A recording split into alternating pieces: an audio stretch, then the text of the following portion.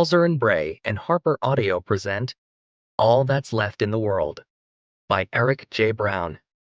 Performed by Barrett Letty and Andrew Gibson.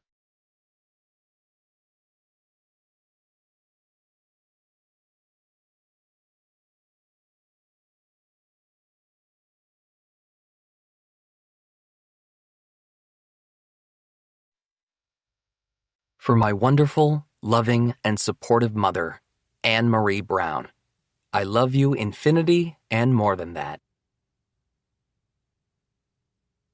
Andrew. I hope the afterlife has a little movie theater where you can sit in silence and watch the sequence of events that led to the watershed moments of your life. Take me, for instance. A tasteful long shot of the patient zero bird that first got the bug, set to a Philip Glass score, something foreboding and moody. And then it jumps over the pandemic and all the stuff with my family and friends dying, and focuses on some survivalist nutcase out in the woods setting a bear trap 11 months ago. Time-lapse of the trap, bears walking past, a thick branch falling on it and somehow not setting it off, leaves covering it. And then, while I'm sitting there, munching on Afterlife Sour Patch Kids and butter-flavored popcorn, thinking to myself, where the hell is this going? My dumbass saunters on screen, and I step in the bear trap. Oh, that's right. I remember I spent almost 3 hours screaming and crying, trying to figure out how to open the trap. Finally, I ended up tying down the metal catches with t-shirts from my pack and used the branch the universe foreshadowed, the one that kept the trap from cutting my leg clean off, to pry the rusted jaws open. Now, I'm just hopping around the forest with a yellow t-shirt tied over my wounded leg. At least watching this in the afterlife, I'll have the tongue-burning delights of Sour Patch Kids. Unlike now, where all I have to eat in my pack is the canned food I grabbed in Jersey before I had the silly idea to get off the main roads. I shift my weight on the crutch beneath my armpit, wincing. It's actually just a big tree branch I found. Last night, I wrapped a sweater around the Y-shaped fork to pad it, but it's not working, and now it feels like my armpit is just a massive bruise. The pain in my leg is worse. Every step I take with my good leg creates a pull in the bad one that shoots fire up my calf. I tried resting last night after I found the crutch branch, shivering while my leg went numb with damp cold. I nodded off a few times, half expecting to die like that. But when the sun came up this morning, my eyes still opened. Now here I am, hobbling through the woods with absolutely no idea where the closest road is.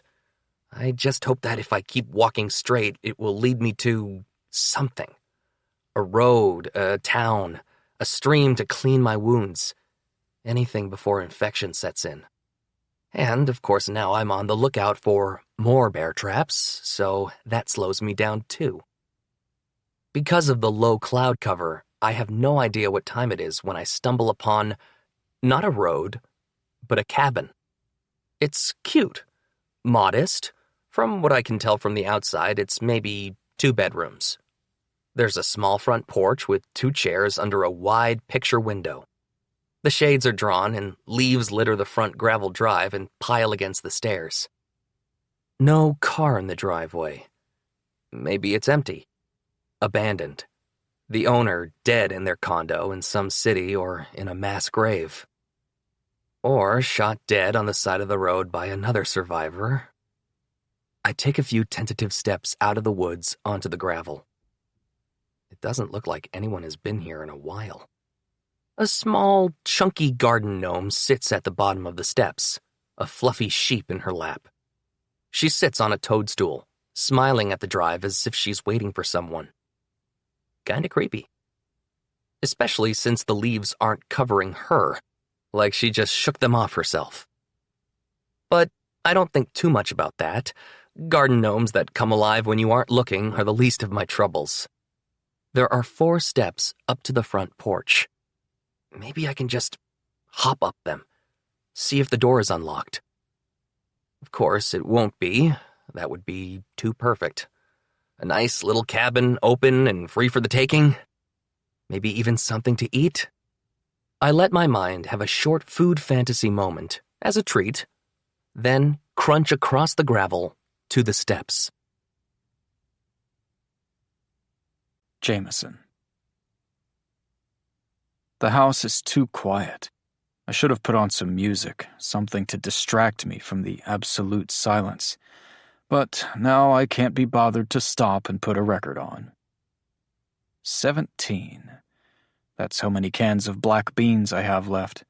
I write it down on the yellow legal pad on my knee, crossing out the number 19 from last week. I do this every Monday morning, count the food I have, and watch the numbers slowly dwindle. It was maddening at first, but now it's almost meditative. 8 cans of corn. I cross out the number 9 on the sheet and write the new number to the right of it. There are maybe 2 more weeks before I run out of space and need to start a new sheet. And this time, it will all be in my handwriting, not my mom's. Pasta sauce. It's written in her barely decipherable scrawl, and then her perfect numbers, 0s slashed and 7s with a line through the middle so there's no misunderstanding, before her writing stops and mine takes over. I don't need to count the jars of pasta sauce because I didn't make any pasta last week, so I leave the number 11 there and continue on down. But something stops me. A sound outside, like leaves crunching. I jump up and look out the kitchen window. The world outside is gray and cold, while the wood-burning stove behind me keeps the kitchen nice and warm. The back deck is covered in leaves, but there aren't any animals or people to be seen. The trees are still bare, the spring buds not ready to come back from the harsh winter just yet. "You're hearing things again," I tell the silence of the kitchen. I talk to myself a lot now. It used to make me think I was going insane, but now it might be the only thing keeping me from going insane. Last week, I swore I heard someone walking across the gravel drive out front, but by the time I psyched myself up to look, no one was there. Just the thought of the crunching gravel creates the sound in my mind, this time unmistakably coming from the front of the house. But it's not real, I'm making it up again, or it's an animal, but it's way too much rustling to be a squirrel or a fox. Usually all it takes is a quick reminder that yes, I am alone and there's no one out here before the sound goes away, but this time it doesn't. It sounds strange though. There's no 1-2 pattern of footsteps. Instead, it's a lopsided crunch of gravel and a short, quiet click. Then the first step on the front porch creaks. My heart leaps and sweat gathers at the nape of my neck. I hold my breath and my body burns with fear. But I can't move. There's a grunt and a thump from outside. The second step. It's definitely a person out there. Finally, I break free of my paralysis, running for the living room. I have no idea when the last time I even went out the front door was, probably a few weeks back, before I heard the noises the last time. Outside, there's another thump, as whoever is there loudly reaches the third step. The rifle leans up against the wall by the front coat closet. I grab it and put my back to the wall across from the front door. The rifle might not even be loaded, but I don't have the time to check. It should be. I haven't used it after all. The front door. Shit. I have no clue if it's locked, or if it would matter. Maybe that loud thumping is a battering ram or something. This isn't made up. It's not me jumping at shadows in silence. The doorknob turns. It's not locked. There's someone out there, and now they're coming in here. The door swings open, and I take aim. Andrew. He has the gun on me before I even realize he's there. I'm not unobservant. I'm just distracted by the throbbing pain in my leg. But once I'm looking down the barrel of some kind of rifle, everything goes numb. Wait, I say, throwing up my arms. I put all my weight on my good leg and drop the makeshift crutch. The boy in front of me must be around my age. Maybe 16, 17. He has that look, though. I saw it happening to me when people I knew started dying. With every glance in the mirror, it got worse. I was young, but I began to look haggard, tired, beaten down. He has that same broken stare. That's how I know he won't hesitate to shoot me. Wait, I say again. I just came here looking for supplies. I didn't know anyone was here. Well, I am, he says. He isn't looking me in the eye. Instead, he's focused on my chest, aiming the rifle at my heart. This is becoming a theme for me, and I'm not a fan. I flash back to the last time I had a gun pointed at me, on the side of the road in New Jersey. To the rash, senseless violence that could have been easily avoided. My stomach lurches. I don't want things to go bad like that again. I'm sorry, I say. I can leave. But I'm not so sure I can. I've been hobbling through the woods for the past day and a half, looking for some shelter and a way to clean my wounds. Finding some medical supplies, a pantry full of food, and Tom Holland wouldn't hurt either. Instead, here we are, and not a Tom Holland in sight. Then turn. Slowly, is all he says.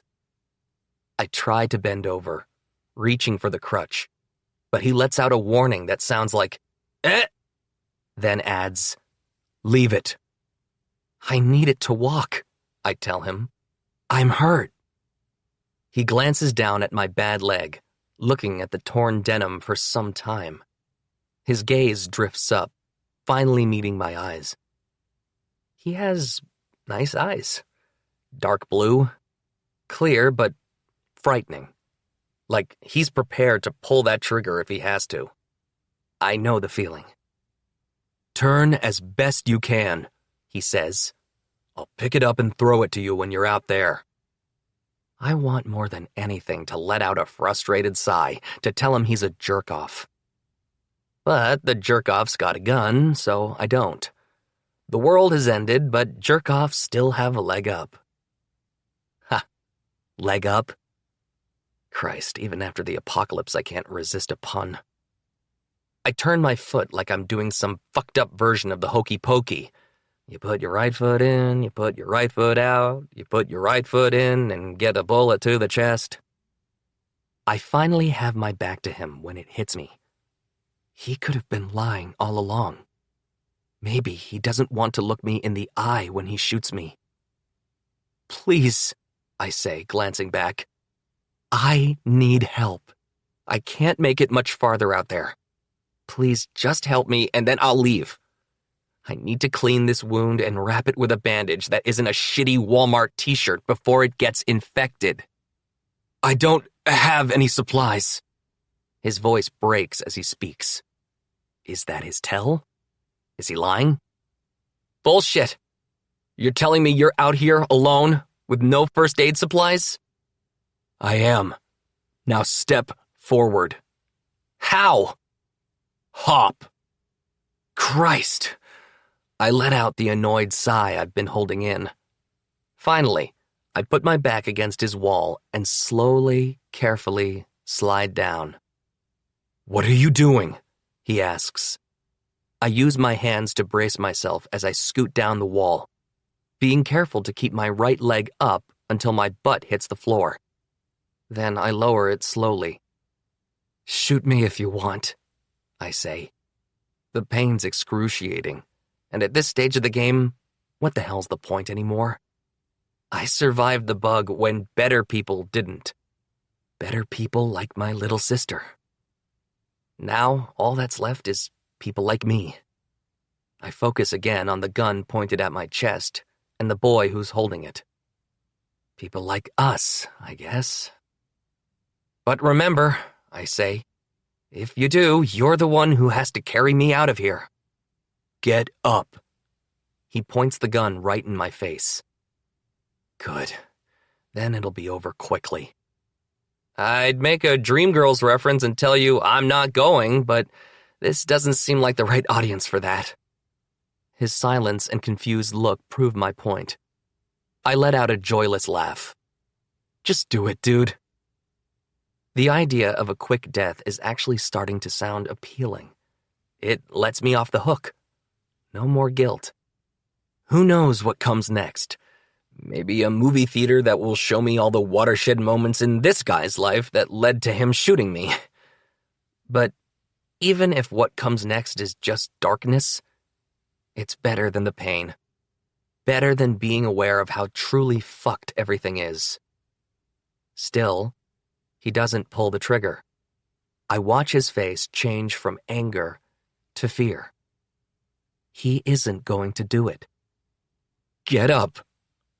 But his voice is wavering. Wait, what's that feeling in my gut? Is that hope? Maybe I was wrong before about his eyes. They were frightened, not frightening. I need help. All confrontation and fight have left him. I can see he doesn't want to shoot me just as much as I don't want him to. He'll help me if I can convince him. I'm alone, I say. I have been for over 5 months. Please. He's lowering the gun now. Please, I beg him. My name's Andrew. I'm not infected, and my last family member died 5 months ago. My sister. She was 12 years old. You're the first person I've talked to since. The last part is a lie, but I don't want to think about the Fosters.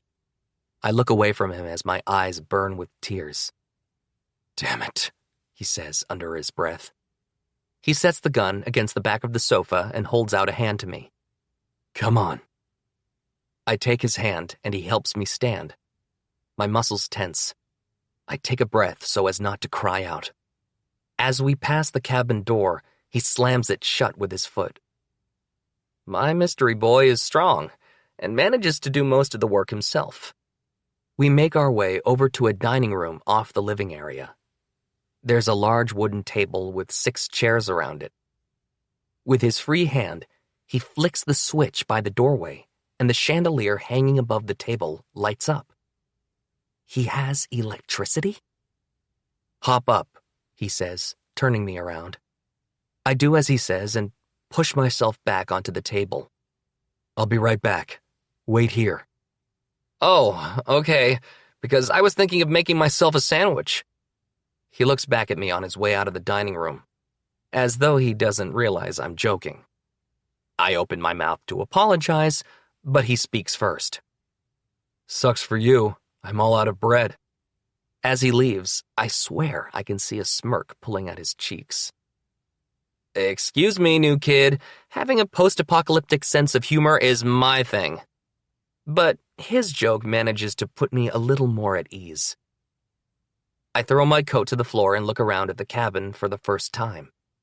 A gun to the face, I've learned, tends to shut down one's attention to detail.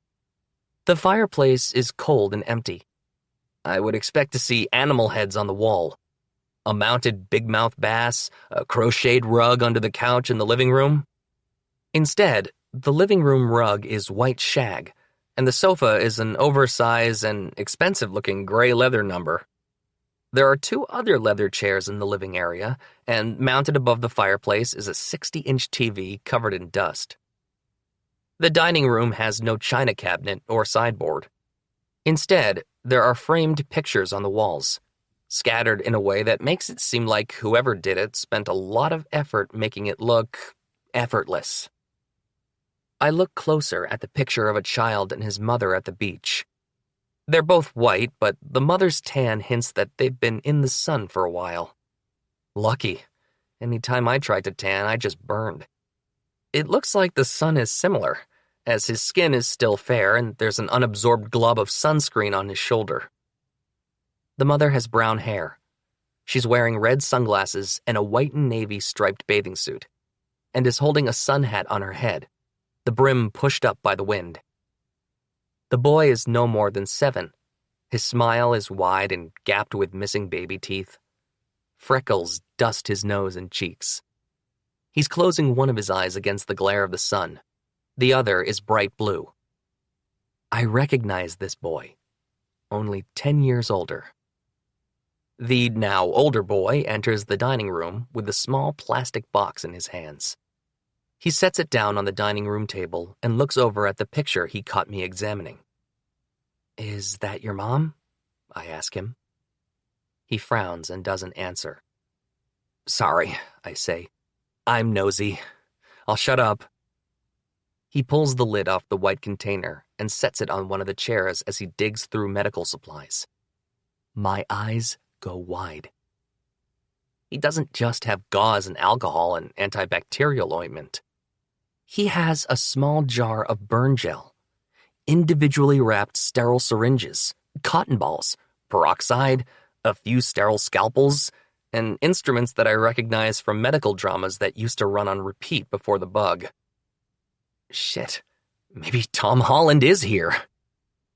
He unties the brown, formerly yellow t-shirt from around my leg, then reaches down to the cuff of my jeans. He tries to pull it up, but the blood and damp weather have made the denim shrink and the jeans go no farther.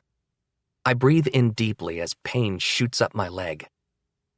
"Don't think jeans were a good choice today," he tells me. "This happened yesterday." "Take them off."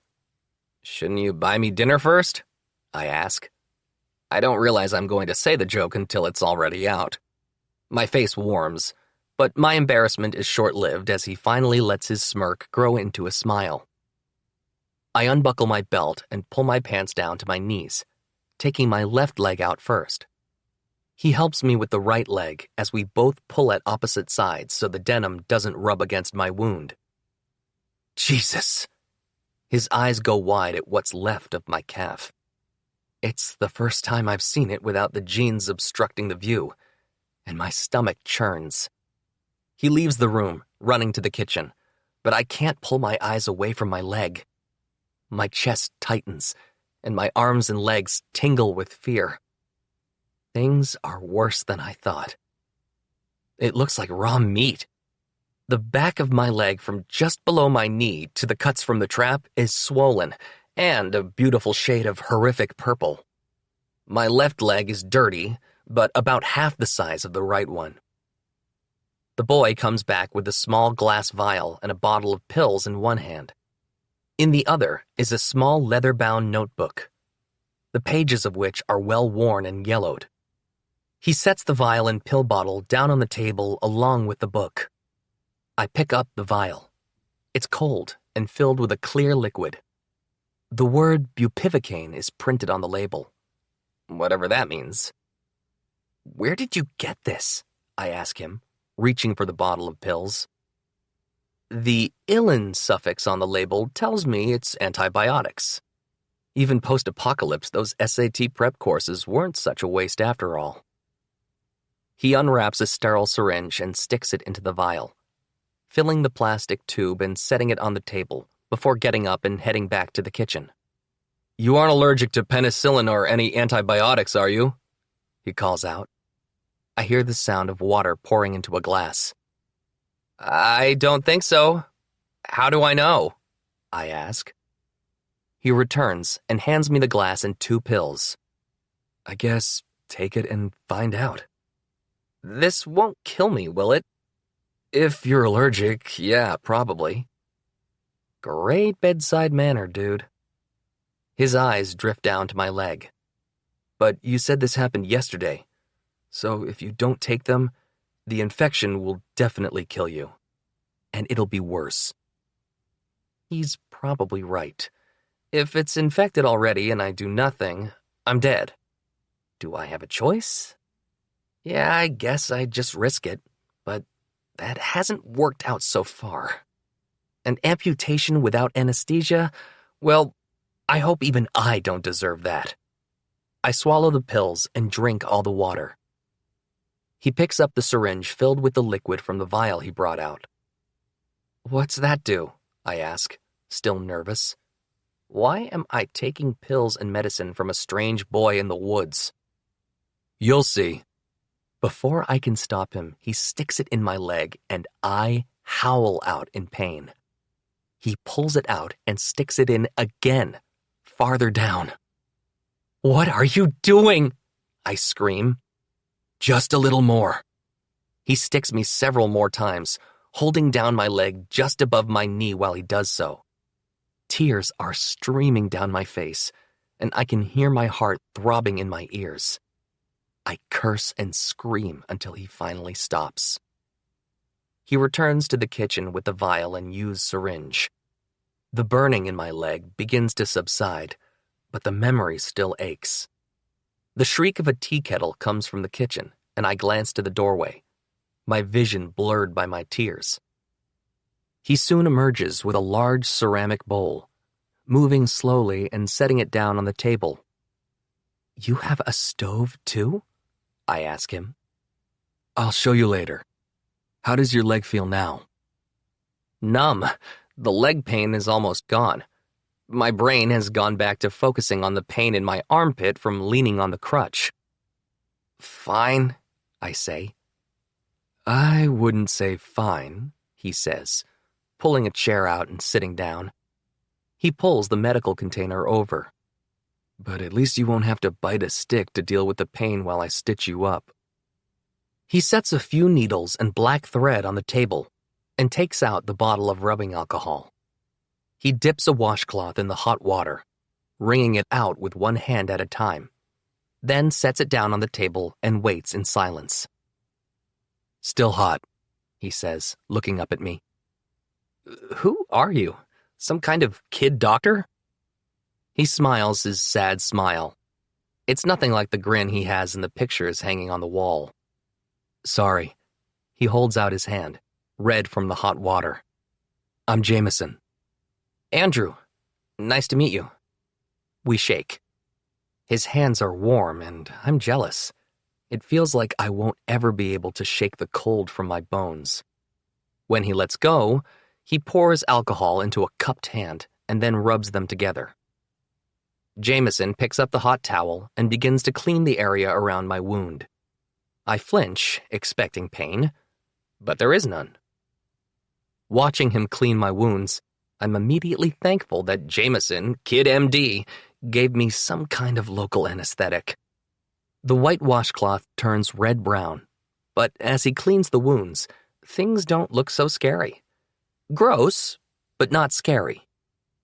So, what happened? He asks. A dog attack you?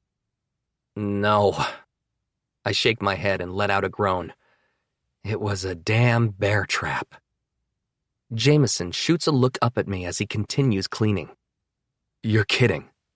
I'm not. His smirk returns. It's the apocalypse and you decide to make enemies with Wile E. Coyote. Seriously, I let out a sigh. I had no idea people even used those things anymore. I'm sure it was set up before the bug, but honestly, who sets a damn bear trap? How did it not cut your leg off? He asks, looking at the gashes. Dumb luck, I tell him. It didn't snap all the way shut. I still don't understand how the branch landed between the jaws of the trap and didn't set it off. I barely even stepped on the trigger myself. Jameson threads the needle. He douses it with alcohol and puts the needle to one of the wounds in my leg. Any feeling coming back yet? He asks. I shake my head, and he slides the needle into my skin. I tense up at the sight, but feel no pain. It's gonna be a pretty rough stitch job since the needle's flat, he says, not looking away. But it should help you heal faster. I watch as he pulls the thread tight on the first puncture. Seriously, how do you know how to do this? Were you pre-med or something before the bug? Maybe he's older and just looks young? No, he says. My mom taught me how to sew buttons on my shirts or fix a seam that busted. Same principle, right? I look back at the pictures on the wall. Out of the corner of my eye, I see Jameson glance up at me, follow my gaze to the picture, then look back down at my leg. I don't press the matter further. Why'd you decide not to shoot me? I finally ask after he's sewn up 3 of the 6 wounds in my leg. How is he so good when none of the rest of us survivors are? He lets out a sigh. I guess because... I don't know. He shakes his head. Probably because I'm too stupid to realize when I need to look out for myself. If that makes you stupid, it means I'm 150% dipshit. I figured out that part when you said you stepped in a damn bear trap. I laugh, and it feels like it's the first time in months. Maybe it is. He ties off the final stitch and wipes away the blood. Then he throws the wet towel back in the bowl of bloody water and holds out his hand to me. Think you can walk? You can take a shower if you want. I stare at him. Shower? Yeah, I have well water. I caught that almost we. So he's alone. Running water and electricity? And a hot water heater that runs on that electricity. My stomach does a flip with excitement. This place sounds amazing. I let myself think, just for a second, whether I could take it from him. After he didn't shoot me, after he helped me, could I take this place? But that second is enough to make me feel sick. You okay? Jameson asks. Yeah, and yes, I would love to shower. Only the shower, then I'm gone. I straighten my leg out in front of me and set the heel on the floor. The pain increases a touch, but it's bearable. I put a little more weight down. A little more pain. A little more weight, and not a little more pain. That's good, right? I put the rest of my weight down and make the second biggest mistake of my life. Jameson. As soon as Andrew screams, it's like time means nothing again. When he burst in, I flinched and almost shot him right there. But I couldn't. My finger wouldn't move. It was right on the trigger, but it was like my hand was numb. Even when he told me he wasn't leaving and I'd have to kill him, I couldn't. Just like the deer I could never shoot when my mom tried to show me how to hunt. Like the animal traps that sit in the garage, unused. And it's like the purple face of my mother. The burst blood vessels in her horrified eyes, and the raspy breath, the sick, and the smell, and...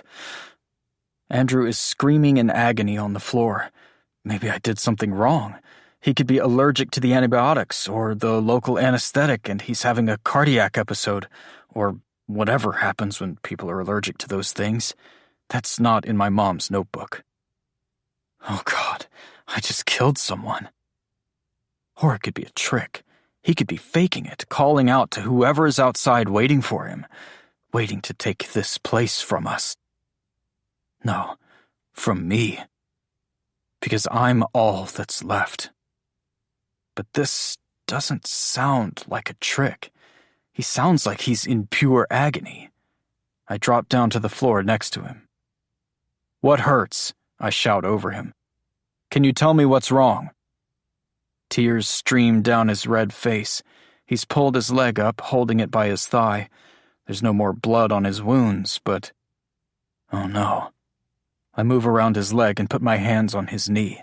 He flinches and grabs one of my wrists, managing to grunt out. No, don't! Okay. I put my hands up. But let's try to get you on the couch. Just hold your leg out straight and don't let it hit anything. He does as I say, and I slip my arms under his to lift him up. The smell of dirt, sweat, and body odor stab at my nostrils. I manage to carry him to the couch in the living room, and he lowers his right leg carefully, letting out several quick breaths. "You okay?" I ask, but it sounds stupid. Of course he's not. He opens his eyes and gives a fake smile. Stunning. Though he still looks like he's in pain, he's making jokes again. That's gotta be good. I dart back to the dining room to grab my mom's notebook. The pages look like nonsense because my mind won't quiet itself. I can't do this. It's all way too much. "What is that?" Andrew's voice snaps me from my thoughts. "A book." He sounds fascinated. "Oh, we don't have these, what do you call them, boops up north?" I give him a frown because there's no way I'm letting him have a smile off that awful joke. "Right," he says. "I'm the one with the busted leg. 'Kay, I'll shut up now." It's a notebook. My mom was a doctor, and this is the notebook she started writing after everything, when things got bad. "She wrote it for you," he says. His eyes are focused on me, and they look sad, because he knows that she wrote it thinking she wouldn't survive the superflu, which she was right about. "Yes." I bring my attention back to the book. "When it got bad in the city, when the hospital became overwhelmed and the shipments of medicines stopped and they realized no one was surviving the flu, she started grabbing supplies. Everyone did. The doctors, nurses, custodial staff. And it wasn't long before..." I trail off because he knows what happened. The refrigerated trucks for the bodies. The mass unmarked graves that couldn't be dug or filled fast enough. And no one in power doing anything to help or stop it. They just kept trying to force everyone to go about life as usual, to get back to the idea of normal. It was as if no one learned anything from the other viruses that came before. Spanish flu, Hong Kong flu, Ebola, HIV and AIDS, swine flu, and more recently COVID. All the diseases the news used to compare this virus to when nothing was like this. They thought civilization would be fine because it was before. The world gave us warnings, but they went unheeded at the cost of everything. Here, we didn't even try a mandatory quarantine like the Netherlands or a lockdown like in France and Spain. Everyone was full on live free or die in America. And so they did. I decide to change the subject. "I think your leg might be broken, but..." "But what?" "I broke my arm when I was 10. It was bent at a weird angle, and his leg doesn't look like that. Swollen, yes. Bruised, absolutely. But I didn't notice any bumps that would indicate the bone snapped, though he did step in a bear trap." I flipped to the front of the book where my mother wrote the acronym RICE. Rest, Ice, Compression, Elevation. Rest, ice, and elevation he could do. But the ACE bandages are out in the shed with some other supplies, so compression might have to wait. "The sun's going down. You okay to stay put until tomorrow?" "No, Jamie, shut up. He can't stay here. He's a stranger who could kill me and take everything." Andrew's face lights up. "On this comfy couch? Hell yeah." Then his smile drops. "Why are you helping me, Jameson?" Do no harm. It was my mother's catch-all for be nice to people. And now I can picture her giving me that "Jameson, what did I tell you?" look. I'm helping him because it's the right thing to do. Although the world's different now, the right thing to do might change from person to person. Andrew's right thing might be to kill me while my back is turned. I guess I just hope you'd do the same for me. His eyes drop away from mine, so maybe he wouldn't. Then something comes to me. Oh, hold on. Andrew jumps, his attention returning to me, but I'm already out of the room, heading down the hall toward the linen closet. I move the sheets so I can see the safe I hid on the back of the top shelf, where even my 5'8" mother couldn't reach it, and enter the code. The first thing I see when the door swings open is the dark outline of the handgun that makes me so nervous. I push it aside and take out the large orange pill bottle.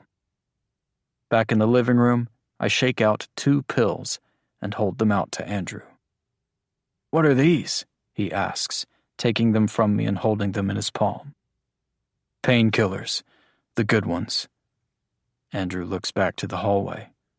"Why weren't they with your other supplies?"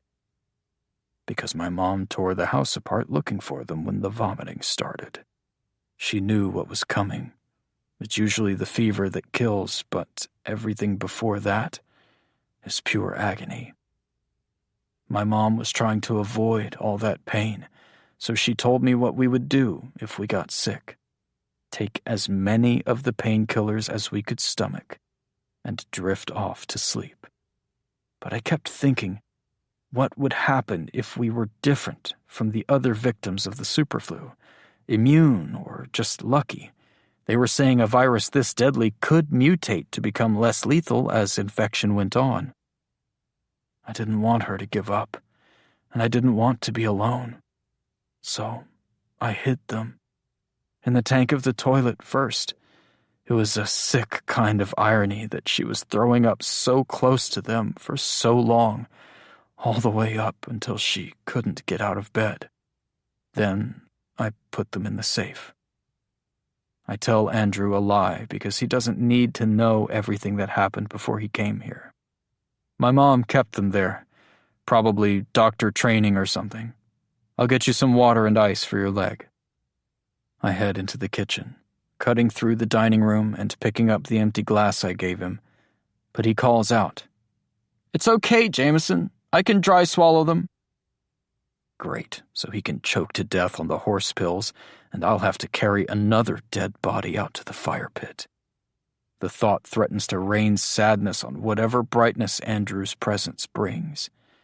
Having him here is giving me something to do other than count my food and worry about hunting.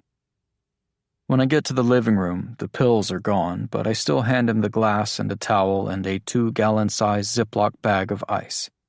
He looks at the water, then places it on the coffee table. I tell him to wrap the bag in the towel and lay his leg on top. He winces as he does so, but doesn't howl in pain. "I should probably make some dinner. You're supposed to take those with food. I'll get you some sweats to put on, too." "Jameson, wait." I turn back, and he is leaning up on his elbows. He motions his head toward the door. "Can you grab my pack for me?" I pick up the backpack and bring it over to him, letting him search through it.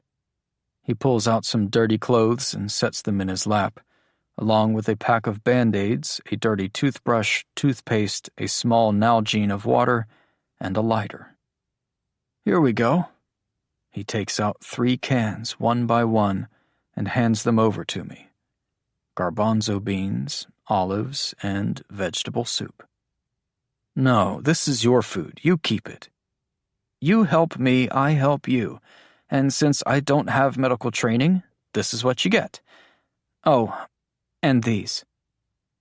He reaches back in, and I realize that must be where his gun is. My heart leaps into my throat, but my hands are full. He handed over the cans to distract me so I couldn't fight back. Instead, he pulls out 3 books and holds them out to me. I set the cans on the back of the couch and look at the books. The first cover is worn and has an old cruise ship on the front. It's called The Voyage Out, and it's by Virginia Woolf. I've heard of her, but not the book.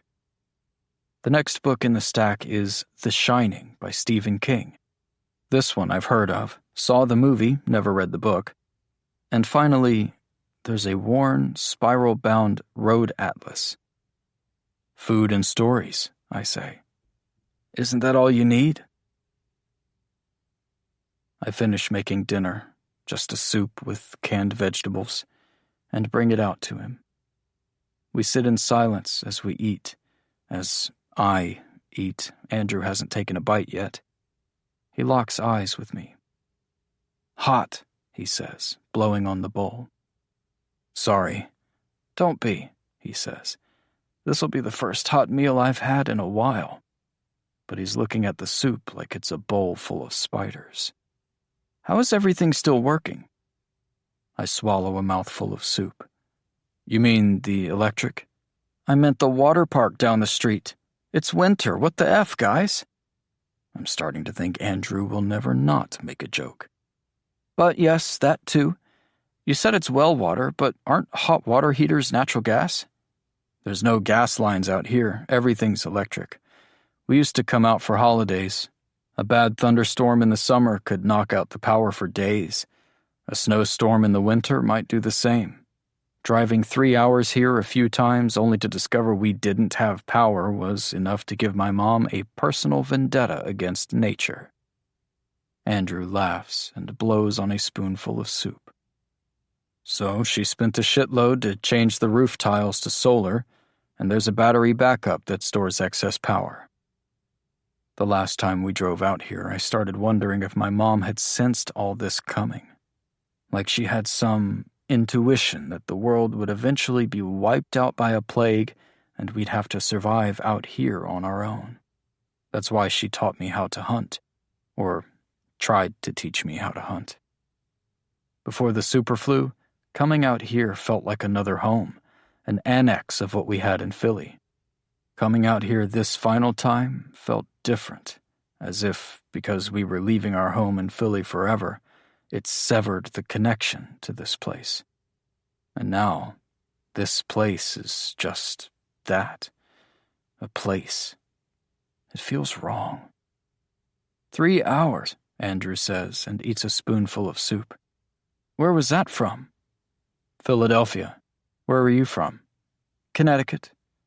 "You walked all the way down here from Connecticut?" He nods and looks back at the soup as if he isn't sure he wants to eat anymore. But then he does and says, "Winter was really bad up there, so the first nice day in January, I left." "You said you were alone for 5 months. It's March." "I did. You are correct." There's something in his voice that makes it sound as if there's more to the story, but I let him leave it there. We finish dinner in silence. He still looks uncomfortable, so I ask how his leg is as I take the bowl from him. He looks at it, bites his lip, then looks up at me. "I'm going to be honest with you, Jameson.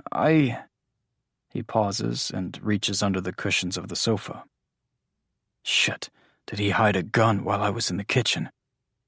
He holds out 2 pills. "Didn't take the pills you gave me." Why not?" "Because I thought you were trying to kill me?" I glance down at the bowls in my hands. "Is that why you wouldn't eat the soup at first?" He scrunches up his face like a kid who just got caught in a lie. "Kinda, yeah." I can't help but smile. I almost laugh. Almost. Apparently, we both think the other is trying to kill us at all times. "You do remember that time about 2 hours ago when I held a gun on you, right? I could have killed you then." Even though that's a lie, he doesn't know I couldn't do it. Or that as long as I've had that gun on the other side of the room, I've never been able to pull the trigger when it's facing a living creature. Paper targets are fine, but anything with a heartbeat. "I promise not to kill you if you promise not to kill me," I offer. Andrew picks up the glass of water. "Best deal I've made all apocalypse." Then he downs the pills. I smile and head into the kitchen to clean the dishes. When I get back to the living room, the sun has gone down. I light 2 candles and set them out on the side tables next to the couch and chair. Andrew's barely awake. When I ask if he's okay, he gives me a grunt. Maybe the pain meds were a good idea. He'll be knocked out long enough for me to sleep without worrying about him getting up to murder me. I think he's being honest, but I can't be complacent. Who knows if his promises are worth anything? Andrew's soft snores fill the silence. I call out to him quietly, but he's fully passed out now. I reach for the Virginia Woolf book and am flipping through it when something falls out onto my lap. It's a thin piece of paper, ripped from what looks like a handwritten address book. It reads, Mark and Diane Foster, 4322 Laper Street, Alexandria, Virginia, 22314. Their phone number's listed as well, but that isn't much use now. I watch Andrew sleep, wondering why he would have something from an address book. My mother had one, but she never even used it. Most people used their phones to store that info. I put the piece of paper on the table, closer to him, so he'll see it when he wakes. I open the book one more time and begin to read. Andrew.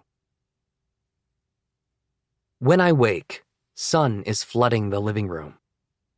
There's a fire roaring in the fireplace. I stretch out on the couch, and a burst of pain from my leg makes me gasp. There's a blanket on me. Jameson gave me a blanket while I was passed out. My face warms, but I notice he isn't in the living room with me. I sit up, and something on the coffee table catches my eye. The address I've been carrying around for weeks is there, next to my books. It must have fallen out when I was going through my bag. I grab it and stuff it quickly into the pockets of the sweatpants Jameson gave me last night. Jameson? I call out. You can call me Jamie. I startle at his disembodied voice and wince again at the pain in my leg. I sit up a little more and see him sitting on the floor near the front door. There's a new, bigger tub of what looks like medical supplies that was absolutely not here last night. Jamie is tying a large piece of foam rubber to the top of the branch I had been using as a crutch. Seriously, where is he getting this shit? Is there a Joann Fabrics in his backyard? You know what? I'm not even going to ask. He's got electricity, water, and a fridge. Of course he has foam rubber too. He probably got it from his neighbor, Tom Holland.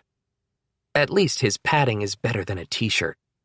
I want to make a drag queen joke about padding, but I know it will go over his head. All my good material is wasted on this kid. Why are you lurking behind the couch? He stops tying and turns his attention to me. Oh, I'm sorry. You were saying you enjoyed having hardwood dig into your armpit?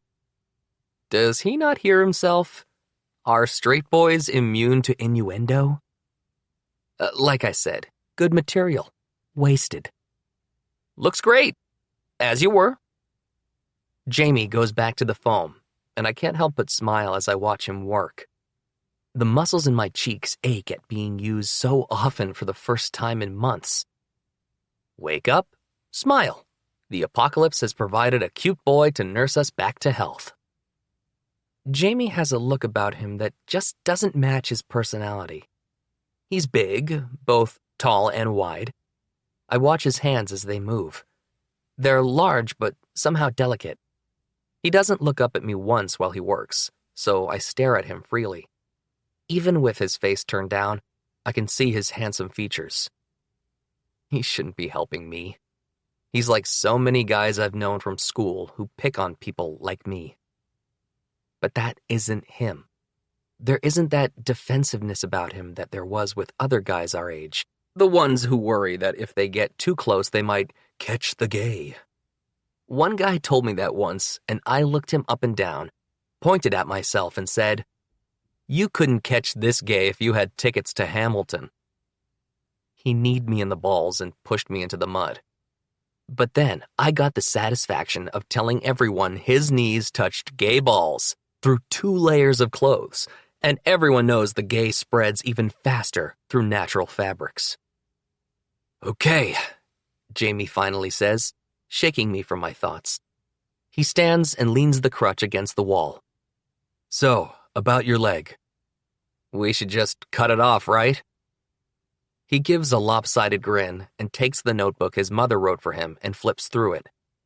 We could try something less drastic first. Jamie holds out the open book, and I take it. There's a horrible drawing of a person with a bent arm. Jameson's mom was not an artist, and the acronym RICE next to it. Rest, ice, compression, elevation. I gasp. Rest, Jamie? It seems a little extreme, doesn't it? But it sounds amazing. Rest. I feel like I haven't rested since... Jamie nods. You're right. I'll go get the hacksaw. I give him a polite chuckle and start flipping through the notebook. At the front are several journal entries from early last June. That was when everyone kept saying, it's just a summer flu. People die from the flu all the time. Apparently, Jameson's mom knew something was up. At the end of one entry on June 29th, underlined in her barely legible handwriting, it says, 107 dead in one day. I assume that's just at her hospital, because by August, they weren't able to keep up with the number of dead. By the time the internet went down, there were estimates that almost 178 million people were dead in the U.S. alone. Over half the country. Less than 7 months from the first reports of mass bird deaths in Croatia, Nepal, and Guyana in mid-May, to the bug wiping out any semblance of civilization in November. Who knew it would take longer to gestate a tiny human than to destroy the world? I flip through farther, the entries getting increasingly worse before they end abruptly in August. After that, it's just medical texts and notes addressed to Jamie. There's a table of calculations for medicine, giving the correct dosage per pound, diagrams of splints for arms, legs, fingers, and toes. I come to a stop in the last quarter of the book. Brown speckles litter the pages, and some of the handwriting is smeared with it. Blood. Jameson's mom was still writing when the bug got her. I flip a few more pages, and the blood spatters get larger. The handwriting gets more difficult to read. Then the pages go abruptly blank. This is pretty incredible, I say, flipping back to a less morbid page. Small diagrams of an appendectomy? Christ, Dr. Jameson's mom had a lot of faith in her boy, didn't she? I wish my parents were doctors. My dad didn't leave any accounting for the end of the world books behind, and all my mother left me was a sense of humor. I try to smile, to show off that sense of humor as I hand the book back to Jamie. I think your leg might be broken, which would make sense, it being caught in a bear trap and everything. But we can't exactly be sure without an x-ray, which my mom did not take from the hospital. Very short-sighted on her part, if I may say. Jamie holds a hand out to me. Here, we should do this on the floor. I bite back another innuendo. See? Wasted. And let him help me off the couch. This time his hands are cold and mine are warm. He helps me over to the floor, where, less than 24 hours ago, I sat down and decided to let him shoot me. Insert Paul Rudd look at us gif. Oh man, I hope Paul Rudd survived the bug. There's a pile of clean clothes and a large bowl of soapy water on the floor next to a small pile of bandages. At my look, Jamie blushes. Right, so since you didn't get to shower last night, I thought you might want to wash up before we wrap your leg.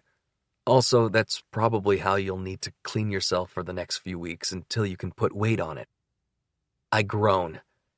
That's right, you have a hot water heater. The idea of a shower sounds delightful right now. He motions to the bowl. I guess this is the next best thing? Anyway, I'll wait outside for you. Just call out when you're finished. After he leaves me, taking the tub of supplies back out to the shed with him, I take way too long to undress, and by the time I do, the soapy water is cool. I work quickly, scrubbing away at my skin until the water is cloudy, and I smell less like an apocalyptic dumpster. Then I pull on the clothes Jamie set out and call him. He returns and takes my dirty clothes and the bowl into the kitchen. When he gets back, he crouches next to me and asks me to lift my leg up. I do as he says, and he pulls the leg of the sweatpants up to my knee. Okay, you can lower it again. His eyes are on the stitch job he did last night. My leg is still swollen.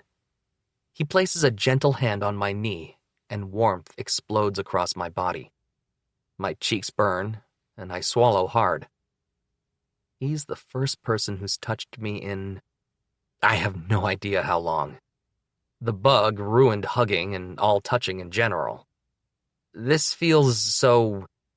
not weird, but wrong. And also right. Are you okay? He asks. Absolutely not. Yeah. I'm going to touch your leg, but I promise I won't press down. Just tell me if anything hurts. Uh-huh. He puts his hands on either side of my leg, and my body heats up. His hands move down from my knee to my shin. Slowly, his fingers gliding over the hairs of my legs, which are very clearly standing on end. He raises his hands away when he gets near the stitches, and my skin feels like it's trying to reach back out for him, begging for that touch again. I almost gasp when his fingertips return. My hands tremble, and I clench my fists in an attempt to hide it. I glance at Jamie, his full attention on my leg. Thank God. At least he doesn't notice my reaction. He makes a sound. What? I ask. Most of the swelling is at your calf, not your shin. He takes his hand away and grabs the notebook. I shiver as my body immediately cools, and I wish he was touching me again. What does that mean? I ask. He finds whatever page he's looking for in the book. Your fibula might be broken. I give him a confused look. The thinner bone next to the big one that makes up your shin. He spins the notebook, where there's a very clearly traced skeleton form with the major bones labeled in Jamie's mom's handwriting. What does that mean for me? It hopefully won't need to be reset, because if it does... He stops and shakes his head. Let's just worry about that later. For now, rest, ice, compression. Shit. A broken bone and no hospitals to help. How long does it take a bone to heal? I don't want to know the answer. I've never had a broken bone in my life. When I was 4, my 13-year-old next-door neighbor accidentally hit me in the chin with a baseball bat, and even that didn't break anything. I do have a gnarly scar on the underside of my chin, though. And don't think I haven't heard all the jokes about taking it to the face. I actually haven't, and it's disappointing. Like, it's right there, everyone. Jamie shrugs and says, I broke my arm when I was 10. I knew he was one of those kids. I try not to smile as I picture the kid from the beach photo in the dining room, jumping fences and climbing trees like he's invincible. It took me a little over 2 months to heal. Maybe 6 weeks or so for you. 6 weeks? It could be less, he offers. But then again, it could be more. Damn it! I sit back. But what's this other feeling? Is that relief? It means 6 more weeks to delay the inevitable.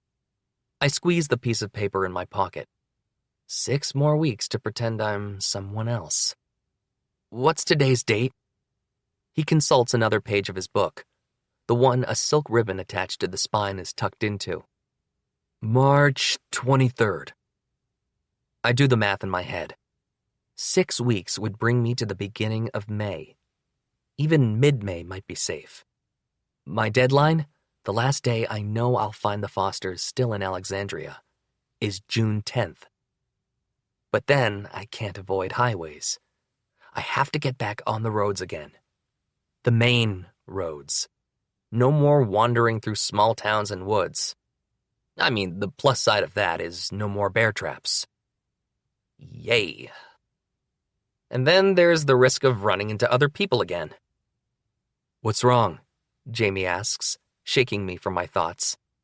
I look up at him, and his face is kind and concerned.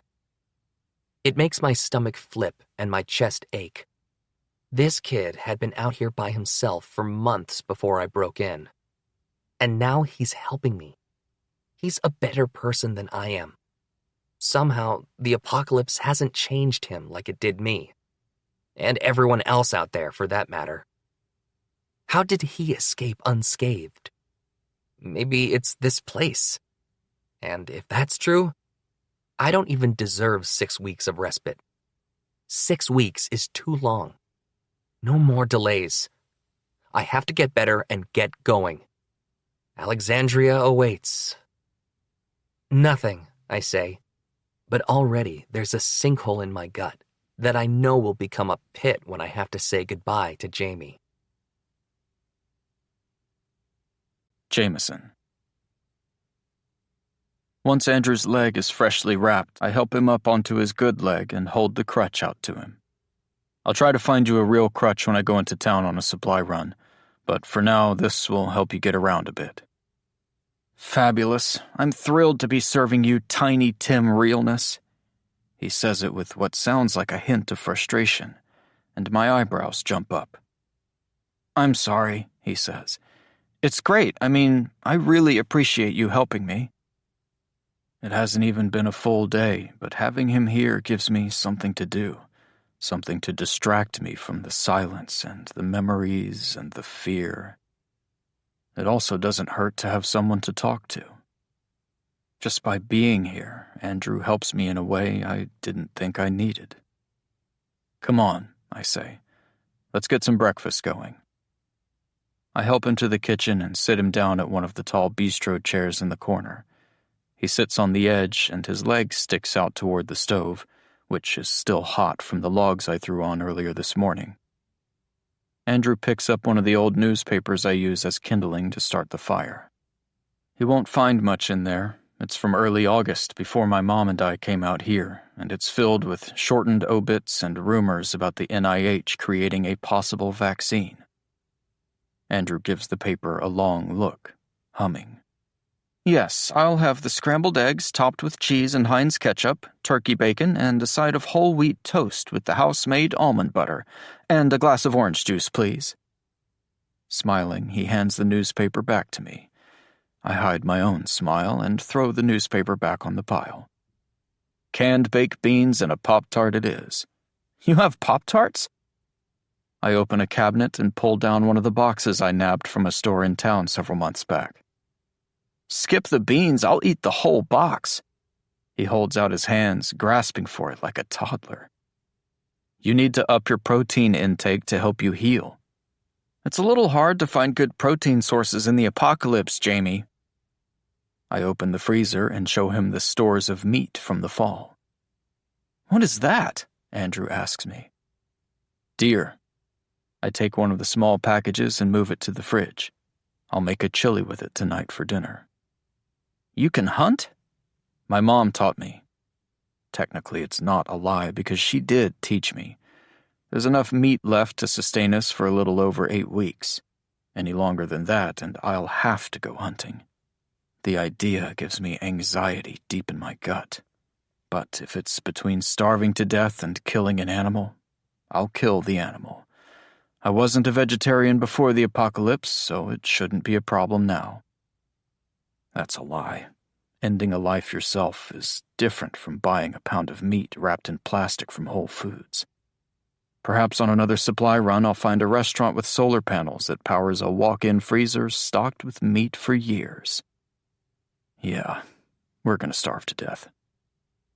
The anxiety in my stomach constricts like a snake. Maybe I could show Andrew how to hunt when he gets better, tell him what to do, and he can be the one to pull that trigger. I throw some beans in a pot on the stove and place a pack of Pop-Tarts on the counter.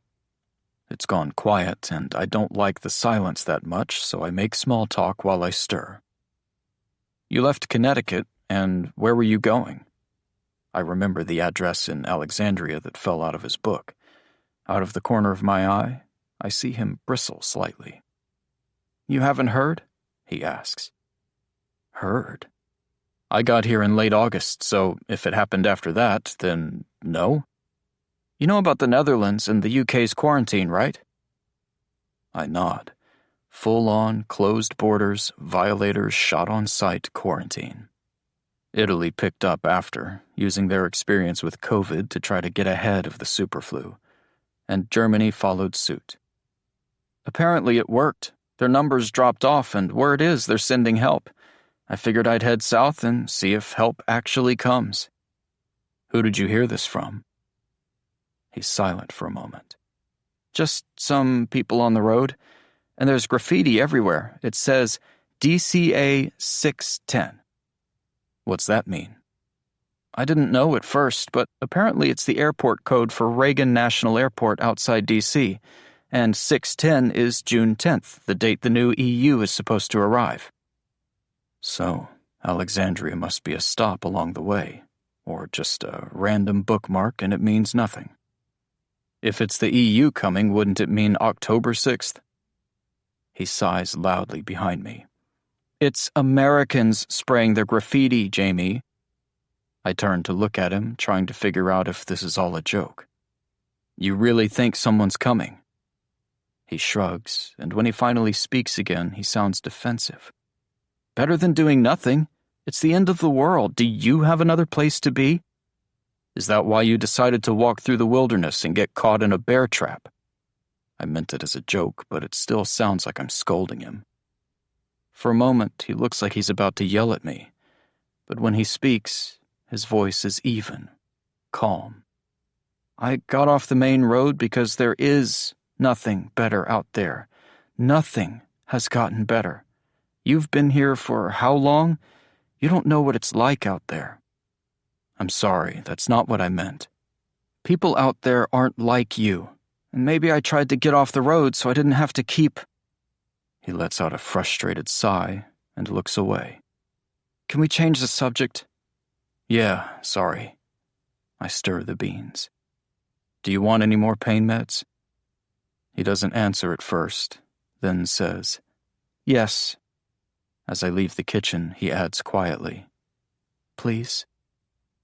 I don't know what happened to him to make him leave the road, but whatever it was, he doesn't seem to want to talk about it, so I'll leave it at that.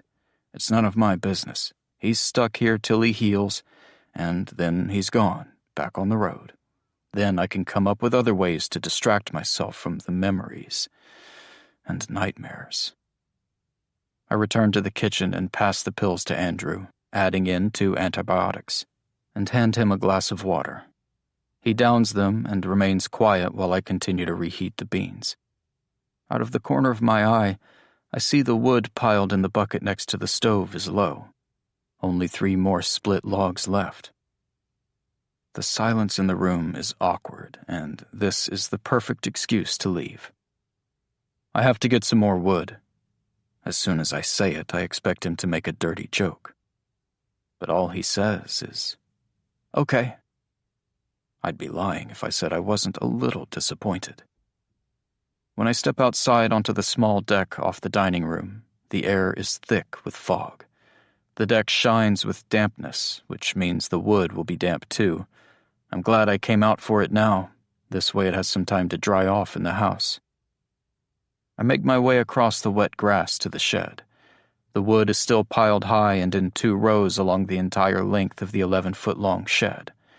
I undo one of the bungee cords that keeps the blue tarp across the wood. We didn't chop trees down for it. This was all a mistake purchase from over a year ago. The winter before the superflu, my mom ordered 4 cords of wood, not realizing a cord was 128 cubic feet of wood. It used to surround the entire shed, but now I'm down to this final couple of rows. I pull up part of the tarp to grab a few split logs. When I reach down to grab the bungee cord from the grass to resecure the tarp, I stop.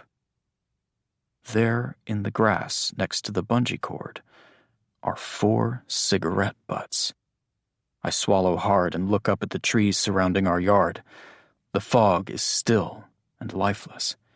I listen, trying to ignore the thump of blood in my ears, trying to hear a twig snap or shuffling feet or even the rough exhale of smoky breath. But there's nothing.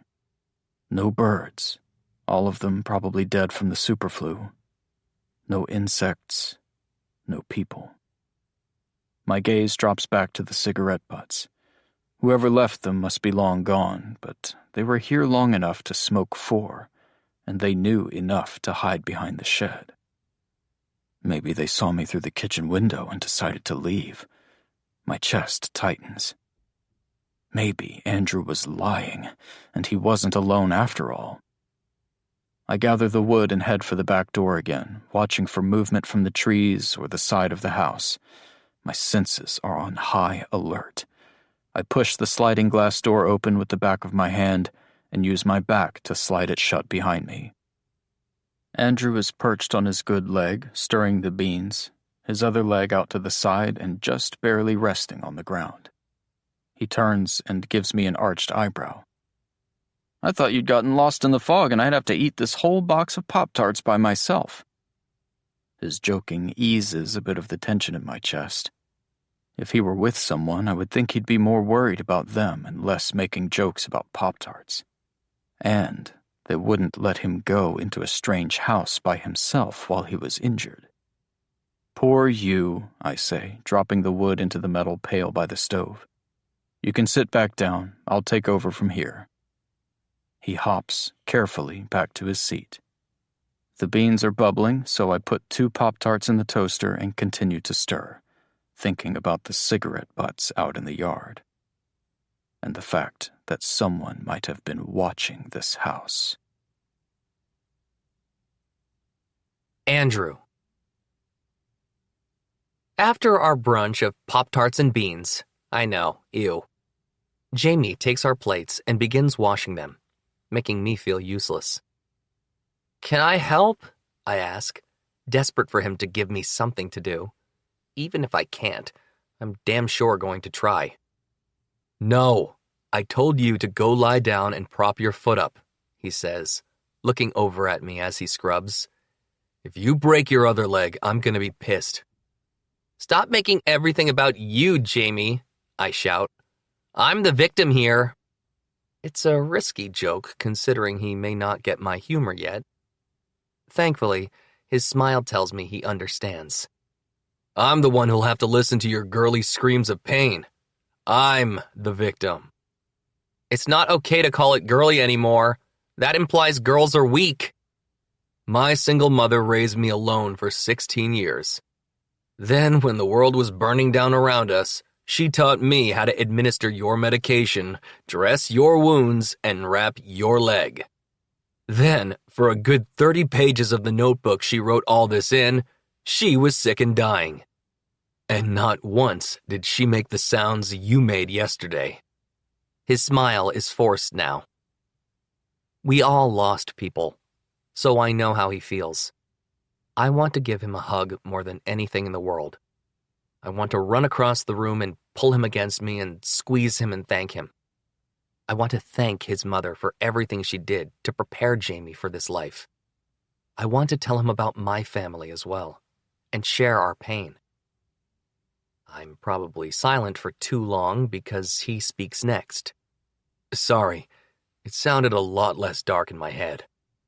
No, I want to know more about her, actually. My mom? He sounds surprised. She sounds like she was a smart lady. Plus, maybe you can share some of her survival tips with me. I'm not doing too well myself. I want to know more about the woman who made this kind, sweet boy. And, hi, wow, these pills work fast. Maybe when you can actually walk. He dries off his hands and comes to help me up and into the living room to lie on the couch. How long until I wear out my welcome here, do you think? I ask. If I had to guess, I'd say 12 hours ago. He shoots me a smirk, and I narrow my eyes at him, trying to hold in my own smile. I'm not going to kick you out while you're hopping around on a tree branch. What kind of monster do you think I am? He isn't a monster. He proved that much when he didn't shoot me. That moment alone was enough to prove he isn't like the others I've met. Isn't like me. But he went beyond that. He's still helping me. Thanks, Jamie. I don't know how else to say it. There's more to be said, but my brain isn't functioning. I'm too happy. And stoned, because again, thank you, Jamie's mom, she got the good stuff. You don't have to thank me. Anyone would do it.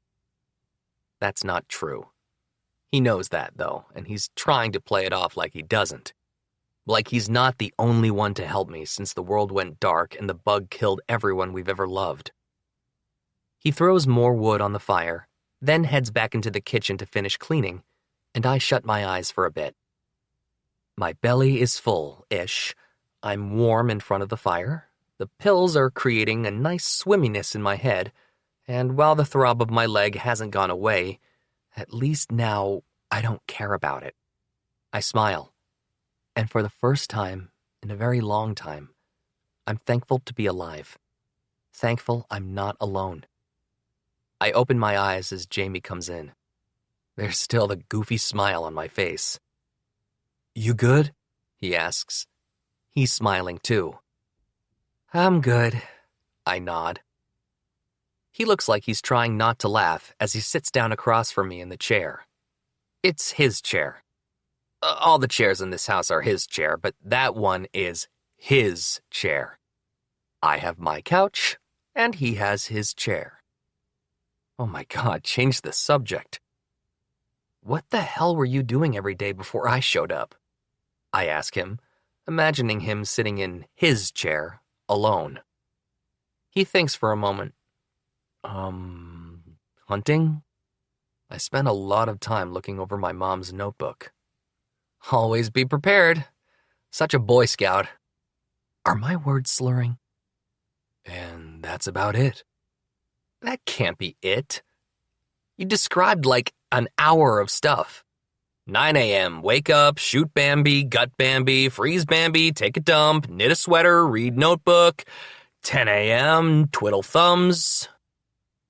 His smile widens, showing off his teeth. They're nice and straight, and I want to ask if he had braces as a kid. I imagine he did. Dark blue ones, to match his eyes. He smacks his forehead and says, "Oh, I forgot about my 9:45 knitting time." Seriously, you've been hanging out here all alone, doing nothing but hunting deer? What about in the winter when it was too cold to go outside? He pauses, pursing his lips. Exactly how stoned are you? I'm floating in orbit with the International Space Station. Don't change the subject. I pause, changing the subject and letting my eyes go wide. Do you think they're still up there? Alone in space and they can't get back here? No idea what happened to their families? Their families. My mind always comes back to the families spread out across the world, not knowing who is still alive and who died, or how they died. All the warmth and comfort I was feeling is gone because I'm focused on my leg again. The only thing keeping me from moving on from this place and letting another family know who died. And how.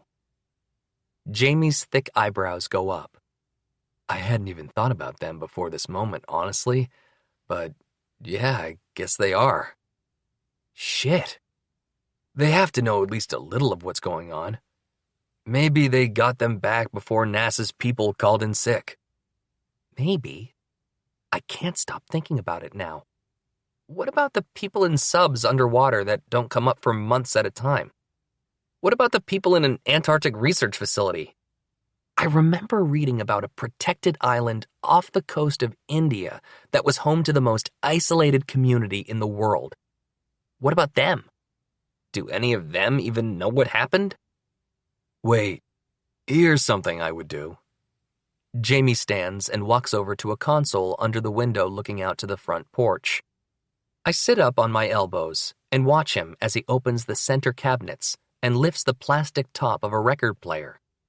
I notice for the first time the speakers on the top of the console. Vinyl. Very Brooklyn hipster of you.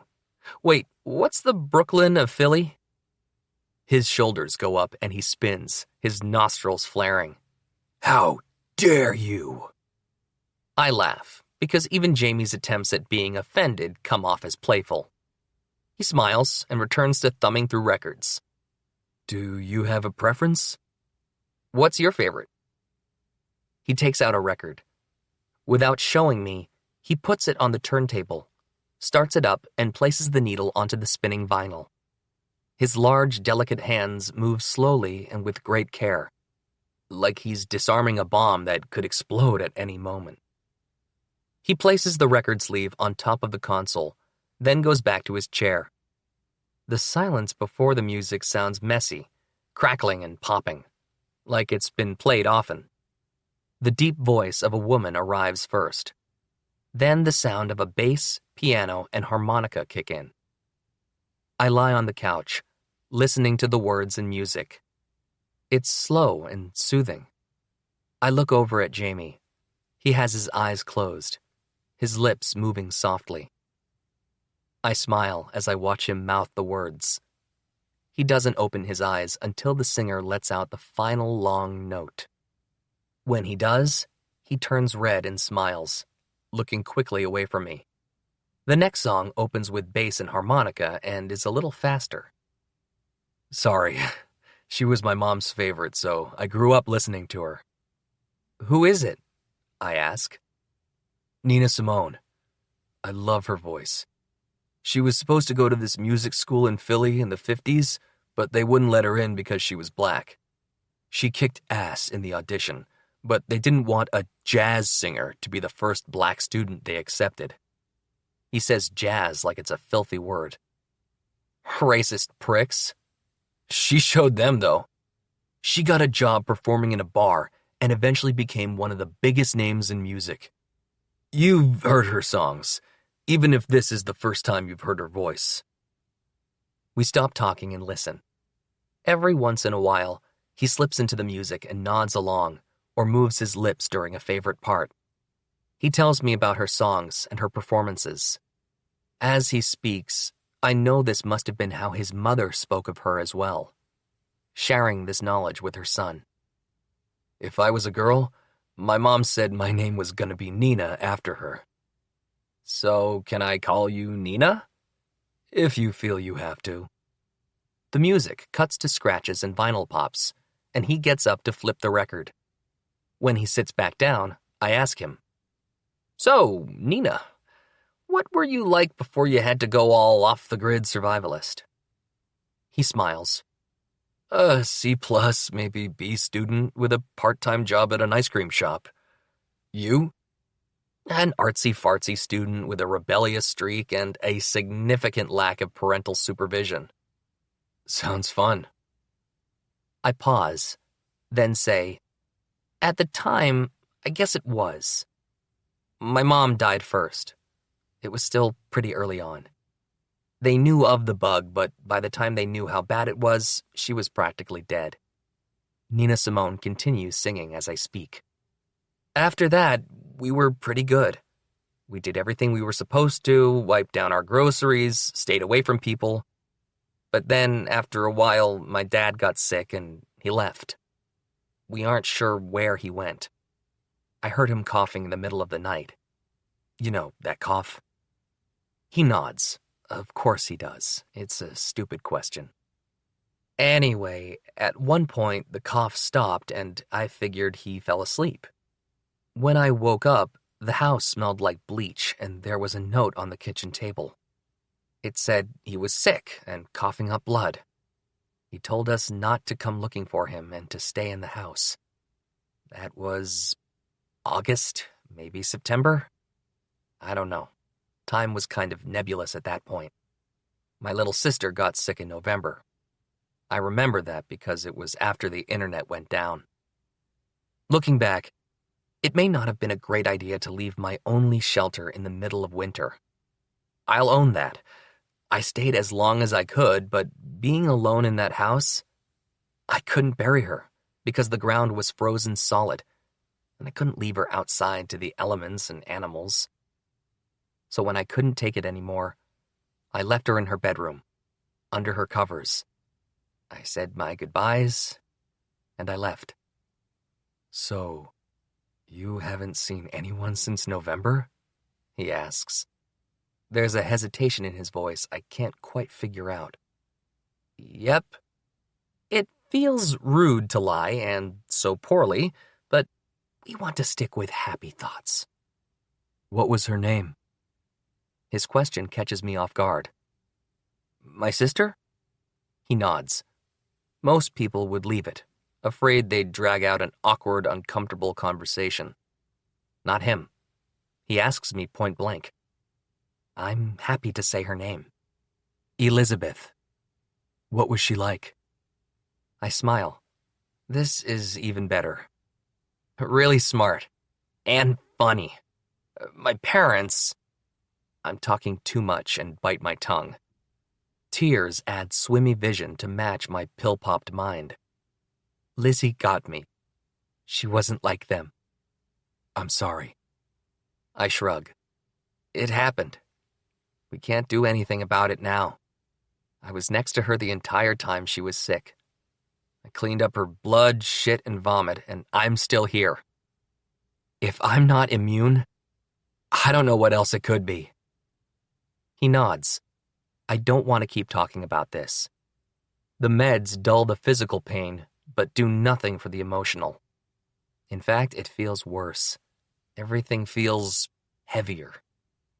Happy thoughts, I say. I'm not flying anymore, and I need happy thoughts to get back up there before my leg starts hurting again. He smiles. Favorite movie? You first. He shrugs. I don't know.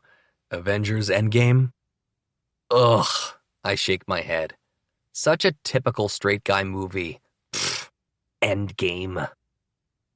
And just like that, it's out. Out of the closet and into the world.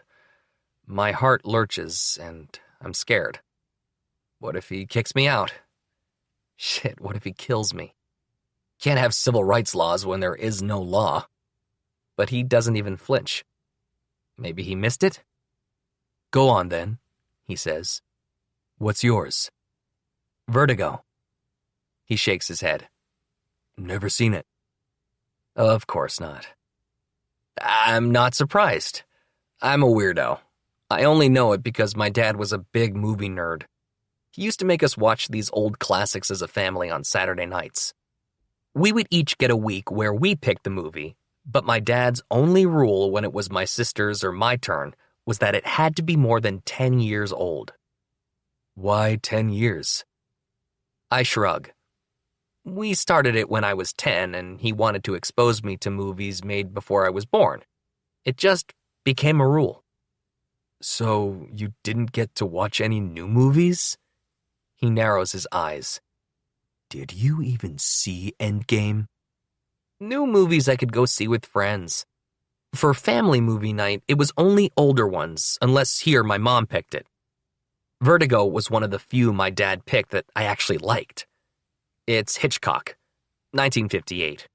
Everyone loves Psycho or North by Northwest, but Vertigo is all about toxic masculinity from the master of toxic masculinity himself. I saw the Psycho remake on Netflix. I make a face. You disgust me. He smiles. Favorite food? Lasagna. You? Ice cream. Ice cream doesn't count, Jamie. It's dessert. Doesn't mean it isn't food. Again, you disgust me. He still hasn't brought up my slip. Favorite date? Movie, then dinner.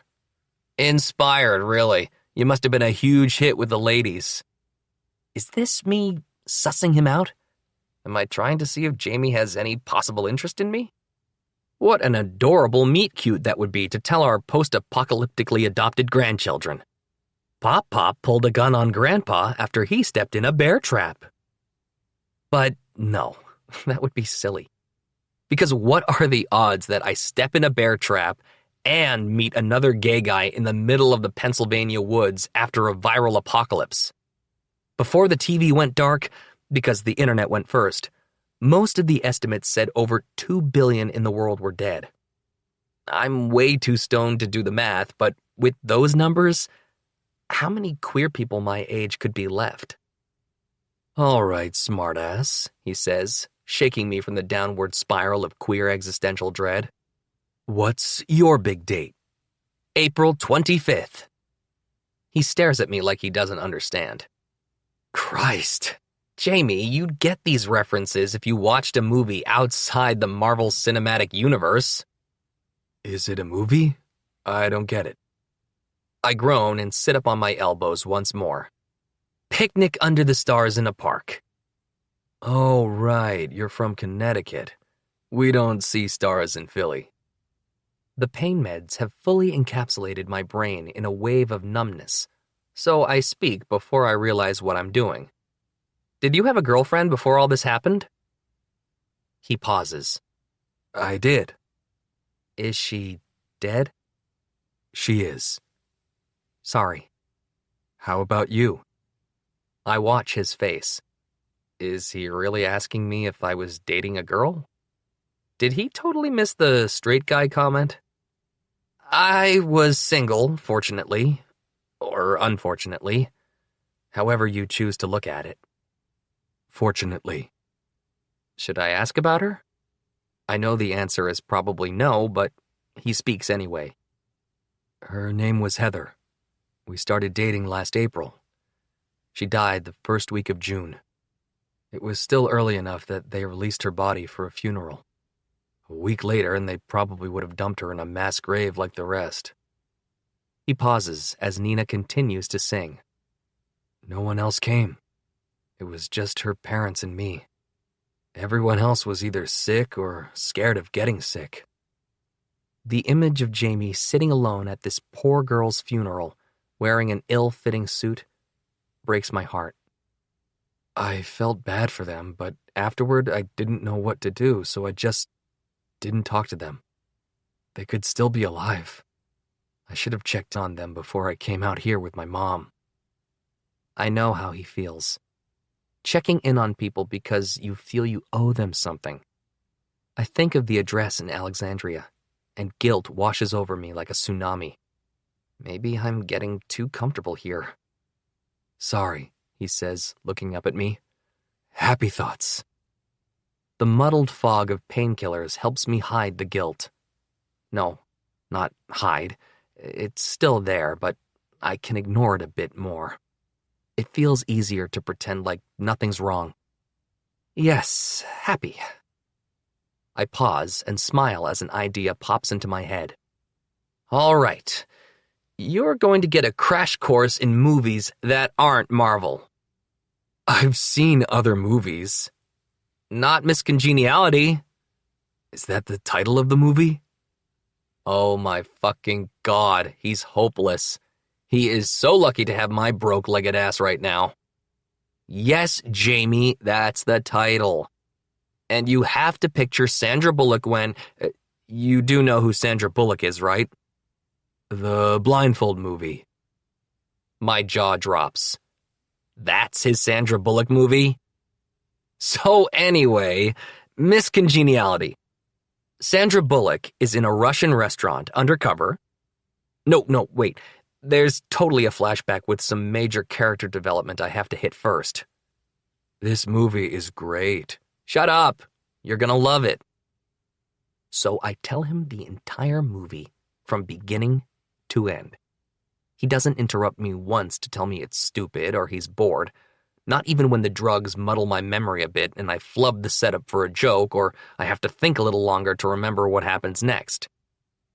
The only issue is he doesn't laugh. He smiles or lets out an exhaled chuckle through his nose, but not once does he laugh. It's like he can't do it anymore. Jameson. Having Andrew in my house is odd, but in a good way.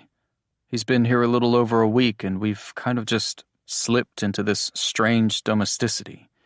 It's like he's been here far longer. Honestly, I think it's because he reminds me of my friend Wes. Not that they're similar in any way, they especially have different senses of humor.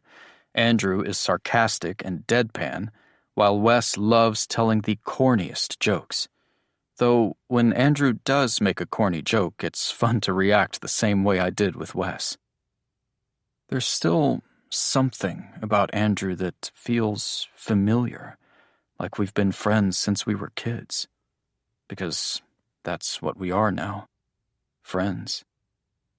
At least I hope we are, considering I'm in a looted Home Depot looking for a gift for him. That's not the main reason I'm here. It's getting warmer and I wanted to find seeds to plant in the backyard. But thought I'd look around while I was here. I feel a little bad having to leave him alone back at the cabin, but I figured it would be nice to give him some alone time. The swelling in his leg has gone down, but I can see the winces and pained faces he makes. He never slows down. It's like he's refusing to let himself rest. I might be wrong, but it seems like he's eager to leave and trying to learn to deal with the pain so he can get out sooner. I tried to give him some pills before I left, but he refused because they were making him constipated last week. And now I know why it seems like we've been friends forever. Because Andrew can't help but say everything on his mind, even the TMI stuff. I smirk as an idea comes to me. I leave the indoor garden area, the seeds rustling against their paper pouches in my backpack, and head for the plumbing aisle. Halfway down the aisle, I find the plungers, and my smile grows. He'll definitely feign offense while thinking it's the dumbest, funniest thing. A combo of Andrew's humor and Wes's, sarcastic and corny. Now I just have to decide if I go for the cheapest one, $2.99 in pre-pandemic prices, or the most expensive, $17.99. But before I can even begin to weigh the humorous pros and cons, the sound of crunching glass shakes me from my thoughts. Then voices, hushed but clear. I get low and run in the opposite direction down the aisle and around a disheveled end cap. The new people's voices echo through the store, but I can't hear what they're saying. My heart pounds in my chest, and I drop my backpack slowly and quietly to the ground. I unzip it and take out the handgun. Andrew has the rifle back at the cabin. I double-checked that it was loaded and explained how to shoot it, but at the time he looked like he was barely paying attention. I should have told him about the cigarette butts, that there was someone nearby. But every day when I went out for more firewood, I would count the butts, always 4. I assumed whoever it was had been there and left long ago. Maybe they wanted an empty house and left when they realized it wasn't. But now I'm starting to think there are more survivors in the area than I originally thought. There are at least 2 people talking. I can't count their footsteps, but 2 is already outnumbering me, and that's enough to make my hands tremble as I pull on the backpack. "Hey, Howie!" The voice makes me jump because it's not one of the 2 whispering. This one is just a few aisles over from me. "Over here!" The voices shift and begin to sound closer. I raise the gun slightly, ready to shoot if I have to.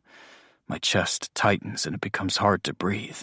The pounding in my ears blocks out the sound of their footsteps.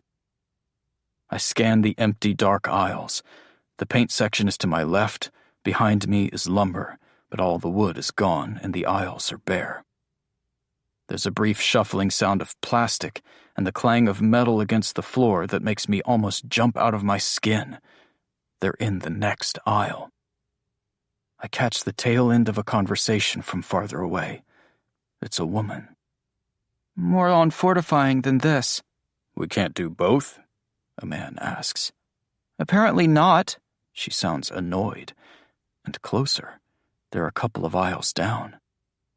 And they're heading toward me. Their flashlight beams flit across the floor, growing larger. I spin and duck into the next aisle as light washes over the floor where I was just standing. "I mean," the woman continues. Her voice is lower, like the closer she gets to the plumbing aisle, the less she wants the first guy to hear. "We need to do something. The winter probably kept people in, but they might start out searching now that the weather's warming up. But Chad also says we have a small window to get the irrigation set up if we want to get the crops we need. We can't have 100 people walking around with watering cans all day. 100 people? Her voice holds a warning. Howie? Howie replies in the same tone. Raven? They stop walking just feet away from me, about to turn up the plumbing aisle. Yes, there's more people out there, but we need food. Raven jumps in. I'm not saying we don't, but we need to be able to protect what we have. Or we get our numbers up, have people join us, but they won't if we can't feed them, or ourselves. Raven sighs like she's not convinced. Besides, Howie says with what sounds like teasing in his voice, we already voted. You were the one who wanted everyone's input. Raven chuckles. Yeah, and look how that bit me in the ass. Today would be cool, folks, the first guy calls from down the aisle. It sounds like he's straining, plastic clacking together. Cool it, Jack, we're coming, Howie says, turning up the aisle. Trying to throw your back out? Raven asks. I'm not trying to be on the trench-digging team, Jack says. Besides, you were the one who left the kid out at the truck. He's a better shot than Raven, Howie says as he grunts and picks something up. He got lucky once. Raven and Howie argue about one of their crew being a better marksman, while they lift what sounds like PVC pipes. When they take the first load out to their truck and their voices are barely audible, I make a run for the back of the store. I don't want to wait for them to get back and decide on what else they might need to grab, especially when two of them are apparently ready to shoot anyone who comes by. A small crack of daylight filters through the jamb of the back door. I reach out in the dark and feel for the handle, expecting it to be locked, but the door opens easily, squealing on rusty hinges. I flinch as my eyes adjust to the bright sunlight. The lock looks like it's been pried off with a crowbar, the door bent and broken from the outside. I pull over a broken cinder block and prop it up against the door so it doesn't close, then take one last look inside the darkened hardware store. For a moment, I think about the people in there. They must live close by. They're growing food, too. They have plans and votes and, from the sounds of things, leaders. But they also have guns, and they expect to have to use them. They even have a kid at the front of the Home Depot guarding their truck because he's a better shot than the others. The idea makes me nauseous.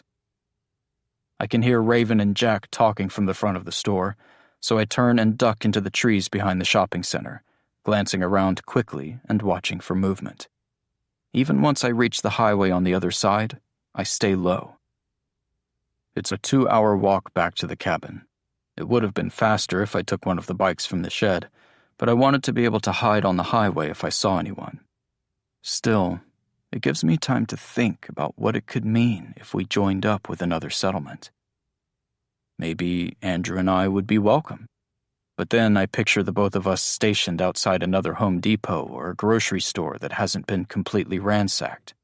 We have guns, and we have to shoot anyone else who might come by. Even in the warm sunlight, the thought gives me chills. I'd never be able to join up with a settlement who were so willing to end other people's lives. After everything we've all been through with the superflu, if the news was even close to correct on the death toll estimates, then there's very few people left. Maybe Andrew would be able to join up with them. He was heading for Reagan National after all. So maybe I would just stay on my own. Chills return. And something else. It feels like grief. The idea of Andrew leaving and me being alone again creates a pit in my chest, like all my vital organs have gone missing. I have to tell him, to give him the option to leave and join up with them if he wants to, because of course he'd want to. I won't tell him, not yet at least. I don't want to worry him that there might be other survivors around us. But even more, I don't want him to leave. Andrew. Jamie is late. I get up from the chair on the front porch and hobble inside to check the time on the clock hanging on the kitchen wall. It's almost 3:30. He was supposed to be back an hour ago. I go back to the front porch and sit on the top of the front steps, so my leg is going straight down toward the little garden gnome. I flex the muscles in my bad leg, and there's that familiar throb of pain.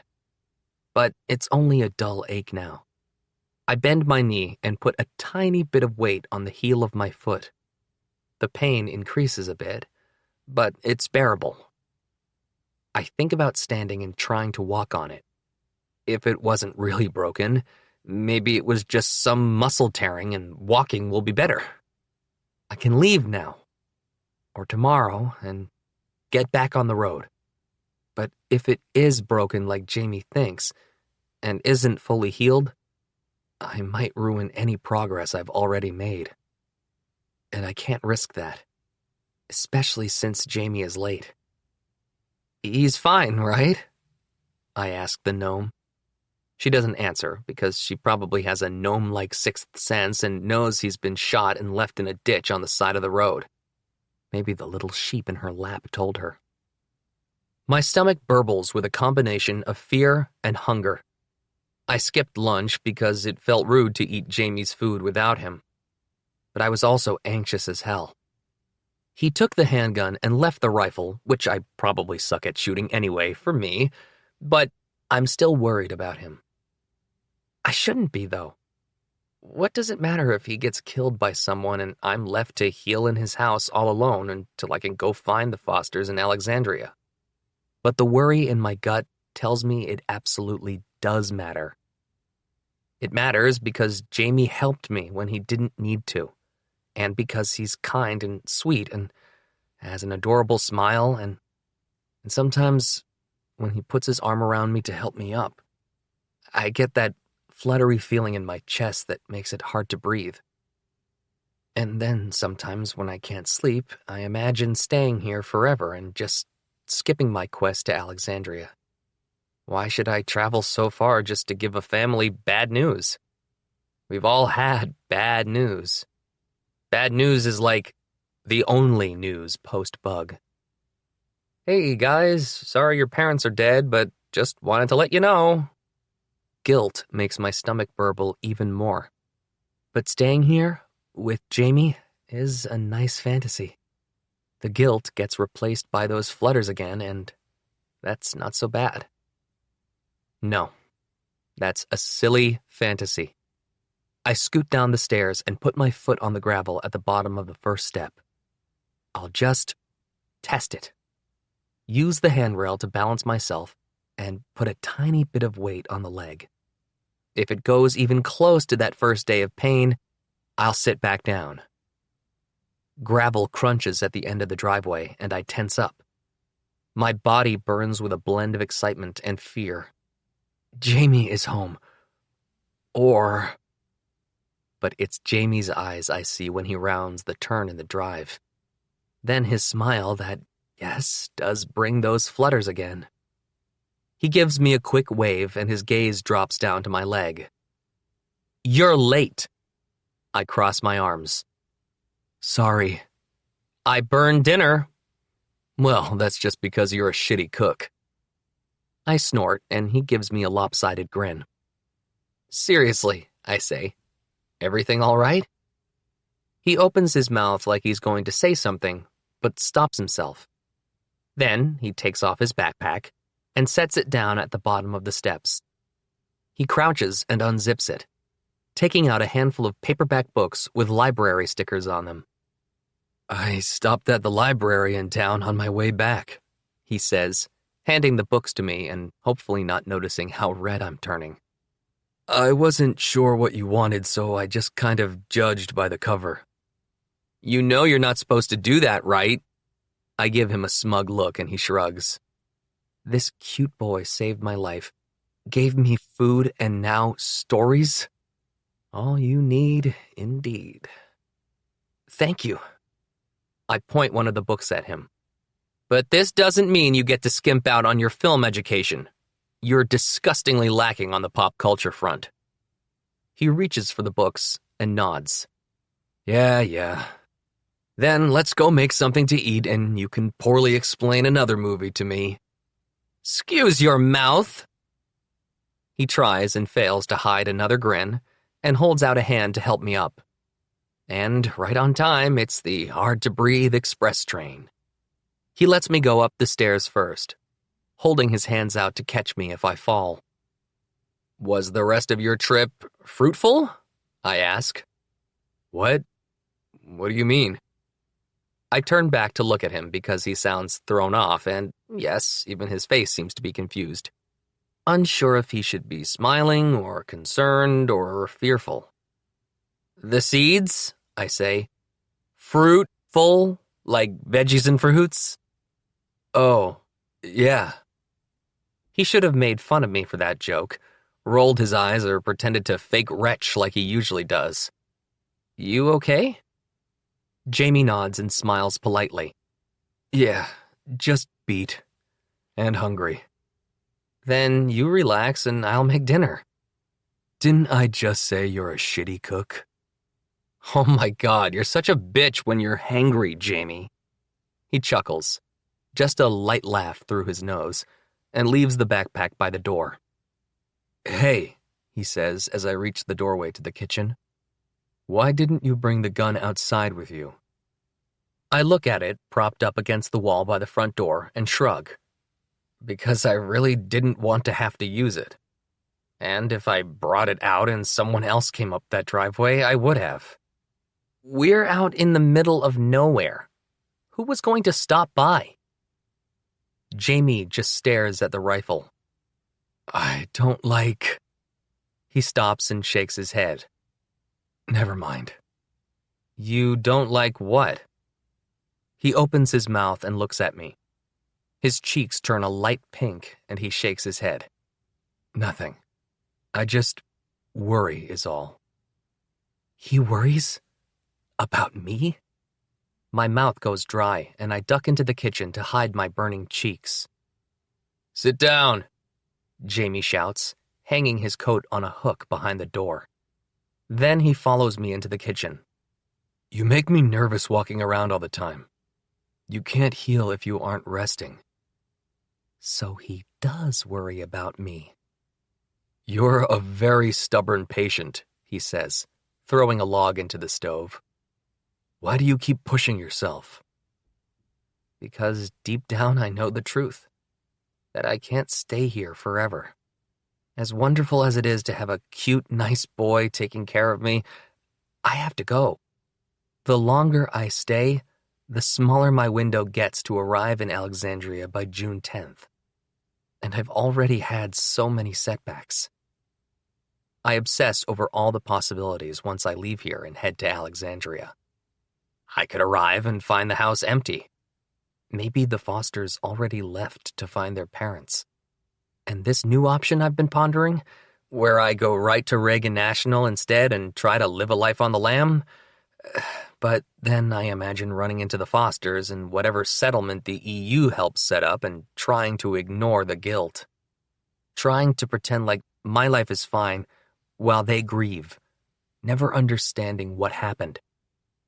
Another possibility is I get there and they're alive and I have to tell them what happened in New Jersey, how their parents died.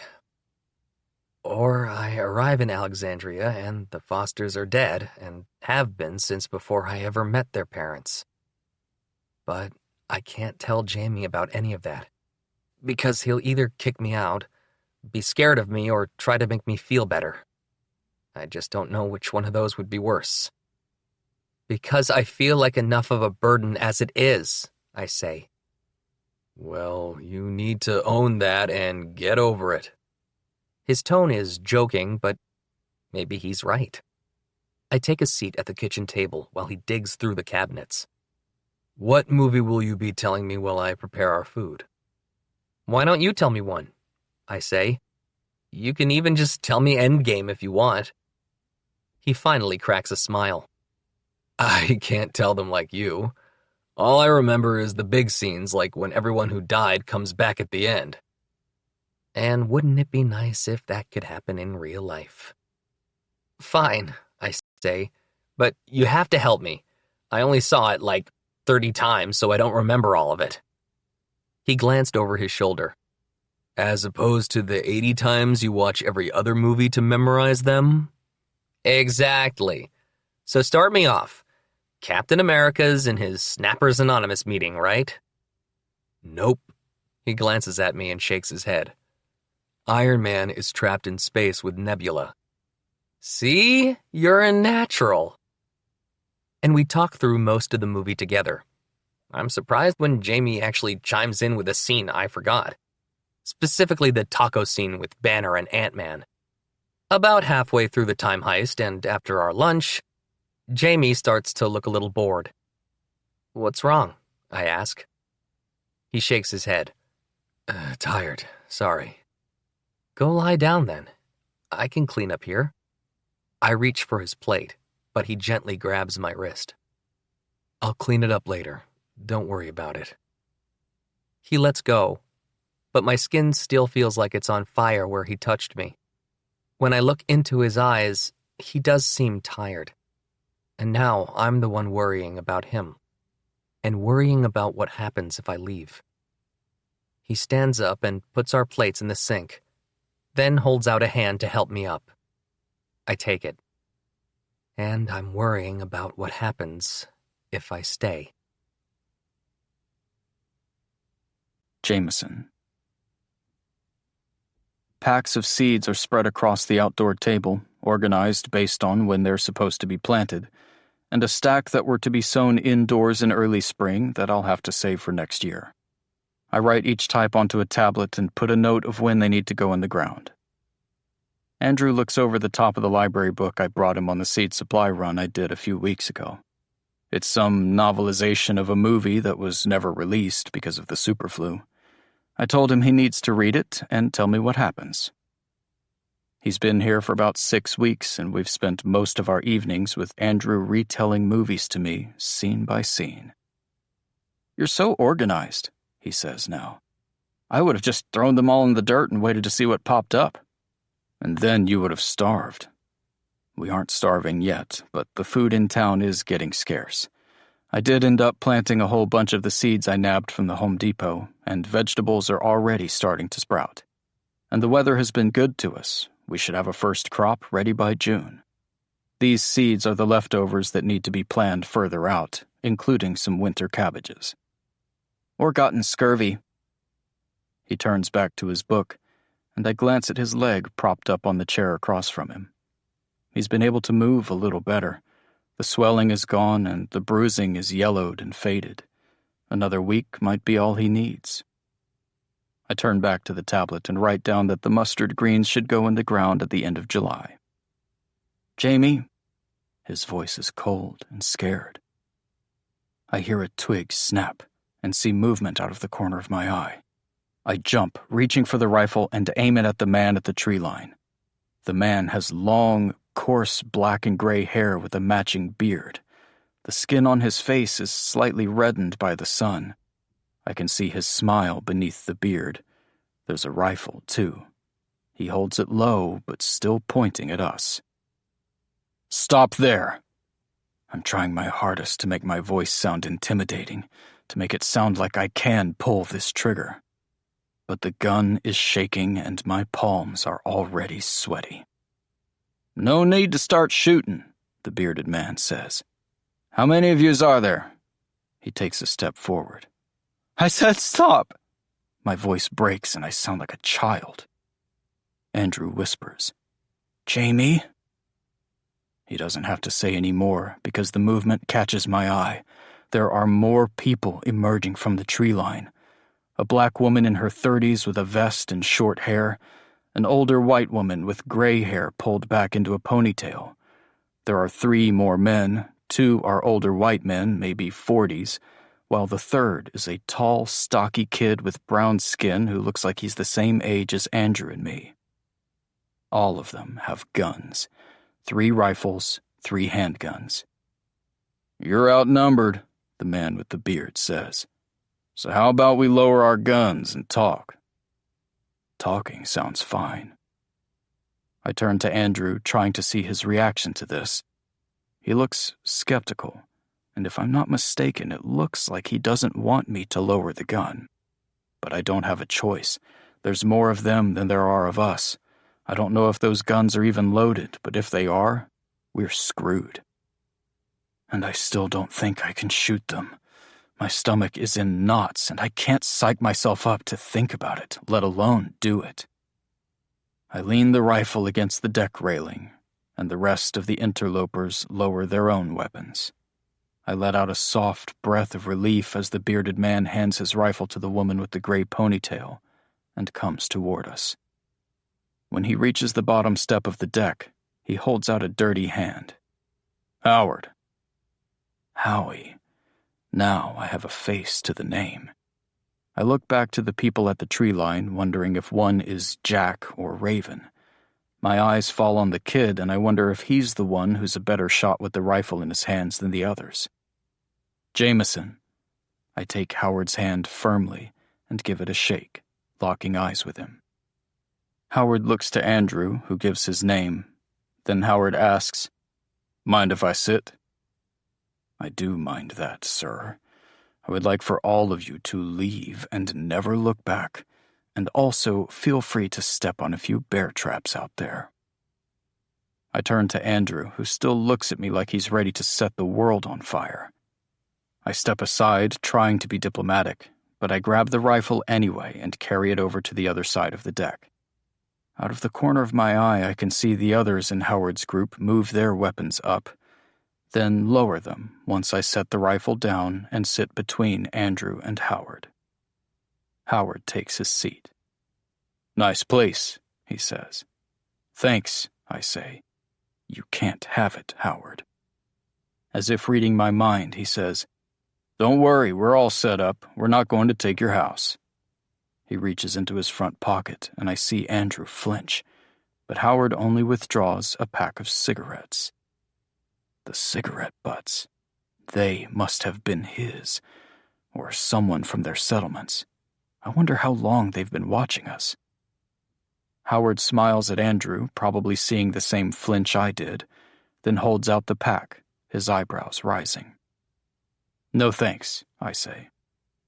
Those'll kill you. Subtle, Andrew. Very subtle. Howard chuckles, but proceeds to light up. Not much these days, don't. He lets the smoke out through his nostrils, like a dragon, warning us that he can breathe fire. He tucks the pack and lighter into his pocket and leans back, relaxing. What can we do for you, Howard? The town nearby. I assume you frequent it? He asks. Not so much now that the tourism industry's kaput, Andrew answers. Stop it, I say to him. He's poking the bear, or the dragon, to maintain the metaphor. Howard smirks and continues, his eyes falling on the seed packets scattered on the table. Well, there was plenty there to be had, but not so much anymore. He takes another puff on his cigarette and says, There's more of us. He motions to the people along the trees. Quite a few more. I want to call his bluff, but there's no point. We're already outnumbered, so he's got no reason to lie to us. The 6 of them are enough to intimidate Andrew and me. Howard continues. That's a lot of mouths to feed and not much in the way of food delivery anymore. So we started out to see who might have been in the area, just poking around, going door to door to collect. This isn't door to door. It's an ambush. Collect? Andrew asks. Taxes. We claim these lands for our settlement, and you're living on it. You've been living in the house, so we're not looking to take that from you. But this is America, and if you live on our land, you need to pay taxes. You want money? Andrew asks. Money's not worth the paper it's printed on anymore. We're looking for food. We don't have any food. Howard holds up a hand. Stop there. You don't need to start our relationship off on the wrong foot by lying. We know you raided the town nearby and left the scraps. Plenty of people did. the scraps that we then took.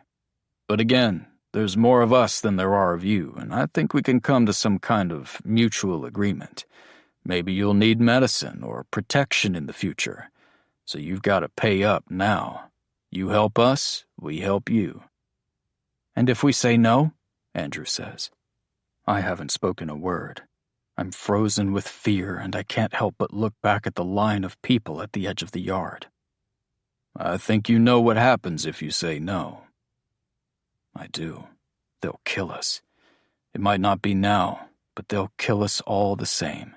They'll come back with more people, and it'll be worse. "Do you know what the term no taxation without representation means, Howard?" Andrew asks.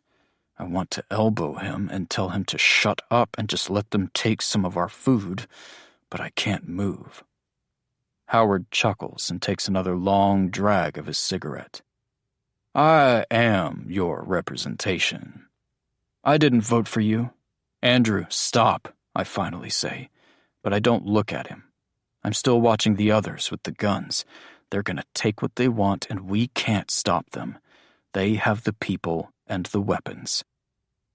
Howard looks between us, back and forth, then takes one final drag on his cigarette before rubbing the amber tip of it against the deck railing. He flicks the butt into the yard and reaches back for another, but pulls out a handgun instead. It's trained on Andrew, steady, unwavering. Everyone else along the backyard raises their weapons too. My heartbeat quickens, and I put up my hands, leaning toward Andrew, putting myself in front of Andrew. But Andrew still doesn't move, and I wonder if he saw this coming. "We're taking your food," Howard says. All pretense of politeness is gone, along with his smile. He whistles, and 3 of his group come forward. "You can come after it if you want, but believe me when I say we'll fight for it.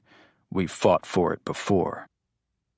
When he says this, there's a strange look in his eyes. I'm not sure if it's sadness or anger. Maybe Raven was right, and they should have focused more on security than crops. Someone else might have shown up at their settlement and done what they are doing to us. Now, they're low on food. The 3 moving up the stairs pull bags from the packs on their shoulders. The black woman hands Howard one of the bags, and she takes a few steps back. Her gun is at the ready, but not pointed at us. Howard says, "Keep an eye on them, Rave." She nods, and Howard joins the others in the house. So, this is Raven. I hear them opening cabinets, ransacking, taking what's ours. Just don't let them go searching the rest of the house. Don't let them take the medical supplies. Don't let them try the lights or the water. Don't let them find the safe and make me open it and take the handgun and ammo. They can't leave us with nothing. "What are we supposed to do?" I ask Raven. She shrugs. "What all of us do now. Do what you have to survive." "And you have to do this?" I ask. She takes a deep, steady breath, then says, "We do, but—" Raven takes her eyes off us long enough to look toward the house. Then she takes a short step forward. She lowers her voice. "This is more performance than anything else." "Performance?" Andrew asks, not bothering to keep his voice down. Raven looks annoyed, but continues anyway. "Do you think you'd survive out here alone, just the 2 of you?" "How do you know it's only the 2 of us?" Andrew asks. "Because they've been watching us," I say. "That's right, isn't it?" Raven nods. "So all this is to leave us desperate enough to come find them, because they need people. They need numbers and security, and maybe even people to work their crop fields in return for food and protection. And they want us to think we need them as much as they need us." Their work is fast, and when they emerge, all 3 of them hold bags filled with our food. Raven goes back to the tree line, and Howard turns his attention to us. "We left some of it, enough to keep you going for a few days." A few days. That's not counting the deer in the freezer that was supposed to last us longer than it will now. and they've already taken the rest of the food from town. Remember what I said. Don't come after us. Don't throw your life away for nothing. Now, if you want to come out and join us, no weapons, you're more than welcome.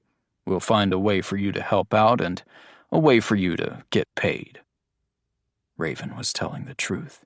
This is just a performance. I wonder if they even need that food. "If we begin to starve, what do you think we'll be forced to do to you?" Andrew asks. Howard shrugs again. "I suggest you come up with another plan before that happens, because you'll lose." He turns and heads toward the others. Andrew whispers to me, "Grab the gun." "No." "Jamie." "No, Andrew, just no." Only one of the men still has his gun on us. The others have turned back into the woods, disappearing in the foliage. If I were someone else, I could do what Andrew is asking. If I were stronger. I can't do any of that. And now we're going to starve to death. I'm sure all of them would do it in a heartbeat. In fact, I know it. Howard's eyes told me everything. I turn back to Andrew, and I'm surprised to see he's glassy-eyed. He looks frustrated, and I can see the muscles in his jaw clench and unclench. He's probably pissed at me. Maybe now he sees how weak I am, and he's embarrassed that he was ever scared of me. He pushes himself up, grabbing his crutch, and I watch as he hobbles into the house to take stock of what's left and figure out how long until we starve. We skip dinner that night, and Andrew goes to bed early. I follow shortly after, lying in my bed, thinking about the food we have. There's enough canned food for a week. More if we can keep the venison going. And the seeds in the garden are starting to germinate, so maybe we can take vitamins until they produce crops. I'll hunt in the morning. I'll do what I need to now because I don't have any other choice. But more than that, there's something else distracting me. I keep trying to come back to the food, to focus on what's important. But my mind wanders to Andrew, my gut reaction when Howard pulled the gun. I tried to get in front of it. It didn't matter because the others by the trees had their guns on both of us, but my focus was only on Howard's gun, pointed at Andrew. Most of my night is spent imagining what would have happened if Andrew got hurt, if they killed him, and if I survived. I spiral thinking about every possibility that could have happened. Mainly, though, I can't figure out why the whole incident is affecting me so much. Andrew, who I met 6 weeks ago, is someone I was willing to jump in front of a gun for. Spiraling again. Howard didn't shoot, so it doesn't matter. I tell myself that over and over. We're fine. It didn't happen. We'll survive this. I'll do what I have to in the morning. When I wake, the sun isn't up yet, but blue pre-dawn light peeks through the curtains. I get up, shower, dress, and sneak out the back door, heading for the field I've been trying and failing to hunt in. I lie on the ground and pull a brown tarp over my back, looking through the scope of the rifle at shadows cast by the trees, waiting for the sun to rise. As the morning goes on, I keep telling myself I don't need to be out here. We still have some food after what Howard left us. But we're still going to need some protein, and that means waiting here for something. Then I hear it, the crack of twigs, the rustle of dead leaves. There's a flash of brown and white as a large doe prances into the field from the tree line. My heart leaps. My finger floats against the trigger as I line up the black lines in the rifle sight where the doe's heart is. She looks around, her ears twitching atop her head. I can do this. I have to do this. I have to. I have to. My finger applies more pressure. The trees behind the doe rustle, and a small fawn hops from the woods. White spots speckle its brown fur. My finger flicks away from the trigger. The fawn frolics around its mother with abandon, springing up and down on its spindly legs. It has no idea of the metal projectile moments away from taking its mother's life. Come on, this changes nothing. I put my finger back on the trigger as the doe bends her long neck down and nibbles at the grass. The fawn stops hopping and bends down as well, sniffing. Its tail twitches with excitement at all the new smells and sensations. I move the sight over to it, following it as it explores the new world it was only just born into. I see my mother's face again. This time her eyes are open and pleading with me, and I can barely hear her as she asks me again to end the pain. I can't do it. I can't kill a mother deer in front of her baby. Not this one. I'll get another one. Maybe tomorrow, or I don't know. God damn it, I whisper under my breath. The doe and the fawn look up from the ground, their ears twitching. I let out a sigh and stand up, throwing the tarp off my back. Yeah, I said God damn it, I shout at them across the field. Neither of them moves. Go, I say, waving my hand again. They remain where they are, staring at me. Move it! I point the gun at them, and they don't even flinch. I hold the rifle steady. If they're so keen to die, we might as well eat. Only this time, I can't even bring my finger up to the trigger. As the deer watch me and I watch them, I drop the rifle and crouch down, holding out my hand to the fawn. The fawn looks back at its mother as if asking for permission, but the doe is already scanning the rest of the field. The fawn takes a tentative step forward, lowering its head. It approaches me slowly. When it reaches my hand, it stays back, but stretches its neck forward, breathing in my scent. I smile as its wet nose touches the tips of my fingers. I reach out with my other hand and touch the fawn's fur. It's soft and hasn't grown coarse yet. I look up at the mother who is watching me like a hawk. She trusts me, but only so much. Her eyes tell me, hurt my baby, I hurt you. It's all right. I won't hurt them. I pet the fawn from its head down its back, and it shakes its little tail. It's like they intuitively know something happened to the human population, like the silence of the roads and the significant lack of human animals walking on 2 feet means things have changed for them, like their world is less dangerous. All right, I think your mom wants you to head back now. I take my hand away, and its wide eyes look like they're wondering a million things at once. The spring breeze has cooled the sweat on my back. I fold the tarp and tuck it under my arm and lift the rifle, slinging it over my shoulder. The fawn tenses, ready to run. It's okay, kid. I'm done for the day. The fawn turns and begins walking back to its mother, stopping every few feet to sniff at the ground. Be careful, I tell the doe. I smile and head back to the house. There's a book on the coffee table. It's the first thing I see when I walk into the living room, and my mouth goes dry. It's The Voyage Out. I call out to Andrew, but there's no answer. There's a piece of lined yellow paper sticking out of the top. I know it's from Andrew, and I'm terrified to take it out, but I can't leave it there. I can't ignore it. He wasn't on the back deck waiting for me as usual, and he's not the kind of person to sleep in. Slowly, I pull it out and unfold it. Seeing his handwriting hurts like a knife. Jamie, it says. I'm sorry. I hope you don't find this until you come back from hunting. I didn't want to be here when you got back. This is a trope you wouldn't know anything about because it's only in shitty movies you've never seen. It's the coward's way out. I am a coward. Hi, my name is Andrew, and I am a coward.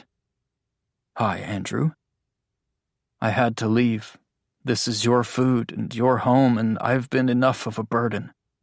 But I want you to know how much I appreciate everything you've done for me. I need you to know how grateful I am. You're a really good person. He wrote something else after this, but spent a lot of time scribbling it out so I couldn't see it. I took some food, just a few cans. I hope you managed to get a deer so I don't feel so guilty. I think you did. I'm going to miss you so much, Jamie. And again, I'm really sorry. I'm more than sorry. I think there's no word for what I am right now. Stay safe. Love, Andrew. I read it over and over, hearing his voice in my head. I'm unable to move from the couch or even think. He's gone. He's gone, and I'm alone again. Andrew. This is karma. Point taken, universe. But you didn't have to be such a bitch about it. I got way too comfortable here. Just days ago, I was sitting in the living room with Jamie going through the movie Best in Show. Almost got him to laugh with, "Harlan Pepper, if you don't stop naming nuts," when I realized maybe I didn't need to go down to Alexandria after all. Maybe I could stay here with Jamie. Let my deadline pass and pretend the Fosters have gone on to live their lives elsewhere. And Jamie and I could just be best friends and I could deal with the shit I did in my own way. But no, I like it here too much. And now the universe is all, you think you deserve happiness? And throws a wrench in our life. But it's a wrench in Jamie's life. And it's all because I decided I could stay. That I didn't need to get right with the world. I feel awful, but I have to go. I've overstayed my karmic welcome. If I hadn't been here when Howard and his people showed up, Jamie could have gone with them. Or he might have even gone out in search of them before then. Instead, he was taking care of me, giving me his food, hunting for me. And when Howard showed up, Jamie remained calm. He stayed quiet and didn't let his anger or fear get the better of him. He didn't lash out and do something reckless. Like I did. I told Jamie to shoot Howard and his group. If I were to stay here with Jamie, as much as I so want to, I feel like it would change him. I'm like a toxic contaminant trying to corrupt his good nature. I'm also scared if I don't leave now, I never will. There's some not-so-new feelings popping up. The feelings that have been growing over the last few weeks of us trapped together. The feelings that are bound to hurt so much more and bring on the inevitable the longer I drag it out. At some point, I'm going to have to either tell Jamie I like him or keep it a dark secret forever. And one secret is enough. This delay was always supposed to be temporary. And the longer I stay, the less temporary it feels. The more at home I feel. There's a terrible pull between continuing south and staying put. I could say I'm torn and don't know what to do, but that's not true. I know I have to leave simply because I really don't want to. It would be so much easier to just be selfish and stay put. Attempt to move on with whatever semblance of life I have after the apocalypse. But I know I could never. A part of it has to be Jamie. The kindness he showed me, reminding me that kindness existed in the world. If I'd found this house empty, I'd be staying here indefinitely. Hell, I'd probably join up with Howard when they came knocking. But sometimes I catch myself thinking about what Jamie would do if he were me. And now, more than ever, it's clear he would go to Alexandria. Maybe I want to be that kind of person too. I lie in the darkness, waiting to hear the soft snores from his bedroom. Every once in a while, it's just a sigh or grunt. I listen for it sometimes when I wake from a nightmare, to make sure he's still there. It's not creepy. Shut up. Once he's asleep, I slip out of bed and grab my bag and crutch. I've packed my clothes, and also some of the clothes Jamie has given me. The ones that are too big for me but still smell of the detergent he nabbed in bulk sometime before I came into his life.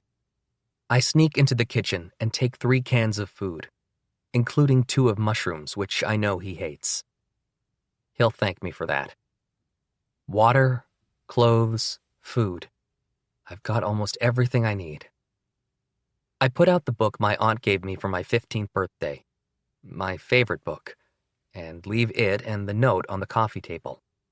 After taking one more look around the living room, remembering the first time I saw it and all the time Jamie and I spent in here together, sans gunplay, of course, listening to Nina Simone or talking about movies or our lives. Maybe it's a moment of self-sabotage, a way to keep me here longer. But I slowly put my foot fully on the ground. There's a little soreness, but that's it. Enough that I'll need the crutch sometimes, but not enough to stop me. So I limp, quietly to the front door, and leave the cabin. I expect Jamie to come running out after me, to hear me making noise and come out with a gun. But he doesn't wake up. I look back at the dark cabin, lit only by moonlight. It looks peaceful, very peaceful, except for that garden gnome by the stairs lurking in the shadows. "Bye, Jamie," I whisper. "Thank you." My eyes drift back to the garden gnome. "See ya, gnome." And early on the morning of May 2nd, I leave. Late on the morning of May 2nd, I'm regretting all my life choices. Classic Andrew. I'm sitting on a metal guardrail for the 7th time this morning, trying to rest my leg. Walking around the house in short bursts was fine. It turns out walking several miles on a crutch is no fun at all. Shocker. I'm in pain and moving so much slower than I thought, but I have to keep going, no matter how much pain or frustration I feel. Have to get out of here before I lose my courage. Before all this logic I've built up during the witching hour turns into vampire dust in the harsh light of day. If I get far enough, I'll realize it's too far to turn back now. It worked before. Of course, then I had the convenience of a blizzard that snowed me into a shopping center in Norwalk. Pushing off the guardrail, I realize I've only thought about Jamie 98 times so far today. That has to be a good sign, right? I'm barely back to the center of the road when I hear something echoing through the stillness of the highway. It's a low thump, thump. My breath catches in my chest. Maybe I was hearing things. Could it have been my own step echoing? My bag banging against my back? Water sloshing in the pack? Thump.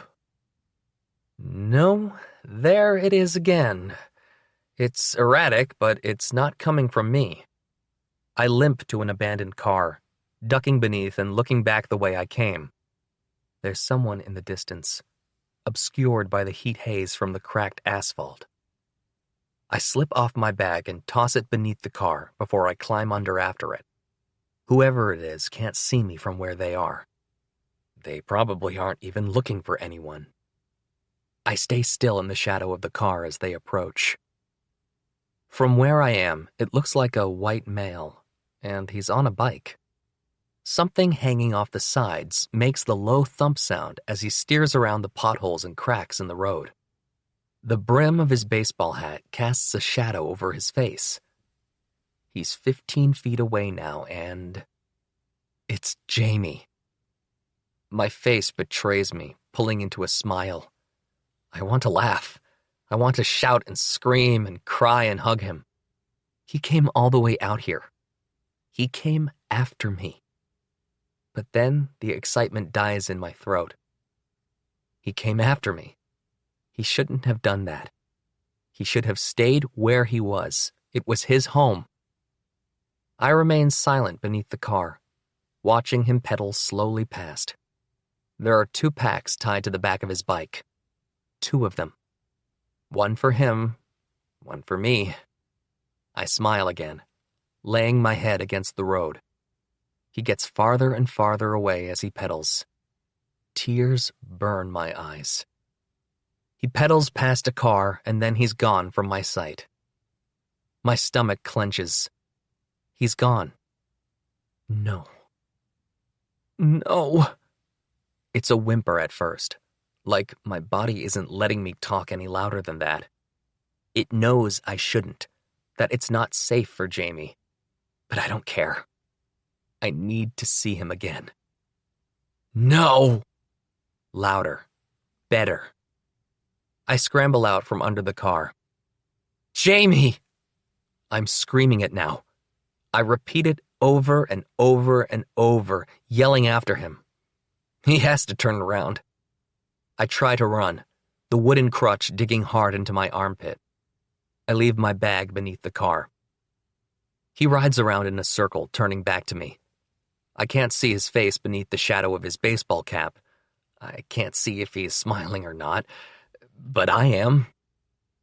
I shout his name again, trying to move faster. I'll probably fall and break my leg all over again, but I don't care. He puts on the kickstand and gets off the bike, walking toward me. There he is, the only person in the world left to even care about me. And all at once I realize it was a mistake to run off. Leaving him was easier than trying to convince him not to come. But seeing him here now gives me full-on heart-eyed butterflies in my gut. They're stupid, and, like Jamie, they shouldn't be here. But they are. And so is he. My Jamie. My stupid, stupid Jamie who left his home and followed me because he thinks I'm a good person. It's selfish, and I so clearly have not learned my lesson because right now, I want him here. I come to a stop 10 feet from him. He isn't smiling. In fact, he looks downright pissed. He stands there, his arms crossed. Maybe I should have stayed under the car after all. What if he wasn't looking for me? He could have decided he needed to find someone else and just happened to pass me. He didn't know my route, so he wasn't tracing my steps. He was following his own route. I'm sorry, I say. It looks like he's not going to say anything. But then... You're a real dickhead, he says. You know that? He turns to his bike and unties one of the packs. A yoga mat and sleeping bag rolled up and tied to the top, and tosses it over to me. Transfer your stuff into this one. It holds more. Then he cuts off the other pack, slings it over his shoulders, and turns back to me. Well, come on. That's it? I ask. His eyebrows furrow in confusion. I left without saying goodbye, and all you want to say is, well, come on? He shrugs. I also called you a dickhead. I snort and limp over to him, pulling him into a hug. Should I have been meaner? He asks, though I'm squeezing him so tightly his voice is strained. I should have punched you in the arm or something, huh? This is fine, I say, still squeezing him. Once I'm finished moving everything from my bag to the one he brought, I look up at him. Why did you come after me? Why not go find Howard and the others from yesterday? He doesn't owe me a thing. If anything, I owe him more than I can pay, but what else is new, am I right? But why come looking for me instead of going to a larger group to survive? And he clearly didn't come here to convince me to go back to the cabin. Otherwise, why bring these bags? He frowns and crosses his arms again. You mean the people who robbed us? The whole group that took literal peanuts from us? They stole the honey-roasted peanuts? I yell. Jamie tries not to smile and fails. They couldn't be doing that well for themselves if they'd take food from 2 people on their own. I hadn't thought of it that way. From what that girl Raven said, I figured it was just the group's way of showing dominance and maybe trying to force us to join them. But maybe they needed us more than we needed them. Just like I need Jamie more than he needs me. Jamie holds out his hand to help me up. When my mom and I went out to the cabin, it was to leave the city. Everything was going kind of off the rails, and we knew the cabin would be safe because we were secluded out there. Of course, that didn't keep you from breaking in. I point a finger at him. I did not break in. You're a lunatic who left the door unlocked. He continues as if he didn't hear me. And now, with Howard and Raven's crew there, it just doesn't feel safe anymore. I frown and guilt returns. I don't know how to tell you this, without going into detail about the Fosters, but it's not so safe out here either. I watch your back, you watch mine? I nod. Sounds good. We leave his bike, since it would mean one of us pedaling slowly while the other tried to keep up by limping along on a crutch. After about 5 minutes, he finally says, I told you why I came after you, but why did you leave? Why the rush to get away? We still had food, and we could have made it last until you were all healed. And here it is. This is where I should tell him the truth about the family in Alexandria. But seeing him again reinforces everything I was trying to suppress. The heart-eyed butterflies that would die if he finds out I'm a real-life, grade-A, horrible person and decides to leave me. I can delay the inevitable just a bit longer. Keep telling him the half-truth. If there is some real civilization out there, with the whole government and everything, I don't want to miss them. I know you don't believe me, but I do think someone might be coming. The quarantine worked in Germany and the Netherlands. The news and the US government said the same about the UK and Italy, and people online said it was bullshit. Which, my mom and I were out at the cabin alone and she still got it. This thing doesn't care about quarantines. It's survived everything. I know. I heard that part too. I know it's a rumor, but what if it is true? If it is true, the Fosters might be gone if I don't get there before June 10th. If it isn't true, then I rushed out for no reason. Jamie thinks on it. I can see him running all the options in his head. Then finally he nods. Let's get to DC by June 10th then. We have a month. Plenty of time. Plenty of time to figure out how to tell him the rest of the truth. Yay. Walking south is significantly more difficult than I remembered. My leg injury isn't helping. 2 other things we didn't think about were the sun and the heat. The sun didn't burn in the winter, and walking quickly kept my body temperature up. Now, walking quickly does nothing but make us both sweaty and tired. Lucky for us, few people cared about sunblock during the pandemic. They ransacked drugstores for medicine and food. The sunblock display is practically untouched, which almost makes it look like they're still open for business. We stop the first chance we get and take several high SPF bottles, and Jamie hands me a dark red Phillies hat. You can be a bandwagon fan now, he says, smiling. Go Phils, I say, putting it on my head. He tosses his own baseball cap onto the floor and grabs a straw Panama hat with a strip of navy ribbon around the base. It makes him look like he's on a vacation in Cuba.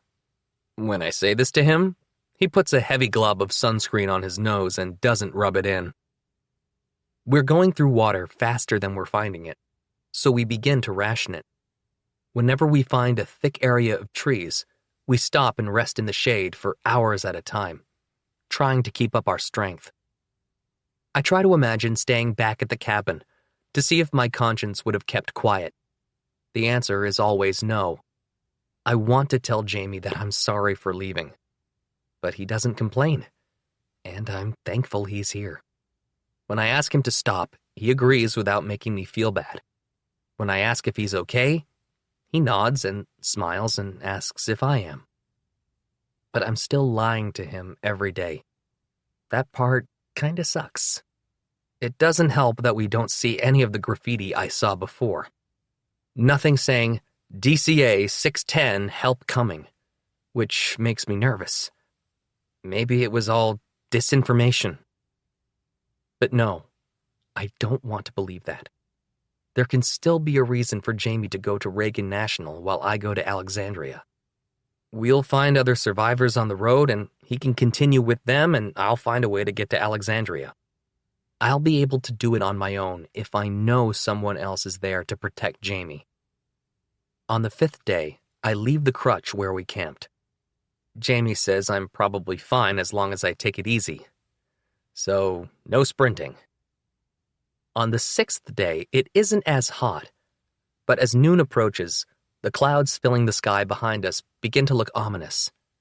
The pain returns to my leg as well. It's a fun new superpower that comes with an improperly healed leg. I can tell when rain is coming. We've been walking along the highway. There are large stretches of empty road and a smattering of abandoned cars here and there.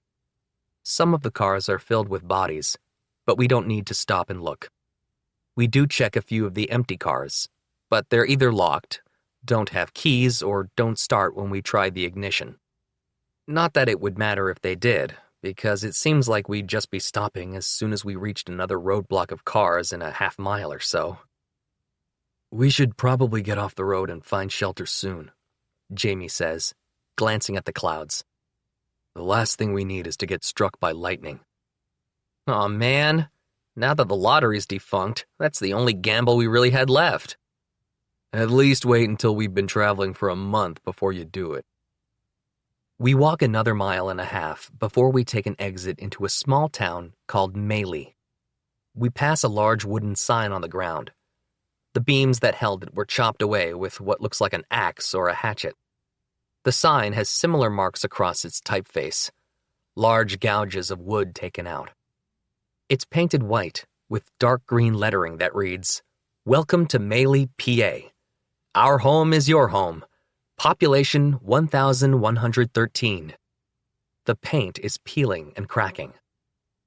Well, that looks fucking ominous, I say, my hand dropping to the gun that Jamie gave me, just to make sure it's still there. Yeah. Jamie unslings the rifle from his shoulder, checks to make sure it's loaded, and looks around us. Let's take it slow. Thunder rumbles to the north and west of us as the storm rolls in. The wind's picked up. I'm on edge. One look at Jamie and I can see he is as well. The wind gusts in our ears, making it harder to hear if someone's coming up on us. As we move into the center of town, I dart my eyes around constantly. It doesn't look like the other cities and towns I've seen.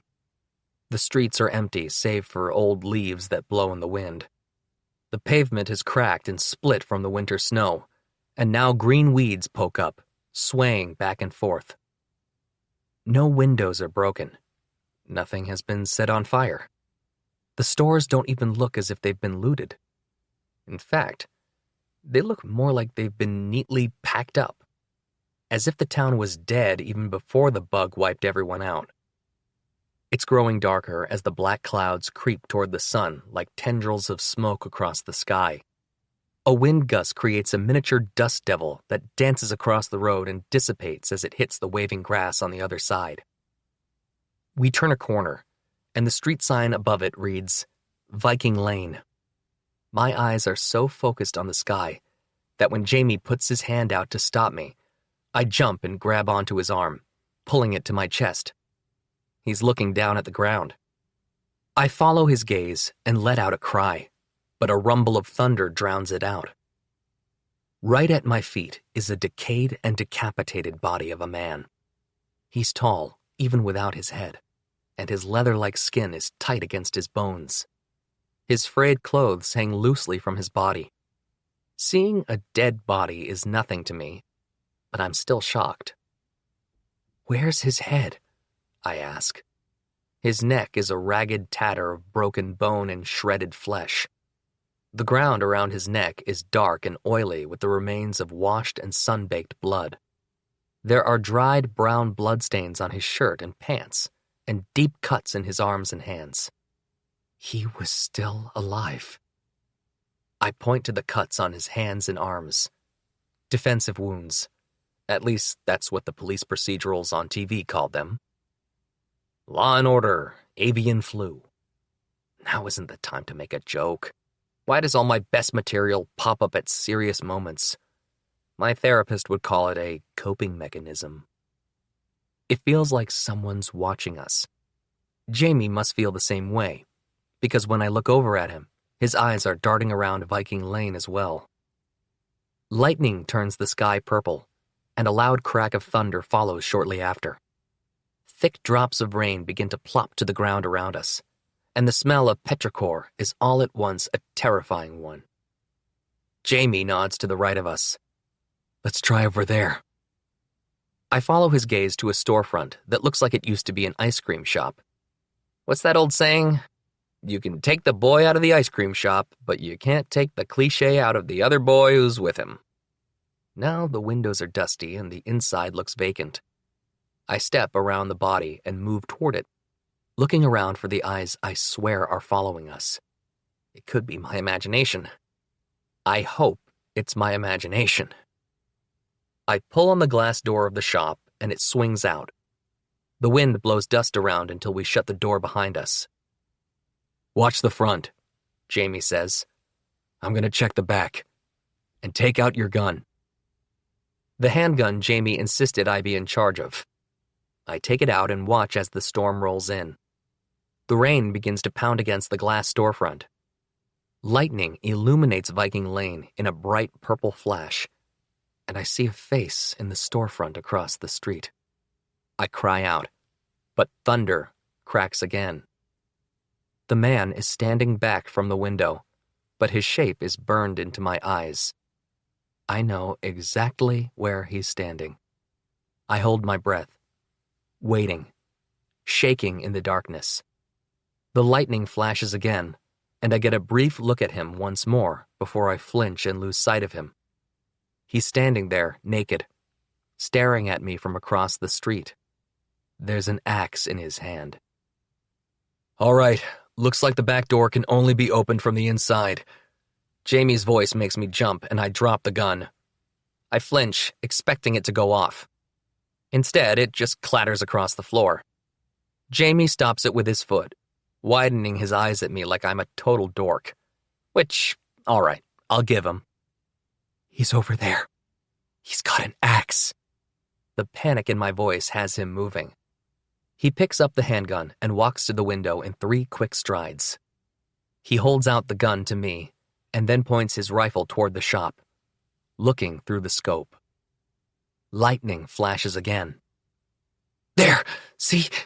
He's just staring." I shiver. He adjusts his sight, pointing to where he saw the man standing. We wait in silence as the rain patters against the window. Thunder rumbles. Another flash of lightning, and Jamie's eyes go wide. "Did you see him?" I ask. Jamie's look of shock turns into a smirk. He tries to hold in a laugh, but it comes out as a snort. "What? Is he still there?" The window is starting to fog. I wipe my hand across it, and the moisture comes away dirty with dust. Jamie doubles over, grabbing his stomach. Tears are streaming from his eyes. "What?" I shout. "What's so funny?" Jamie just points and continues laughing. Another flash of lightning, and I still see the man standing there, naked and staring. Is he seriously laughing because the guy's naked? Real mature, Jamie. I don't even think this would be the first time someone was attacked by a naked axe-wielding madman. Jamie takes deep gasps, still laughing, and holds out the rifle. "Here, he says between gasps. I holster the handgun and look through the scope at the man. I can see the outline of his still body through the darkness. Lightning flashes, and I jump when I see his pale gaze. My jaw drops open. And now I know why Jamie's laughing so hard. "It's a mannequin!" he shouts. Revealing the truth unleashes another wave of giggles from deep within him, and he has to sit down. He wipes at his cheeks, but more tears quickly replace them. I smile, redness sweeping over my face. I see through another flash of lightning that the axe I thought the naked mannequin was holding is, in fact, an umbrella wrapped around its wrist. "All right," I say. "The naked axeman cometh." Jamie is set into another fit of howls. "Oh, I feared for our lives. I'm funny, I get it." "The axe mannequin." "All right, that's enough," I say, chuckles breaking up my own words. Only it isn't enough. This is the first time, in the entire time I've known Jamie, I've ever heard him laugh. All my snarky remarks, my clever jokes, my anecdotes, retelling him movies, none of it made him laugh like this. And it sounds wonderful. I sit down on the floor and laugh with him, his laughter infectious. Within moments, my stomach hurts from laughing so hard. When there's finally a lull, we both look at each other. The silent eye contact sends us both into another round of snorts and giggles. The body outside is the furthest thing from our minds for just a little bit. After our laughter subsides, Jamie manages to realize that there's fresh water pouring from the sky. He searches the back room, bringing out several plastic buckets and bowls, and sets them outside. We sit down to watch as they fill up. Every once in a while, Jamie lets out another chuckle.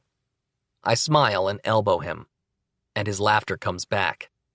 I could listen to his laugh until the day I die and never get sick of it. Jameson. I can't believe they actually made a movie called Mannequin, in which a mannequin comes alive and runs amok in Philly. Andrew told me all about it in one of his movie summaries before he went to sleep. And now, here I am thinking about Mannequin. It sounds like a Hallmark movie, which is a secret I haven't shared with Andrew yet. I love Hallmark movies. He thinks I haven't seen any movies because I don't like them, but that's not entirely true.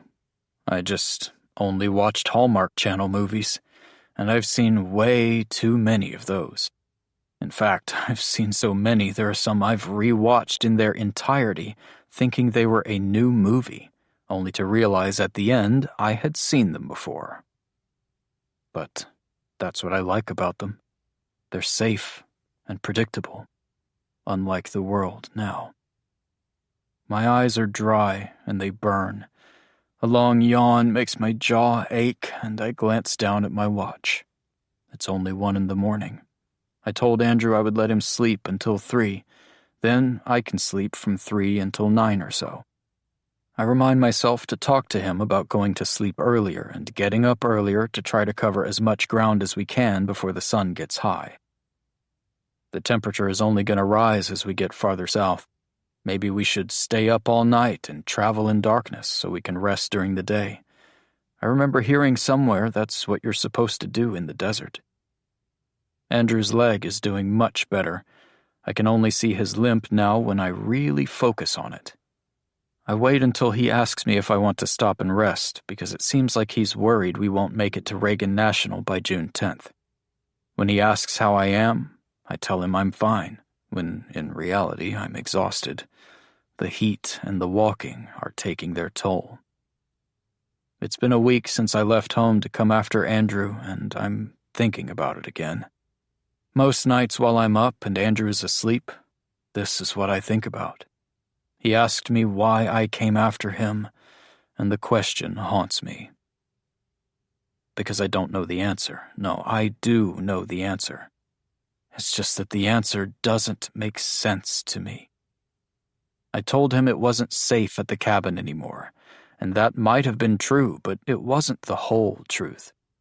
After I found Andrew's note, I couldn't stop picturing him getting hurt again, falling and breaking his leg, stepping in another bear trap, meeting a group like Howard's, only this time they didn't bother talking first. Eventually, the worrying was too much. It was like the beginning of the superflu all over again. Every night I would be up, pacing around the house, trying not to read posts online about the sick and dying, worrying about my mom while she was at the hospital. On the front lines, they kept calling it, as if she was a soldier, and that made the fact that she was risking her life mean more. It was the same worries I was having with Andrew, picturing him out here on his own. Then finally, I couldn't keep worrying about it anymore, and decided to do something about it. I stifle another yawn and turn to look at Andrew, sleeping soundly, and I can't figure out what it is about him that makes me feel this way. Maybe it's the fact that we've spent the last several weeks around each other nonstop. Or maybe it's just that he's the only person I've been able to talk to since October. I blink, but my eyes refuse to open. My body slips forward and I snap awake, sitting up straight. One look at my watch makes my stomach drop. It's 2:30 in the morning. I fell asleep for an hour and a half. I stand up looking around the store in the darkness. Outside, the clouds have cleared and Viking Lane is drenched in full moon blue. The light filters through the dusty windows. The back room is empty. I listen at the doorway for any sounds of someone shuffling around, but hear nothing. So I walk back to Andrew. He lies spread out on the sleeping bag, making sure the moon isn't illuminating any part of me. The moonlight exposes Andrew's arm. I reach down, the man's voice getting closer and louder. He's walking toward the ice cream shop. I reach for Andrew's wrist, my other hand hovering above his mouth, ready to clamp over it if he cries out. As the man's shadow falls across the floor, I pull Andrew's arm out of the moon's light and put his hand on his chest, then raise the rifle toward the window. My eyes drop to the handgun on the floor next to Andrew, who remains asleep. The man leans against the store window, his back to us, and I breathe a quiet sigh of relief. But I still keep the gun on him, because in one hand he has a half-empty bottle of whiskey, and in the other he has a small hatchet. The metal of the hatchet clangs loudly against the window as the man takes another swig. Andrew sleeps through the clanging as it reverberates in the empty shop. Everyone's gone to the movies. The lyrics hit me as soon as he starts up again. It's Steely Dan. My mother had the album back at the cabin. Every time she played it and this song came on, she would make a face and say, "Oh, I hate this song." For good reason, too. Hearing the drunken singing by the man wielding the axe makes the lyrics even creepier. "Kids, if you want some fun, Mr. LePage is your man." My brain sings the first two lines, sending goosebumps across my body. Mr. LePage takes another swig of liquor and pushes himself off the window. He looks back at the window and stops, looking in at us. I raise the gun again, my finger at the ready. This time I'll pull the trigger. It won't be like the deer. Andrew's next to me, asleep, and I'm not letting this guy anywhere near him. I swallow hard, but my mouth is dry.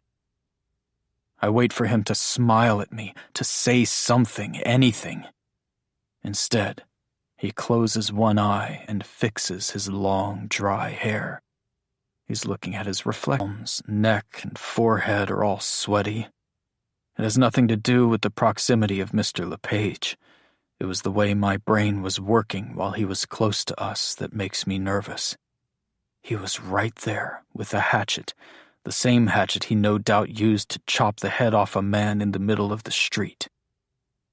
Still, I didn't pull the trigger. I didn't need to, but even if he had seen us and come in, I don't know if I could have. In the moment, I was so sure I would protect Andrew, but the more I thought about it, the more I realized I wouldn't even be able to shoot a drunk dude with an axe. I could have tried to reason with him first. I could have woken Andrew up, and the two of us, guns drawn, could convince him to leave. Then we could run. Instead, I was scared. Scared of what would happen if I pulled the trigger and killed him. Would I be just as bad as Mr. LePage at that point? I don't know why he killed the man in the street. Perhaps he wandered into town. Maybe he held up Mr. LePage at gunpoint. Maybe Mr. LePage snuck up behind him barefoot and buried the hatchet into the man's back. Mr. LePage had his back to me. If I shot him, it would be the same thing. I'm wide awake now, my body coursing with adrenaline. I let Andrew sleep until 4 a.m, when I finally begin to calm down. I shake him hard, and he wakes. I decide not to tell him about Mr. LePage. The way the man was drinking, he must be passed out by now, and will still be passed out by the time we leave in the morning. There's no need to worry him. Andrew was already terrified seeing the mannequin. This time, when I think of it, I don't smile or laugh. I lie on the sleeping bag and close my eyes. I'm able to drift off into a twilight sleep, waking up every once in a while. Each time the sky outside is a brighter shade of blue. At 7 a.m, I sit up. "Let's get an early start today," I say when Andrew looks over to me. "You sure?" "Yeah. This place creeps me out." Andrew. Our first day out of Maley, we walk 15 miles. Part of it is due to the storm cooling everything down. The other part is Jamie. It's like he's in a rush. It might have to do with the heat, or maybe he wants to get as far as we can as fast as we can while it isn't oppressive, not realizing the farther south we get, the more nervous I am. On the second day, I ask if he wants to stop in the next town to look around for bikes. He says no. He likes the walk, and we're making good time. But he means to Reagan National. Alexandria is about 182 miles from Jamie's cabin. Then the airport is only 10 miles from Alexandria. So if we walk at the pace we went yesterday, we could make it in a little less than 3 weeks, which would be the beginning of June. We'd be cutting it close, but as long as we keep moving, we should make it by June 10th. We actually do manage to keep the pace. Jamie doesn't want to stop in most of the towns, and we begin sleeping under trucks on the abandoned highway. We open one truck to discover it's half full of a supermarket food delivery, including bottled water. "This must be one of those pirate trucks," Jamie says. I heard about them too. People would rent trucks and either purchase or steal massive quantities of supplies to sell at a premium on the street. The truck is black and nondescript, but there's white paint splashed across the side in an almost perfect square, blocking out some kind of writing beneath it in red spray paint. But only 3 corners of the phrase are visible under the white splatter. Supermarkets had more staples: dairy, bread, canned goods, then fresh vegetables or meat before the shipping chain started to break down link by link. When they shut down the borders, most of the veggies stopped coming, and everyone switched to canned and frozen. Then slowly the frozen foods vanished too. The last time I went to the store with my dad, most of the shelves had been picked clean, and they didn't bother to restock them because they knew the shelves would be barren again as soon as the doors opened. Instead, boxes had been cut open and stacked on dollies for us to pick through. We waited in line with our masks, and they let us in 6 at a time. And of course, the new policy was, you touch, you buy. But Jamie and I touch whatever we want in the truck. checking expiration dates and looking for bulges in the cans. After we stock up on what we can carry, we close the door behind us because Jamie's afraid rodents will somehow get in.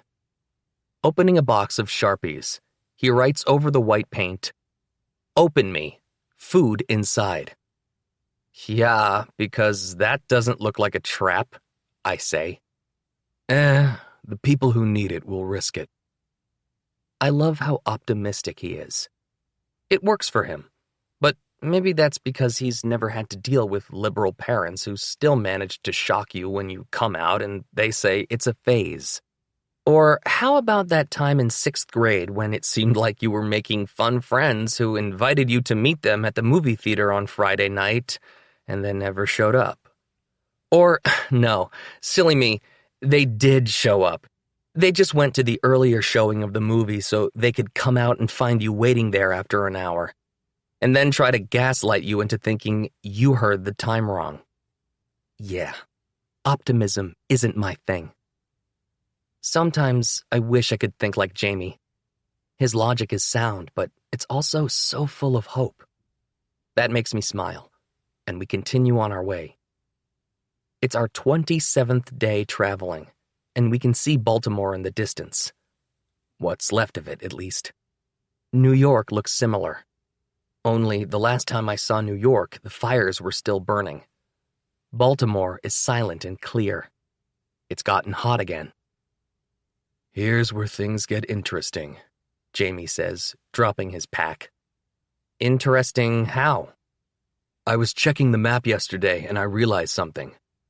He reaches into his pack and takes out the road atlas I nabbed from a Connecticut bookstore. "All the major highways into or around Baltimore are tunnels. There's the Fort McHenry Tunnel, which follows 95. All right, so what's the other one, and how far out of the way does it go?" We are getting close to Alexandria, but it's May 29th. The first half of our trip was bogged down by my hobbling, so we only have 11 days to get to the Fosters, or we risk them not even being there. If they're still alive. Jamie points at the atlas. "It doesn't really take us out of the way. It's the Baltimore Harbor Tunnel. But I want to suggest getting off here, at Route 40. His finger moves to the intersection of the highway and the tunnel. "Then follow it over here to where it meets up with 695, and follow that back down to I-95. But that's going right through Baltimore. We said we wanted to avoid the major cities." "Yeah, but I'm a little concerned about the tunnels. We don't know what kind of state they're in. They could have collapsed from disrepair, or they could be filled with bodies." My mind starts running. What if the city is a mess? What if there are people there?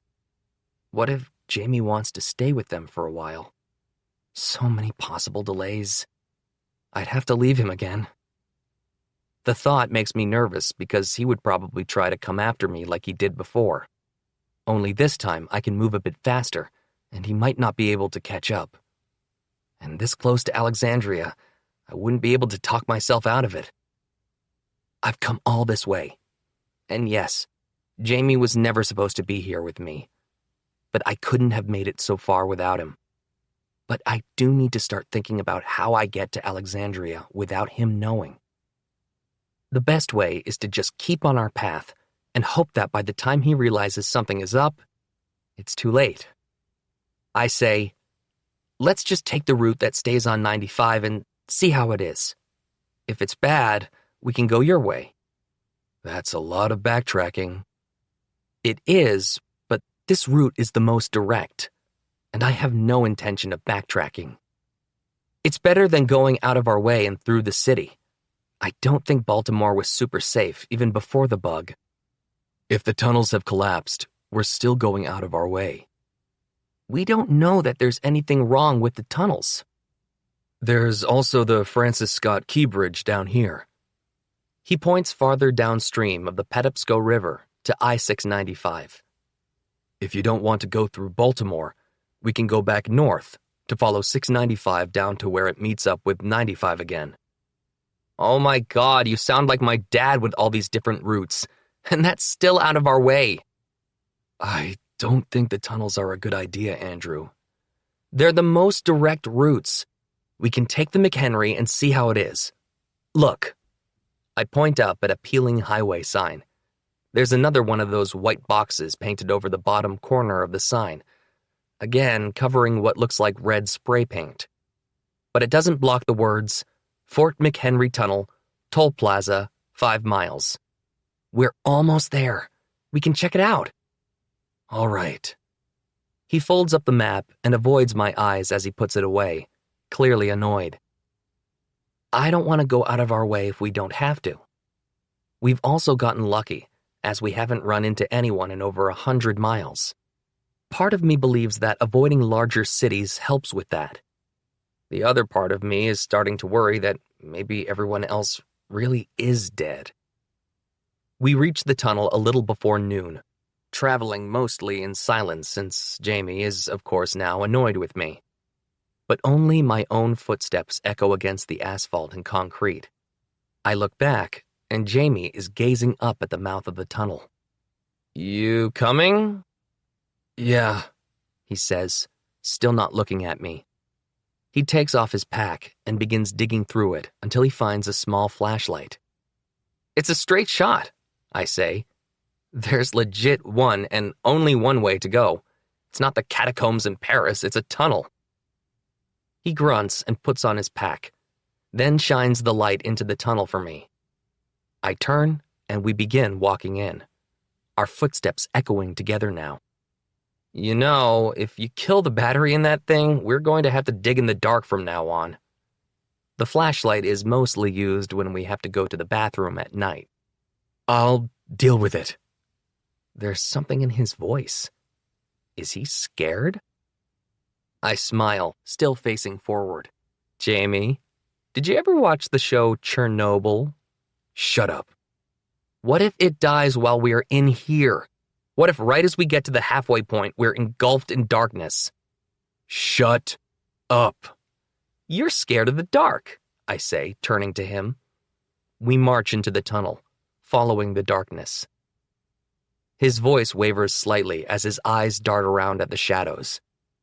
You're scared of mannequins. What's your point? I can't believe this. Big bad survivalist Jamie is as scared of the dark. Did you have a nightlight as a kid? Yes, well into high school. Oh my fucking God. Is that adorable or are my standards apocalyptically lowered? I'm not scared of the dark, he says, clearly lying. I'm scared of the tunnel. What's it gonna do? Bite you? Collapse. He's pointing the light at the ceiling, looking for cracks. Right, because a flashlight is going to Ah! I let out a cry as something cold and wet touches my ankle and floods my shoe. What? Jamie jumps, and there's fear in his voice. The light moves over the tunnel quickly, and I see the water. The tunnel's flooded up to my ankles. Great, I say, lifting my foot out of the water, even though this accomplishes nothing. I set it back down and continue walking. Wait, stop. Jamie, it's not collapsed. I turn and take the flashlight from him, pointing it farther ahead. It fades into the blackness as the tunnel curves ahead, but I can see the ceiling of the tunnel reflecting off the surface of the water below.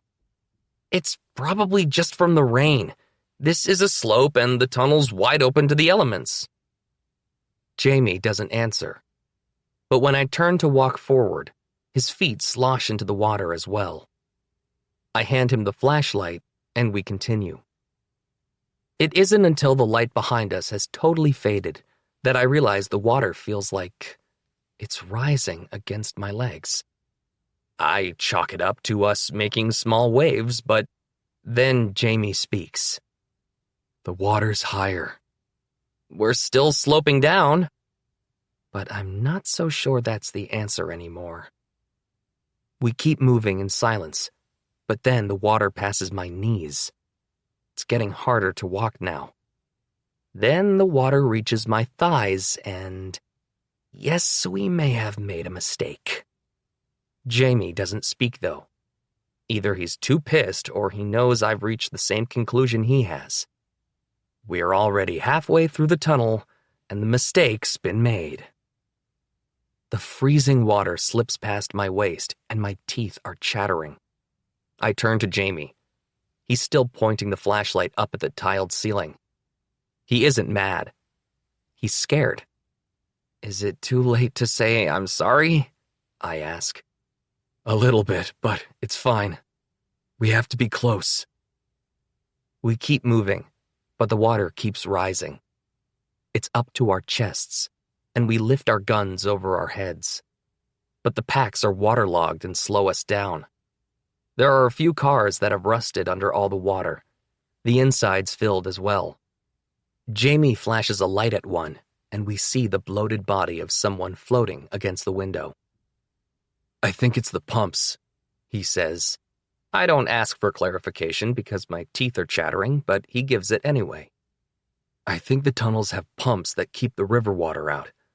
There was a hurricane that hit New York, and the subways flooded because the water couldn't be pumped out fast enough. See? I told you it didn't collapse, and here you were worried this would be more difficult for us. Boy, is my face red. Looks a little blue. I smile at him, but then see that the flashlight is dimmer. Hey, Jamie, remember that joke I said earlier about the flashlight running out of batteries? Yeah, it wasn't funny. It's even less funny while it's happening. Jamie looks into the flashlight. All right, can we move a little faster? I nod and we keep moving. The water's almost to our necks. At this point, we can practically swim. Don't let it get in your mouth or eyes, Jamie says. The light is getting dimmer. What if the water gets higher?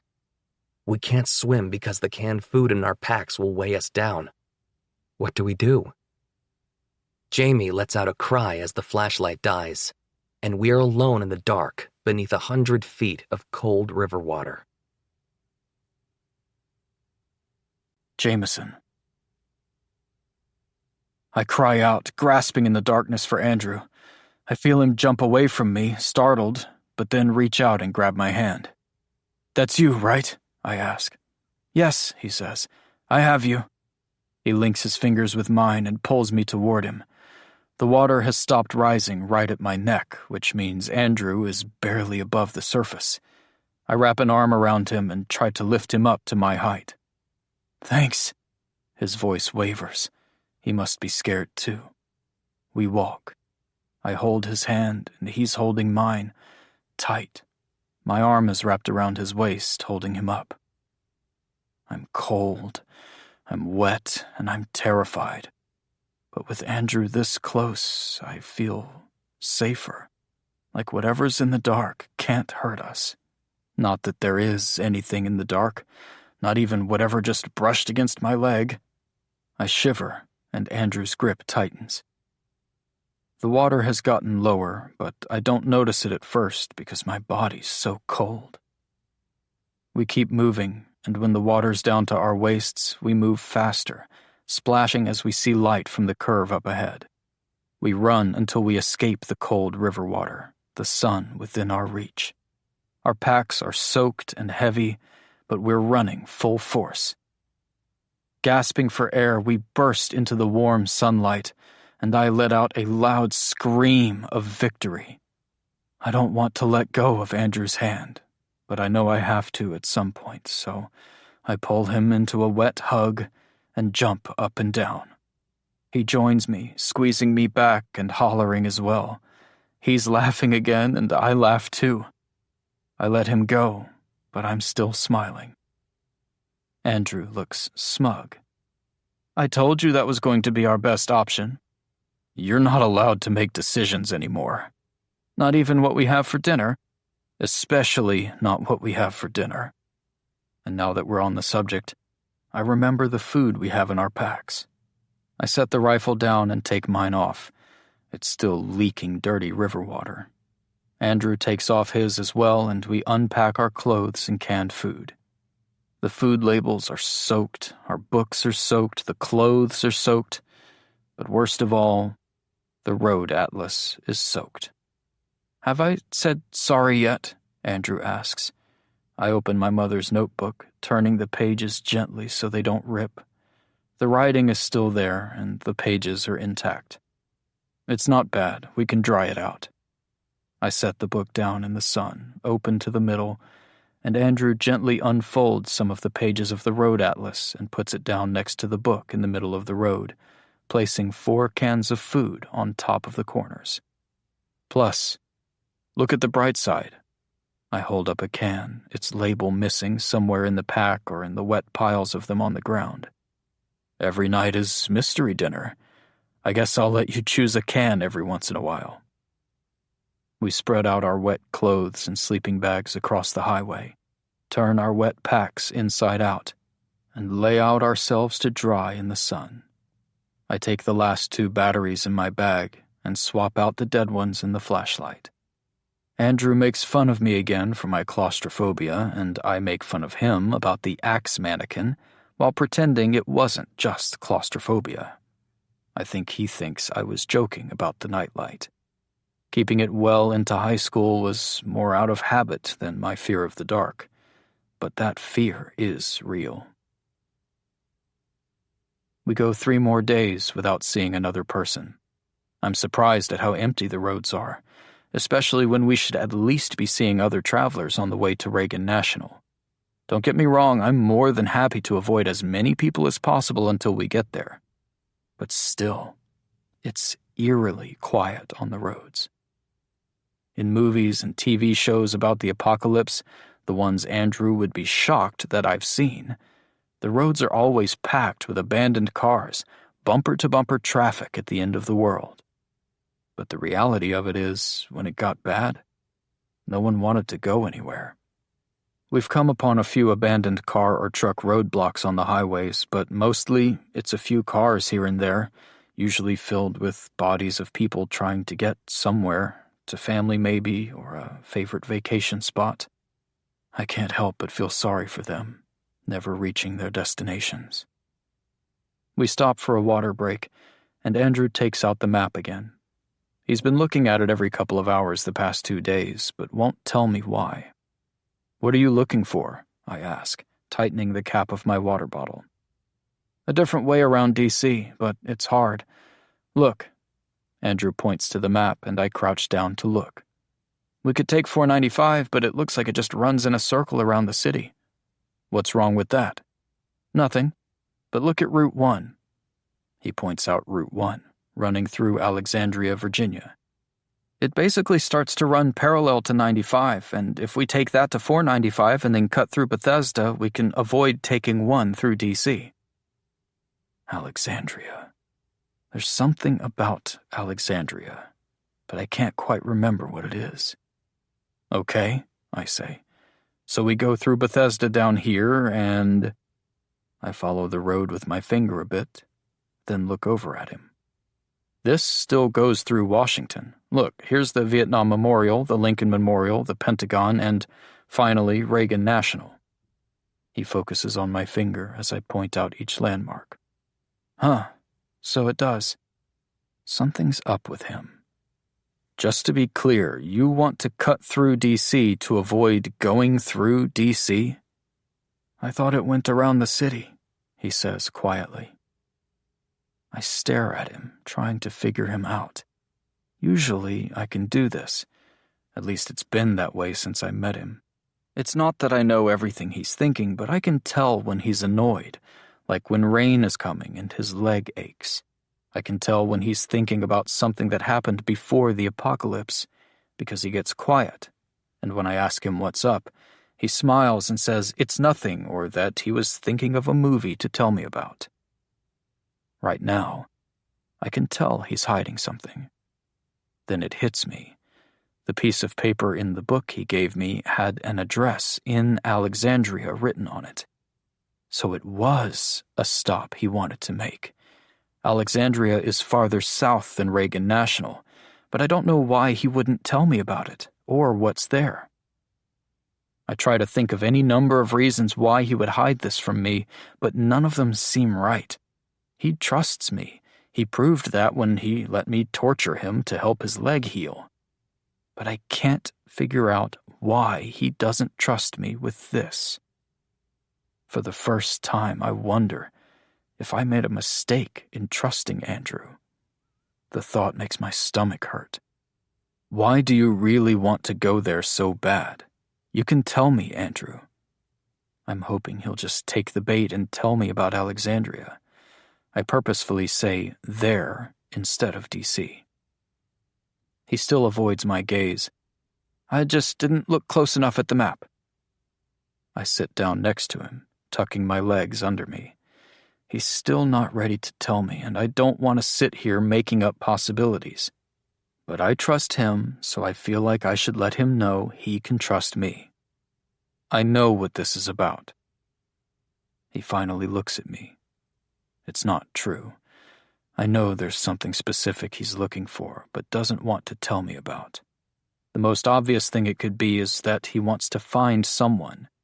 Andrew wants to be optimistic about something, but everything that's happened in his life doesn't let him. This is based on the limited understanding I have of his life, pre-apocalypse. His parents were strict and didn't necessarily approve of who he was. He didn't have someone like my mom who was spiritual, not religious, who believed that what you put out into the universe, you got back. Andrew wants hope, but he can't let himself hope. I understand that you want to find people, I say. Something changes in his face and it looks like he's going to interrupt me, so I talk fast. If you want to go looking for someone, I think we should do it. My instincts, that ever-growing pit of fire in my stomach, tell me that going out of our way is wrong. But I do trust him, whether I should or not.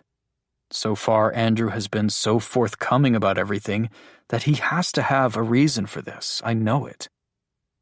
I try to give him a friendly smile, but he doesn't smile back. I stand and hold out a hand to help him up. We'll take his way through Alexandria to find whoever he needs to find, and I won't stand in his way. Maybe it's my own optimism taking advantage of me, but I think he'll tell me eventually. We take 495 around D.C. and exit onto Route 355 into Bethesda. The small town looks worse than Baltimore did from afar. The shops are looted, cars are burned, trash and leaves blow in the hot and humid breeze. The bodies littering the ground are much older than the decapitated one in Melee. At least none of them outwardly look like they died from acts of violence. If they were flu victims, they were the Walking Dead kind. The ones who refused to rest and stay indoors, deliriously walking through the streets while fever cooked their brains and mucus drowned them. The stay-at-home orders came too late, sometime in early September after the vice president was sworn in. Most people didn't need the stay-at-home order. They had been staying in since July. But there were still a few, like the 8 or so bodies in downtown Bethesda, who decided to press their luck. By the time the government tried to institute a full-on lockdown like a few European countries, the National Guard had already lost most of their ranks, so there was no one to uphold it. Everything had happened either too slowly or too late. Andrew's been quiet for too long, which always makes me nervous. I like it better when he talks, even if I just listen. I point to the broken front window of a Banana Republic. Should we replenish these rags? Come on now, Jamie, you know the last fashions shipped out were for the fall line. Do you want to wear chinos and button-down plaid in 103-degree heat? Sounds hot. Get it? He rolls his eyes, but I see him smirk. I think it's my turn to retch at your bad joke. He retches. Because your jokes are the height of humor. Oh, I know. I mean, you should be paying me. My jokes are so good. He nudges me and smiles, and something flutters in my chest. I don't have time to enjoy the fluttering or even think about what it could mean, because someone speaks from behind us. If you two stopped joking around, you could hear an old lady sneak up on you. We turn, and there's a shotgun pointing at Andrew's face. Andrew. Jamie raises his gun, and the shotgun barrel moves over to point at him. "Don't," the gruff voice says. The woman holding the shotgun has to be in her late 60s or early 70s. She looks like she could be a cousin to B. Arthur, and sounds like she's smoked a pack a day since 1967. She's white and skinny, with short, curly white hair, and she's wearing a brown vest, a loose white button-down, and jeans. Jamie puts up his hand and places the rifle on the ground in front of her, and I follow his lead. "Good boys," she says, the wrinkles deepening around her eyes as she smiles. She lowers the gun, but not enough for me to stop worrying about where she might shoot us. "Now let's start with what you're doing here. I haven't seen either of you two around town before." "We aren't from here," Jamie says. "I already know that part if you were paying attention. I asked what you were doing here." "Just passing through," I say. "From where?" "Philadelphia," says Jamie. "Connecticut," I say. "Which is it, Philly or Connecticut?" "Both," I say before Jamie speaks. "I met him outside Philly on my way down from Connecticut." I decide to be proactive and keep talking. "We're heading to Reagan Airport. Have you heard?" She nods. "Help from Europe?" "Have you been there?" Jamie asks. "To Europe? Nah, never made it." Jamie opens his mouth to correct her, but she waves at him. "I'm kidding. No, heard about it and seen the graffiti, but all sounds like bullshit to me. Reagan's southeast. You're a little ways off. What made you come through here?" she asks. "We wanted to pass through D.C. to see if there's anything left, in case Reagan was a bust," Jamie says. She frowns and lowers her gun farther. We both slowly put our hands down. She lets out a low grunt that turns into a hacking cough. We flinch, and she holds up her hand to us and spits on the ground behind her. "Don't worry. I've had this cough since 1982. It's not the superflu. It's the smoking, which sadly I can't do anymore. Unless you boys managed to find any cigarettes along the way for your new friend Henry?" We shake our heads and I say, "No, sorry." Just as well. Pick up your guns, come on. It's getting late anyway. You boys can stay the night." She waves her hands at our weapons and starts walking away from us. Actually," Jamie starts, but Henry interrupts him. "It wasn't a question. Come on, it's not safe after sundown." She turns to us smiling. "There's beasts roaming the streets at night." She lets out a chuckle that turns into another coughing fit. We follow her to a small boarded-up brick rancher with a 5-foot high iron fence around it. Brick pillars stand along the fence every 5 feet or so with concrete globes on top.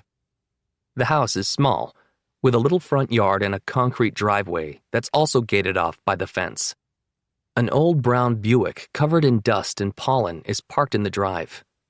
A grease stain runs out from under it.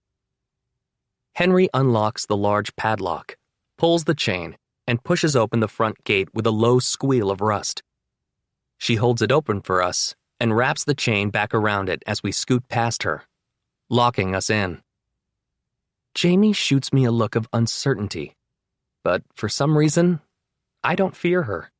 It isn't because she's old. I know if she wanted to, she could have already shot us on the street. Instead, she invites us back to her home? Sorry, her fortified bunker. She opens the door for us. It's musty and warm, but there's something comforting about it. "Take off your shoes," she says. The carpet is soft, and I flex my toes against it, feeling something other than hard asphalt for the first time in over 4 weeks. The sunlight outside filters around the boards on the window. On the walls hang still-life artwork and old photos. There's a wooden credenza with drawers against the wall in front of us. Gilt-edged frames of different people line the top of it, including a young version of Henry, holding a smiling child in her arms. I don't want to ask her about it, as the rest of the house lies in silence. Drop your packs, get comfortable, sit down. She motions her arms to the living area to our right. Can I get you boys something to drink? I have water and canned juice. Water will be fine, thank you, Jamie says. For me too, thanks. Look at us, both still minding our manners after the apocalypse. She goes into the kitchen area, and I hear her take glasses down and set them on a counter. I think back on that first night with Jamie, how I was so worried about him poisoning me. What if she put something in the water? I whisper. Why would she bring us back here to poison us when she could have just killed us in the street? To save on ammo, most likely. We turn to see Henry standing behind us, holding out 2 glasses of water. Christ, she's quiet. That's twice now she snuck up on us. We take the glasses, and she turns around and walks back into the kitchen. Sit down, I said. We move over to the couch and sit. It's like sitting on a cloud. I let out a sigh as Henry comes back out from the kitchen with an empty glass.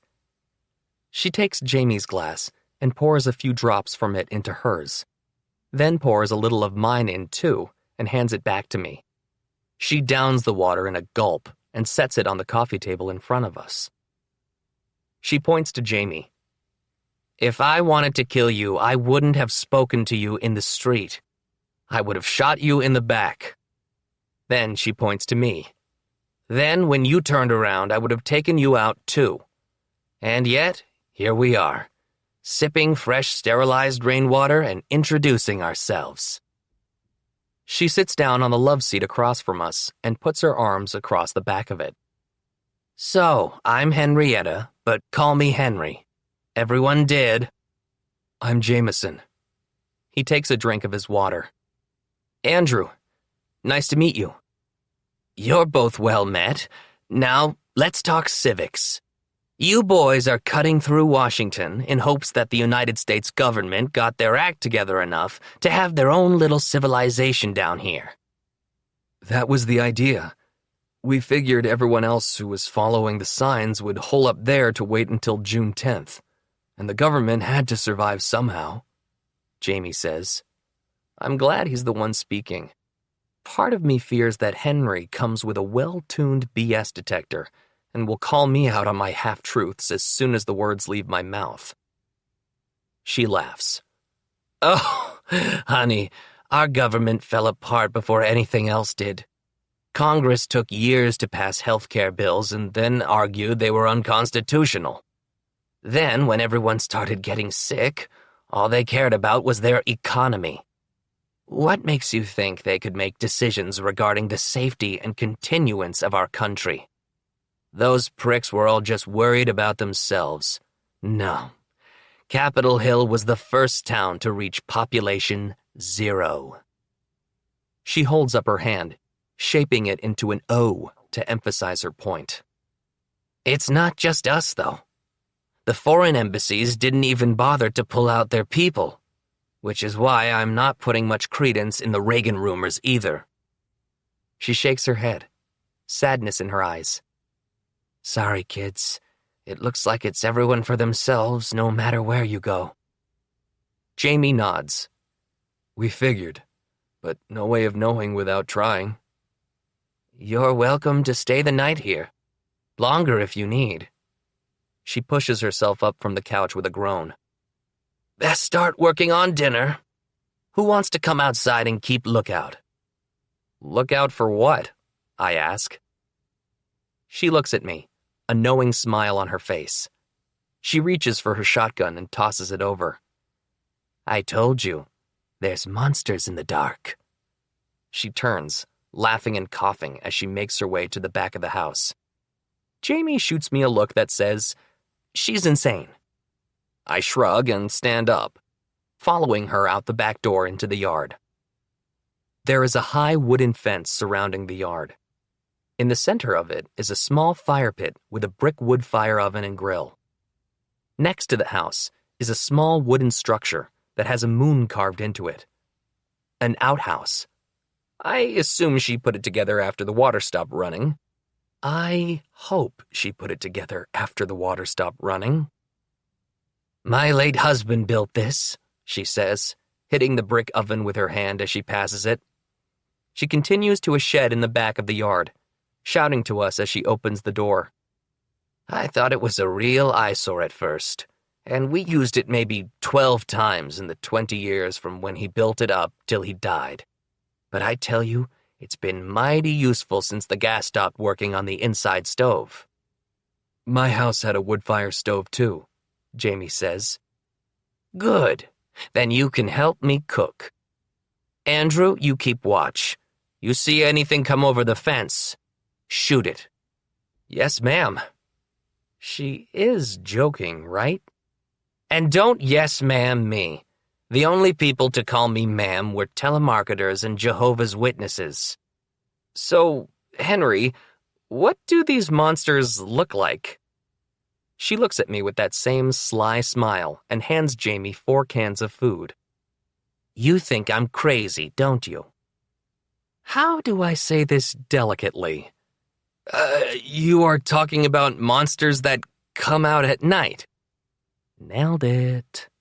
She shakes her head. Just because there's stories about monsters don't mean they don't exist in real life. Especially not nowadays. Got it. Metaphorical monsters, I nod, looking over at the fence. She's talking about people. Howard's crew. Me.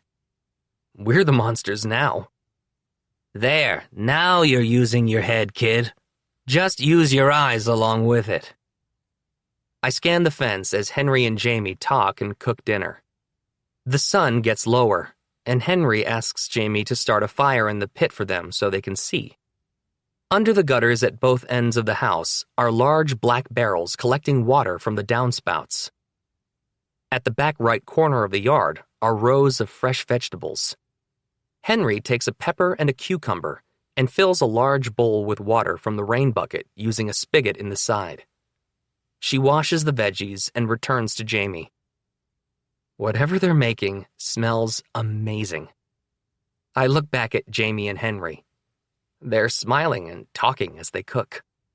The sun has set and I can only see what the flames of the fire pit light up, but Jamie looks like he's happy to be here. A scratching sound comes from the other side of the fence to my right. I whirl around, pointing the shotgun. But almost as suddenly as it started, the noise stops. I hold my breath, listening for the scratch again and hearing only the sound of my racing heart. Maybe it was a tree, a branch blowing in the wind or something. It isn't.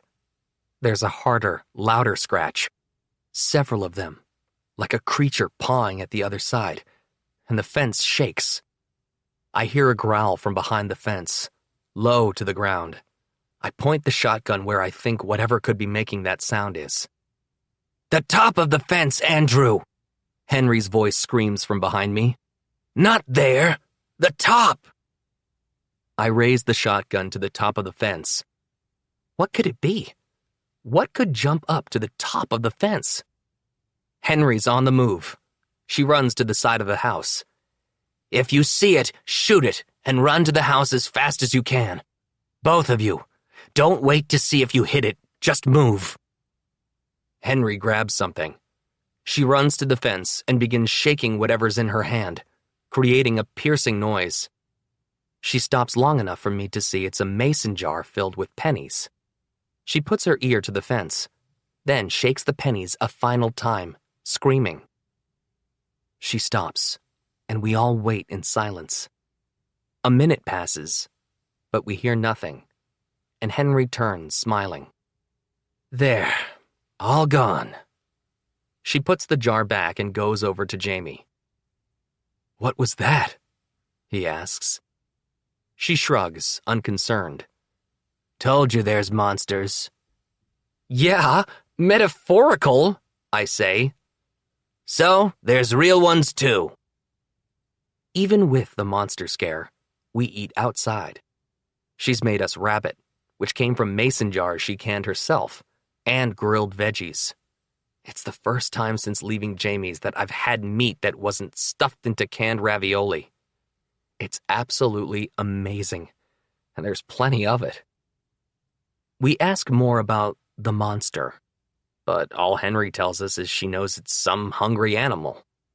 A bigger one came over the fence one night after she had already gone inside to eat, but she never got a chance to see what it was, and never wanted to look. She took to calling it the monster, because that's how big it was. Plus, I feel it adds a touch of whimsy to the apocalypse. It's probably a bear from the state park or a mountain lion from out in the Alleghenies. Coulda swore I saw a boar one day back in the pre-superflu times. After dinner, we go into the living room and light candles. We tell her about our lives, Jamie first, while she sips water and uses a small handheld fan. By the time I'm telling her about Jamie fixing my leg, he's snoring, passed out on his own shoulder. I look over at him and smile. Henry does too. I stand up and pull his torso over onto the couch so his neck isn't strained. I let him sleep as Henry moves over for me. He your boyfriend?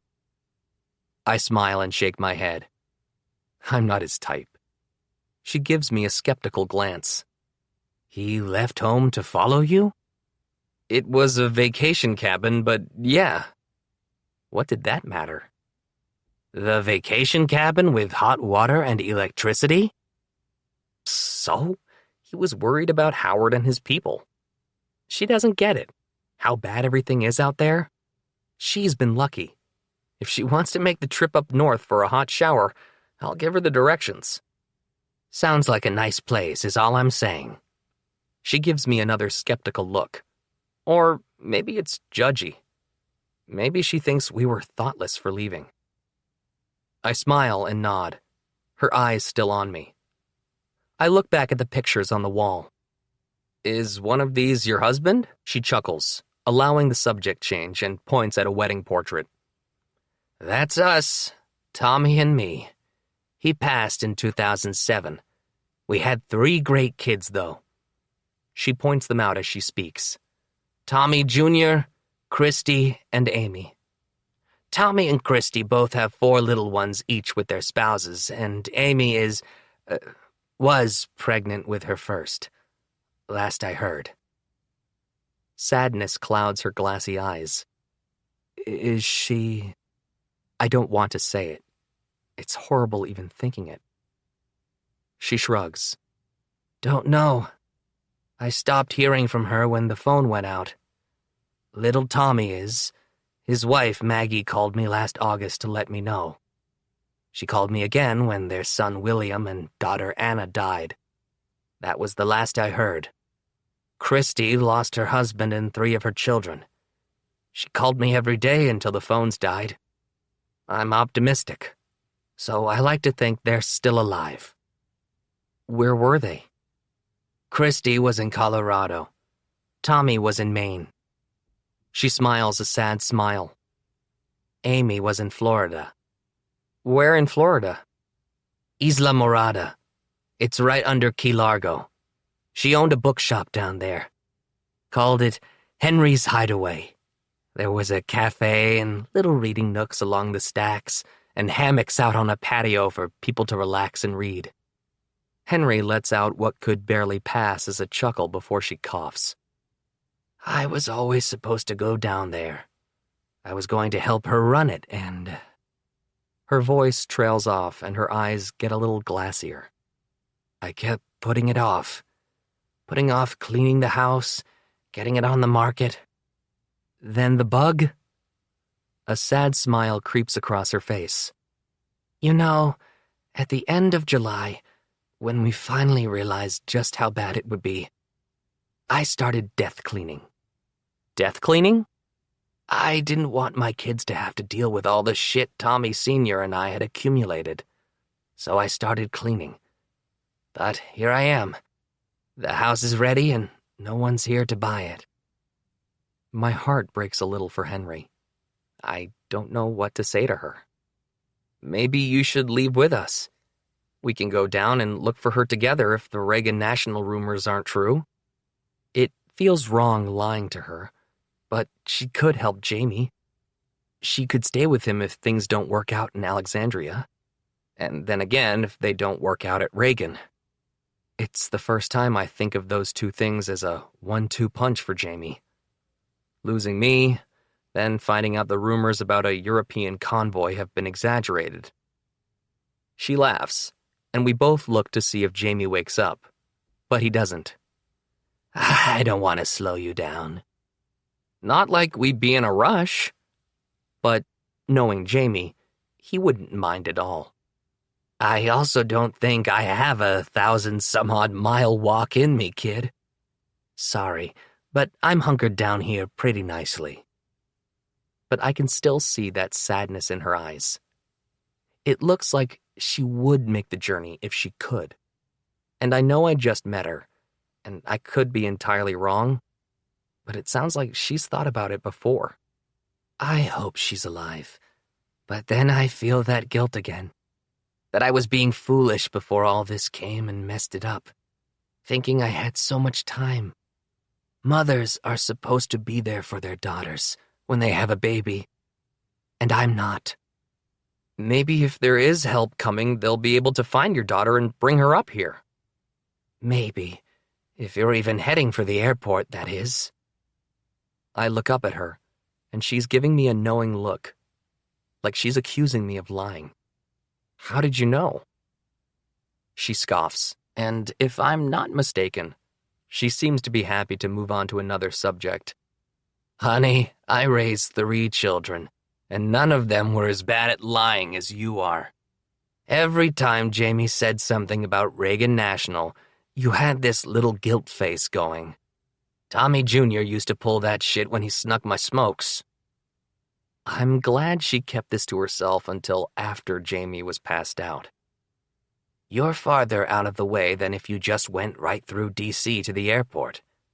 And if you were hoping to be saved by the spankin' new EU, you'd have been there by now and not eating my food.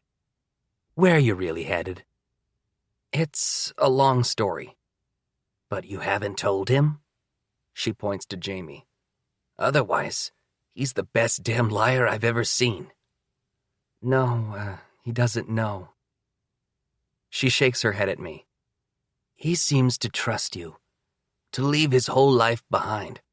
So shouldn't you tell him before he finds out and it kills him? Again, I'm speaking metaphorically here, 'cause after that happens... She shakes her head.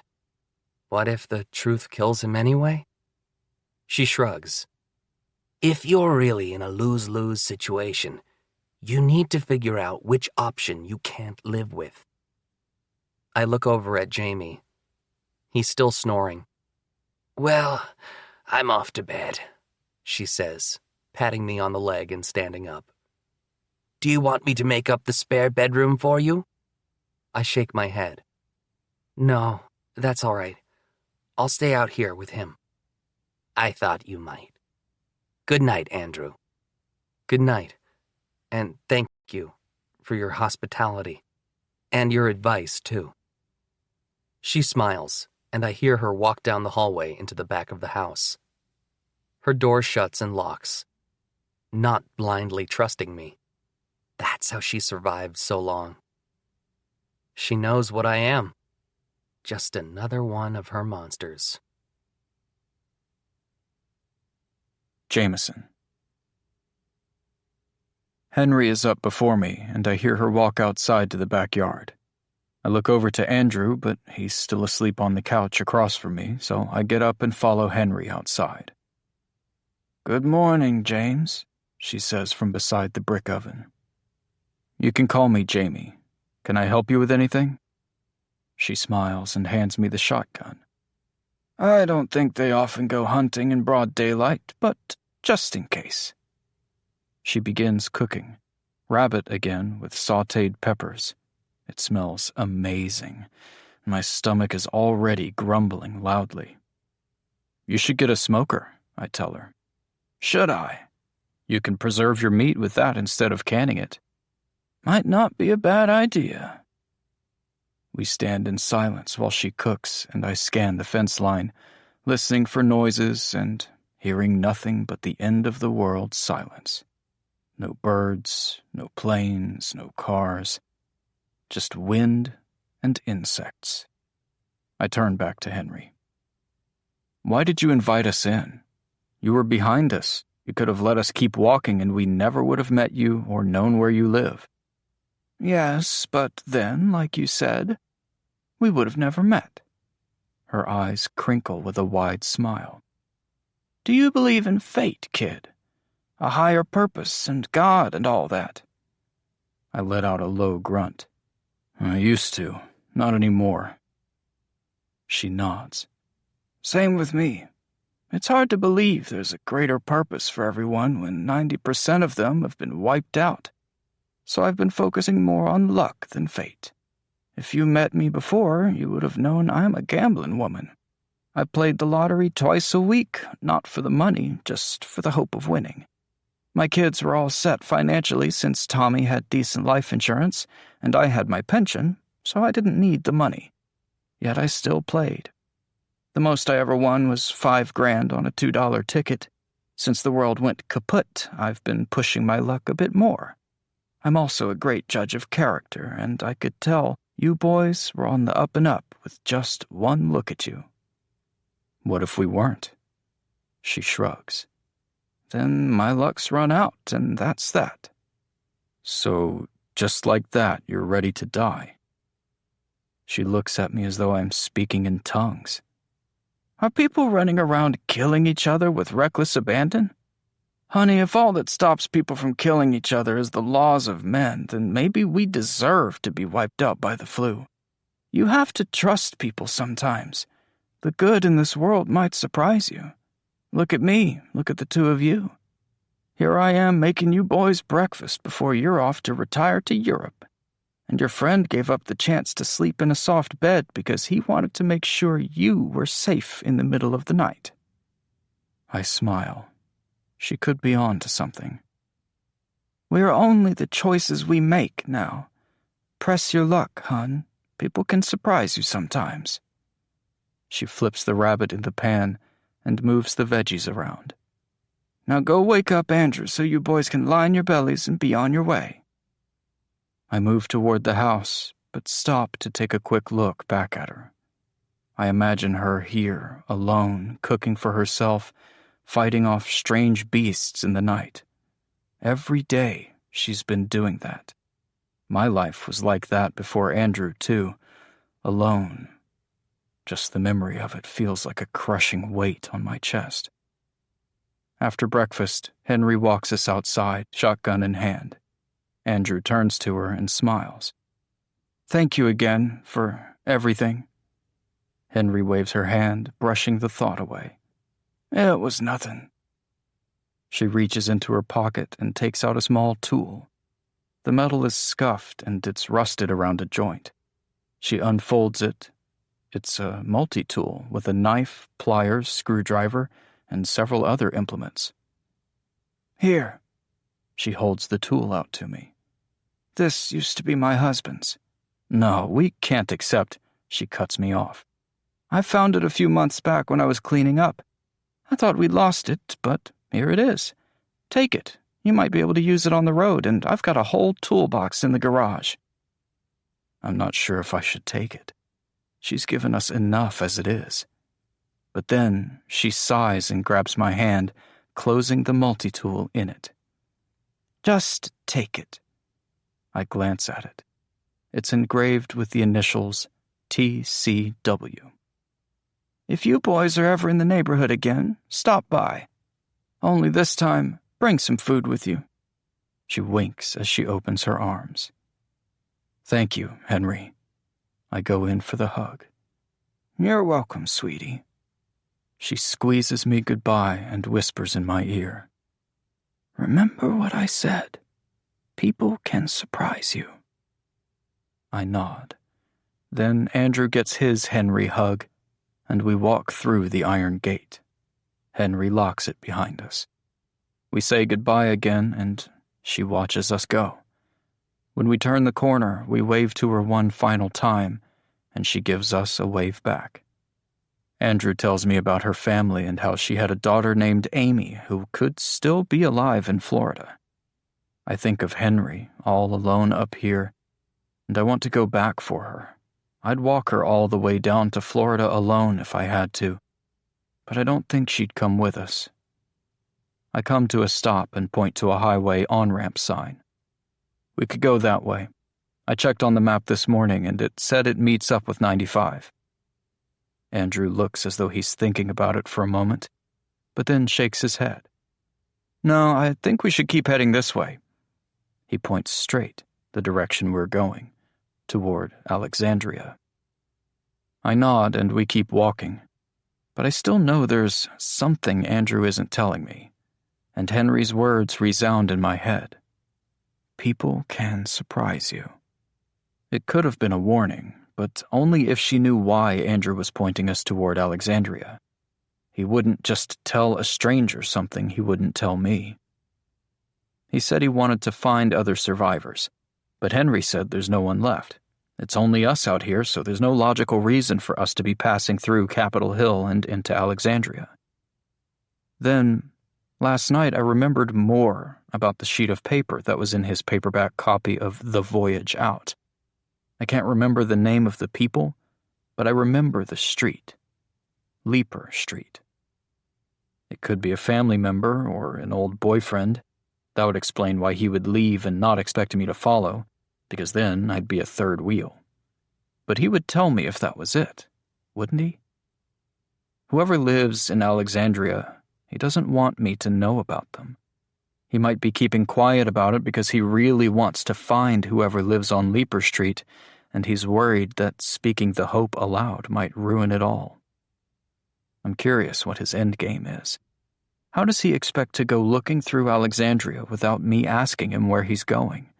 How far do I let us go before I tell him I know something? We turn down Massachusetts Avenue. There's a peeling orange sign warning about a construction zone in a mile, and another that shows a lane closure graphic. The city's silent. Leaves and garbage blowing around in the gutters on the streets. The metal clang of a banner fastener blowing against a streetlight echoes around us. Most of the banners are faded and tattered from the weather. I glance at one. Through the tatters I can make out the printed picture of a panda bear. Something crunches under my foot. I look down. It's bones. Some small mammal, not human. I scan the street. Do you notice anything? I ask Andrew. He looks around. What do you mean? It looks the same as everywhere else does. I grab his arm, stopping him. No, really look. What's missing? He shrugs. I see all the makings of an apocalypse. Abandoned cars, garbage, cracked asphalt with weeds overtaking the street. Mother Nature taking back what's rightfully hers. There are no bodies. He doesn't speak as he looks around, then says, dragging out the word, Yeah. We've seen so many of them over the past few weeks, I didn't even realize they weren't here until I stepped on those. I point a few paces behind us at the animal bones. They're sun-bleached white and completely dry, unlike the people bones we've seen in differing states of decay. Maybe there's someone running around trying to clean up the bodies, Andrew offers. But they decided to leave the garbage? There are food wrappers and newspapers lining the gutters, faded and dried from the sun and weather. Andrew shrugs. Are you really complaining about the cleaning habits of the apocalyptically inclined? I smile, shaking my head and shoving him. All right, keep moving. Yet there's still something strange about all this that I can't quite put my finger on. Clang, clang. Metal meets metal above my head. I glance up. Another banner is waving in the breeze, the broken hook smacking the metal light post. Unlike the panda banner, it's in one piece, and although it's faded, I can read what it says. Smithsonian National Zoological Park. Clang. Right below the words is a picture of a lion, Its mane is large around its head, its mouth open in a ferocious roar. I stop breathing, and my flesh crawls. Henry's monsters. She said they come out at night, the growling, the scratching at her fence. There are no bodies in the street because something's been cleaning up, not someone. I scan the street again, my eyes wide in terror. The birds all died off because the virus transferred from them to us, but the other animals remained immune. The Smithsonian National Zoo is just a few blocks away. The animals could have escaped their enclosure or someone let them out. If we believe Darwin, it means we're right in the middle of the fittest's hunting ground. Clang, clang. Andrew realizes he's 20 or 30 paces in front of me and turns around. What's wrong? I take the rifle from my shoulder and put my finger to my lips. He mouths the word, "What?" as he scans the street. I close the distance between us in a few steps and pull him close, speaking quietly. The animals from the zoo, those are Henry's monsters. The one last night was probably small because she said the first one jumped over the fence. Something like that. I point up at the lion on the banner, and Andrew's eyes go wide. Which means they're still around here. They're hunting as far as Bethesda, so maybe they've moved on from here. But we have to be quick and quiet. Andrew nods. I point ahead to continue down Massachusetts Avenue toward the points of interest signs for DuPont Circle and a few museums and monuments, the clanging of the banner hook following us like the sound of a dinner bell. Andrew takes the gun from his hip, and we walk as quickly as we can, scanning the street around us as we move. There's a small park to our left, trees line the street, and the grass on both sides of us has become overgrown.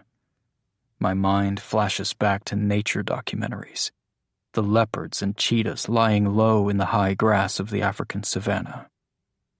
We need to get off this road, I say. Then I see them, yellow eyes watching us from the tree line. I freeze. I lift the rifle scope to my eye and get a close-up look at the lion. He's crouched down low, ready to pounce at any moment. As soon as we run. Andrew, I call after him. He stops, turning to look at me and raising the gun. Oh, God. His voice is barely a whisper. He's watching us. My mouth is dry and sweat soaks my shirt. When I say the word, run as fast as you can. Don't stop no matter what happens. Jamie. His voice is still low. I glance over at him, but he isn't looking at the lion in the trees. He's looking behind me. I turn my head slowly. I don't know how long she's been following us, but there she is, a large, muscular lioness walking toward us. I turn back to the male lion in the trees. He isn't hunting. He's watching. Andrew, I call out, not bothering to keep my voice quiet anymore. Run! I don't watch to see if he is listening. Instead, I whirl around on the lioness that's just 30 feet from me. I see her through my scope, and this time, for the first time, I have no trouble pulling the trigger. The lioness charges at me as red explodes from her right shoulder. She howls in pain and probably anger. I pull the bolt, dropping the rifle shell from the chamber and replacing it with a new one. The trees rustle as the male charges from the tree line. I whirl around on him and pull the trigger on the rifle again. I miss him and hit the ground, but he jerks back. Growing up in captivity, he knows what I am. And while he's probably never seen a rifle, he isn't dumb.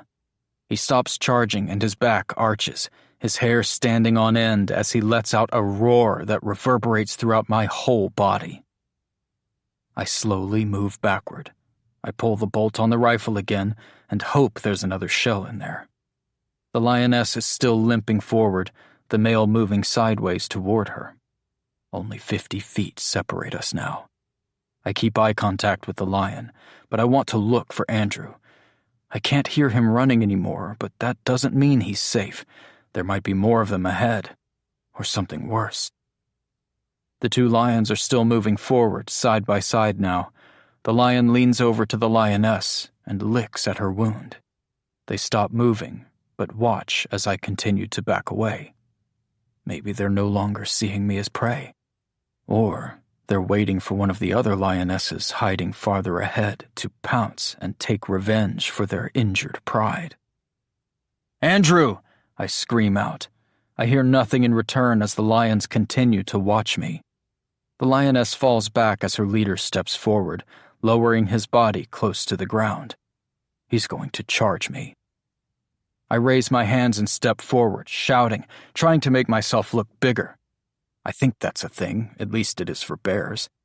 Undeterred, the lion steps forward again with his large paw. Maybe only for bears.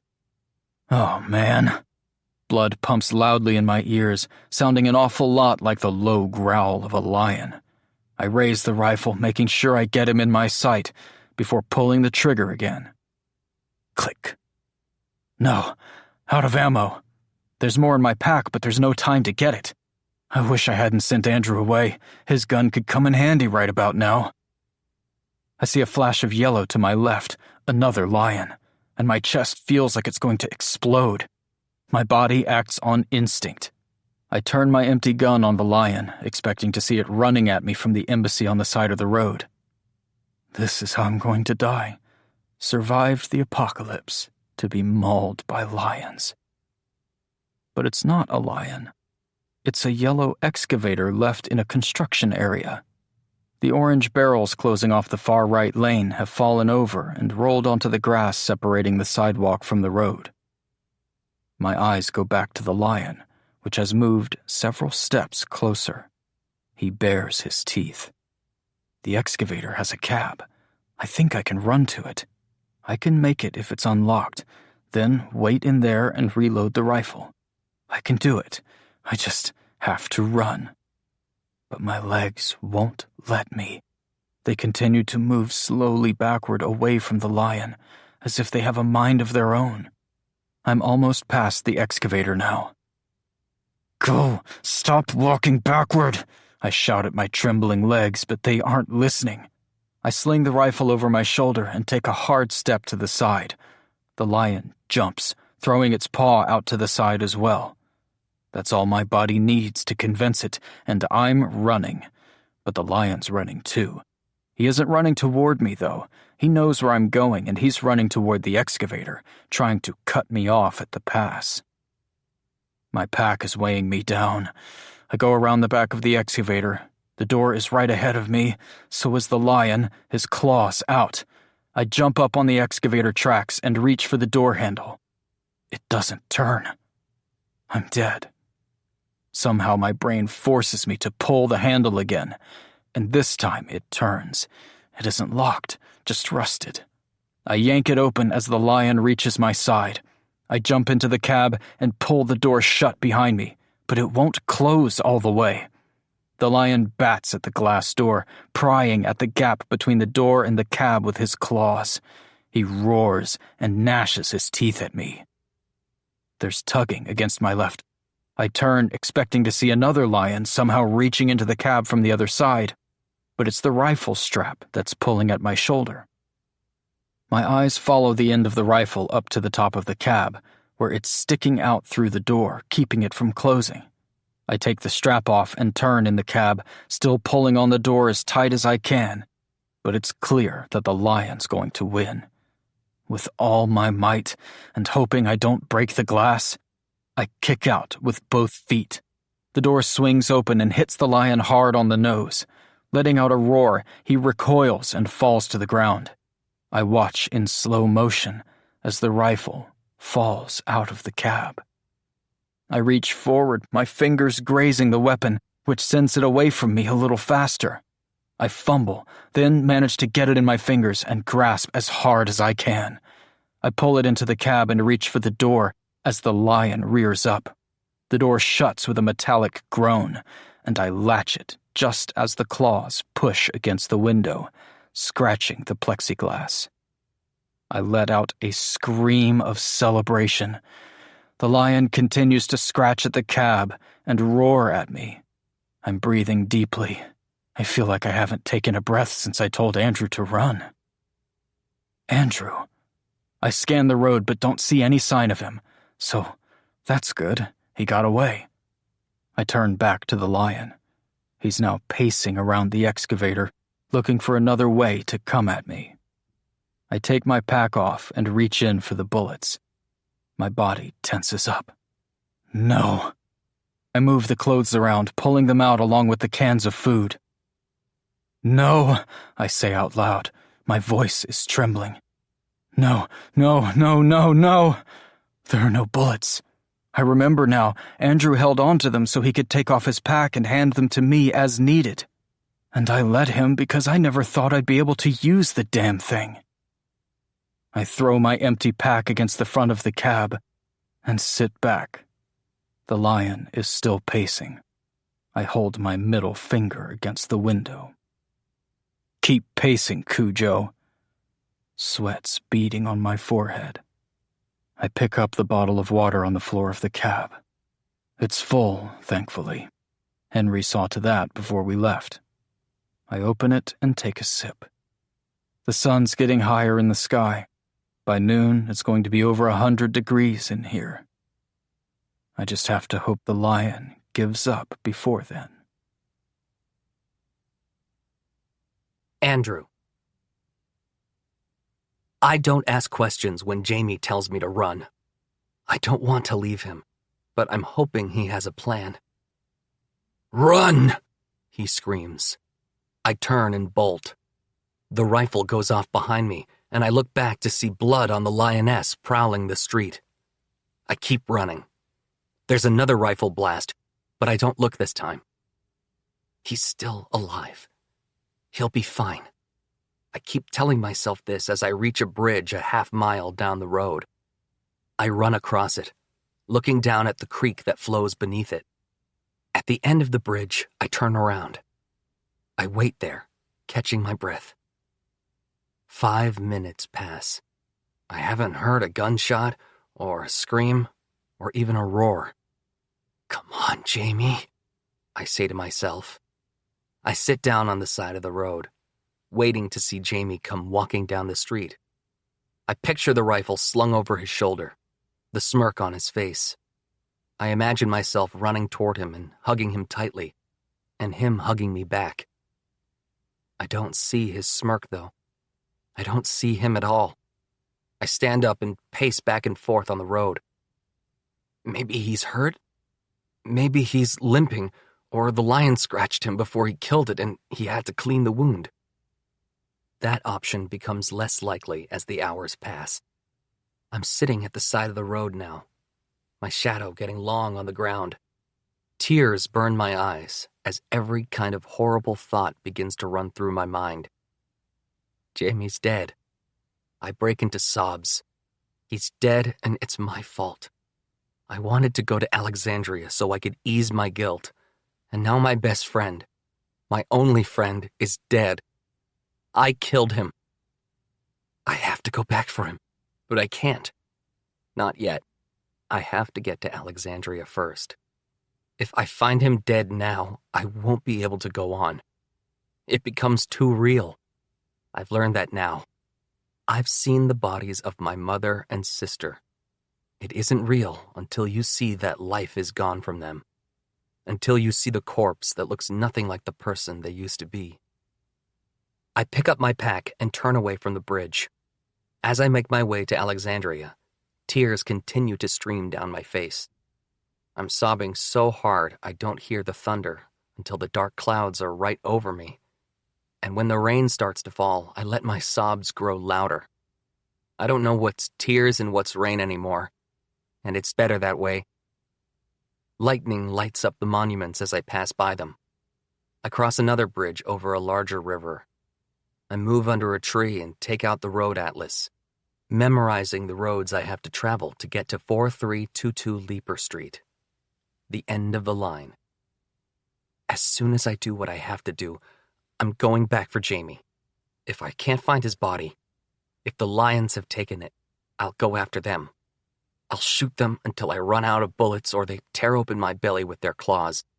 But I'll save one bullet, just in case. The sky gets progressively darker as the afternoon grows late, and the rain isn't letting up. Alexandria is just as empty and dead as D.C., as the rest of the world. I know the animals that escaped from the Smithsonian haven't gotten this far, because there are leathery bodies along the ground. I stop at a house that has a front porch. Taking off my pack, I sit in a dusty chair and open one of the mystery cans of food. Stewed tomatoes. I put a forkful in my mouth and swallow without tasting it. Then I look at the red pulp at the end of my fork, and my mind immediately jumps to Jamie, being ripped apart by lions. My stomach churns, and, tasting the bile in my throat, I jump up and run to the edge of the porch, ready to throw up. But nothing comes. I put the can on the porch railing and sit back down, waiting for something to happen. Anything. I sit longer than I should. The rain begins to slow, and the sun is setting somewhere behind the clouds. It's getting dark quickly now. I've completely lost track of time. I have to get up if I hope to see the street signs and house numbers, but my body won't let me move. I'm too weak. Worse than when I broke my leg. I'm alone again. I don't want to feel like this anymore. I wipe the tears from my eyes and put my pack on my shoulders. Leaper Street is ahead. My hand goes for my gun instinctively as I round the corner. There's someone on the road ahead of me. It's hard to see in the dark, but it looks like a man, and I can tell that he's armed. I take my hand away from the gun. Let him shoot me or kill me if he has to. I'm ready to give up. If after all of this, trying to do the right thing, I still lose Jamie, it's not fair. Maybe it's Mark Foster. The universe is just bitchy enough that it's possible. I come all this way to tell him what happened to his parents, and he shoots and kills me in the middle of the street before I can even do so. His parents' death remains a mystery. The rain has stopped now. My teeth are chattering. I don't walk quietly. In fact, I make as much noise as I can walking down the street. The man turns and speaks. "Why are you walking like an elephant?" he asks. My heart leaps into my chest. I can't feel anything, but I'm moving, running as fast as I can. The closer I get, the better I recognize him. His jawline, his arms, his legs, the way his chest is out, the way he stands with his shoulders back. I run into him and I pull him into a hug so tight it might kill us both. Jamie lets out a low oof and begins to laugh. That laugh. The laugh that fills me with warmth and hope. I'm crying so hard, I don't think he can hear what I'm saying. "I thought you were dead. I waited so long and you didn't come, and I thought you were dead." "I can't breathe," he says, but he's laughing. His hands pat my sides, and I realize I'm squeezing him around his arms. He's also wet from the rain. I loosen my grip and step back. I can see his smile in the darkening twilight, and I can't stop myself. He opens his arms as he sees me coming in for another hug. He laughs, and I smile through my tears, resting my head against his wet chest. He may feel awkward, but I don't care at this point. He's alive, and he's here. I pull him close. I don't want to not feel him against me ever again. He doesn't even pull away. He's here. He's really here. It's me who pulls away first, but I still have my arms around him when I ask, "But how did you get here?" "Did you see the construction site next to the road?" "Vaguely. I remember an orange barrel or some yellow tape, but that's it." I nod anyway. "There was an excavator.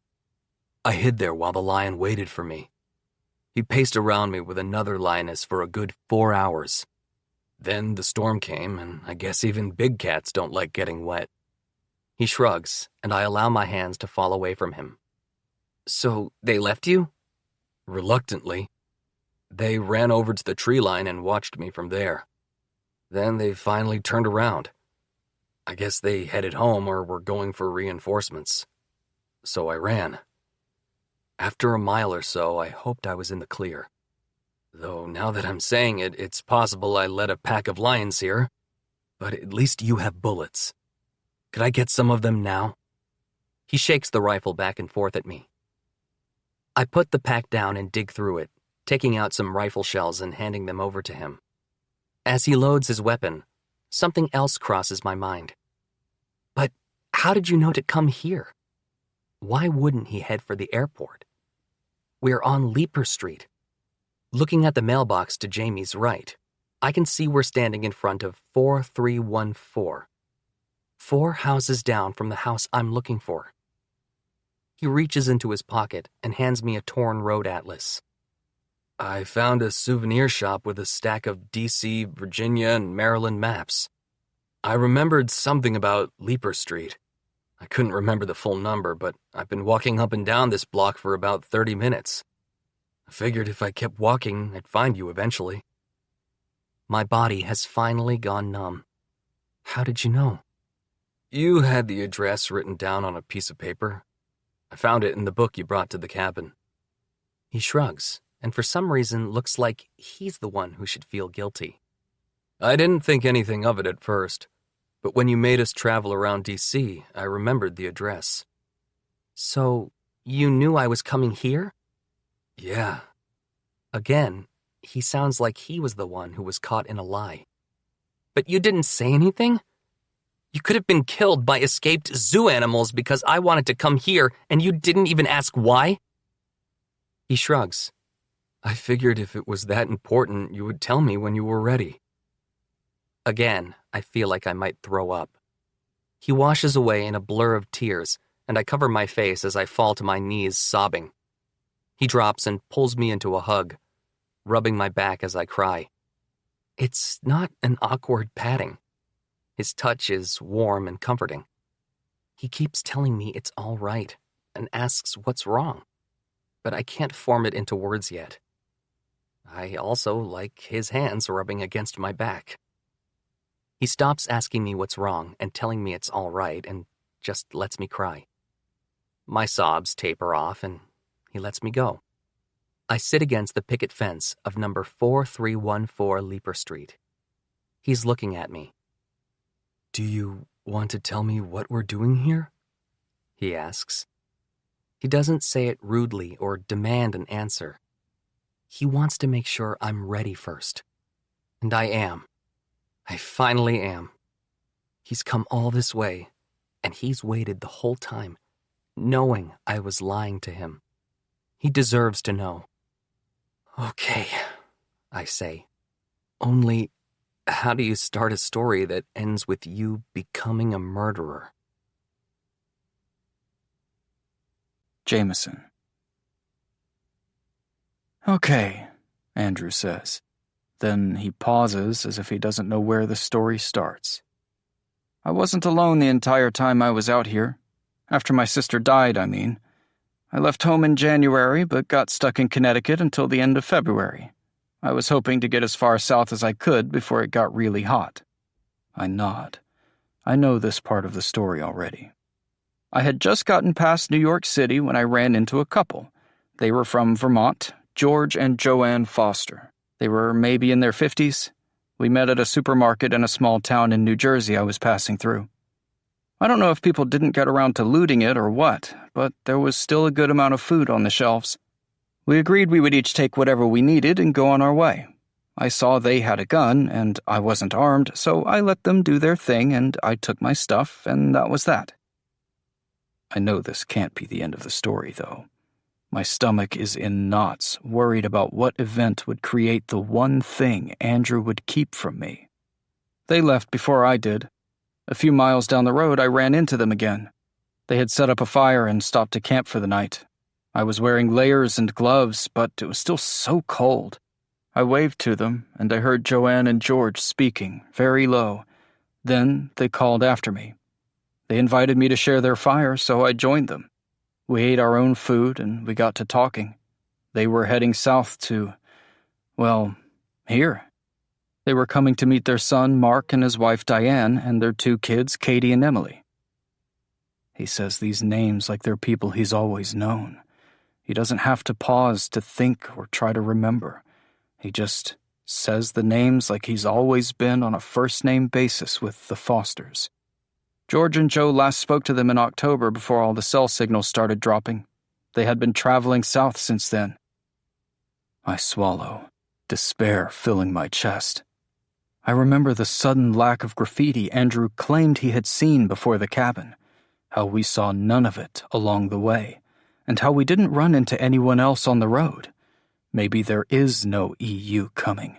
He made it all up as an excuse because he didn't want to tell me the truth. Whatever the truth is, I need to know this first. June 10th, I say. There's nothing happening on June 10th, is there? You just needed to give me a reason why we were coming here. Their daughter-in-law, Diane, she worked for a German pharmaceutical company.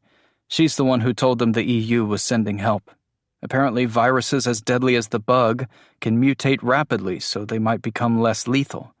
The EU were waiting until the virus burned itself out in America before they showed up. Last time Joanne talked to Mark and Diane, they said June 10th was the day. So he wasn't lying. But I still don't understand the secrecy. Maybe he knew the Fosters weren't going to let me come along. But that thought, that he would ditch me, threatens to rip a hole through my chest, so I push it aside. Anyway, they got stuck in Connecticut for a while, like me. As I said, the winter was bad. We got a lot of snow. I told them about my family and my plan to go south to avoid the winter again. I didn't tell them I was also looking for other people. I figured I would wait for that, maybe see if they'd invite me to hang in Germany with them.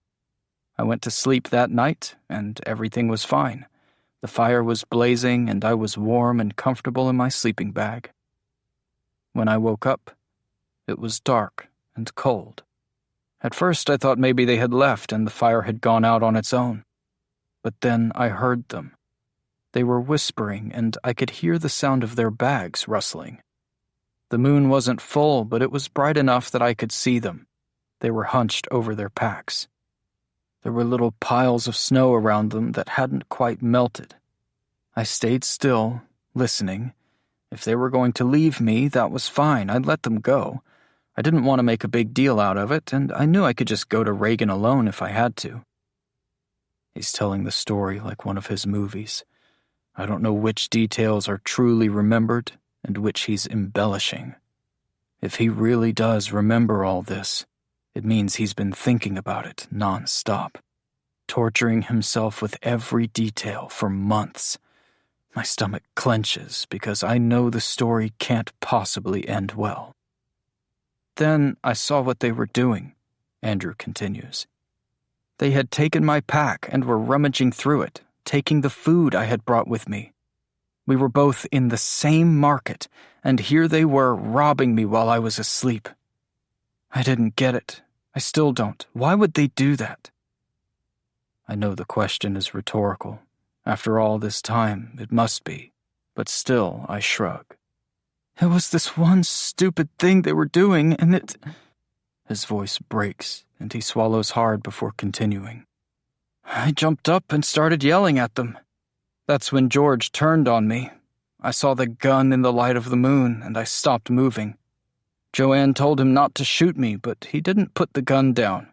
He told me to turn around and walk straight into the woods at the edge of the road. I put my hands up, but didn't move. Andrew stops talking, but I feel like I already know where this story is going. It's like watching a train chugging along to a broken part of track. I know it's going to derail, that the bad part's coming, but I can't do anything about it. It's already happened to him. He's already lived through this. I could ask him to stop, tell him he doesn't have to say any more.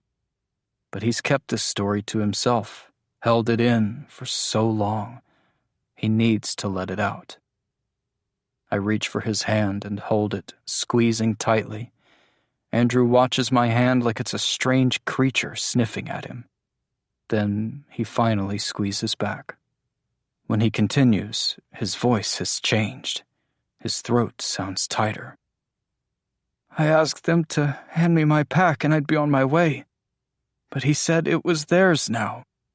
It all happened so fast after that.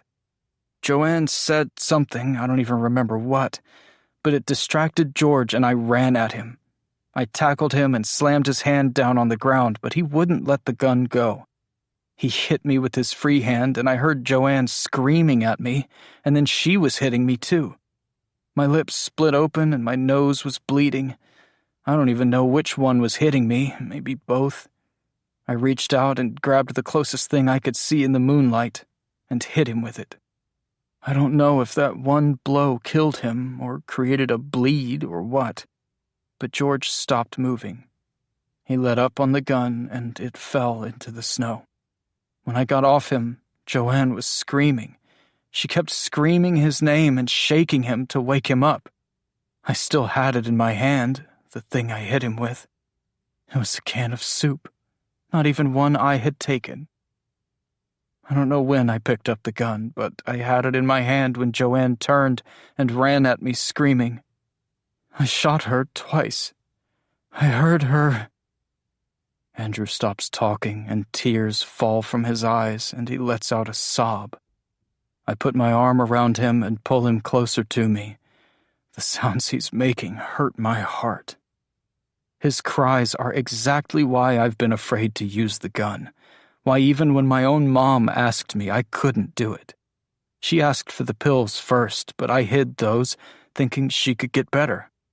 Then when the fever got really bad, she started begging me just to take her outside and shoot her, screaming at me and my absent father and the other people she hallucinated while the superflu cooked her brain. My own stomach churns with the same fear and anxiety, and I can't imagine how Andrew has dealt with this for so long. I open my mouth to try to tell him it wasn't his fault, but I know he won't believe me. The guilt has weighed on him for too long. Instead, I let him cry and don't say anything. When he composes himself, he continues. There's still more. I didn't sleep the rest of the night. I just sat there. I hoped I would freeze to death, but I don't think it ever got cold enough. When the sun came up, I finally saw how they looked. They were both blue and dead. It was so much worse than the bug, probably because I was the one who did it. The worst part is, I didn't take their food. They were trying to take mine, food they didn't even need right in that moment, food they'd had a chance to take 12 hours earlier. I can't understand why they didn't just take it from the store. Why take it from me? Then it happened again when Howard's people came to the cabin, and I got so pissed at them. I could at least make sense of that because it was your food they were stealing. But with George and Joanne, why the hell did I care so much? Why didn't I walk into the woods like they told me to and wait for them to go? You didn't know if he was going to shoot you when you turned around. He lets out a sad chuckle. He wasn't going to. I shot Joanne twice. His face scrunches up in agony and he can't even look at me when he says, There were only 2 bullets in the gun. I think if they got down here and found their kids and grandkids dead. His voice trails off. I want to make him feel better. I want to tell him about my mom and how she asked for a similar end, and I couldn't even do that. But it's not helpful. It will just make things worse. I'll still be the coward I am, and Andrew will still be a killer. So you came down here to find them, I say, before they left. It's June 8th. 2 days until they would have been gone for good. He nods. I looked through their stuff. Joanne still had an old address book, so I tore out the page and put it in the Virginia Woolf book. When I found it on the coffee table the morning after you let me in, I thought I'd dropped it. He reaches into his pocket and takes out the wrinkled scrap of paper. Not that I needed it. I looked at it every day up until I met you. Why didn't you tell me any of this before? Because I needed you. He locks eyes with me. Before, when I was hurt, I needed you. I was afraid that if you realized I was a murderer, you wouldn't trust me and would kick me out. And then, when I got better, I thought I could come clean, but I realized even then that I still needed you. I knew he was hiding something, and I was afraid whatever it was would change everything. But it hasn't. I know who Andrew is, and I know he's a good person. And I know that I need him, too. We sit in silence for a moment, then I stand up. All right, then. I hold out my hand to him. Let's go. Andrew looks down the road toward the house in question, then back at his paper. It looks like he isn't so sure he wants to face them. I can't tell what scares him more, to find the family there, alive and well, or the other option. Either way, I don't think it will help his guilt. I know it wouldn't do anything with mine. It's why I could never pull the trigger on that gun, no matter how much my mom screamed and cried. I didn't kill her. The flu did. I didn't cause her pain, so the guilt that came from her suffering could never be worse than the guilt that would come with killing her. All I can do to help Andrew is hold his hand and be here with him, and tell him that I need him, because I do. He puts the paper back in his bag and takes my hand. I pick up his pack and hand it to him, trying to psych myself up to just say the words, I need you too. But the words stop in my throat like a ball of iron. Whatever happens, I tell him, I'm here. That's all I can get out. He wipes the tears from his eyes, and we head down Leaper Street, heading for what might be Andrew's final stop. The idea fills me with a sudden dread. I'm not going to let them hurt him. If they try to take vengeance for what he did, for protecting himself, I'll protect him. Again, my body tenses with fear. I told him whatever happens, and I mean it. But the front of number 4322 does not bode well for us. Dead leaves litter the front yard, the grass crushed beneath them. Weeds strong enough to burst through the leaf barrier are scattered throughout the lawn. There's a small pink Fisher-Price trike with wet brown leaves on its seat. A rubber ball is by the front porch, half flat. The front gate is thick plastic that's cracked around stress points. I look at Andrew's face. He looks determined. I want to ask him what he's hoping for, but I'm also scared to know. He opens the gate. Neither of us has our weapons out. My pack is over the rifle at my back. Andrew's gun is at his side, buckled into its holster. I want to find the family all alive. I want Emily and Katie to have blonde hair that they braid each night. I want Diane Foster to have a hunting rifle that she's used to defend her children from escaped zoo animals. I want Mark to be growing rows of vegetables in the backyard and collecting rainwater like Henry. I want Andrew to be able to tell them what happened with their parents. And I want them to tell him that it's all right, that all is forgiven, even if it isn't. Hello? Andrew calls out from the bottom of the front steps. We're here to see Mark and Diane Foster.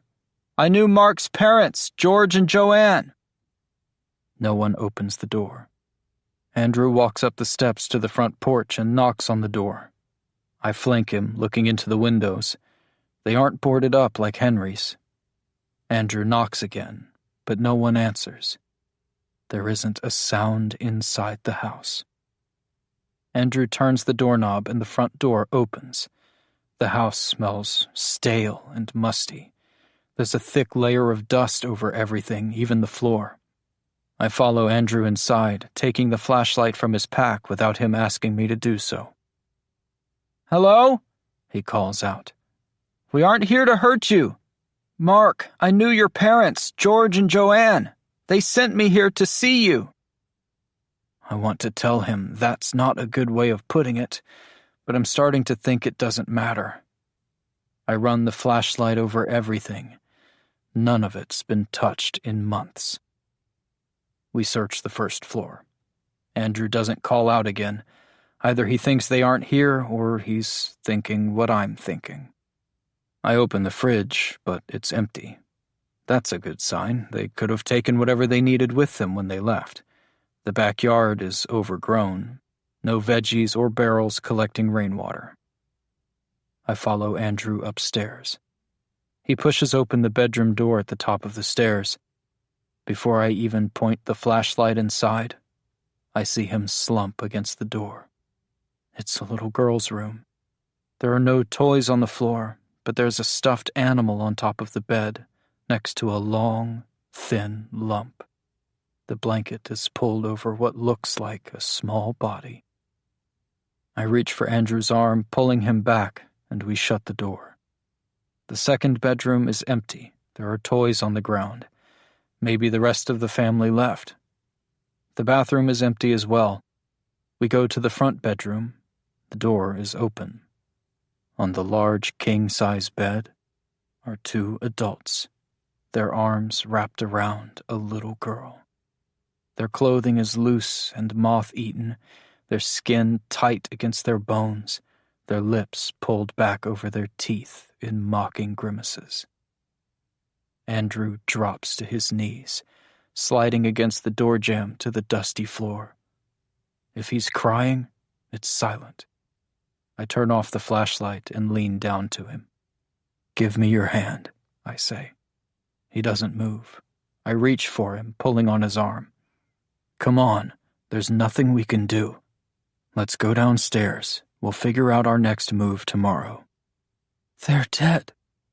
I can't tell if he's relieved or devastated, and I don't want to ask. "I know. Come on." He still doesn't move. I bend over and use all my strength to get him on his feet. When he finally stands, we walk down the stairs together. Andrew sits on the couch, and a puff of dust blows up around him. He drops his pack on the floor, kicks off his shoes, and turns his back to me, pulling his legs up into the fetal position. I put my hand on his back. I'm not even sure if it's helping him, but he doesn't try to buck me away, so I leave it. I watch him, and I wait for him to speak. But his breath deepens as he drifts to sleep. I am scared to sleep. I don't want him to wake up and do anything rash. I don't think he realizes how important he is to me. I didn't even realize how important he is to me, at least not until now, not until he told me his story. I know why he didn't tell me the truth. His guilt, for one, but he was also worried I wouldn't trust him, or I'd be afraid of him. I'm way past that, though. I was afraid when he first arrived at the cabin, but I know who he is now. Even though he lied and kept the trip to Alexandria from me, it's not enough for me to be mad at him. Because I know the real reason he was coming here. He was hoping the Fosters were still alive, and I think he was hoping they would want revenge. I honestly don't know what I would have done if that had been the case, but I'd make sure no one would ever hurt him. What does that mean? At the time, walking up to this house, I was so sure. But in the darkness next to Andrew, the idea is absurd. I don't know why this person is so damn important. Then it hits me. It's because it feels like love. The reason I moved in front of Howard's gun, and why I left my home to come after Andrew.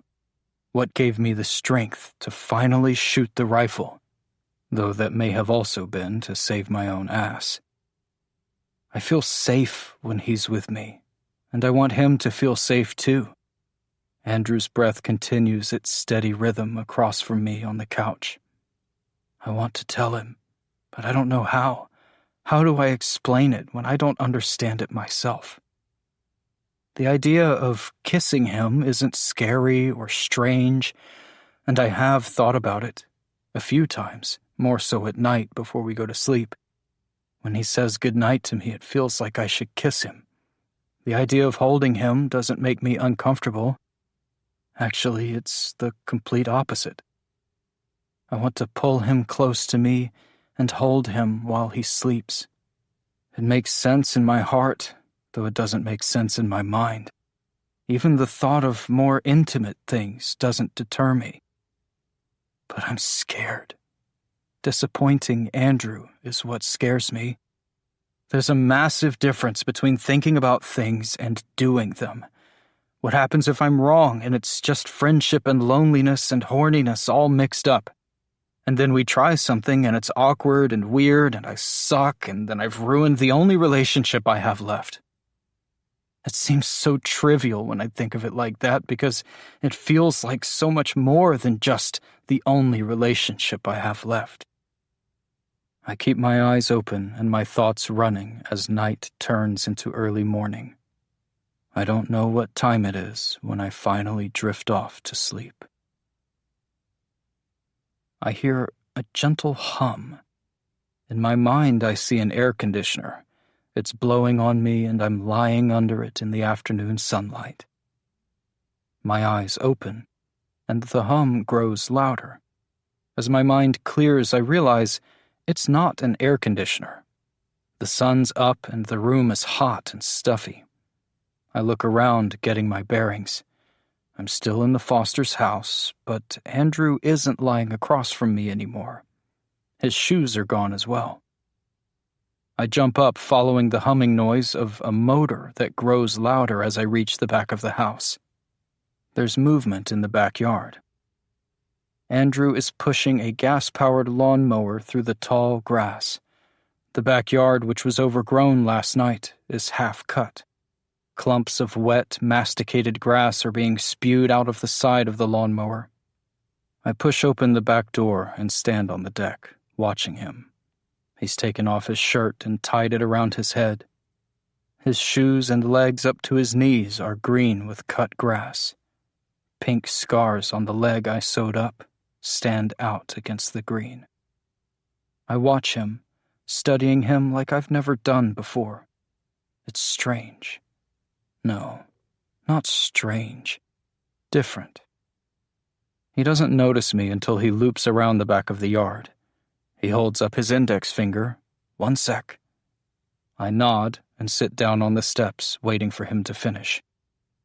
When he's done, he cuts the motor and pushes it back toward an open shed next to the house. Sorry, he says. It took me almost 2 hours of trying and the engine flooding before the damn thing finally started.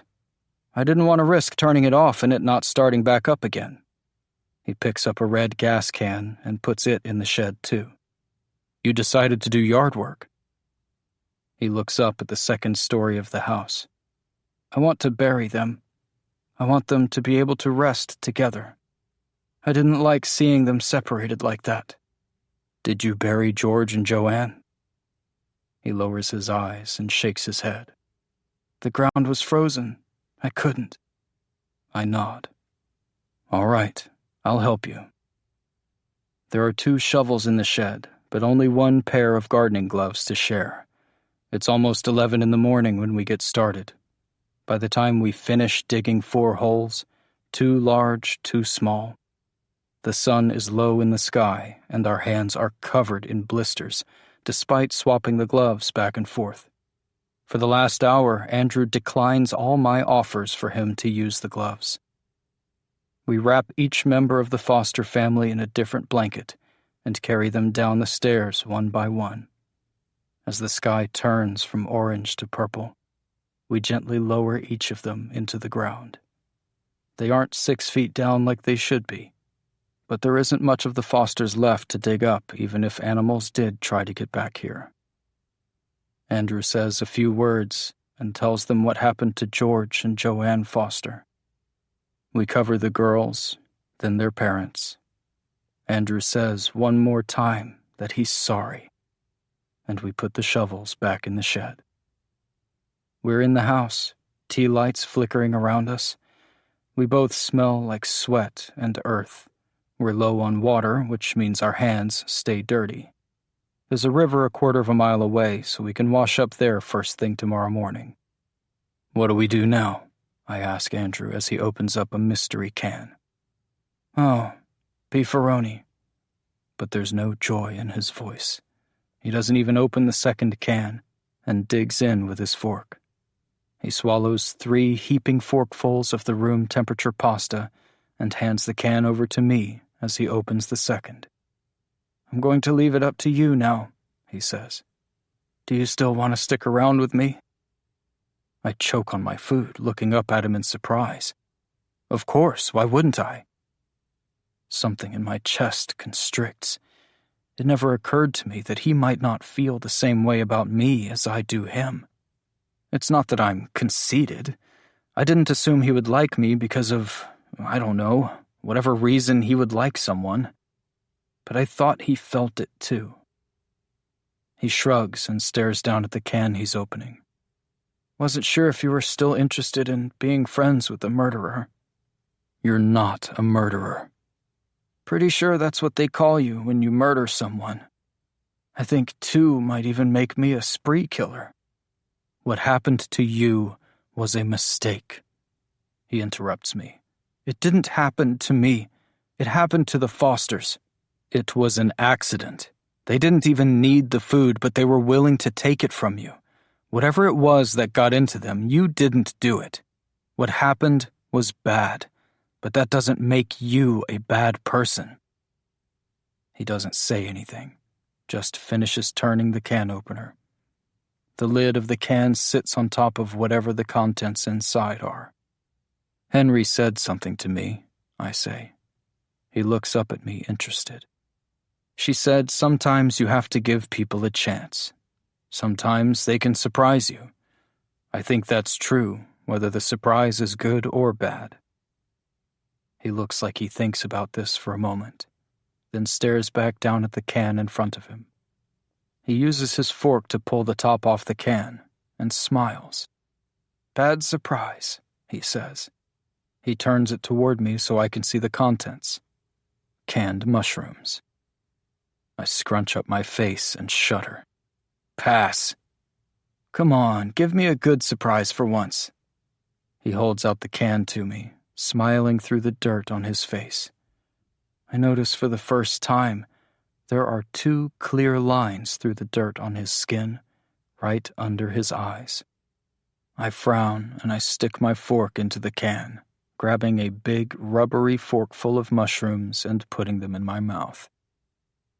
I grimace, handing him back the can and chewing as fast as I can. He laughs as I swallow the mushrooms.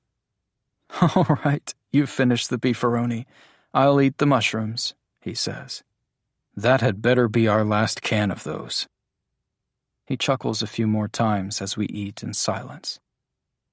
His smile gives me a pang in my chest because I know he still doesn't feel better. Nothing I can say will ever make him feel better. I want to make him happy, but I don't know how. I think about what it would be like to actually lean over and kiss him. I want to know if that would make him happy, if it would make me happy too. Even seeing him eat a forkful of mushrooms doesn't gross me out. I watch him chewing as he stares at a picture of the Fosters on the wall. In the photo, the Fosters are all smiling and wearing Mickey Mouse ears in front of Epcot. Tomorrow morning, we'll head for Reagan National.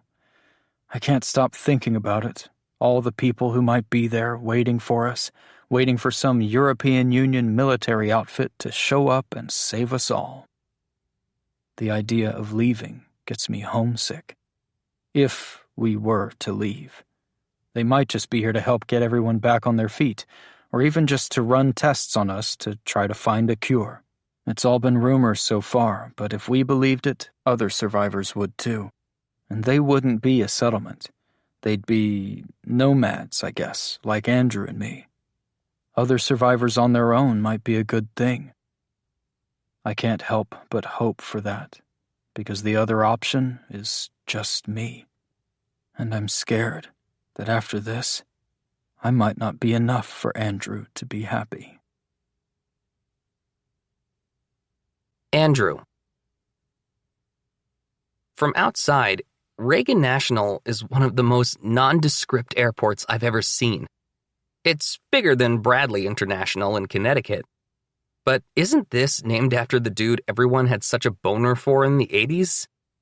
Shouldn't the guy who killed thousands of gay people through inaction have gotten something a little more ostentatious from his right-wing fluffers?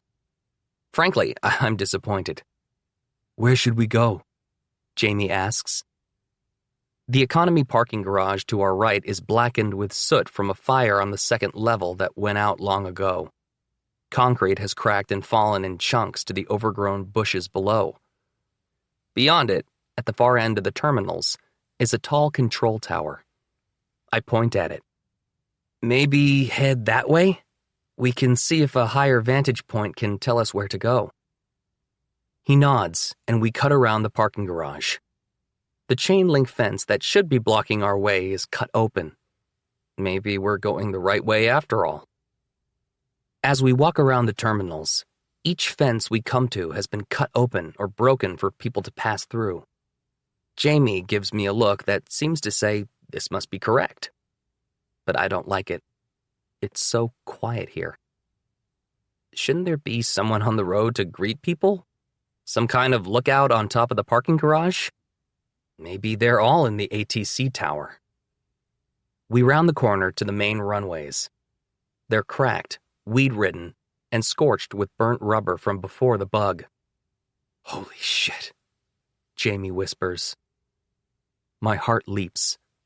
There are a few dozen small planes, some only big enough to hold a couple of people, while others look like private jets. They're scattered around the runways like it's a parking lot. Their doors are open, but the planes are filthy, covered in caked-on dirt and pollen. They've been here a while. But there's no one else around. I scan the runway for movement. It's quiet and still. Shit, I say. Did they mean October 6th? Jamie must not find the joke funny because he doesn't say a word. Hello, I call out. Only my own voice echoes back to me, and it gives me chills. Jamie grabs my arm. He's pointing at a white American Airlines stair car parked by the terminal, and the body slumped up against it. He pulls the rifle off his shoulder, and I reach into the holster for the handgun. Its cool metal feels like fire against my skin, like it's just itching to go off. The body is old, its skin leathery and sun-dried. The white dress shirt is tattered and yellowing and hangs loose like a second skin falling off the bone. Dried blood cakes the side of the stair car like an arrow, pointing down to the hole at the back of the body's head. Andrew. I turn and follow Jamie's gaze. He's staring at the largest private jet on the tarmac. There's someone in there, he says. I saw movement in one of the windows. I watch the small circles of darkness in the side of the plane. It could have just been a shadow. Or maybe it's a tiger den. That'd certainly be our luck. But then I see movement too, and a brief flash of a face. There's definitely a person in there. I turn to Jamie, asking with a look what we should do. Hello, Jamie calls out. Is anyone there? There's no further answer or movement from the plane. Behind us, I hear the rattling of the chain-link fence we climbed through moments ago. I spin, raising the gun. Jamie comes around me, rifle at the ready. There's someone ducking under the cut fence, his backpack caught. He readjusts himself, still unaware we're here, and unhooks his pack from the chain link. Jamie has already lowered the rifle by the time the guy stands upright and sees us. He's a black kid our age.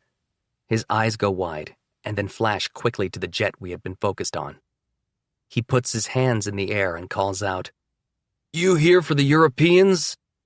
Jamie and I share a glance and nod. The kid frowns and opens his mouth to say something, but before he can, Chris! We turn back to the jet. 2 children, a boy and a girl, peek out from the doorway. The girl is about 12, and her curly hair is pulled into a puff that sits at the back of her head, held back with a pink scarf. The boy is younger, maybe 6, and clutches a stuffed green dog to his chest. Deus! The kid, Chris, shouts back. Get back inside until I tell you to come out. It's okay, Jamie says. He slings the rifle over his shoulder and shows Chris his hands. I follow his lead and holster my gun. We're not going to hurt anyone.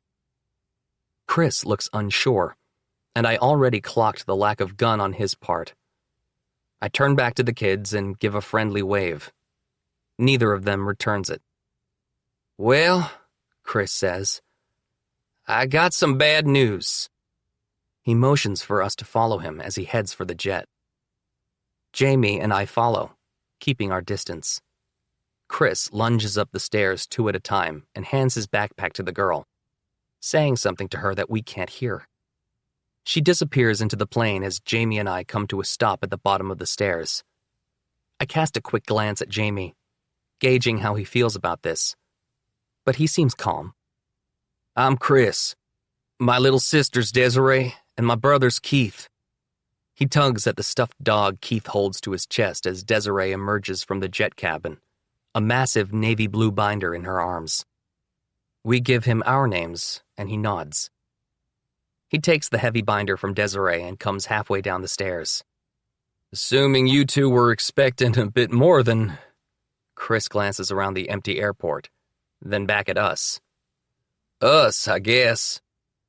Kind of, I say. I mean, it's nice to see other people, especially other people who aren't armed and seem friendly.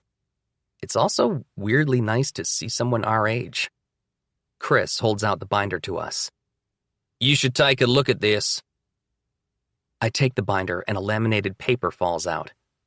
Jamie bends down to pick it up and I open the binder. The pages inside look like they're wrinkled from being out in the elements, but the computer printouts are still readable. The 3 rings holding them together are bent and scratched. I flip to the first page, which reads, Top Secret Classified. Supplemental MATL December 16th Intelligence Briefing. Jamie shows me the laminated paper, and hope slowly drains from my body like blood from an open wound. It's hope I didn't know existed until it was already on its way out. The letterhead has the presidential seal at the top, and under it says, The White House, Washington. The letter is dated December 17th. Where did you get this? Jamie asks. Chris nods toward the dead body by the stair car. Him. He was Benjamin Wilson. Poor dude was in over his head. Well, guess we all kind of were, huh? Jamie glances over the letter. He was an intern? That's a hard was, Chris says pointedly. Things changed pretty quickly in the White House toward the end, so who knows what his official title was when he got sick. Anyway, he was the last one alive and knew people would come out here. People like us, hoping to find some help from the EU. Who killed him? I ask, nervous. Maybe it was this kid after all, and he didn't like what Benjamin Wilson had to say. Killed himself. Got sick and decided to try to do something right before he died. I flip through the intelligence briefing in the binder. There's an official-looking Morse code printout on a U.S. Navy letterhead, which I can't understand, but the page after translates it. No aid available. Quarantine failed. Second wave worse. Closing down. Jamie sighs and reads a passage from the letter aloud for me. We got word from leaders in The Hague that there's been a resurgence of the virus. There is no help coming. Signals in Japan, Russia, India, and Brazil have gone dead. South Africa stopped responding in October. UAE and Iran reached out in November, but nothing since. We're on our own. The rest of the pages in the binder are previous briefings, including all the things they hid from us. They knew in July how high the mortality rate was. 99.99%, which, why not round it up to an even 100%, guys? They didn't tell us that until August, when we had all but figured it out for ourselves. There's a study on DNA and infection rate that's way over my head. And in the last briefing document in bold, estimated world casualties, 73 to 86% of population. I close the binder. I don't need to see any more. Jamie hands me the laminated letter, and I read it quickly. The final paragraph confirms Chris's story. Benjamin Wilson was getting sick, so he grabbed the documents he had and came here hoping to let people know what really happened. I tuck the letter back into the binder and hand it to Chris, who passes it to his sister. Desiree heads up the stairs past her little brother to the jet cabin. He wanted to make sure other people knew the truth, Chris said. Poor sucker was probably the last government official left standing. Hell, if the whole line of succession was gone, he might have been the president. So he came all the way here with those documents. He turns to look back at Benjamin Wilson's body. Sorry we don't have better news. Jamie runs his fingers through his hair, looking up at the sky. I feel numb. Hopeless and numb. Jamie lets out a frustrated sigh and turns to me. His eyes ask me what we do next, but I don't have an answer for him. So I turn back to Chris. How long have you been here? I ask. Chris turns back to look at Desiree. About 4 months. 3 months and 2 weeks, Desiree corrects him. Have other people come through? Jamie asks. Chris nods. Plenty. Then when they heard no one was coming, they kind of went off on their own. Maybe back to their homes or to find someone else. Because what else is there? Why haven't you? I ask. He turns back to Desiree and says, Why don't you go get lunch started for you and Keith? Desiree frowns and starts to turn before saying, You gonna ask them? Yeah, Des. The subtle annoyance in his voice makes me smile, because it reminds me of how my sister and I used to talk. This whole time, he's been acting so much older than he probably is. He really couldn't be older than 18. But now, that facade, that need to be the parent/guardian, is slipping. Then, all at once, it's back up. Stop being a pain and get going. She rolls her eyes, but does as her brother says, pulling Keith's arm as she goes back into the cabin. Keith finally gives us a quick wave, which I return before they head into the dark. Once they're inside, Chris turns back to us. Our parents died back in September. We don't need to say how sorry we are to hear it, and he doesn't stop long enough for us to do so. It's just been me and them since. We're from North Carolina. Again, my eyes flick to his empty hands, to the belt around his waist with no holster. They traveled all this way without a weapon to protect themselves? A long way to travel for no reason, he continues. By the time we got here, all these planes were already parked and abandoned. He motions around us. Guess they weren't able to refuel. Or they landed and lost hope, or were never coming here for them anyway. He nods in the direction of Benjamin Wilson's body. Where are you hoping to catch a flight to? Jamie asks. Chris turns back to the doorway. Then his attention moves to 2 of the windows where his siblings are watching. He flicks a hand at them, and their faces disappear into the cabin. Our aunt is out in Chicago. It's a long way to travel on foot, especially... His eyes flick over to Benjamin Wilson's body again. Especially if it's all for nothing. Then he nervously pats the side of the stairs. Don't suppose either of you know how to fly one of these suckers? I chuckle. So that's what Desiree wanted him to ask us. The smile on his face tells me he doesn't actually expect an answer. But wouldn't it be fun if we did know how to fly a plane? You might be waiting a while for someone who could fly this, Jamie says.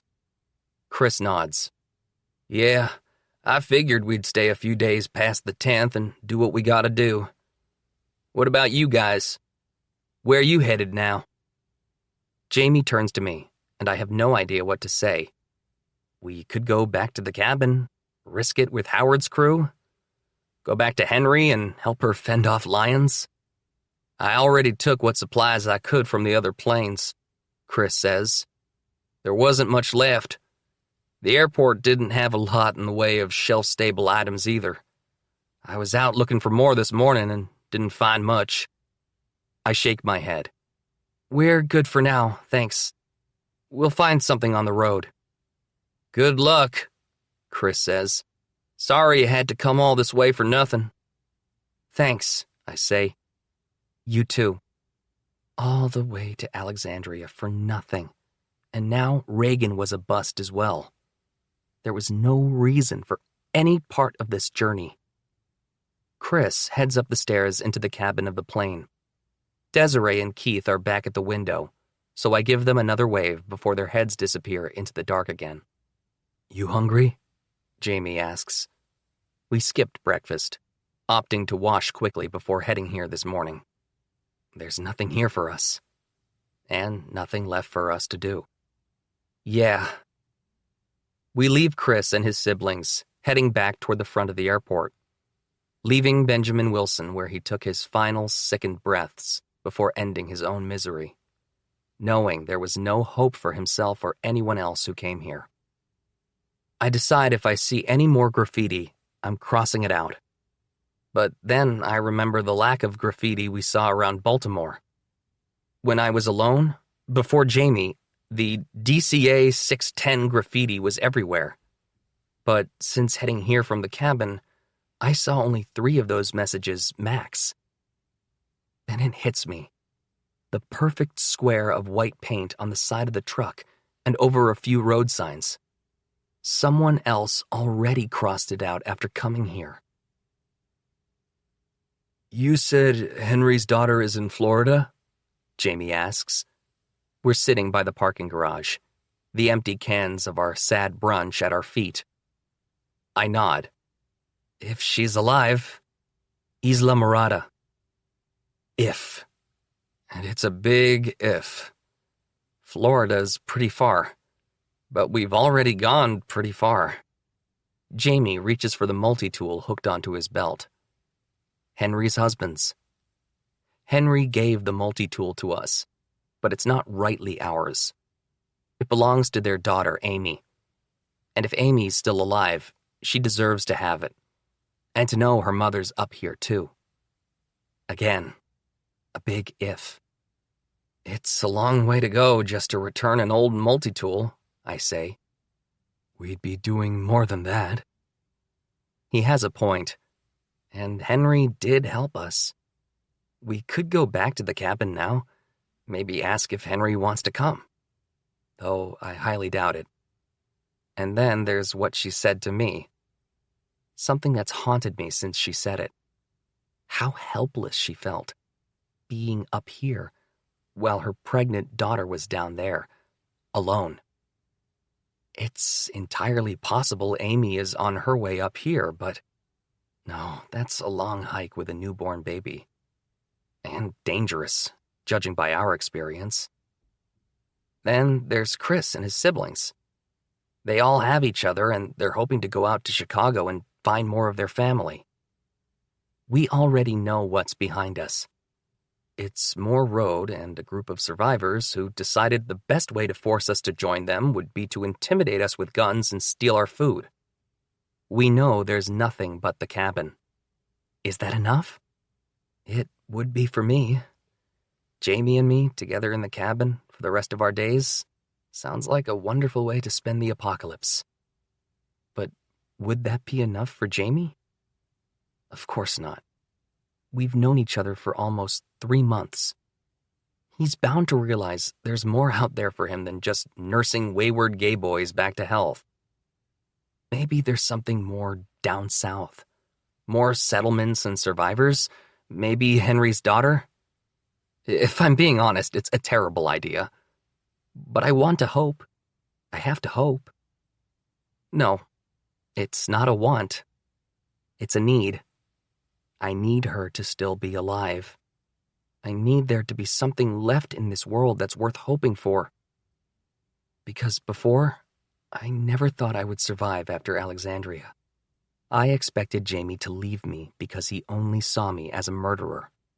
I expected the Fosters to kill me out of revenge. I expected to be alone forever.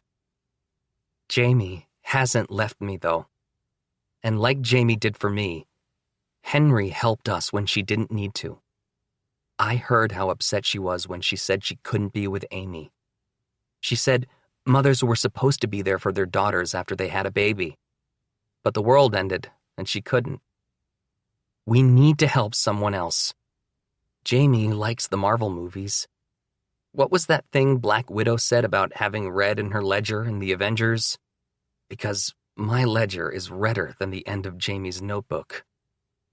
So I say, yeah, let's go down there in search of one person like a needle in a Florida-sized haystack.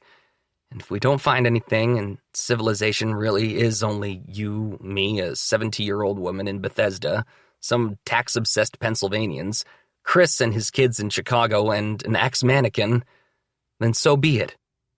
Besides, we can always walk back up after the winter to let Henry know either way.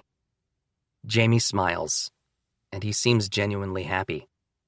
For an instant, I don't see the hesitation in his eyes that I've noticed so often. Then his smile drops slightly. No one else would have ever noticed, but I do. I know his face better than anyone else ever could, and I know what his face says. He's apprehensive, nervous about the entire prospect, unsure. I might be too. Halfway through Virginia, the highway is completely clear. Every car we see is pulled over to the shoulder. Jamie points out the broken glass on the road and the broken driver's side windows in some of the cars. Someone moved them, he says, looking in and pointing at the shifter in neutral. Which means there are people around here who probably use this road. Maybe on their way up to Reagan National.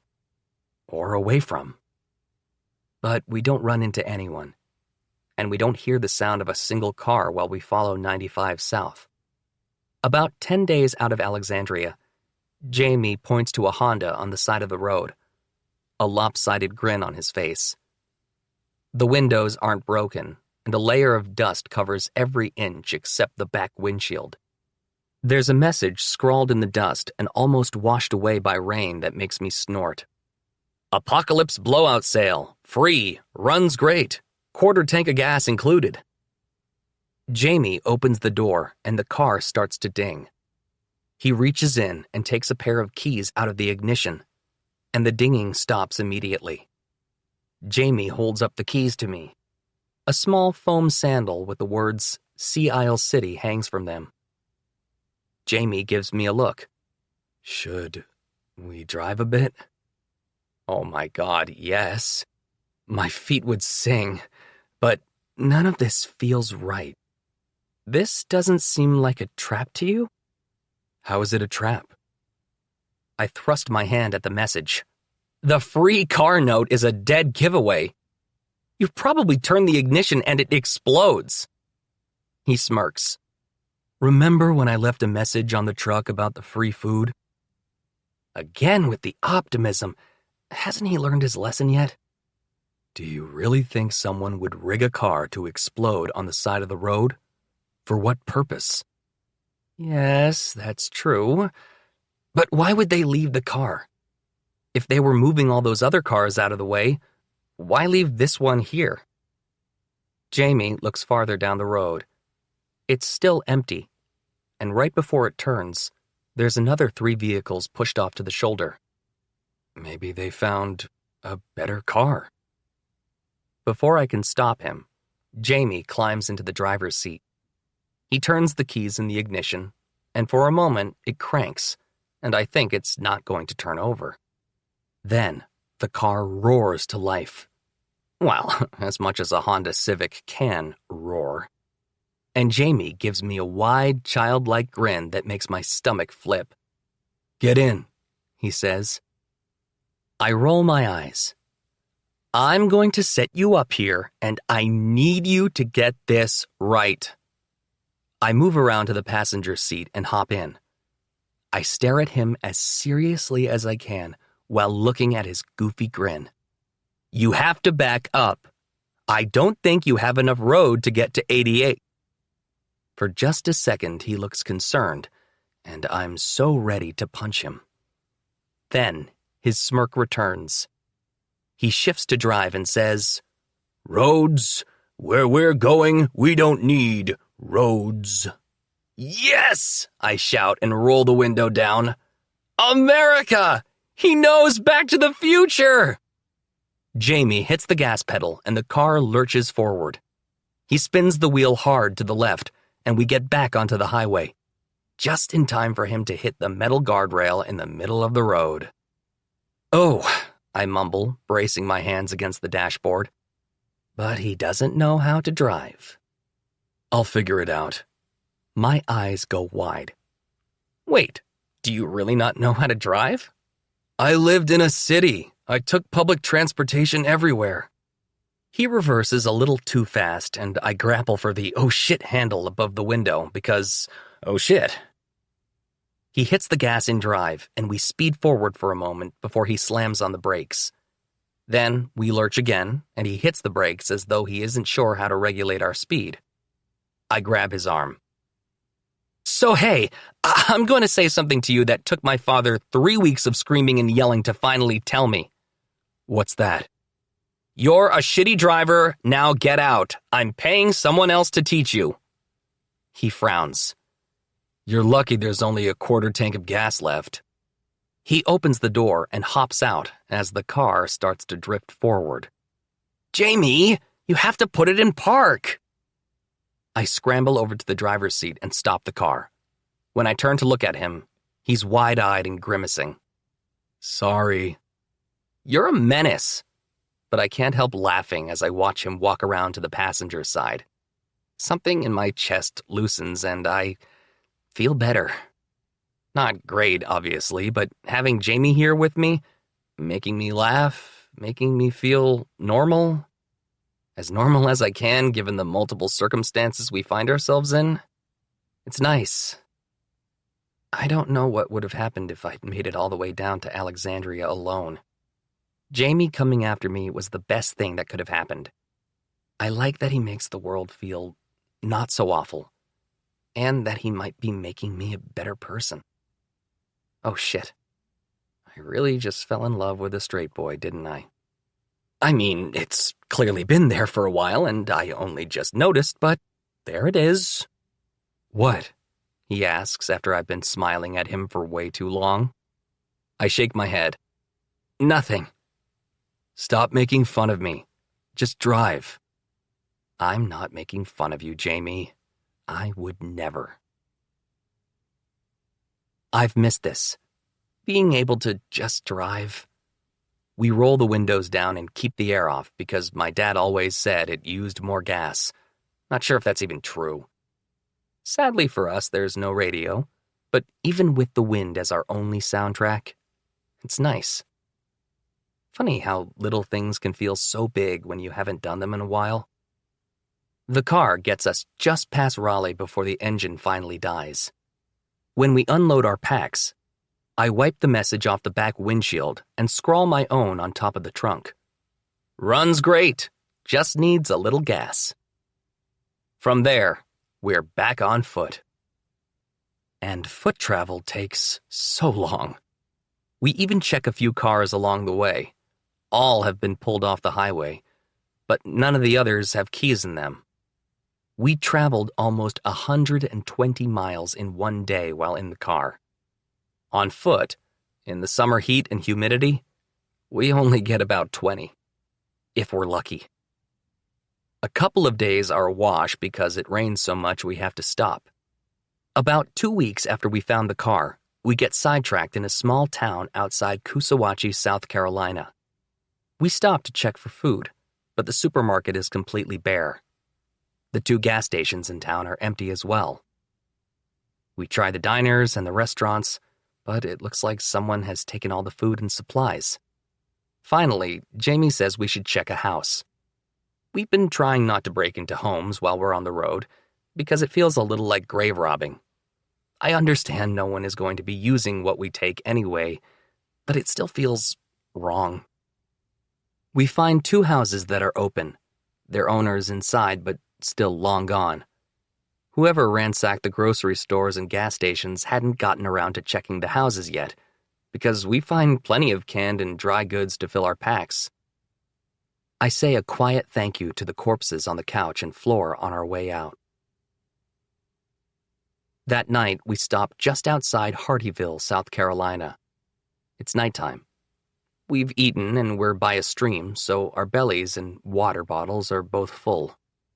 It's a beautiful night, despite the stifling heat and humidity. Jamie is lying down, his hands folded onto his bare chest as he looks up at the sky. I'm sitting next to him, poking the small fire we heated our food on. We clearly don't need its heat, but it's nice to not sit in complete darkness. Do you think there'll ever be electricity again? I ask. Jamie shrugs. At some point. There's got to be an engineer somewhere in the world who knows how generating electricity works. They might even focus on wind power or something sustainable. Or maybe it will take decades for someone to invent something new. So, you're saying that no matter where we go, our days of hot showers are over? There's a water heater back at the cabin, and solar tiles to power it. Sure, Howard and his crew might be a problem, but maybe there's something else we can give them to create peace between us. Unless you find a hot spring. Even in the heat, I shiver at the thought of washing up in the cold stream tomorrow morning. No more internet, I say. I'm actually okay with that. Heathen! I point an accusatory finger at him. He laughs and swats away my hand. The only thing it was good for was looking up stuff you didn't know. Other than that, it was all just people being assholes. He has a point, but I'm not giving in that easily. You know, if the internet was still around, someone could just look up how to make electricity again. If the internet was still around and I'd looked up your broken leg symptoms online, it would say you were dying of total organ failure. If the internet was still around, we could watch Netflix instead of me just giving you scene-by-scene summaries of movies. Though that's actually one of my favorite games. Jamie has also told me his darkest secret. He loves Hallmark Channel original movies. Can't get enough of them. When he tells me those plots, I like to interrupt with, wait, let me guess. The guy and girl have a misunderstanding and don't speak to each other until a wise child intervenes.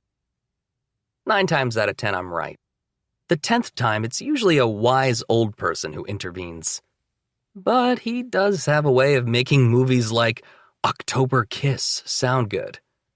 There are also moments where he gets halfway through and I have to tell him, no, I think we've seen this one. She leaves her high-stress job to marry the widowed innkeeper, right? But lately I've just let him continue. I like listening to him. Even if he does get to the part where the stepchild hops off a subway to interrupt an important presentation and this look of realization dawns on his face and he says, wait, have I told you this one before? Well, Jamie says now, lucky for us, you're a good storyteller. I like hearing your never-ending mind catalog of movies. My lips are pulling into a smile I can't stop. You must be a shitty storyteller, because I still don't understand the plot of Mulholland Drive. He sighs. Fade in, exterior, Mulholland Drive, night. Stop! I don't want to hear it again. All right.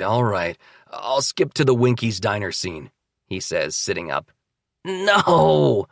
I cover my ears as he goes into the scene. I had a dream about this place. He has that evil smirk on his face. I tackle him and cover his mouth. He continues talking and laughing under my hand and pulls it away. It's the second one I've had. I attempt to cover his mouth again as he struggles.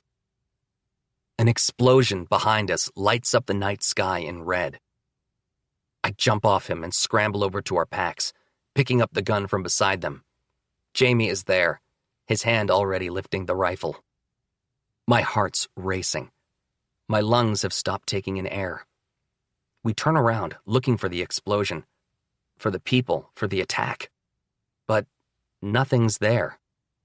What was that? He asks before I can. We wait in silence. Then a white light zips up from the ground a quarter-mile away. Once in the sky, the light explodes into a shower of sparkling green. We lower the guns. Fireworks! There's another zip of white sparks followed by a purple explosion. Wait a second. Jamie goes back to the packs and takes out his mother's notebook. He flips through the pages and smiles, turning it around to me. There are several tally marks, between 28 and 31 in 11 boxes. His mother's calendar system.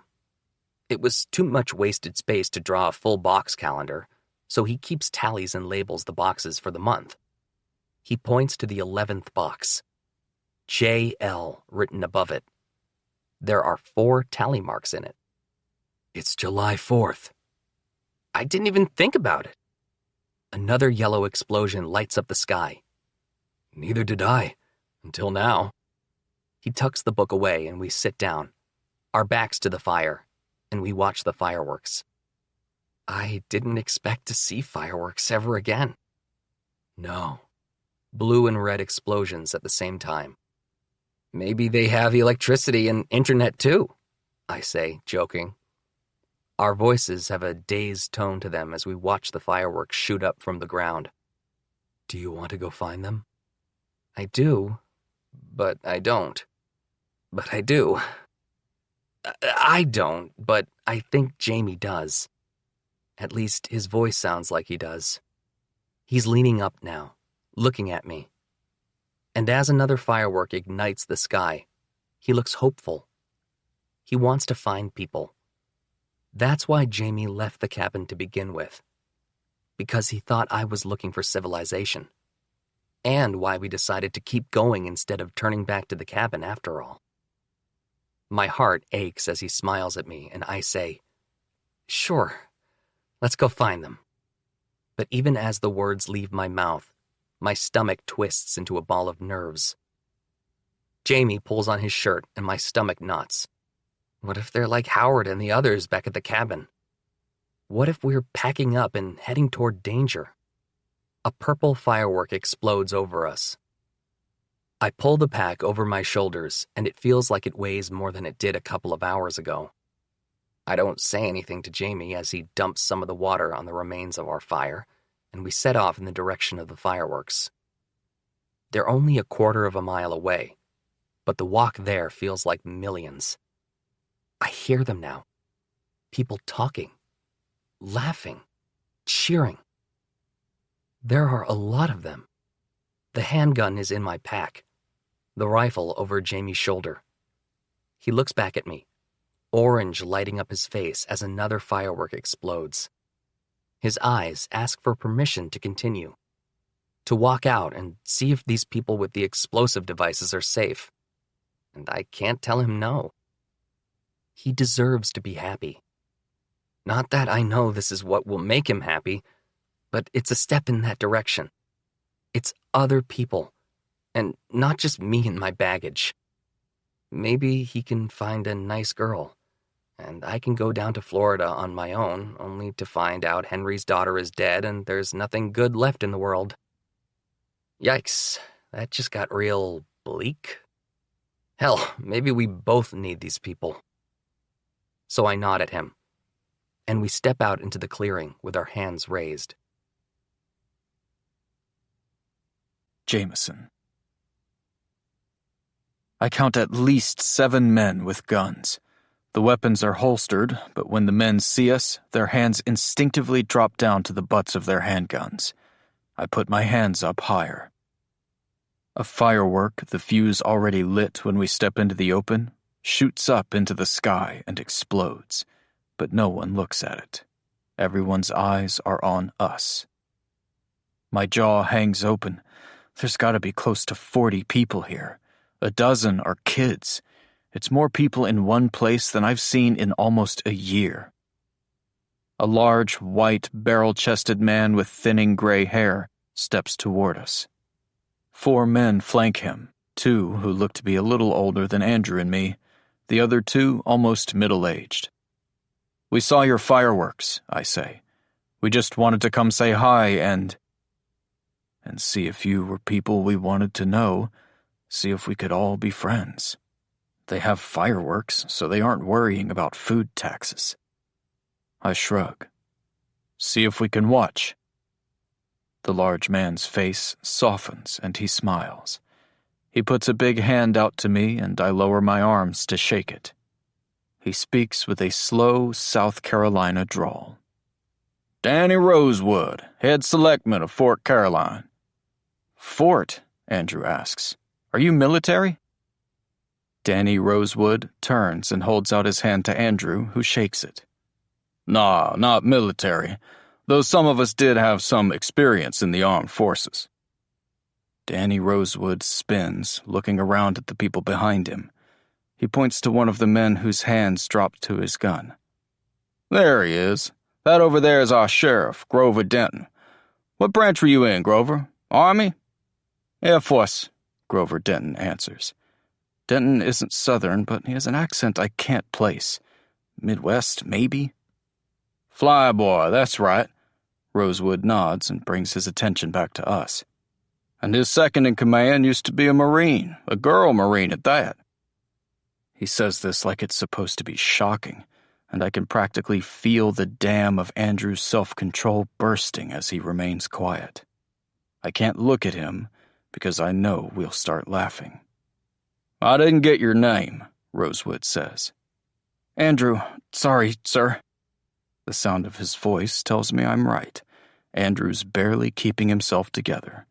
He doesn't say sir sarcastically, but I know he means it that way, and I smile politely, trying not to laugh. "Come on, then." Rosewood smiles broadly and steps aside.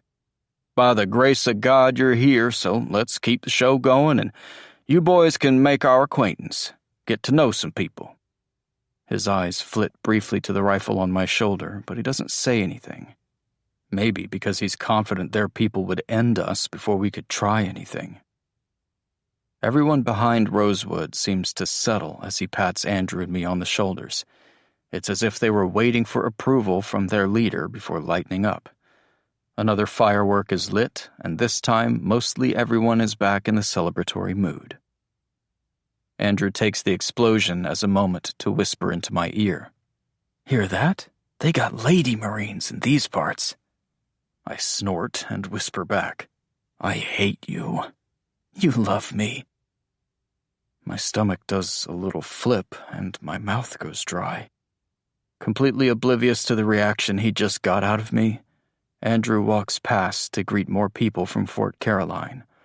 I try to do the same, but I can't help glancing over at him through the crowd. Every time I do, it's like he feels my eyes on him, and he looks right at me, smiles, and winks. We pass through a toll booth where a woman with an AR-15 waves to the driver, Grover Denton, and we continue our ride into Fort Caroline. "No wonder it's called a fort," Andrew whispers. Grover looks back at us in the rearview mirror, the dashboard lights casting his face in green. "It was an old fort back in the 1500s, but it's not there anymore. They just kept the name." "Who was Caroline?" "The wife of one of the original settlers. Rosewood is related to them, actually." Andrew gives a condescending uh-huh, and I shoot him a warning glance. He shrugs, and I look back into the rearview mirror to see Grover Denton's furrowed brow relax. We're all quiet as we pull off the highway.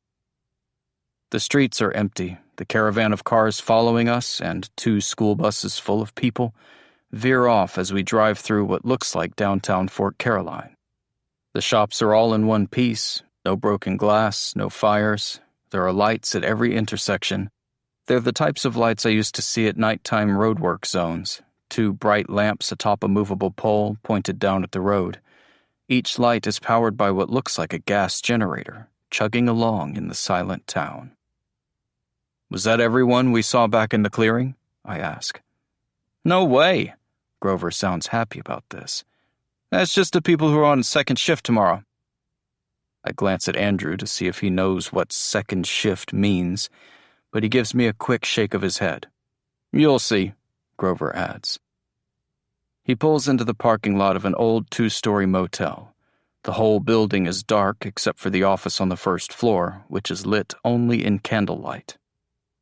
Grover kills the truck and we step out, grabbing our packs from the bed and following him into the office.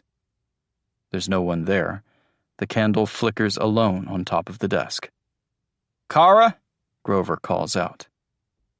A tall, pale young woman with long brown hair emerges from the dark back room. She looks like a ghost in this candlelight. She glances at Grover, but locks her eyes on Andrew and me like she's wary of us. "We have new guests. Can you set them up?" She nods and begins to look more comfortable as she reaches for 2 clipboards and puts them on the desk, facing us. Barely above a whisper, she says, "I need you to fill this out, and you can go to room 2C. Her eyes dart up to me as she takes a metal key attached to an orange tag and slides it across the desk toward me. Not a plastic card, an honest-to-God metal key. "It's on the second floor. Go right out this door and up the stairs, the second door on the right. It says 2C on it." I take the key in the clipboard, glancing at the form. It's a questionnaire, asking for our names, date of birth, place of birth. Normal at first, but then I notice at the bottom the questions change to ask who in your family survived the superflu, who died, how old they were. There are 4 pages in the questionnaire, but I don't pay much attention to them, because Kara's talking to Andrew now and sliding him a different key. "And you can have 2D. It's on the second floor. Go right out this door and up the stairs, the third door on the right. It says 2D on it." I can't tell if she's trolling us or if she's serious, but Andrew smiles. "Thanks, but we can share a room. I mean, he farts a lot in his sleep, but I'm used to it by now." He nudges me playfully. My face burns, and I see Kara's turn red in the candlelight as well. Before I can scold Andrew, Grover speaks. "Don't worry about it. There's no one else coming, and I think there's only 2 other rooms taken right now. We have the space." The idea of Andrew being that far away makes me nervous. It was different in the cabin. He was in his own room, but it was still the same house. An adjacent hotel room somehow feels farther. Maybe because we've slept right next to each other for 2 months now. "I'll come check on you tomorrow," Grover says. "Be good, Kara." He waves and she glances up and gives him a silent nod, then stares down at her hands. She's frail and quiet, and I find myself wondering how she even survived this long. Andrew squeezes my elbow and nods to the exit, and I follow. I glance back to see Kara turning back to the dark room behind the desk. "Good night, thank you," Andrew says. She stops and looks back at us, but doesn't say anything. Andrew and I walk up the stairs to the second and third doors on the right. They say 2C and 2D as promised. "Well, this is me," Andrew says, leaning against 2D and holding up his key. "I had a great time. This is the best apocalypse conference I've ever been to. Seriously. I mean, the zombie symposiums never have fireworks displays. Did you hear what I did there, Jamie? I changed the S in symposium to a Z to make it alliterative and clever." I laugh and open my own room. It's dark, and when I flip the light switch, nothing happens. I grab the flashlight out of my pack and flick it on.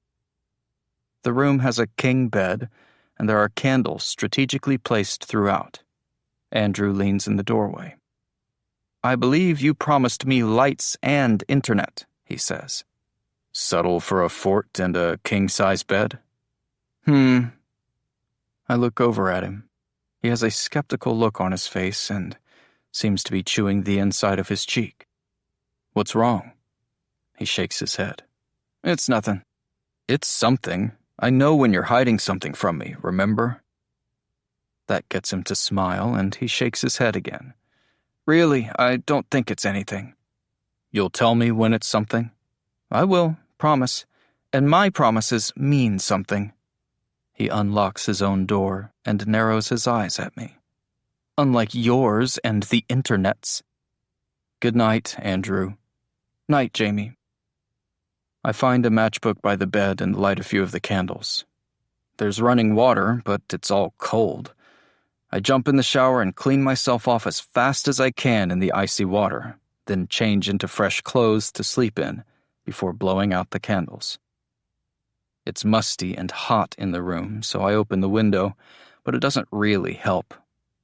I lie awake in the middle of the king-size bed, on top of the blankets. It's nice, comfortable, actually, but I can't fall asleep. It's too quiet. All I hear is my own breathing and the soft breeze outside, rustling the leaves on the trees. Andrew is probably awake, too. He's probably lying there, listening to the same sounds I am and thinking about me. I would like him to be thinking about me. It makes me feel a little less strange if he thinks about me, too. I'm suddenly overcome with panic. I can feel sweat beading at my forehead and lower back. My chest tightens, and each breath feels shallow. The walls are closing in, and I'm back in the Baltimore tunnel again, surrounded by bloated, waterlogged flu victims and stagnant water. But Andrew isn't here this time. Without thinking, I get up, grab the pillow and my room key, and open the door. Once out in the open air, I feel a bit better, but my chest is still tight. I knock on Andrew's door. He opens it within seconds. Good, so he was awake. Just seeing him loosens my chest, and I feel like I can breathe again. What's wrong? I shake my head. It feels ridiculous now, but seconds ago I thought I might die. I can't sleep over there. It feels... I don't know what it feels. Again, like dying seems an overreaction, but Andrew nods like he understands anyway. I know, it's weird. That's what I didn't want to say before. I hug the pillow to my chest. Can I sleep in here? Yeah. He steps aside, and I go in. Andrew. Let's be clear on one thing. It's fucking torture having the boy you're in love with sleeping in the same bed as you. Like, right next to you. But, like, a good kind of torture, I guess. If hell is real and I'm going there for being a murderer and I get to choose between the penis bees and sleeping in the same bed next to Jamie for eternity but never being able to touch him, I'm going with this comfy bed. And Jamie's soft snores. Penis bees be damned. Jamie falls asleep instantly, but I can't help but watch him for a while in the darkness. I said, shut up. It's not creepy. He's so kind and sensitive. I bet he knew how uncomfortable I was over here on my own. I almost knew he was going to come over, so when I heard his knock, I jumped right up. It physically hurts to be this close. I know I shouldn't feel the way I do about him, but I can't help it. He's not the first straight boy I've fallen in love with. No, that dubious honor goes to my best friend since elementary school, Clark Murphy, now a victim of the bug. Still, it doesn't hurt any less. I don't even realize I've fallen asleep until the knocks come. I jump up, reaching for the handgun, but it's not there. It's in my pack, and my pack is on the other side of the room. It takes me a moment to remember we're in the hotel room in Fort Caroline. It's morning, and the sun glares against the Venetian blinds hanging in front of the window. The knocks sound again. But it's coming from next door. They're knocking on Jamie's door. Jamie sits up. He rubs at his eyes. What time is it? Shit. Go in the bathroom and stay quiet. He turns to me. Why? Just trust me. Go. He goes into the bathroom without asking anything else. Whoever is out there knocks again on Jamie's door. I glance around the room, looking for any sign that Jamie could have been in here last night. I don't know who these people are, but they put us in different rooms on purpose. Sure, there are more than enough available, but they thought we'd want our own rooms. They didn't want two boys sharing a king bed if they didn't have to, because that would mean something they probably weren't prepared to think about. The knock finally comes to my door. It's not Danny Rosewood or Grover Denton standing there.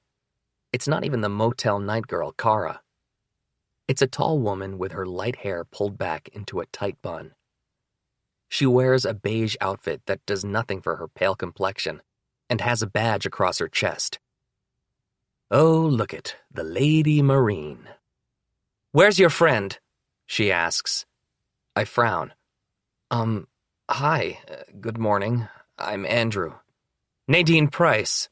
Your friend, where is he? What time is it? He's a morning person, so he probably went out to explore. She nods. Get dressed and meet me in the office when you're ready. I'm to give you a tour, and you've got a meeting with Sheriff Denton at noon. We'll find your friend while we're out. She doesn't wait to answer and walks back in the direction of the stairs. I shut the door and Jamie comes out of the bathroom. I met the Lady Marine. She's nice. Sounded that way.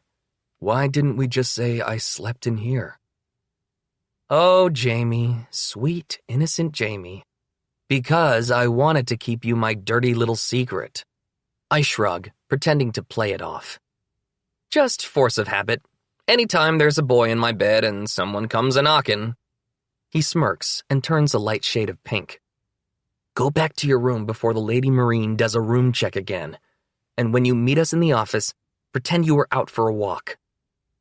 Jamie stands up straight and salutes me as he opens the door, looking both ways and dropping low, like he's trying to be stealthy.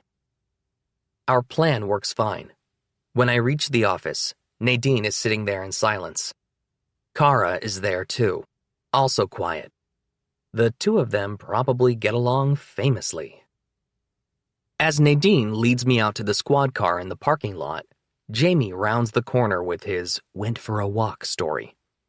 Nadine asks no follow-up questions, and we hop in the back of the car and set off for our tour. There are a lot more people living in Fort Caroline than we saw in the clearing last night. Hundreds, maybe. And they're all working. There's a group of people going through a drugstore and sorting products into large plastic bins. A crew of men with sledgehammers are gutting the inside of a storefront. What is all this? I ask. Nadine doesn't say anything at first, then quickly mumbles, Clean up. Everyone has jobs to do. She tells us there are 3 shifts. 8 a.m. to 4 p.m. 4 p.m. to midnight. Midnight to 8 a.m.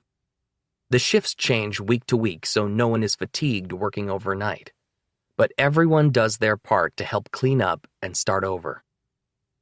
That explains why none of the stores are looted, why there's no trash or bodies in the streets, why there are more parking spaces than there are cars.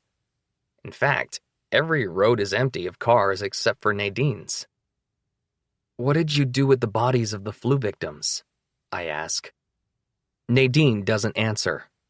I turn to Jamie, but he's looking out the window, his eyes narrowed. His focus darts everywhere at once, trying to take it all in. Where did the flu victims go? I try again. We cremate the dead. There's not enough space to bury them all. The way she says it is curt and slightly rude. like she finds my questions annoying, which, screw you, Lady Marine, I'm curious. But she does have a gun, so I shut up and let her go on with this sad excuse for a tour. I smile at a young woman who dumps a load of books from a large brick library into a bin outside its doors.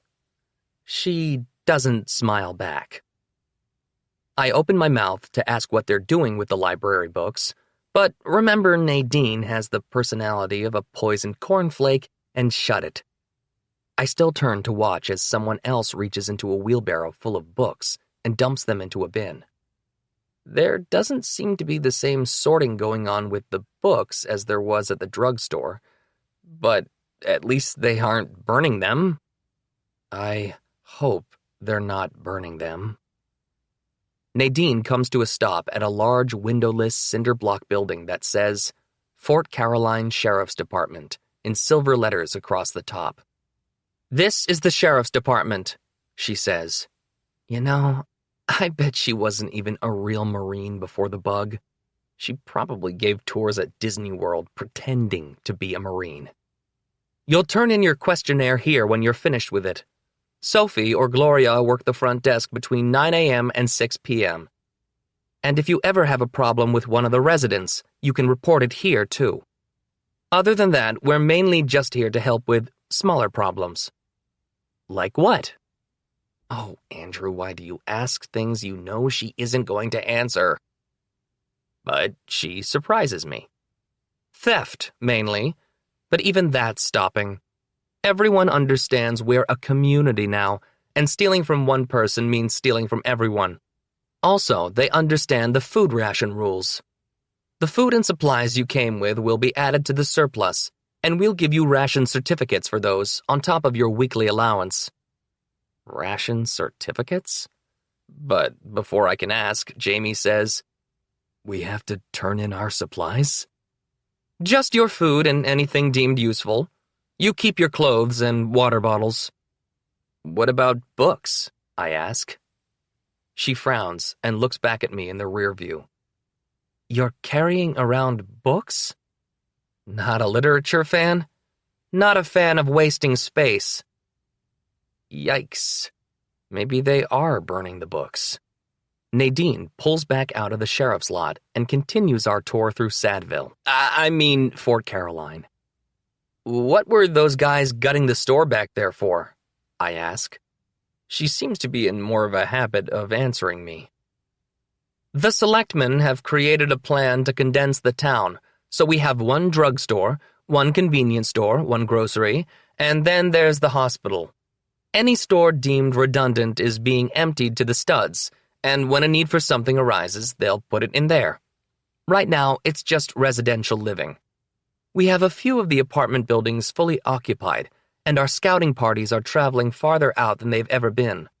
Soon, we're going to be even bigger, and we'll need more space to put those people." I wonder if Fort Caroline realizes they've invented socialism. A group of 5 men surround an open manhole in the middle of the street. One waves Nadine around them, and she continues. "How far have you gone?" I ask. "Virginia." Of course.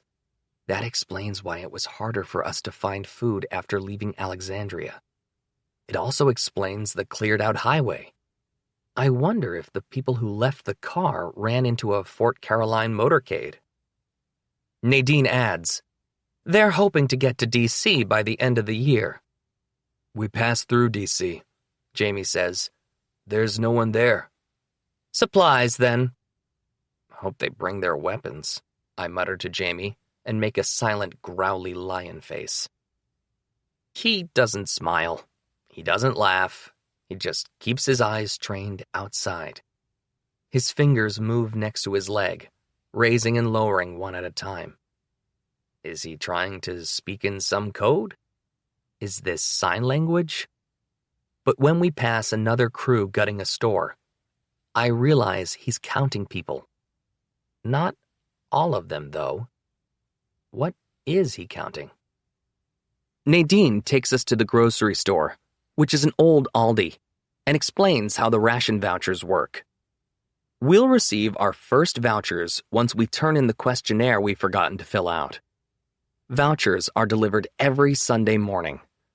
There's also a supply warehouse that processes what we came into the town with, and we'll get vouchers from that as well. She shows us the school next, informing us that children from 5 all the way up to 15 are expected to be in school from 8 a.m. until 6 p.m. I ask if after 15 they have to move on to job placement. Nadine confirms this with a grunt. She shows us where the hospital is, parking in the front and showing us into the emergency room and the family medicine wing. There are a few people in the waiting room, but the most serious injury seems to be a big bald guy with a scrape over his left eye and an attractive blonde dude with a cut on his leg that's already stopped bleeding. We pass a few hallways that are dark, and the rooms on both sides look empty. Like most of the beds and equipment have been removed. I make a joke about universal health care that lands like a dead fish, and then we're off to the pharmacy. It looks busy. There are teams on both sides of it, reaching into plastic bins and filling boxes. They then hand the boxes off to other people who go into the pharmacy to empty them and return for another. Stocking up. Where does all the extra stuff go? I ask. The supply warehouse. It's just outside the main drag where almost everything is sorted and then sent here. It's methodical, and it's also kind of redundant. What with people emptying drugstores, taking the supplies to the warehouse for sorting, and then bringing them back here? But at least it's a system, and at least they're all working. But as I watch everyone entering and exiting the pharmacy, I can't help but feel a little unsettled. There's something off about all this. About everyone here. Nadine drives us back to the sheriff's department, where Grover Denton is waiting outside for us. I thank Nadine for the tour as we get out of the car. And, yes, it sounds a little sarcastic, but I try to smile so it looks like I'm being genuine. Lady Marine probably knows I'm full of shit and doesn't respond. Something is still bothering me about this place, and I don't know what it is. Maybe it's because it's too perfect. Everyone out and about is young and strong and working together to rebuild the world. There's a hospital, there's a school, there's a fucking Aldi, for Christ's sake. Grover's in the middle of his questionnaire spiel outside the sheriff's department. Seriously, the Fort Caroliners have a real boner for this questionnaire, when he says something that actually surprises me. I assume the two of you have weapons? We don't need to answer because he saw the rifle Jamie had last night. You can keep them, in fact. It's encouraged. Okay? Everyone who is able should have a weapon in case outsiders try to raid the town. Since this is America, we do have the God-given right to a well-regulated militia. I'm torn here. One hand, yes, the world has changed, and once again we need weapons. As much as I didn't want the handgun at first, I understand how important it is now. At least there doesn't seem to be a zoo in Fort Caroline. On the other hand, I'm a little nervous about all these strangers with weapons. Grover continues. You'll have to register your firearms here, though. And we also have ammo rations, which you can't stockpile. You need to account for every bullet you use. And, of course, it goes without saying, don't shoot anyone. I point to Grover and try to sound playful. But you still said it. Oh, good! A booming southern voice makes me flinch as Danny Rosewood, flanked again by the same two young men who were with him last night, rounds the corner of the sheriff's station.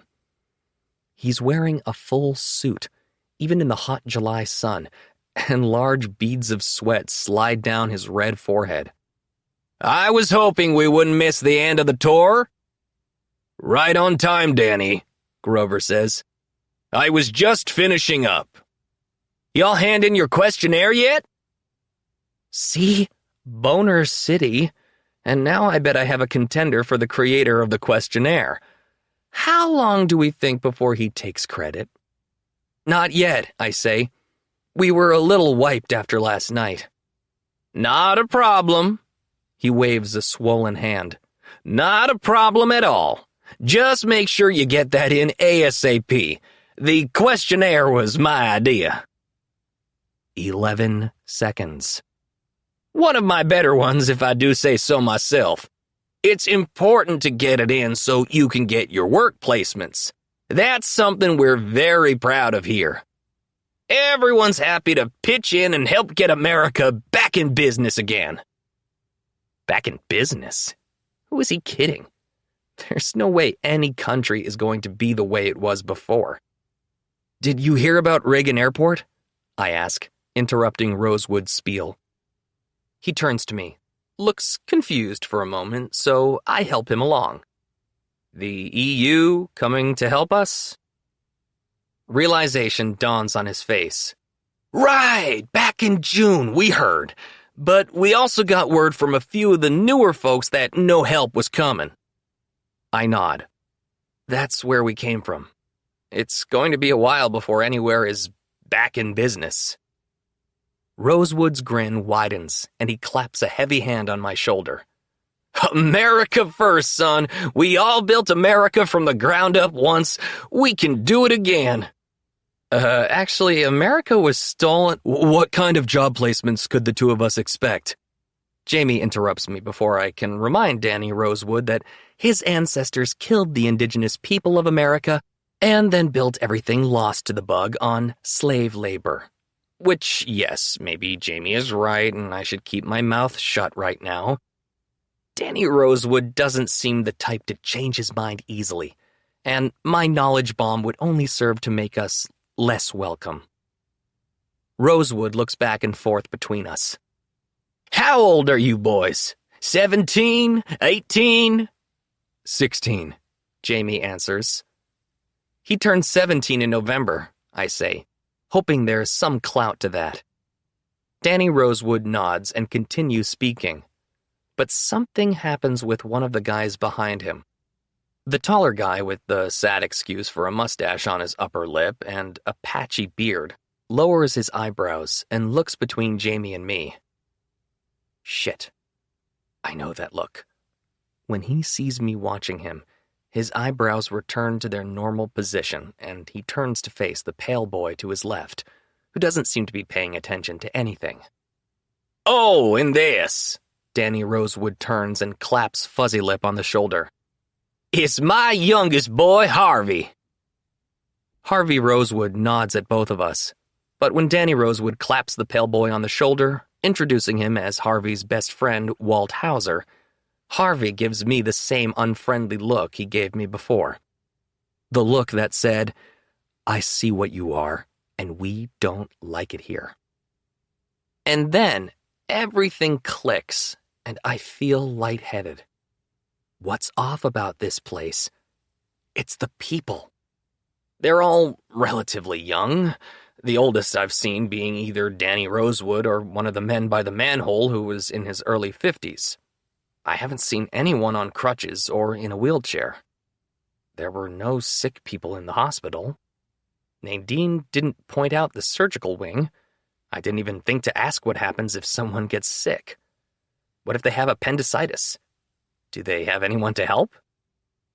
Would they even help? Or would they think it's a drain on their stockpile of resources? And then there's the look that Harvey Rosewood is giving me. The look that says, you don't belong here. And he's right. Rosewood bids us goodbye, his son looking back only once before he rounds the corner. And then Grover Denton drives us to the motel. The entire ride I feel nauseous. I can't get out of here fast enough. But how do I convince Jamie? He isn't like me. I know he's sensitive and smart, and I can probably persuade him. But how? He doesn't see the world the way I had to. He had a supportive, loving mother, friends he didn't have to lie to for years.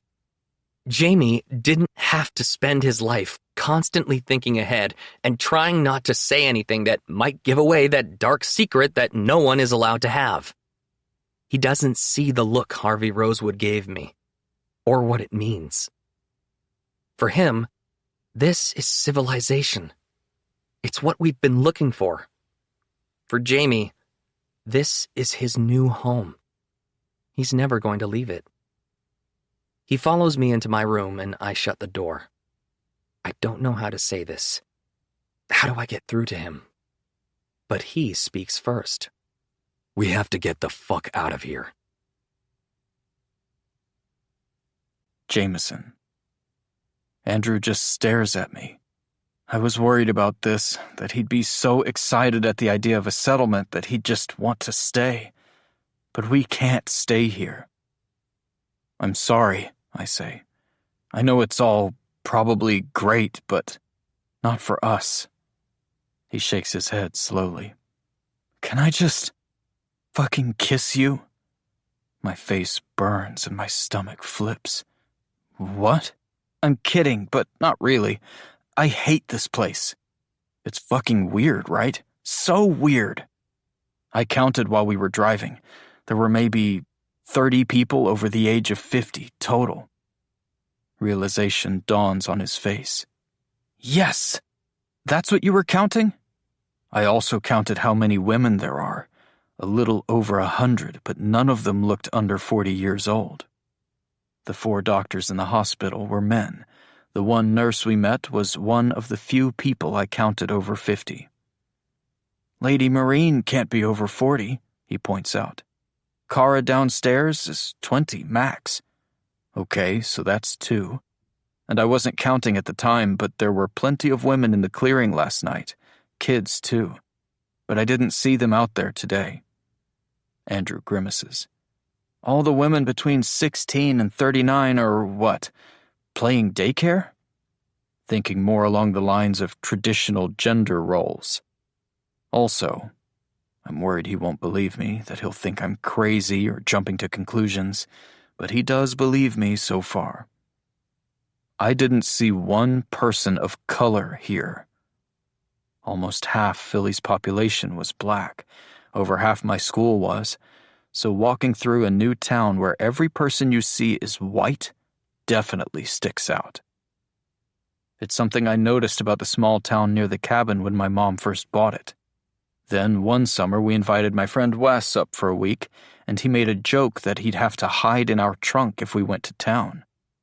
Sure enough, as soon as we went to the supermarket, someone called the cops on him. I'd never seen my mom so pissed. Andrew keeps his voice low, but he nods enthusiastically. It is so white, and I'm from Connecticut. That makes me laugh, but it's a nervous laugh. All right, so we need to get out of here. Yes, now. No, I hold up a hand. We should wait until night.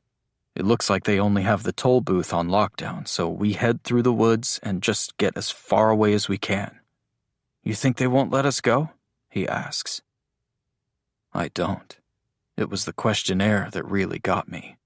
They're so adamant about it, and not once during the tour did Nadine or Sheriff Denton say anything about leaving. I cross the room and take the clipboard Andrew put aside. I flip to the second page. More questions about the superflu. Who was the youngest in your family to be taken? Taken. Like they just went somewhere and weren't the victims of a deadly virus. Who was the oldest in your family to be taken? There's an asterisk next to both of these that says to include extended family in this number. Then it takes a turn. That's probably why it's on the second page. The questionnaire asks for religion, physical disabilities, mental disabilities, and sexual orientation. At the bottom, below all that, is a section marked "If Female." Are you currently able to conceive? Did you have children before the sickness? If so, how many? Did you ever take birth control? Have you ever had an abortion? Holy shit. Andrew, He moves around and reads over my shoulder. Sexual orientation. He doesn't sound surprised. The next page is a full medical history, including another asterisk that reminds us to include extended family. There are more pages, but they're friendlier and ask about hobbies and skills, probably an attempt to make the whole thing look like something other than what it is, a registry. What happens if they don't like our answers? Andrew asks. Let's not find out. I put the clipboard down, and Andrew grabs my arm. I follow his gaze to the window looking out onto the balcony. What? I ask. The blinds are open. They were shut when I left. But the bed isn't made, so Kara must not have come in, or if she did, it wasn't to make the room up. Also, I doubt the Fort Caroline Motor Court has an active maid service. Oh no! Andrew goes to the bathroom. Then he comes back out, looking in the closet and then under the bed. He opens the bedside table, a road atlas on top of it, and takes out the handgun I gave him. The holster is missing, and the gun was just sitting in the drawer of the bedside table. What's wrong? They took our bags, Jamie. He pulls the slide and checks the barrel, like I showed him, then drops the clip out. He shows me it's empty. I turn around looking for his bag. It has to be here. They wouldn't take our stuff while we were out. They have no reason. Only they do. They wanted the food and supplies, the ammo. We can keep our weapons, of course, but they control the ammo. They control everything in Fort Caroline. I fling open the door and go to my room, but I already know I'm going to find my own bag gone. But not my rifle, which is also empty. Andrew stops in my doorway. They left the guns and clothes, but they took our food and ammo. And my mother's book. Andrew follows me down to the office. The door is open, and Kara, the thin, weird girl from last night, is there, writing in some kind of notebook. Hey! She flinches and stands up, knocking over a coffee can full of pens and highlighters. Everyone else is out there working, but she's in here doodling. I want to know what makes her special, but don't care to ask right now. Our bags are gone. Where'd you put them? She hunches in on herself and backs up to the wall behind her. She doesn't answer me. She just watches as one of the highlighters slowly rolls off the desk. Where are our bags? I ask again. Still, she doesn't answer. Jamie.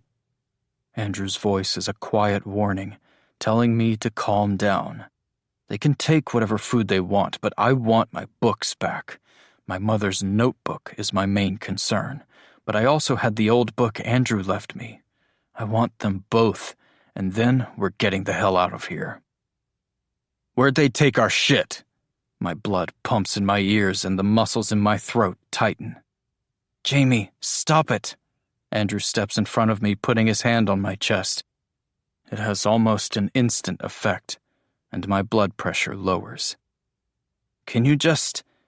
He gives me a cut-it gesture with his hand and turns back to Kara. He moves around the desk, but stops himself. Do you mind if I come back there? I'll help you clean up. He points to the ground where the pens and highlighters are.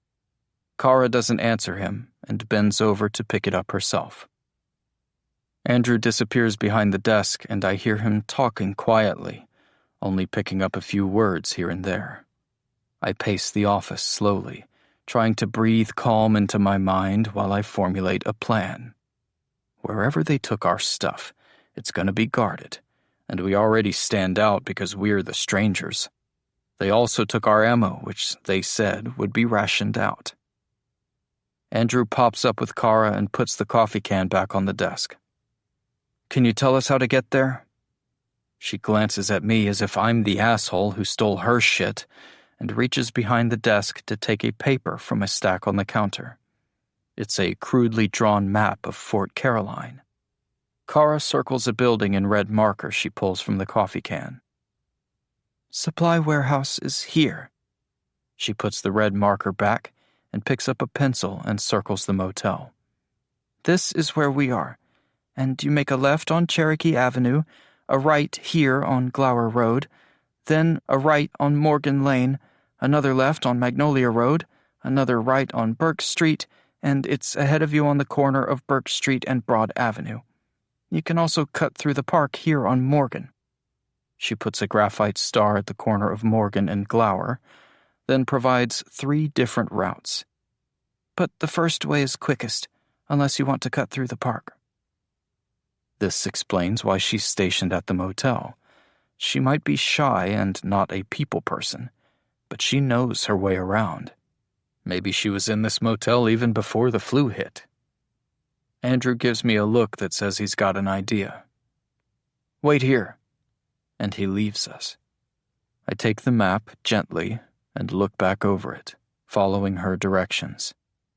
There's a cross on a large square on the bottom corner. "Is this the hospital?" Kara glances. "Pharmacy. The hospital has the caduceus." I don't even know what that word is. She points quickly. "Oh, I've seen it before. It's 2 snakes wrapped around a winged staff." "I didn't know that's what it was called." She's leaning away from me and doesn't even respond or look up when I speak. I feel bad for yelling at her, and I'm trying to be friendly, but the damage is done. She doesn't like me, which is fine. She lives here, so she can't be all that great herself. But there's still something about Kara that doesn't seem to fit this place. Everyone else seems happy to be here, or at least they're excited to pretend things are going back to what they saw as normal. Kara almost seems to be sleepwalking, answering questions but only providing the information needed, nothing more. Andrew is still gone, and the silence is getting uncomfortable. "Is this the sheriff's department?" I point to the building with the 6-pointed star. Judging by the questionnaire, I don't think they'd mark the Fort Caroline Synagogue, if it even exists. "Yes." "That's where they'll have taken our ammo. They wait for us to come register our weapons before we get the ammo rations. The battery-powered clock on the wall says it's almost 1. The sun sets in a little more than 8 hours. We have 8 hours to get our ammo and our food without raising suspicion." Andrew comes back with the road atlas in his hand. Kara watches with curiosity as he puts it down in front of her. She even seems to warm a bit to Andrew's presence. She seems less wary while he's in the room. "We're trying to get here," he points at the map. The page is turned to the southern half of Florida, and his finger is on the keys. "Andrew," he's telling her exactly where we're going when the entire point was for us to make a quick, quiet escape. He holds up a hand to silence me. "Could you map out a route for us from Fort Caroline to the Keys?" Kara glances at me and then at Andrew before falling back on the road atlas. She scans the map and then reaches for it but doesn't touch it. Her hands hover over it, and she asks, "Can I borrow this? I can have an answer for you in a few hours. I just have to know the scale, then measure out the distances and find the quickest route." Andrew looks at me, and I shake my head. I try my best to communicate with a look that I don't like this idea. But he tells her yes. She immediately takes the map and begins looking it over, reaching for a ruler on the desk. Andrew joins me outside the office. "Why did you tell her where we're going?" "Because we need her. Maybe you think these people are going to let us steal food from them, but I don't. They will come after us, Jamie. And if they moved the cars on the road north to Virginia, who knows how far south they've cleared it. That means they'll be driving after us. We can't stop to check the map every few exits if we hope to outrun them. And at night, it's going to be even harder." I sigh. He may have a point. We're going to have to get as far away as we can, as fast as we can. And if she tells them where we're going? Andrew looks back at her. She's hunched over the map, writing quickly on a piece of scrap paper. "I don't think she's going to tell anyone." "What makes you so sure?" "I'm not. But she reminds me..." He pauses and shakes his head. I just trust her more than I do anyone else here. She's different from them. That's why they pushed her out here all alone. Everywhere else has shifts, and she's the only one working this desk. And of course, that makes me feel worse for being a dick to her. They have her working this motel to help orient the newcomers, and they probably have her map out their routes on scouting trips. And now I want to know what happens to her when she's outlived her usefulness. But that's Fort Caroline's problem. My only concern is what we're going to find once we get where we're going, and what we do after. If Henry's daughter is dead, then we just pissed off the largest settlement we've seen for no reason. And we didn't go back to the cabin because we wanted to find more people. But maybe everyone is to an extreme like this now. Even if Henry's daughter is alive, she might be with a similar settlement. Come on, Andrew says. We should see about getting our stuff back. Hold on. I go back into the office. Kara, sorry to bother you. Her shoulders go up, but she doesn't look at us. I was hoping to give you another project to work on after that, if you think you can get it done by 8 tonight. What project? She still doesn't look up. May I? I point to the atlas, and it looks like she's not going to give it up. But then she steps back from the desk. Andrew joins us, watching me with suspicion. I flip a few pages back and show her a page displaying the lower eastern portion of Pennsylvania. Can you plot a route to this area? I point to an area northwest of Philadelphia. What town? It doesn't matter, just the area. Her brow furrows as she scans the atlas page and doesn't answer. Any town? She's still looking around the page, her eyes darting like she's trying to follow an annoying fly. Andrew pushes past me and points at random. This one, here. Her eyes focus on that one spot, and she nods. From here or the Keys? The Keys, please, I say. She nods. Thank you very much. Andrew gives a lopsided smile when I glance at him. You okay with that? I'm very okay with that. He turns back to Kara, his smile disappearing. Oh, Kara, when you route from the Keys, can you try to avoid this place as much as possible? I watch as she stops writing. At first, she doesn't say anything. Then her eyes dart up and lock onto Andrew's, then mine. There's something in that look, but I don't know enough about her to know what it is. Maybe she's suspicious, or maybe she's angry. Either way, it doesn't do much to comfort me. She turns her head away from us again. Yes. Thank you, Kara. You're welcome. Andrew. We really shouldn't be splitting up. I mean, forgive Jamie, he's pop culture blind, so he has no idea how when people split up in horror movies they always die. But I have no excuse. By the time we've got a plan formed, it's almost 3, which leaves us 5 hours to get everything together, barring any hiccups. Jamie goes to the sheriff's station to register our weapons so he can hopefully get some of our ammo back. I already asked what happens if they don't give him any, and he said we'll have to just check every sporting goods store along the route until we get some. God bless America. I'm heading for the supply warehouse using Kara's directions. God bless Kara. The supply warehouse isn't a warehouse at all.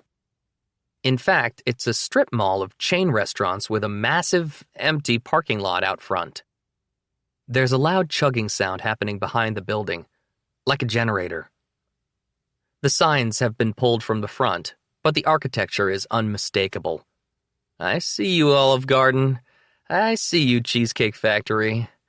I see you, Red Lobster, maybe? Or is it a Bob Evans?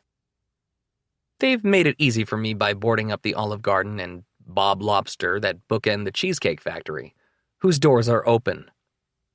I walk in expecting someone to be standing at the host stand with a 100-page menu of all the delicacies Fort Caroline has to offer. Oh, and how many ration coupons each one would be. But it looks nothing like I remember a Cheesecake Factory looking. The entire restaurant is gutted and repainted white. The black tile floor is still there, but all the booths have been ripped out. There's electricity here. The dim lighting meant to hide all the calories you're consuming has been replaced with industrial-strength daylight white. God help us, bulbs. Even the ancient Egyptian/Victorian pillars are gone. The walls on both sides of the restaurant have been cut open to pass into the Olive Garden and Red Evans, which is now even less distinctive. Instead of a host stand, there's a massive desk spanning the length of the restaurant, like a bank counter, blocking me from going any farther. Metal shelves filled with everything from shampoo to Dinty Moore run in aisles throughout the restaurant and the ones next door. There are about 12 people walking through the aisles, stocking shelves from shopping carts. I approach the desk. The woman closest to me stops stocking the shelf and comes over with a polite smile. Can I help you? She's 30-ish, white, and wears a name tag that says Jeanette. Hi, Jeanette. I'm Andrew. My friend Jameson and I are new in town, and while we were on a tour, someone swiped our bags from the motel. She nods, looking unsurprised. I was hoping we might be able to get some food or supplies to replace what was taken. Right. Hold on. She puts up a finger and moves down to the far right side of the desk. She reaches underneath and pulls up a small plastic box filled with hanging folders. She flips through quickly, scanning the tabs at the top. You said your name was Andrew? Yes, we only just got here yesterday. She stops looking and sighs, squeezing her eyes shut. And of course, it's the holiday and we're behind. You guys get holidays off? We get shift changes. They're doing fireworks on the 3rd, 4th, and 5th, but everyone's so wrapped up in celebrations that the work slows down a bit.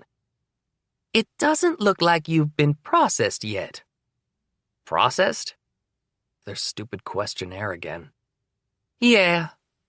Jeanette puts the box back and comes back over to me. Your property shouldn't have been taken from your room. Usually they just sort everything at the gates and then give you a voucher that lists your inventory. You bring it here, we double-check our records. She waves a hand in the direction of the box, and give you your ration coupons to replace it. But your stuff hasn't been processed yet. Gosh! I'm trying to play dumb and nice. I lean forward on the counter. Any idea when they'll process us? I mean, I don't want to be rude, but we were hungry before finding you guys, and now we don't have any food. I know. She bites her lip. I can see her trying to figure out a way to blend her pre-bug Southern politeness with Fort Caroline authoritarianism. Let me see if I can find your bags. They should have been brought right here. What do they look like? I tell her, and she excuses herself. I take the time to read the handwritten poster on the wall outlining the rules. Ration vouchers are handed out on Sundays after church. What about the people who don't go to church? Oh, that's right, the questionnaire weeds them out. Vouchers are colored: red, green, and blue. On Sundays, red can use the Cheesecake Supply Warehouse between 1 p.m. and 3 p.m., green between 3 p.m. and 5 p.m., and blue between 5 p.m. and 7 p.m. All other days, the vouchers can be used at any time in the grocery store or pharmacy. I scoff, imagining Danny Rosewood and the selectmen all sitting around a table coming up with as many rules as possible. Every time someone came up with a new one, they got a red voucher for themselves. Andrew? Jeanette is back, and she's holding up Jamie's and my bags. Perfect. So what do we do now? You can keep these. She slides the yoga mats and sleeping bags over to me. But I don't think you'll be needing them anymore. She smiles brightly, and I chuckle. If you only knew, Jeanette. She unzips Jamie's bag and begins pulling out our things. Jamie's mother's book, my old paperback of The Voyage Out my Aunt Sarah gave me, our food, first aid kit, and water bottle. No ammo. They've already taken that. Jeanette takes out a clipboard and begins writing everything down, checking things off as she goes along and then setting them aside. When she's done, she says, All right, so with all this food, you get 8 vouchers. The first aid kit you can keep or donate to the pharmacy. And do you want the books? I don't think the library needs any more. No, we saw them emptying it. The books are more sentimental, and I'll keep the first aid kit too. All right, then that's it. She pulls the bags back, but I reach out. Actually, can I keep the bags too? She narrows her eyes at me. Why? We have shopping bags. She was fine with me taking the yoga mats and sleeping bags, but she's suspicious about the packs? Really? I'd rather use these. Easier to cart everything back and forth with. She gives me a shrug and lets me take them from her to fill them back up with everything Fort Caroline doesn't want. Do you want to trade the coupons for your food or swap? Swap? I look at the cans of food. It's nothing special, but maybe it can be. No, Jamie and I don't need to get greedy. Except I reach up and spin the mushrooms around to face her. Any chance we can swap these bad boys? You're welcome, Jamie. I refill our packs and head toward our rendezvous point. Rendezvous point? I've been in Fort Caroline too long. It's the park on the corner of Morgan and Glower that Kara said was a cut-through to the sheriff's station. I'm turning on to Glower when someone calls out. Hey! I turn to see Harvey Rosewood marching toward me, and my stomach drops. For some reason, he's got his hand on the holster at his hip. My stomach lurches, and I immediately think of Jamie. Something happened. Something went wrong at the sheriff's station, and they locked him up. And Harvey came looking for me. He reaches me and smiles, his gums protruding like a great white's. That smile does nothing to calm my nerves. Andrew, right? How are you finding Fort Caroline? His accent isn't as thick as his father's. Maybe a northern mother? When I speak, I lower my voice a bit, slowing down. Butching it up, if you will. Finding it all right? Good, good. Where are you boys from originally? I'm from Connecticut. Connecticut? I've never been to Connecticut. I wouldn't go now. I give him a fake laugh, and his shark smile grows wider. How about your friend, Jameson? I swallow hard. I don't like the way he says friend. Like he means the other F word. He's from Philadelphia. Harvey Rosewood nods, still goddamn smiling. I see you stopped by the supply warehouse. Get your rations all together? I did. Jamie was supposed to register our weapons, too. I think he's at the sheriff's station. Harvey doesn't confirm or deny this. I should probably get going. That questionnaire of your dad's is pretty extensive. I turn, but he follows, so I stop. I want to end this conversation. It feels like he's trying to trap me in some way. Like, if he keeps asking innocuous questions, he'll paint me into a corner of whatever he thinks we're doing.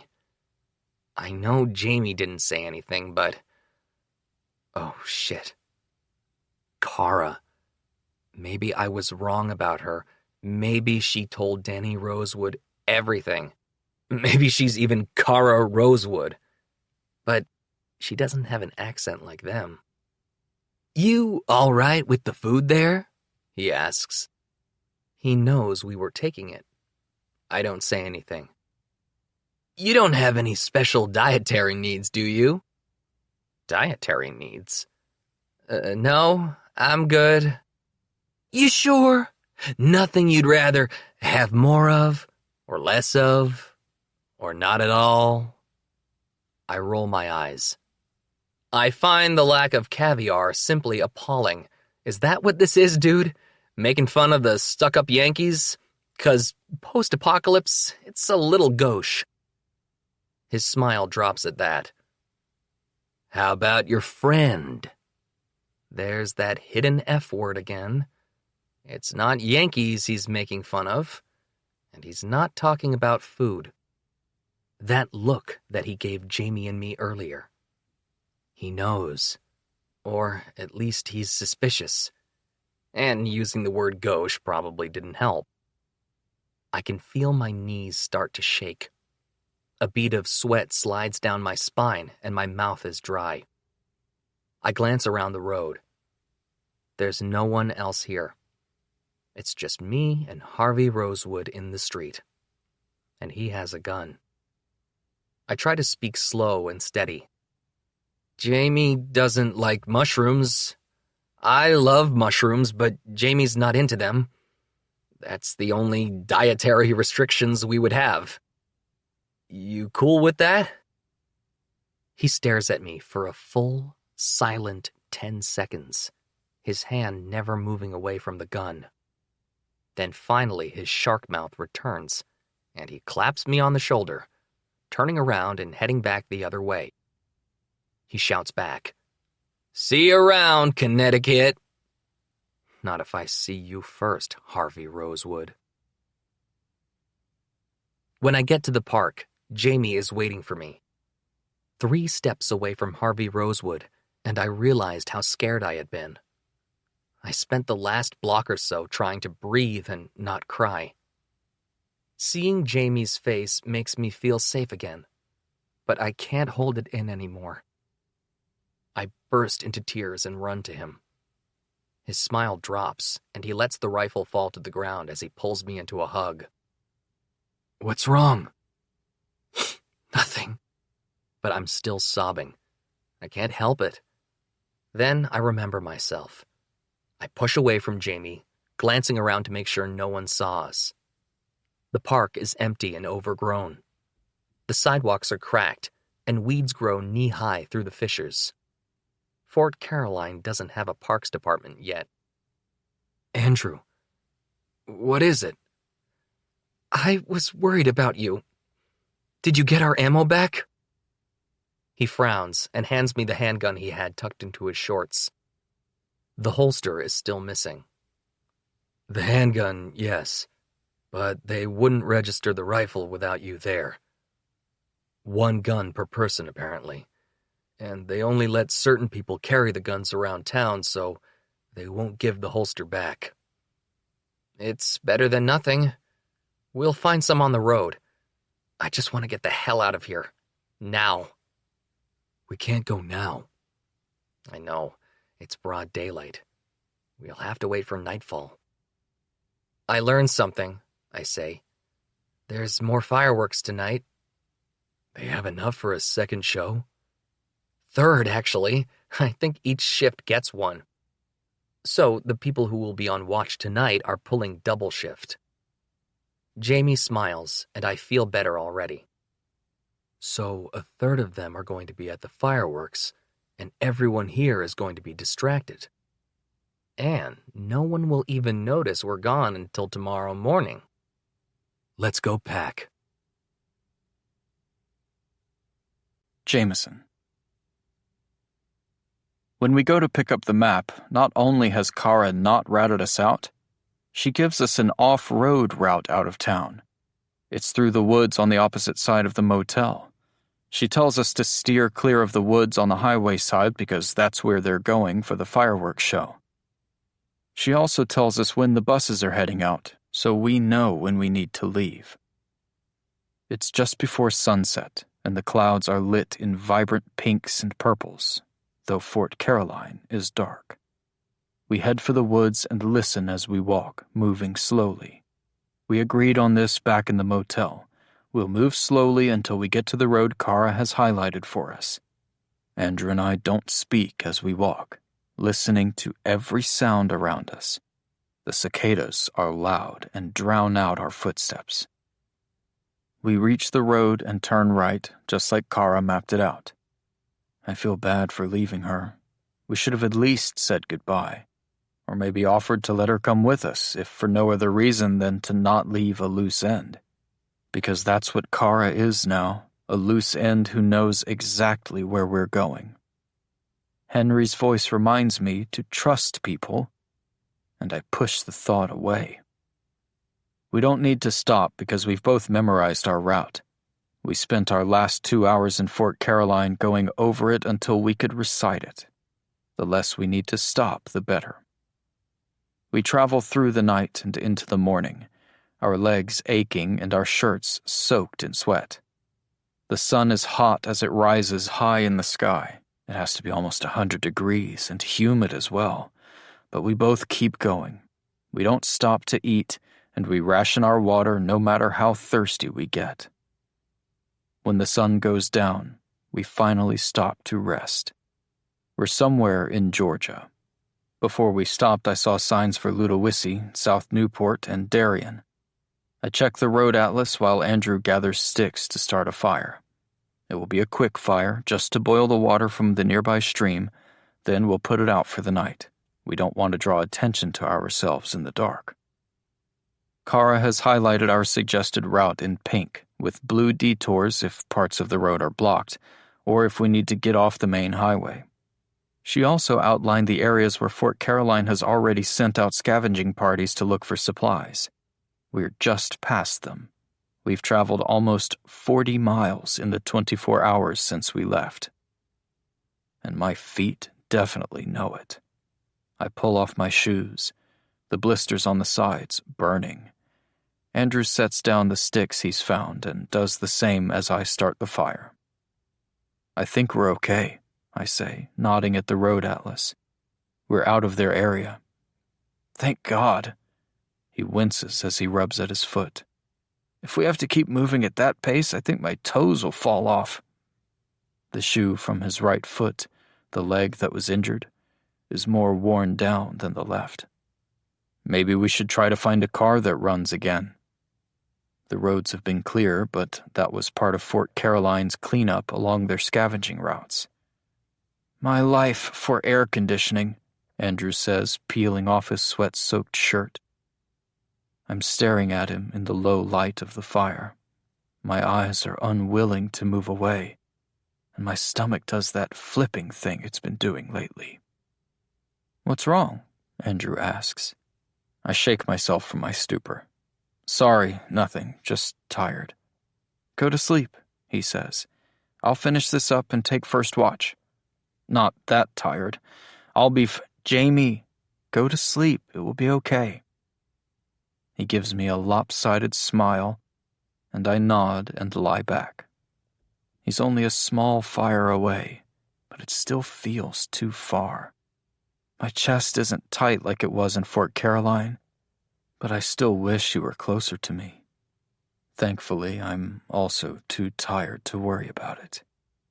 The last thing I see before I slip into a fitful sleep is Andrew's face, and my stomach does the flip again. We're slowing down, trying not to burn ourselves out. Before Fort Caroline, we were averaging between 15 and 18 miles per day, but now we're down to 9 at most. We travel in near silence during the day, as if we're trying to conserve energy. Even Andrew has gone quiet. It gives me a chance to think about everything. I don't know what these feelings are. Is it possible to be bisexual and not realize it? I ask myself that question all the time, but it's a stupid question because the answer is, yes, dummy, no shit. Then I think back, way back, and try to figure out if I knew at any other moments that this might be who I am. But I can't remember a time I felt like this before him.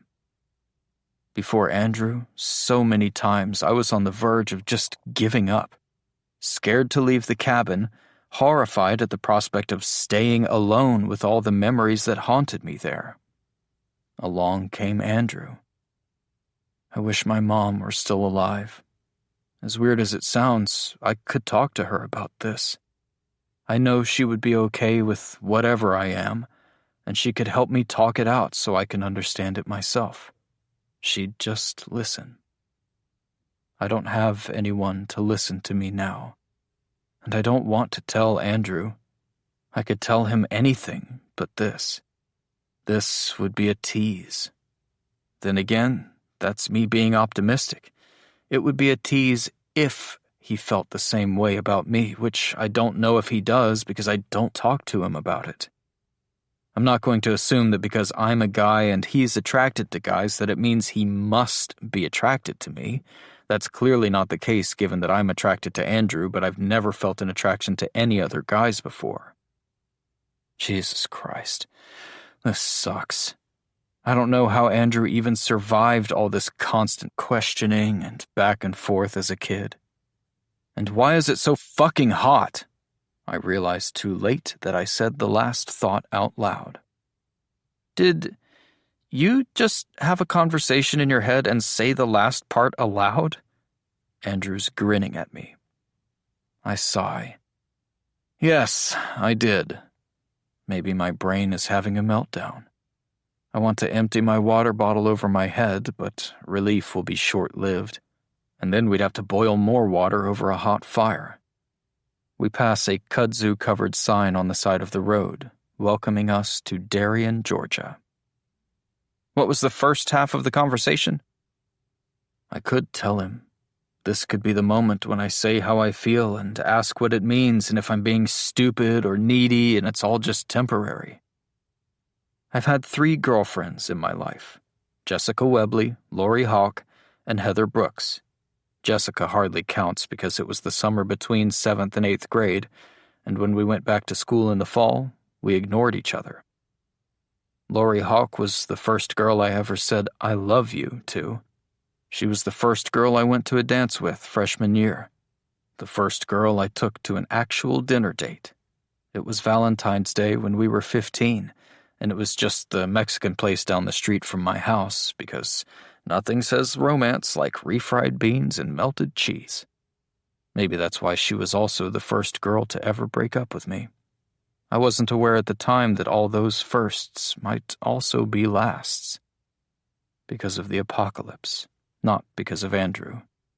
But maybe because of Andrew, too. With Lori, I started creating daydreams about our future, going to prom together, graduating together, going to the same college, or being the couple who long distance actually works for. But then, of course, she broke up with me and started going out with Mike King. So all those daydreams went kaput. That's where all this feels different. Things were still new with Heather when the superflu got her, and Jessica and I were kids practically pretending to be boyfriend-girlfriend. It felt temporary from the beginning. With Andrew, it doesn't feel temporary. If someone put a gun to my head and said, "Imagine your future without him," I don't think it would be possible. I open my mouth hoping the words might come, but they don't. Look, Andrew points ahead of us. Tell me that isn't a mirage. I follow his finger across the blacktop. The edge of it looks wet and wobbles in the heat. I open my mouth to tell him, yes, it is a mirage. But stop. Next to the road, the grass breaks and turns into water, then continues until it meets the horizon. Is that a river? I ask. And it looks like a damn big one, too. Go. Our walk turns into a sprint, and I feel like our bodies are going to overheat, but we're so close. Sweat burns my eyes. It runs down my back and my legs. The pack on my shoulders hits my back, making a wet, smacking sound. We reach the road that bridges the water and jump over the guardrail into the high grass. I throw the unloaded rifle — we still haven't found a sporting goods store that hasn't been picked over — and the pack off my shoulders and take off my shoes one at a time, hopping as I do so. Leaving a trail of sweaty clothes in my wake, I shed every piece of clothing on my body and run right into the water. My body shivers. The water isn't anywhere near freezing, but it's a lot colder than the hot, thick air hanging above it. I dunk my head, letting the water cool me down, and feel rejuvenated. Andrew and I swim around. Then we move over to the muddy shore and sit up to our chests in the water. I realize it's the first time we've ever actually been fully naked in front of each other. I avert my eyes, and I notice he does the same. It's like we're trying to be respectful to one another, but I don't know why. I know why I do it. It kind of makes me nervous. But thinking about sex has always made me nervous. Maybe he's worried I'll feel weird. "Have you ever seen Stand By Me?" Andrew asks me, the opening inquiry of our game. So clearly he's not thinking much about sex right now. I have seen the movie, and I know where he's going with it. "Don't ruin this for me," I tell him, closing my eyes and letting my body move back into the cool mud. "Do you regret coming down here yet?" Andrew asks. "Not yet, but keep asking me and I will." He stops now, and we sit in silence. Then I hear it. It's quick and faint, but I think it's there. I lift my head from the water, looking around. Andrew looks concerned. "What is it?" "Shh! Listen." Silence. Not even the trees are moving, because the air is stagnant. Then I hear it again. It's a bird, chirping. I thought the flu wiped them all out, but maybe they're like us. Maybe a couple of them were immune. "No way!" Andrew stands up out of the water, and I don't look, but I do want to. "Do you see it?" I ask. "No, let's go find it." I hold up my muddy hand. "I'm drawing a line. I followed you to Alexandria. I'm on board for Florida," he interrupts. "Florida was your idea, but I'm not going to follow you into the woods looking for a goddamn bird. This is the first bird we've seen since the bug. This could mean the flu burned itself out. Since we're immune, there might be birds that were immune too. The bug might be totally done. That's all fantastic, but you're not an epidemiologist." "Oh, right." He dunks his body into the water up to his neck. "Still pretty cool, right?" I grunt in the affirmative. "So, anyway, in Stand By Me, that scene with the swamp in the woods..." I move to him. My chest tightens with nervous excitement even as I reach out for his shoulder and pull him close to me. I lock eyes with him and say, "I had a dream about this place." "All right, I'll stop. No Winky's Diner scenes." He splashes me gently, and his hand grazes my chest. I smile, but I don't let go of him or move away. My heart's fluttering and my stomach turns with anticipation. It's the closeness here. Everything hidden by water, but still there. It's hard to breathe, and I'm still staring into his eyes. I watch as he swallows and tries to joke. His voice seems tentative, like he isn't sure if he should be joking or not. That's new, especially for Andrew. It's like he feels as nervous as I do. He says, "I swear, even if they have electricity and DVD players in Florida, I am never watching that movie." I chuckle. The bird he was talking about has gone silent. The trees blow in a sudden light breeze. Then something in the tall grass behind us shifts, and I spin around. There are 2 men walking toward us. 2 men I recognize. If you asked me who were the 2 people I wanted to see least out of the surviving population of the world, it would be Harvey Rosewood and his friend Walt. Harvey has the rifle I dropped before I threw off my clothes. It's not loaded, but the pistols in their hands are scary enough. We're way past their zone of influence, so Kara must have ratted us out. It's the only explanation. Andrew. My voice is low and full of caution, but he doesn't catch it. Stop. I didn't talk about leeches, so you can skip the creepy burnt homeless man behind the diner. Andrew, I say more sharply, and he finally realizes something's wrong. What's this here? Harvey asks. Andrew spins, his eyes wide with horror. Where's your gun?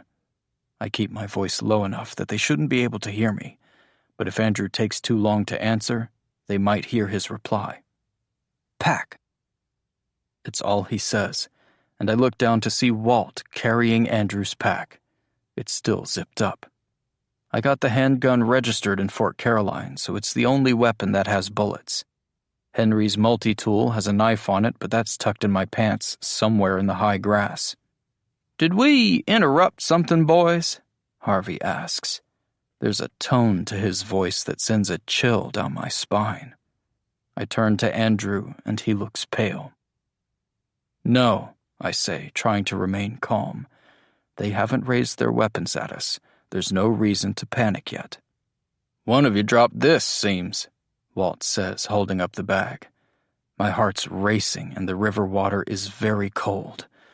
Or maybe that's just my blood. That's mine, I say.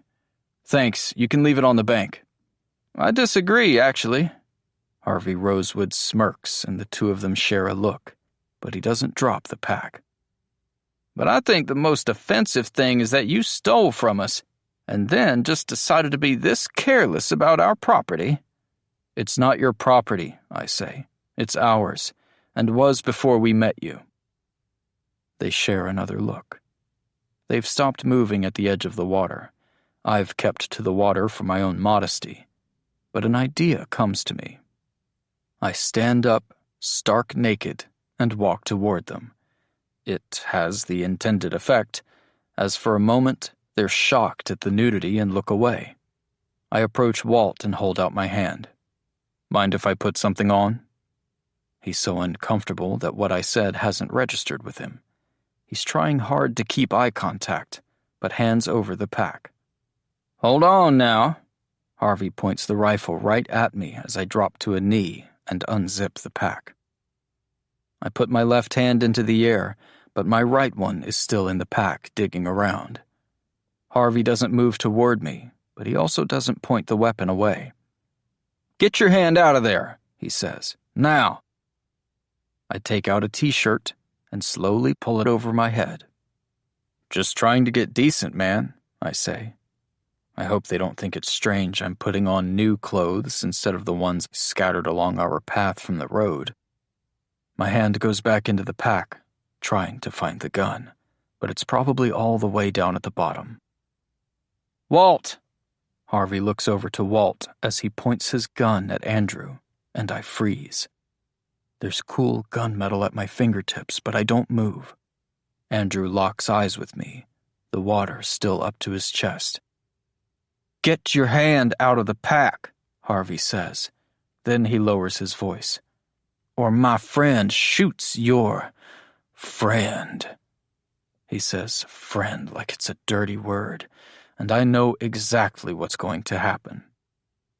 I don't need to imagine much longer, because Harvey leans down to me and whispers something in my ear that proves my theory.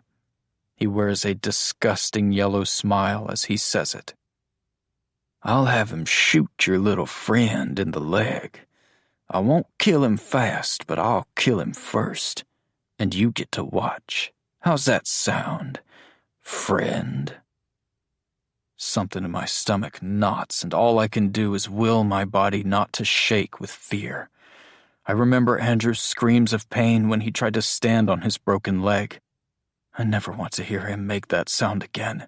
I'll gladly die before that happens. I pull the gun and close my hand around it. I feel for the safety and flick it off. All right, I say. I'm going to move slowly. There's no reason to do anything rash. You have the weapons. Andrew stands up from the water and raises his hands. I watch as Walt looks at the sky, away from Andrew's nakedness. Now. A lot happens at once. I stand and point the gun at Walt's belly and pull the trigger. The bang is loud on the silent riverbank. Not watching to see if it hit Walt, I turn on Harvey. He raises the rifle to my chest, and the trigger clicks on an empty chamber. Harvey has barely a second to realize his mistake before I put our gun to his yellow grin, which drops slowly in surprise, and pull the trigger. Blood spatters my face, and the world speeds up again. Harvey is dead on the ground. Next to him, Walt is screaming and clutching his side with both his hands. There's a weapon next to him, and I kick it away. Andrew. I run to the water, and he's still standing there, naked, his eyes wide with fear. "Are you hit?" I ask, frantic. I can't be sure if Walt managed to pull the trigger before I shot him. Andrew doesn't answer, and I'm forced to scan his body for a bullet wound. It's the first time I actually look at his body, focusing my eyes on every inch of him. And I hate Harvey and Walt for this moment. This wasn't how it was supposed to be. I reach for his shoulder. "Andrew, are you okay?" "Yes," he says. He finally looks at me. "Are you?" "I'm fine." He motions to his face with a shaking hand. "There's blood." I see it on my hands, and they're shaking too.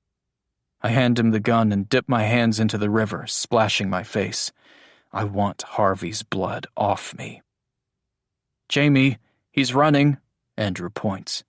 I turn, and Walt is limping back the way he came, screaming and crying and leaving a trail of blood against the tall grass. I take the gun from Andrew and aim. It feels so much heavier, and my hands are still shaking. I don't shoot. Walt disappears into the trees, and he's gone. Then I look down at Harvey's mutilated face and see exactly what just happened. I've killed someone. Walt had the gun on Andrew, and I knew what they were planning to do. They would have killed us. They would have killed Andrew. Harvey's patchy beard isn't even part of his face anymore. I go find my own bag and my clothes, and we get dressed in silence. I'm still wearing Andrew's shirt, and it's way too tight for me. It also has Harvey's blood on it. I take it off and use it to cover Harvey's face, then pull on my own shirt. "We should get moving," I say. There's no need to stop and bury Harvey like we did the Fosters. There was a reason for that. Andrew did that all by mistake. This was the wrong place at the wrong time, but it wasn't a mistake. "Hey." Andrew takes my hand and pulls me toward him. "Are you okay?" "Yeah, we just need to..." My words die, and I turn away from him to vomit into the grass. My breakfast mingles with Walt's blood trail, and it makes me throw up again. Andrew. Once we're dressed and packed, we move quickly. I can see Walt's trail of blood moving one way in the forest. So we go the other direction. Jamie still doesn't talk once we reach the highway. It's hot and humid, and taking breaths is difficult, but we don't stop. We keep moving until the sun is a red blob in the western sky. Then, Jamie finally turns to me. "Should we stop here for the night or keep going?" "Stop." I mean it more than stop here for the night. "Are you okay?" "Yes." "Jamie, seriously, stop." I reach out and take his hands. He squeezes mine tightly, and I lock eyes with him. He looks like he's going to cry. "Talk to me." "They were going to kill you." I want to tell him it's fine that he did what he had to, but I know it won't mean anything. It didn't to me. Instead, I pull him close, and for the first time he shrinks against me. For once, big, strong Jamie feels small in my arms. Jamie continues. I had to do it. I'm sorry. It was the way they said it. They would have killed us. We're okay.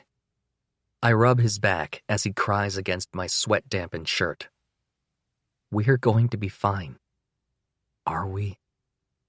We set up camp off the road, but don't light a fire. I try to get Jamie to eat, but he barely touches the can of cold soup we open.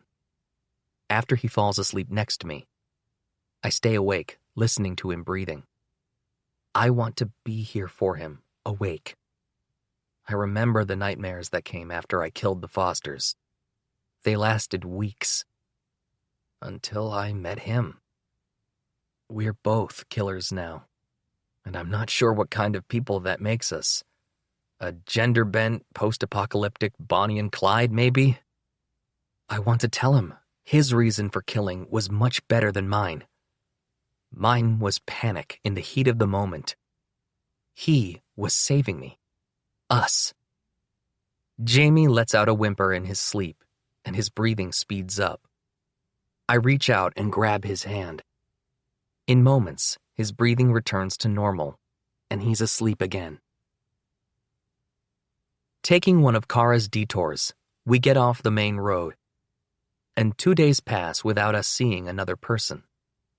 Each night I stay awake, listening in the darkness for more people from Fort Caroline, listening to Jamie's cries as he wakes from a nightmare. I reach into the darkness and clasp his hands, and he clenches back. I whisper that it's all right. He lies down again, and I put my hand on his back. As much as I want it to be, it's not cute, and it's not romantic, because he's hurting, and there's nothing I can do to make him feel better. Day 3, and we still skirt Kara's main route. Day 4 is the same. I tell Jamie about movies, but he doesn't laugh. He doesn't smile.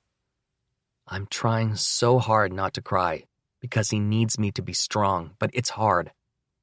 Every time I feel tears burning at my eyes, I tell him I have to pee, then go behind a house or store, somewhere out of sight, so I can cry quietly. I don't know what else to do. That afternoon, we come to a small, zero-stoplight town. There's a gas station and a diner on the main road, and I tell Jamie we should stop. It's still early, maybe 4 in the afternoon, but the diner looks like it could be a good place to sleep. Also, my leg aches. Rain is coming. He nods, and we march across the gravel parking lot to the diner's unlocked double doors. Setting our packs in a booth by the door, we walk back to the kitchen while Jamie watches the road. Our handgun is still the only weapon with ammo, and he holds it at the ready, his finger on the safety. There's obviously no electricity, but I still flick the light switch on the wall. I don't bother with the walk-ins because if there ever was anything in there, it's rotten now. The pantry has a few food items left, including an unopened industrial-sized box of Special K, moldy gray bread in plastic bags, and dry noodles. There's also a giant can of peaches and syrup. Everything else has been wiped out. No protein, but at least we won't starve. I grab the Special K and peaches. There's a big crank can opener attached to the side of a steel prep counter. I put the can under it and open it just a bit, then drain half the syrup into an empty sink. Andrew! Jamie's stage whisper from the front makes me jump. I set down the peaches and run back to him. It's gotten darker. The storm clouds are rolling in. He's behind the lunch counter, crouched with his gun pointed toward the windows. I drop down and join him. Someone's outside, standing in the middle of the street. It's a girl. I scan the other dusty windows, trying to find movement, other people, weapons, cars, something. But it's only her. She stands in the middle of the road wearing a small backpack, her hair tied up in a bun. There's a bicycle on the ground at her feet. She turns slowly, looking around, looking for something. Then she faces the diner. My voice breaks the silence. No. I move around the counter. Jamie whispers at me to get down, but I want to get a closer look. I want to make sure. It's her. Even through the dusty window, I can see it's Kara, the girl from the motel. They fucking found us again. When we met her in Fort Caroline, Kara reminded me of my little sister, her shy, quiet mannerisms and the sardonic way she spoke, like there was some kind of humor under there that only showed up for the people she trusted to recognize it. She was also a literal outsider, posted at the edge of town where only the motel was. I really thought we could trust her. Of course, she knew the way we were going the whole time. What do we do? I asked Jamie, dropping to the ground behind the counter. Grab the rifle. It's empty. They may not know that. Harvey tried to shoot me with it. Maybe they don't realize we haven't found ammo yet. We should have taken Harvey's and Walt's weapons, or at least their ammo, but we were in such a rush we left them. I pick up the rifle, but even as I do, it feels wrong. I should have the handgun. Jamie is better than me. He killed to protect us, not for food or because he was just scared, but to protect me. I know he'll do it again, but I don't want him to. Wait, I say. I hold out my hand to him. Give me the gun. He looks down at my hand, then back up at me. No, why do you... I got us into this. I trusted her and I was wrong. I'm sorry. It should be... I almost say my turn, but Jesus, does that sound awful? I just shake my head. Give me the gun. You take the rifle. He looks into my eyes like he's trying to find a way to argue with me. Then he gives up. We trade, then head for the door. Kara spins as we step outside. Her eyes go wide and her hands go to the sky when she sees we both have our weapons on her. Don't! I'm sorry. I'll leave, she says. Jamie and I move across the gravel lot, the rocks crunching beneath our worn shoes. Where's everyone else? I ask, trying to make my voice hard. I... Her hands are shaking. Answer him, Jamie says. We know you sent Harvey and Walt down one of the routes you mapped out. As soon as we went this way, you show up. And I doubt you'd show up alone. So where's everyone else? I can barely hear what she says, so I step forward. Jamie calls out my name in a warning, but Kara stammers. It's just me. I scan the road in both directions. The high grass on the opposite side of the street, the trees. Thunder rumbles in the distance, and the wind picks up, blowing dust in my eyes. I blink quickly, taking a step back, trying to clear my vision. Jamie is looking around too. I take a moment to wipe the dust and tears from my eyes and realize they put Kara out front as a distraction. I spin, looking back at the diner, expecting to see 20 Fort Caroliners with their guns drawn. But it's just Jamie with his empty rifle. A gust of wind blows the trees behind the diner, and the leaves flip up, showing their gray-green bellies against the dark sky. Lightning flashes. I turn back to Kara, calling over the wind. You're alone? She nods. Alone again, just like at the motel. Why are you here? She mumbles something, but a crack of thunder drowns her out. The wind picks up again, and the first fat drops of rain begin pelting the cracked asphalt. She followed the detour she gave us. But if she was trying to stop us, trying to get Fort Caroline to find us, why give us detours? Why give us anything? Why not go right to Sheriff Denton and tell him we were planning to leave? These are obviously not questions that are going to be answered in this storm. Come on. I can't hear a thing, so I reach for Kara's arm. She flinches away, but picks up her bike and slowly walks forward. As she heads toward the diner, Jamie gives me a questioning look. I stop and say to him quietly, "No one's here. They would have come out by now." "We can't trust her," Jamie says. Kara rounds the corner of the diner, hiding her bike out of the way, out of sight. Why would she provide detours? She knew the roads had been opened by Fort Caroline, so why provide us with detours in case they were blocked or destroyed? Detours we never ended up needing. Jamie doesn't seem to get it. The rain is picking up and lightning flashes and thunder quickly follows. I help him connect the dots. It was her route. Jamie's eyes soften. She mapped out her own route. So she could follow us. They weren't detours. It was her route and the places where she could meet up with us. She's been following us. Alone. And there's that magic word again. Alone. She wasn't with everyone else in the clearing the night we showed up. And she didn't go to the final fireworks show the night we left either. It's possible she went to the first night of fireworks on the 3rd of July, but I highly doubt it. Jamie looks back at the diner. Kara is already seated at a booth. He lowers the empty rifle and we run inside. And just in time, pea-size hail begins to patter against the glass windows. Kara's hands are folded on the table in front of her. Jamie slides into the seat across from her, but I remain standing. "Are you hungry?" I ask over the pelting hail. She nods and quickly unzips her pack. It's filled with canned food. Holy shit. She flinches. Jamie's eyebrows go up. "Did you steal all that?"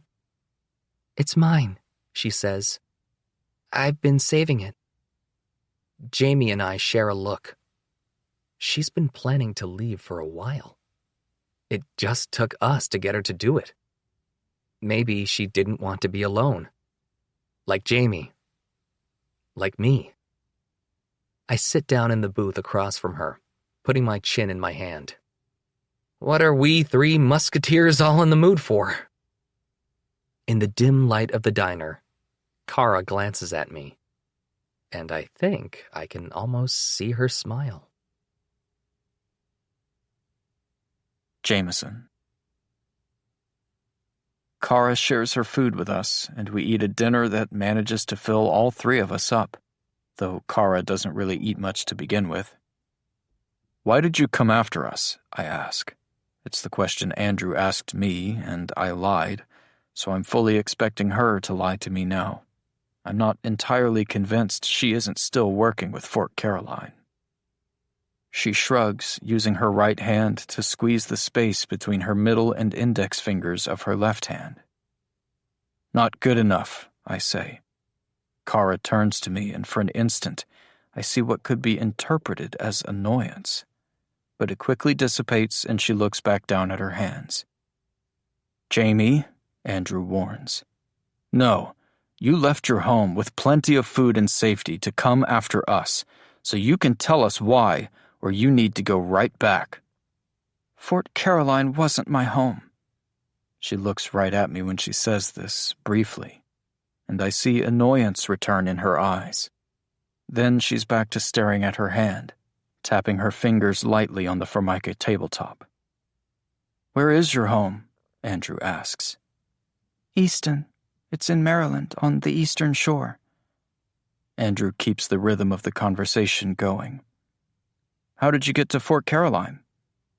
Lightning flashes, and I can see her eyes are filling with tears. "I lost everyone." Andrew and I share a look. She's alone, like us. It's not a unique trait in post-superflu America, but it's something. "So did we," Andrew says. She shakes her head quickly, and I give Andrew a questioning eyebrow. Did you go looking for Fort Caroline? No, they found me. How? I ask. They said they only got as far as Virginia.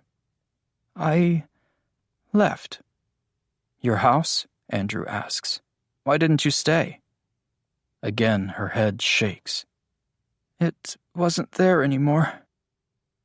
I can't tell if she means physically or emotionally, but neither of us has the chance to ask.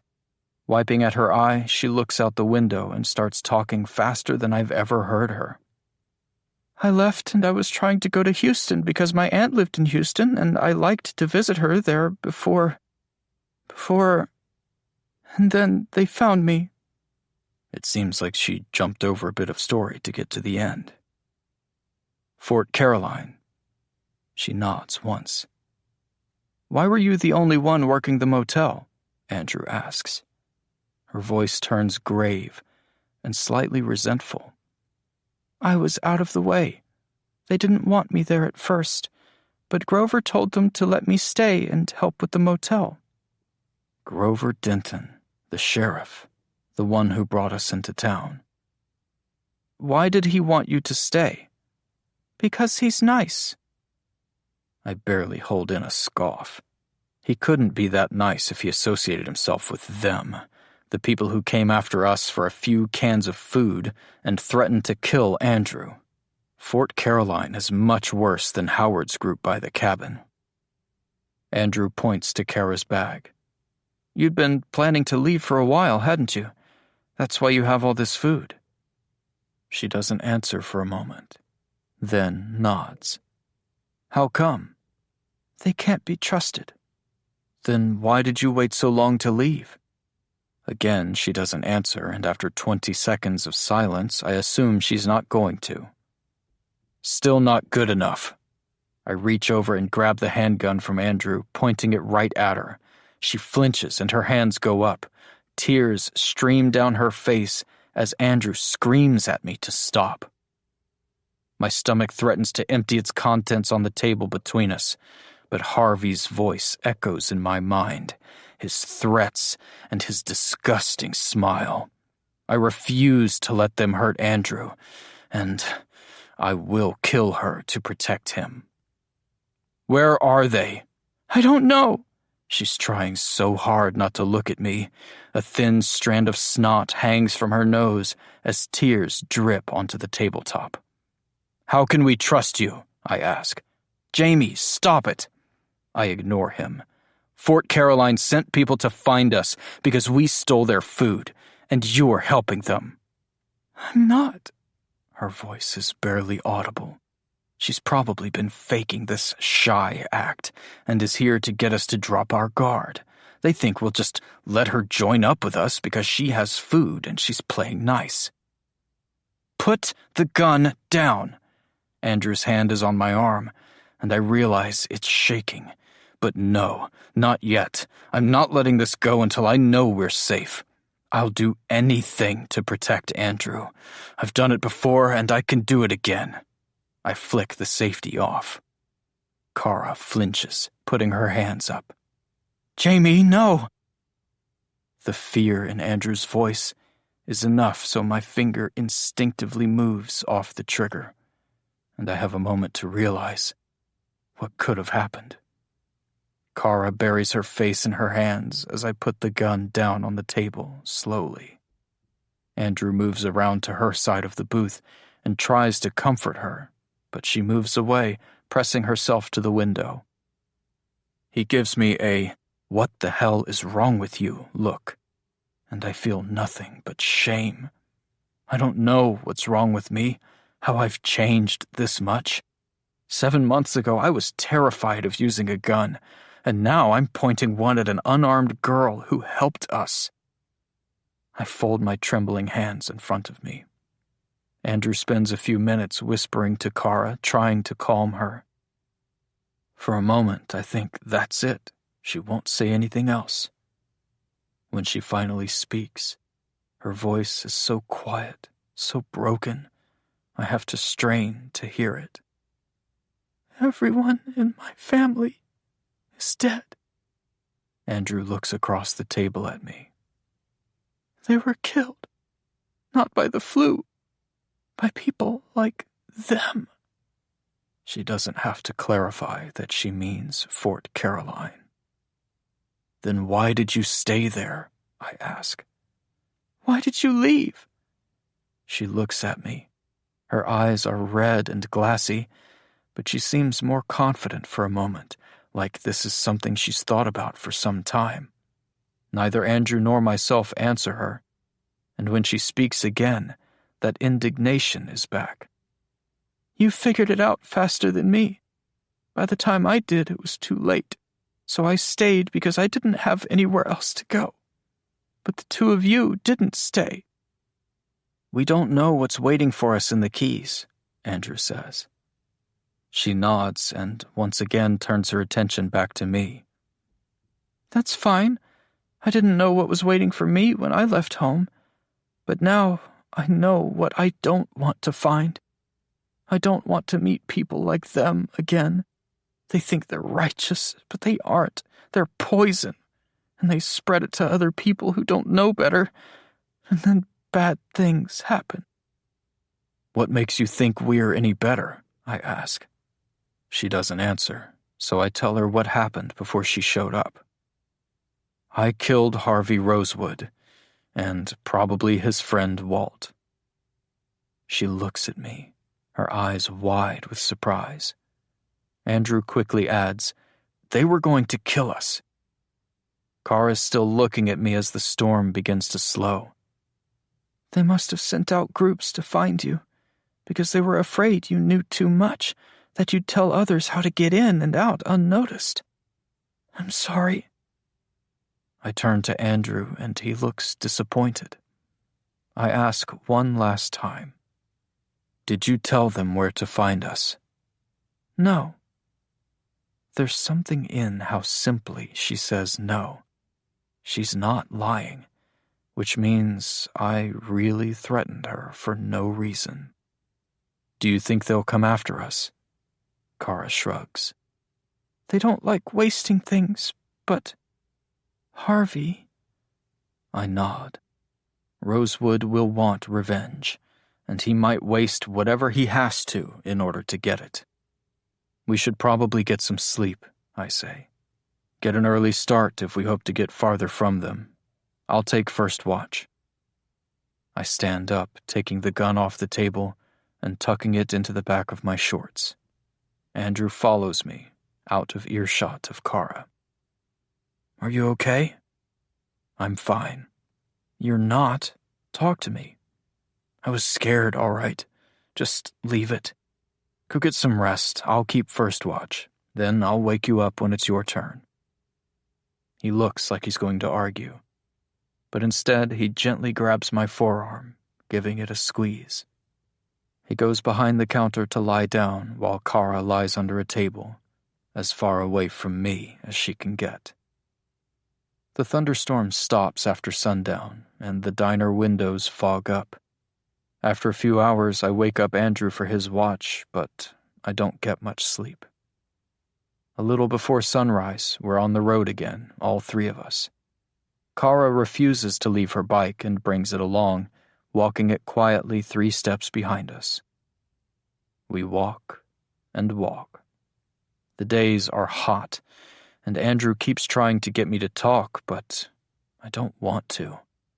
I keep thinking about Harvey Rosewood and Walt, about what Harvey said and what he was going to do to Andrew.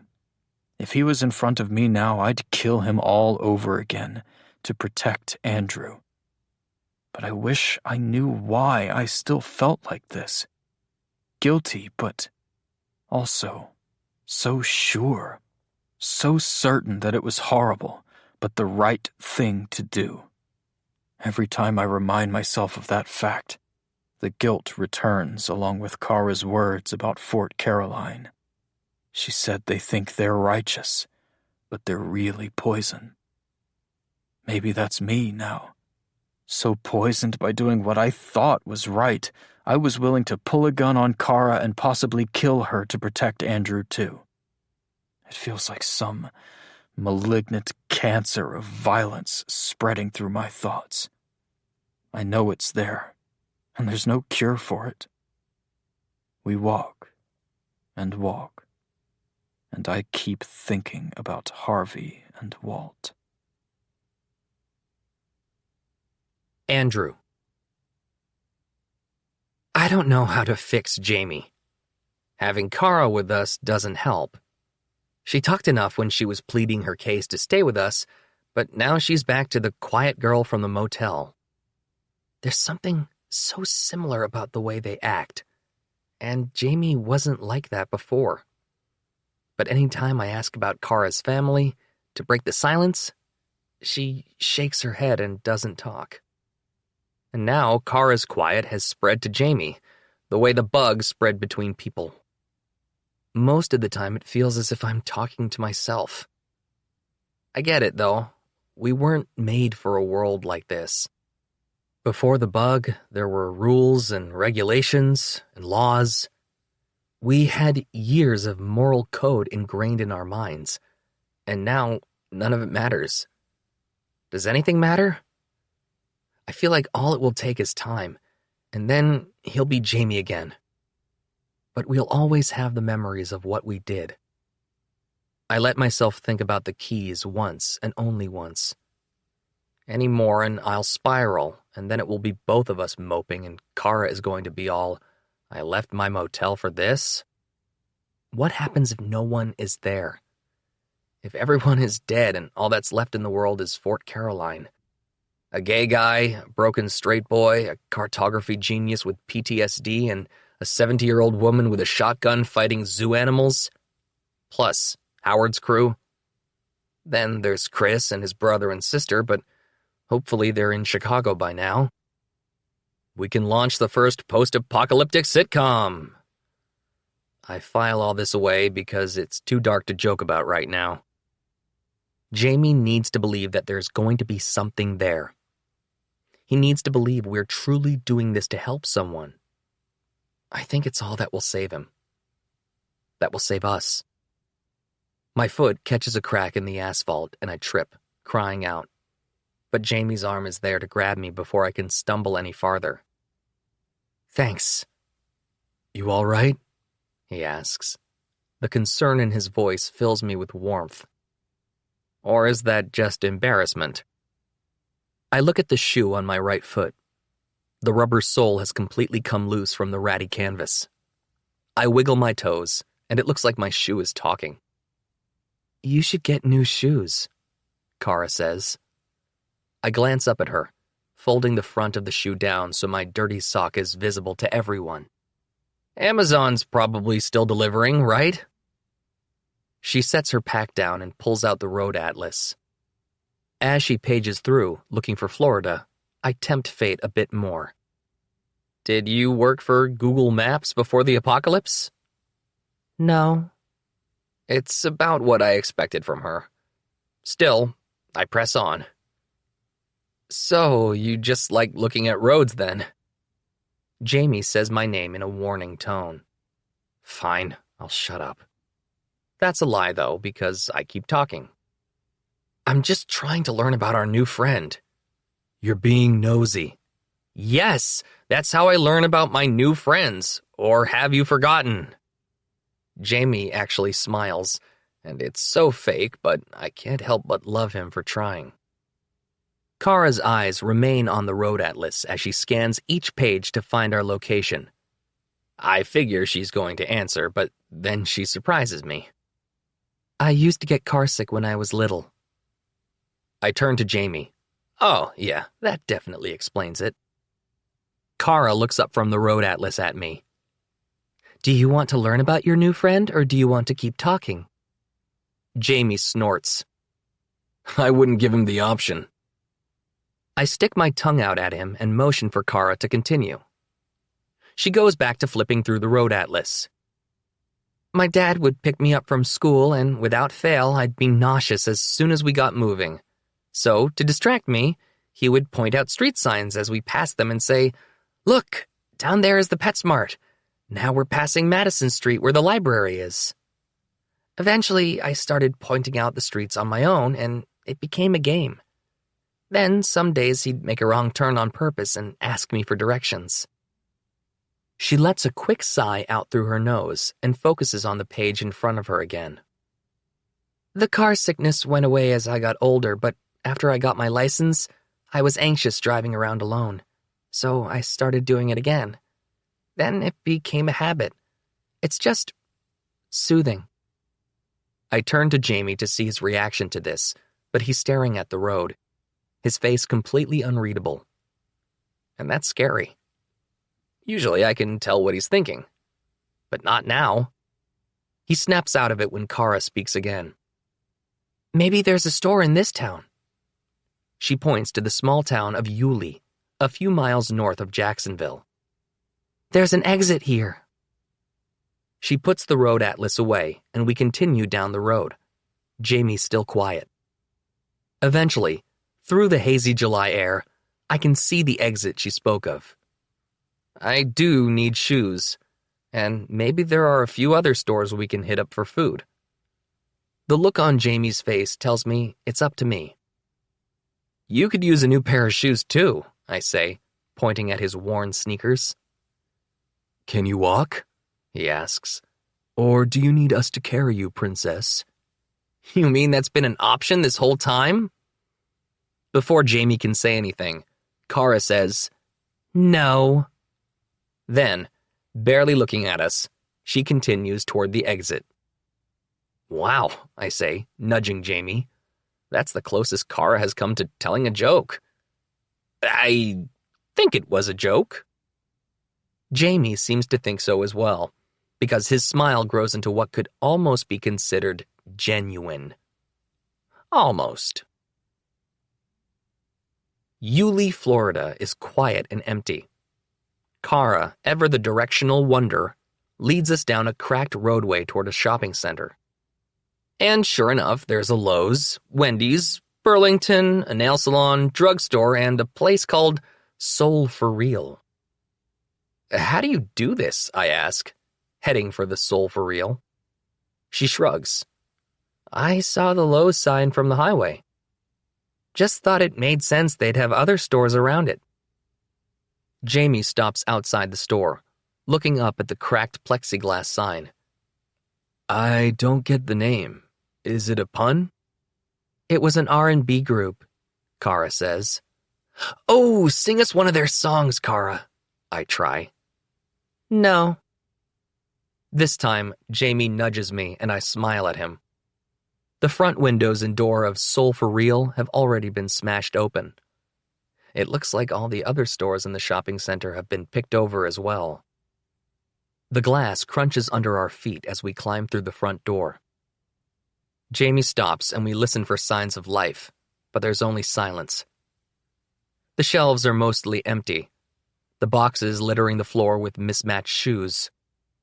Some display shoes are still on top of the shelves, above price tags that seem ridiculous now.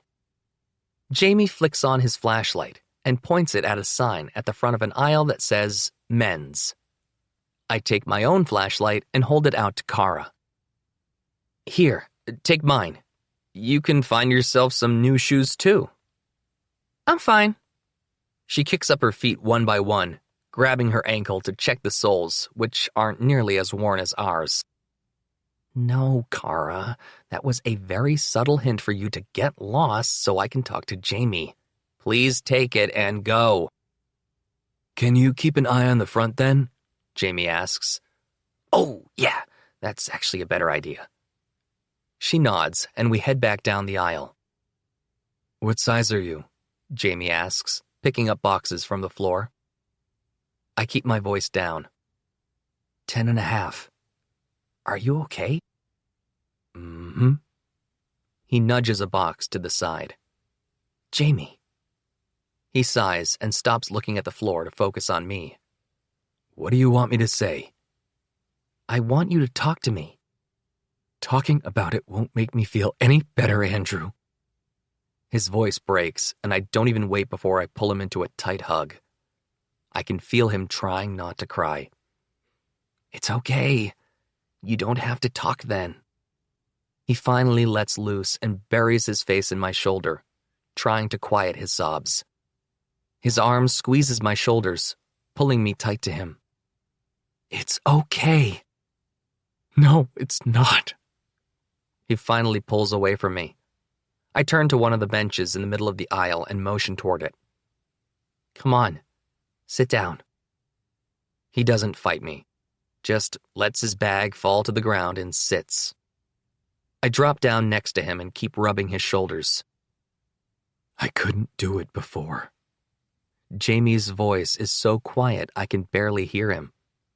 I think I've heard him wrong, but then he continues. I killed them. They were going to hurt us. We've talked about this. He's given me this pep talk before. When he found out about the Fosters. I know they were. So you were protecting us. You did it because it was about survival. Them or us. Frustration flares up. I know, Andrew. He puts his palms against his eyes. I turn toward the front of the store and see Kara's silhouette against the open door. She's got her back to us, but I know she probably heard at least that part. Jamie tries to continue. When my mom got sick, she knew what was going to happen. She had seen it so much in the hospital, and she told me. She said she didn't want to die like that. My mind moves at a mile a minute, wondering what she would do. She was a doctor, so maybe she would give herself a lethal dose of the pain meds Jamie had. Or maybe she figured out a different way. I remember my little sister. The bug was painful and drawn out. If I had known a more peaceful way of doing it, I might have done something. I think. But I couldn't do it. She wanted me to stop her pain, and I couldn't. A fresh round of sobs racks his body. Meanwhile, fury rages in mine. I'm so fucking angry I want to scream. I want to pull the shelves from the walls and burn this entire shopping center to the ground. How could she ask him to do that? This was the woman who probably saved my life because she raised Jamie to be such a wonderful person. She gave him the notebook that told him how to help me. Why would she ask something so unfathomable of Jamie? Because she was scared. The fury in my chest starts to dissipate. We were all scared, and fear made us all do incomprehensible things. I told her I couldn't, Jamie continues. Then she told me how to administer the drug so it would kill her. And I told her I would, but I couldn't do it. I let her suffer because I didn't want to hurt her. I couldn't even hunt when we were at the cabin. My mom taught me, but I was never able to shoot anything. Then he met me. That's what he means. Because before he met me, he never would have shot Harvey and Walt. I ruined Jamie. I kick his shoebox out of the way and crouch down in front of him, pulling his gaze up to meet mine. You didn't want to hurt her because you're a good person, Jamie. And that's why I left the cabin and went to Alexandria. Because I wanted to be more good. More like you. He sniffs. I don't feel like a good person. I shrug in the dim light. That's what makes you good. Despite everything, you don't feel like you've done enough. But there's never an enough, Jamie. There's not some good deed jar we fill up so we get to retire to Florida. I mean, are there even good people in Florida? He manages to chuckle and wipes his nose with the back of his hand. Well, we're in Florida now, I say. So that's at least two. Don't forget Kara. I wasn't. I was counting you and her. I'm a garbage human. I deserve Florida. I actually get another chuckle out of that, and it feels like I'm winning. You're not a garbage human, Jamie says. I still hold his left hand. His thumb moves slowly across the back of my knuckles, back and forth, My chest tightens. It's a tiny gesture, one that probably means absolute squat. But it feels intimate. More intimate than sharing a bed in Fort Caroline or holding each other in the dark of a flooded tunnel, or even lying on a cabin floor while his hands caressed my leg. This feels so much different than all that. I lock eyes with him. Half his face is cast in shadow, and there's sadness there. But something else in his eyes. He seems hopeful. Maybe. Is this... Are we having a moment? Like a romantic moment? Guys? Kara breaks our gaze. She's shuffling up the aisle. I let Jamie's hand go, standing up and pulling away from him. Whatever that was, ew on me for trying to take advantage when Jamie was upset. Ugh, I do deserve Florida. Someone's coming, Kara says. It's a group. A big one. My mouth feels dry. Jamie stands next to me. Fort Caroline? He asks, just as I ask. How many? Kara shakes her head. Lots. Maybe 20? Maybe more. Back of the store. Jamie's voice is low, serious. If he's scared, he's hiding it well. Sorry, Kara whispers as she passes me. Sorry for what? She has nothing to be sorry for. We weren't doing anything. Nothing was happening. I follow them to the back of the store, and we crouch down behind an end cap. Two voices shout back and forth from the parking lot. Too far away, indistinct. Kara, Jamie whispers. Do they have guns? Yes. Shit. I flick the handgun safety off. I don't know how many bullets we have left, but it's definitely not 20. A voice from the front of the store makes me jump. It's a woman. One sec. I want to see if I can find JJ a birthday present. I'll meet you in there. A voice answers from far away, followed by another.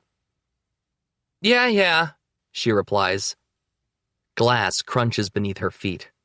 She's in the store. Tissue paper and cardboard shuffle across the floor. The woman hums along to herself, breaking in with lyrics. 'Cause you are my love, do you ever dream of... Her voice grows closer. Jamie taps me on the shoulder and points behind him, away from her. I nod and motion for Kara to follow. We move quietly, stepping carefully. Or at least Jamie and Kara do. My ratty shoe gets caught on the floor and I trip, falling onto a pile of stacked shoeboxes. Shit. I freeze. Jamie and Kara freeze, and the woman's voice stops. Everything is silent and still for a moment. Hello? What do we do? Answer back? Run? I have no idea if she's armed, or if anyone else is out there, waiting to see her emerge from the shoe store with a birthday present for JJ. Who's there? She asks. Her voice sounds closer. There's a click that sounds like a safety being turned off. Then, light flashes up the aisle to the back wall to my left. A flashlight. That's all it was. Not a gun safety, I think. Jamie grabs me from behind, pulling me up by my armpits. The light whips around the corner, and there she is. And she does have a gun on us. She stops. None of us move. I haven't raised my gun, but she hasn't lowered hers. Jamie's hands are both on me, so the rifle must be on his shoulder. She's a black girl who looks to be about our age. Her eyes are wide with fear. Her mouth a thin line. Wait! Her hands go up. The gun and the flashlight both to the sky. Not gonna shoot you. Okay. But I still haven't put away my gun. Are there any more of you? She asks. What if there are? Jamie says. Of course, because she wants to know if she's going to get ambushed after she kills us. Are they in the hardware store where my people are? If so, they might be in trouble. Is that a threat or a warning? It's just us, I say. Jamie gives my shoulder a light squeeze, and I want to tell him it will be all right. I think it will. She nods. Good. She tucks her gun in the back of her jeans, still keeping the flashlight up. Why did you come here? I lift my foot, so the broken shoe jaw flaps at her. Need new shoes. She looks at me, as if she's trying to figure out if I'm joking or not. Then get them and go. I think there's a rear exit. Take that out to the alley and follow it to the road that runs along the back of the shopping center. Turn left toward the highway. I assume that's where you came from? I turn to Jamie. Kara is behind him, her eyes wide with horror, like she's still waiting for this girl to kill us. He finally nods. Then you have 20 minutes. With that, she turns and walks back toward the front of the store. Jamie whispers to me, How do we know she's not just getting the other she came here with? Kara steps around us and peeks at the front of the store. Because she's waiting at the front. I glance around the corner to see her standing by the front door, her back to us. Then let's grab some shoes and get out of here. There's a box of hunter green low-top sneakers that are 10.5 that I switch to. Jamie finds a pair of dark purple sneakers that fit him perfectly, and we head toward the back exit.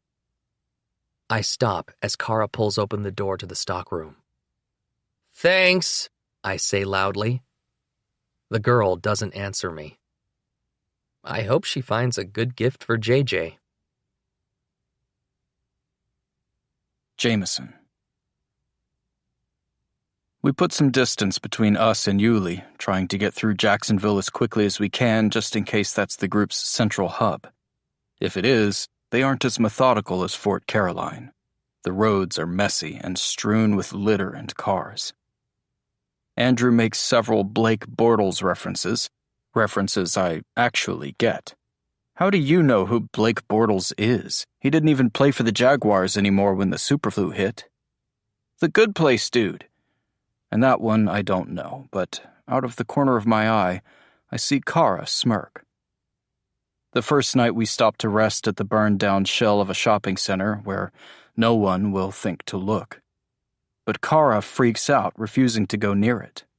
She falls into silent tears and shields her eyes from the shopping center, crouching down in the middle of the parking lot. Her hands are shaking, and every time Andrew tries to put a comforting hand on her, she bats him away. Okay, Andrew whispers to me. I'm going to find somewhere else for us to spend the night. Can you just stay with her until she's all right? I'm not letting you go off on your own. The idea of it racks me with fear and anxiety, like there's some zombie version of Harvey Rosewood lurking in the shadows of this town, waiting for Andrew to drop his guard. I'll be fine. He looks past me to where Kara is crouched down beside a parking lot light pole. It's her I'm worried about. So you leave her with the one who pulled a gun on her? Andrew's eyes turn serious. I don't like that joke. My stomach tightens, and all the anxiety makes me feel like I'm going to jump out of my skin. Because Andrew's disappointed in me. I try to formulate an apology, but his hand gently squeezes my arm. She'll be fine, she's just... I know it has to do with her family, but she'll never give any specifics, so just stay with her. I'll be back, okay? Yeah. Andrew is gone for 15 minutes before Kara's cries get a little quieter. I grab my water from my pack and sit down next to her. She doesn't flinch or turn away from me, so that's progress. I hold out the water to her. You should drink something. I'm fine, she says in that small voice. I sigh and put the water bottle on the ground between us. When I was 6, I cried for almost an hour in the parking lot of the King of Prussia Mall because my mom wouldn't buy me a Godzilla DVD. She actually looks up at me. What? To be fair, it was King Kong vs. Godzilla, the old one. I just thought the cover looked cool. It was only $5 in the bargain bin, but yeah, almost an hour. And she sat there in silence the whole time until I finally started to calm down. Then you know what she did? Kara shakes her head and reaches out for the water. I try not to look at her as she drinks. She cues up a song on her phone and hits play. And it's the Rolling Stones. You can't always get what you want. I cried for another 7 minutes while she sang at the top of her lungs. Kara laughs and chokes on the water, covering her mouth as she coughs. I try not to smirk, but it's almost impossible not to find the memory funny. But after I calmed down, we went back to the mall, and you know what she bought me? The Godzilla DVD? No, shoes. Kara lets out a chuckle and wipes her eyes, drinking more water. And school pants. I shake my head like I still can't believe it. Going forward, she would always play that damn song when something didn't go my way. She'd just be dancing around the house telling me that I can't always get what I want. But if I tried sometimes, I'd get what I need. Then my eyes start to burn with tears, and I let out a sigh. I really miss her. So, trust me when I say, I get it, crying in a parking lot, especially when you miss someone. Kara holds the water out to me, and I thank her and take it. My dad used to sing that Talking Heads song about the house and the beautiful wife, she says, shaking her head. He was such a terrible singer. Now it's my turn to laugh up water.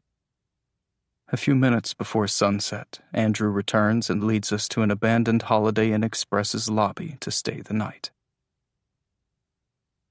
The second night, we're in the middle of nowhere, so we get off the highway at a small town and camp out in an empty farm stand parking lot.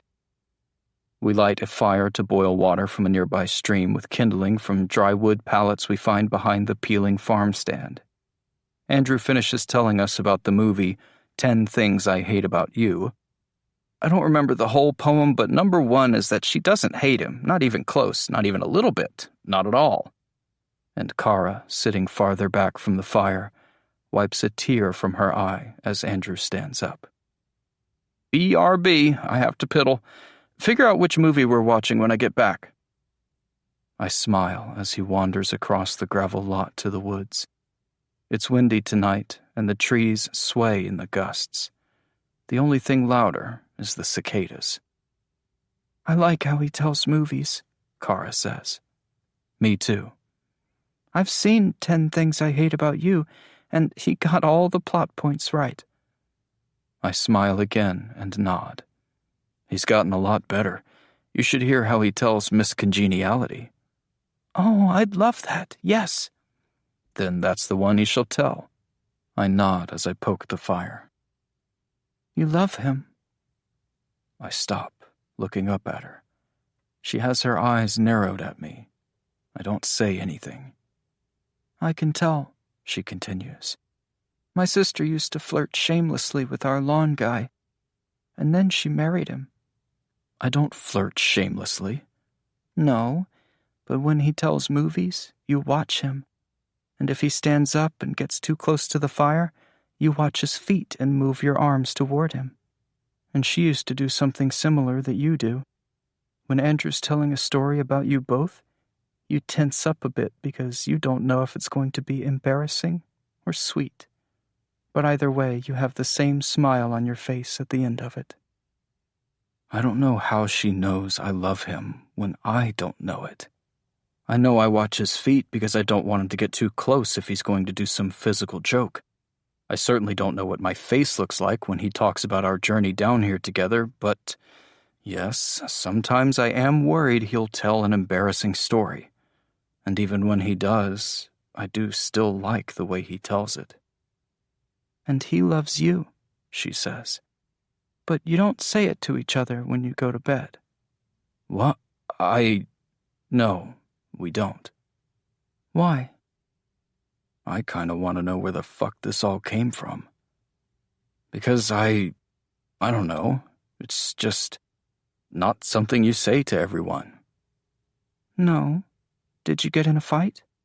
Kara, no, it's more complicated than that.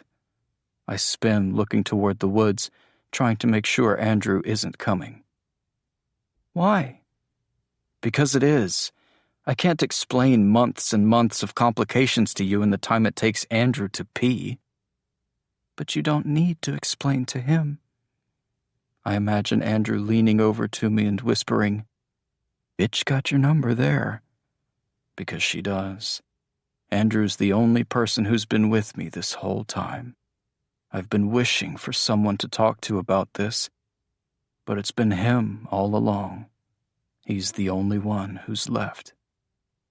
Kara seems to take something from my silence. I can leave. No, you don't have to leave. I'll get water. You can say what you need to.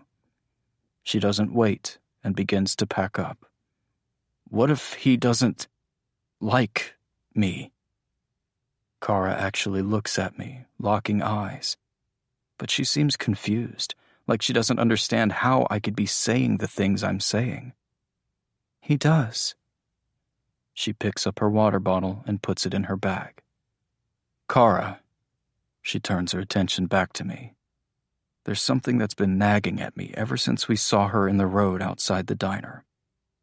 How long were you really following us? She doesn't hesitate or lie. Since you left. And you kept your distance. We didn't see you once, but you saw us. You went out in the open and stood in the road so we would finally see you, didn't you? When she doesn't answer, I take that as confirmation. So why did you finally show yourself outside the diner? She watches me for a moment over the small fire. I expect her to say it's because she saw how we were with each other. I expect her to say she knew right away we were safe, that we wouldn't hurt her. But it's more practical than that. It was going to rain. She smirks and turns her attention back to her bag, slinging it over her shoulder. I can't help but laugh. Before she leaves, I reach over to Andrew's pack and grab the handgun. Here. I hold it out to her, but she doesn't take it. I hold it closer. Take it. Andrew will kill me if I let you go off into the woods by yourself without a gun. I flick the safety off. Just point it in the air and shoot. We'll come running. Tentatively, she reaches out for the gun and puts it in her pack, using only her forefinger and thumb. Good luck. And with that, she turns and walks off in the opposite direction toward the stream. I'm alone by the low fire, thinking about what I'm going to say. Kara's right, because I've wanted to say something for a while, but I haven't been able to figure out what. It sounds awful to say that what happened with Harvey made me realize my feelings are real, but it's true. Not the act of killing him. That was awful. That's something I don't ever want to experience again. But protecting Andrew is something I would do in a heartbeat. I would do anything for him. I hear his footsteps behind me and my stomach tightens. I stare into the tiny fire, trying to figure out where to start. As his footsteps get closer to me, I pick at the hairs on my leg. I'm so focused on trying to figure out what I'm going to say, I don't realize something sounds off with his footsteps until he's a few feet away. And then I hear his muffled yells. I stand and spin around to find a man holding Andrew's hands behind his back and a gun to his head. "Don't move," the man says. Andrew's eyes are wide with fear, and there's a shirt or some fabric stuffed in his mouth. Behind him, there's a group of 4 other men, all of them with weapons. I put my hands up, not that it matters. Kara has the only weapon useful to us now. I gave her the gun so she could shoot it into the air if she needed help, not realizing Andrew and I would be the ones needing her help. "Get back down on your knees," the man says. I do as he tells me, trying to focus my thoughts on Andrew and telepathically tell him everything is going to be okay. I don't know how, but it will. One of the men behind him emerges from the shadows, and my stomach drops. It's Grover Denton. He kneels next to me, and I can hear plastic straps clicking as he tightens them around each of my wrists, then together. "Lower the gun, Steve," Grover says. Steve, the man holding Andrew captive, kicks the backs of Andrew's knees, and Andrew falls in front of me. Instinctively, I try to reach forward, attempting to catch him, and the plastic ties cut into my wrists. Andrew stumbles onto the gravel, grunting in pain, and fury rages through me, hot and venomous. I wish I had the gun on me so I could make them all pay. "God damn it!" Grover shouts. He moves around me, pulling Andrew up by the plastic ties at his wrists. "You don't have to be such a dick about it, Steve. Fuck you, Denton, they killed Danny's kid." Of course they know about Harvey. Walt. I shot him, but he didn't die. He must have found his way back to another search party, or even Fort Caroline. And there he told them what happened, that we killed Harvey Rosewood and tried to kill him. And Fort Caroline set out for retaliation, and somehow found us here. "Call Rosewood," Steve shouts back to the men behind him. "Looks like we got the fuckers." One of them peels away from the group, walkie-talkie in hand, and begins mumbling into it. "How did you find us?" I ask Grover Denton. He frowns down at me, not willing to share his secrets. Steve isn't so proud. "Walt told us where he and Harvey found you," Steve says. "We got on the highway and started down from there." "Steve, shut up," Grover warns, but Steve doesn't listen. "Whole lot of people out looking for just you two, but we saw your fire tonight. Luck just had a stumble on—" "Steve," Grover turns to him. "I said shut up." Steve makes a face and turns away, walking to the others. Grover reaches down and pulls the gag from Andrew's mouth. "I'm sorry," Andrew says. He looks disappointed in himself, like he should have known we'd be ambushed in the woods by the Fort Caroliners. I didn't, not this far away. "You don't have to be sorry." I look up at Grover Denton, who walks toward the other men out for Harvey Rosewood's revenge. I do, though. "It's not your fault," Andrew says, tears in his eyes. "No, not this. My throat gives a subconscious gulp, interrupting what I'm going to say. The others are talking among themselves. They aren't paying attention to us, quietly celebrating their capture. I twist the plastic ties. They aren't the thick white ones that cops used to arrest people when handcuffs weren't available. They're the thinner ties anyone can find in a hardware store. Andrew looks so disappointed, and I want to reach out to him and tell him it's all right. But it isn't. We're going to be killed. It's all I can see in our future. I move one knee forward, crawling across the gravel, and I lean into him. I put my forehead against his. We probably look like idiots, but it feels wonderful. Andrew looks into my eyes, and I look into his. He tries his best to smile. "I'm sorry because I wasted so much time," I say. "What do you mean?" My heart's racing, and it has nothing to do with the fact that our hands are bound and we're minutes away from death. Oh, fuck it. Why am I talking? I kiss him. He freezes, and I nudge forward, trying to tell him it's okay, and he can kiss back because I want him to kiss back. He finally does, his mouth opening to mine, and he lets out a held breath through his nose. Then he pulls away. "You kissed me," he says, as if I didn't know what I was doing. I did. He groans in misery, and I'm taken aback. You kissed me for the first time, and I just spent the last 10 minutes with a dirty t-shirt stuck in my mouth. You... What? Screw it, never mind. Can you just do it again? Yes. The word is barely out of my mouth before his lips are against it. We kiss, and it's difficult because I want to put my hands to his neck and run them through his hair, which, now that I think about it, needs a cut. But our kiss has the opposite effect of a fairy tale. When it's over, it isn't happily ever after. We're still in the same predicament. Hey, I say, trying to get Andrew's attention. I'm not going to die like this. We aren't going to die with a shitty goodbye kiss where I couldn't run my fingers through his hair or feel his hands against mine. I didn't know what it was at first because it was with you, and that's never happened to me before. I sigh. Actually, I don't think anything like this has ever happened before. And I want you to know, no matter what. It sounds stupid, and I hate that I have to say it now, this way. I'm babbling like a complete idiot, and my heart is racing. Andrew smiles, attempting to help me through it. Are you trying to tell me you love me? Thank you. Yes, I am. I love you. I'm crying now.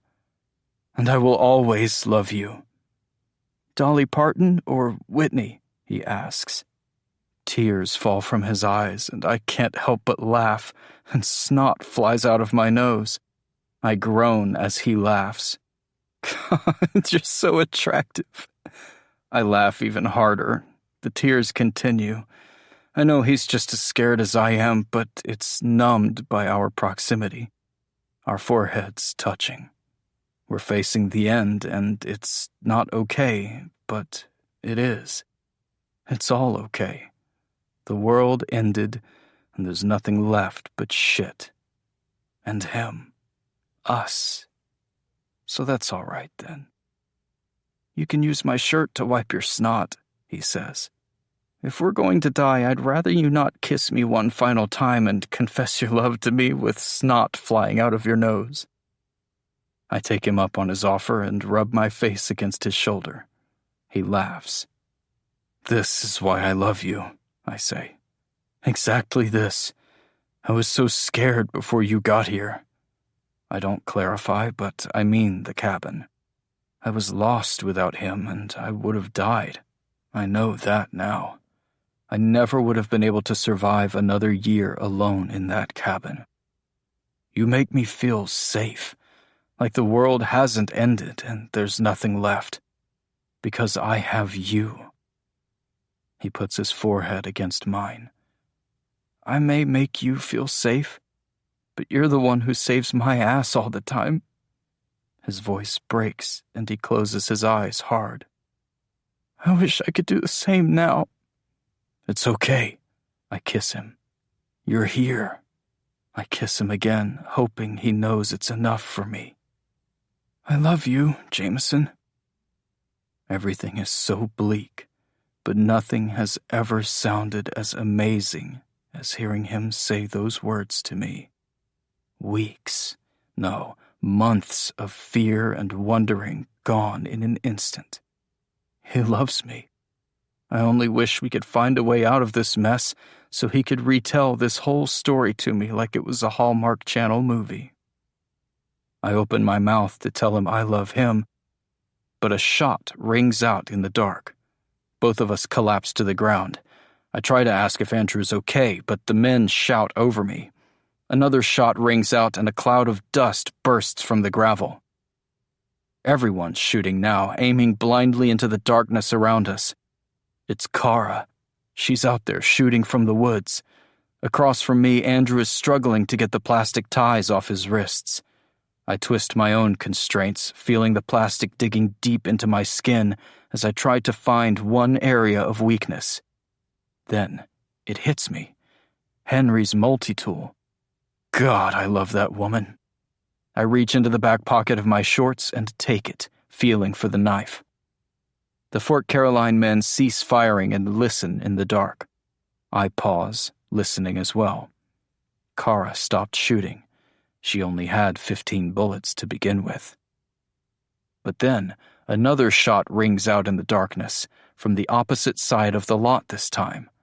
Dirt jumps up at Grover Denton's feet, making him dance backward.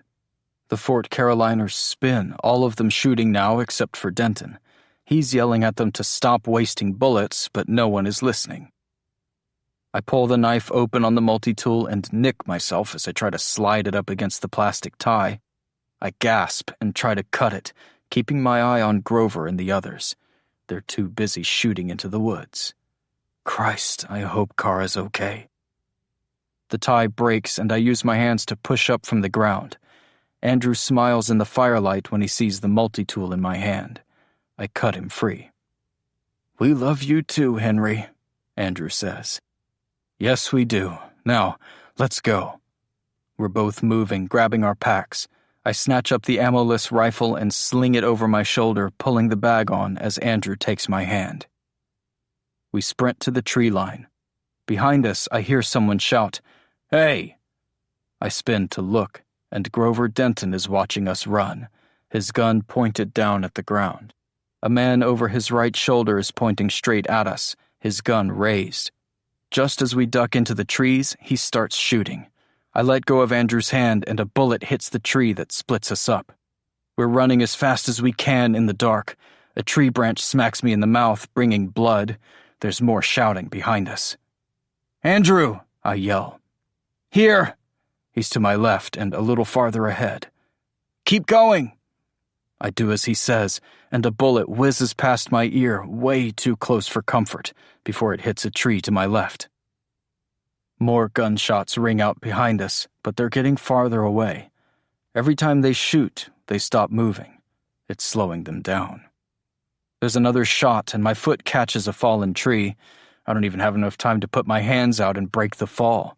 I smack my head on the ground, and pain explodes from my side, and it feels like I've fallen onto a rock, but I don't have time for the pain.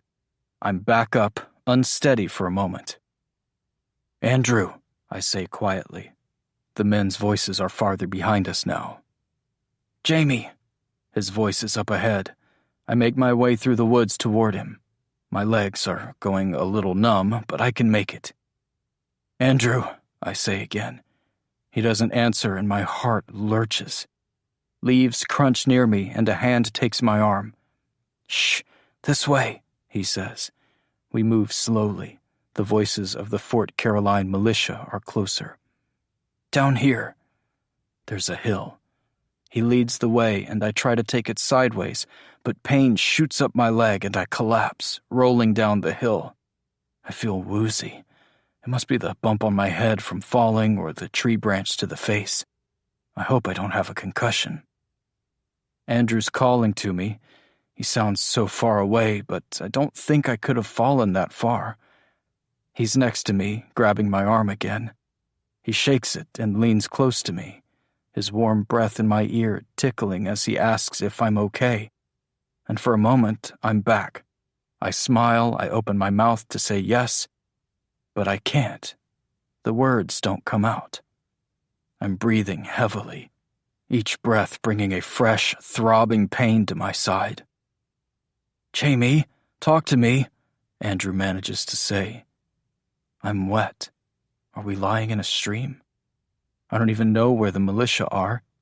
Andrew's talking quietly, but they're bound to hear us if he keeps it up. "You're hit."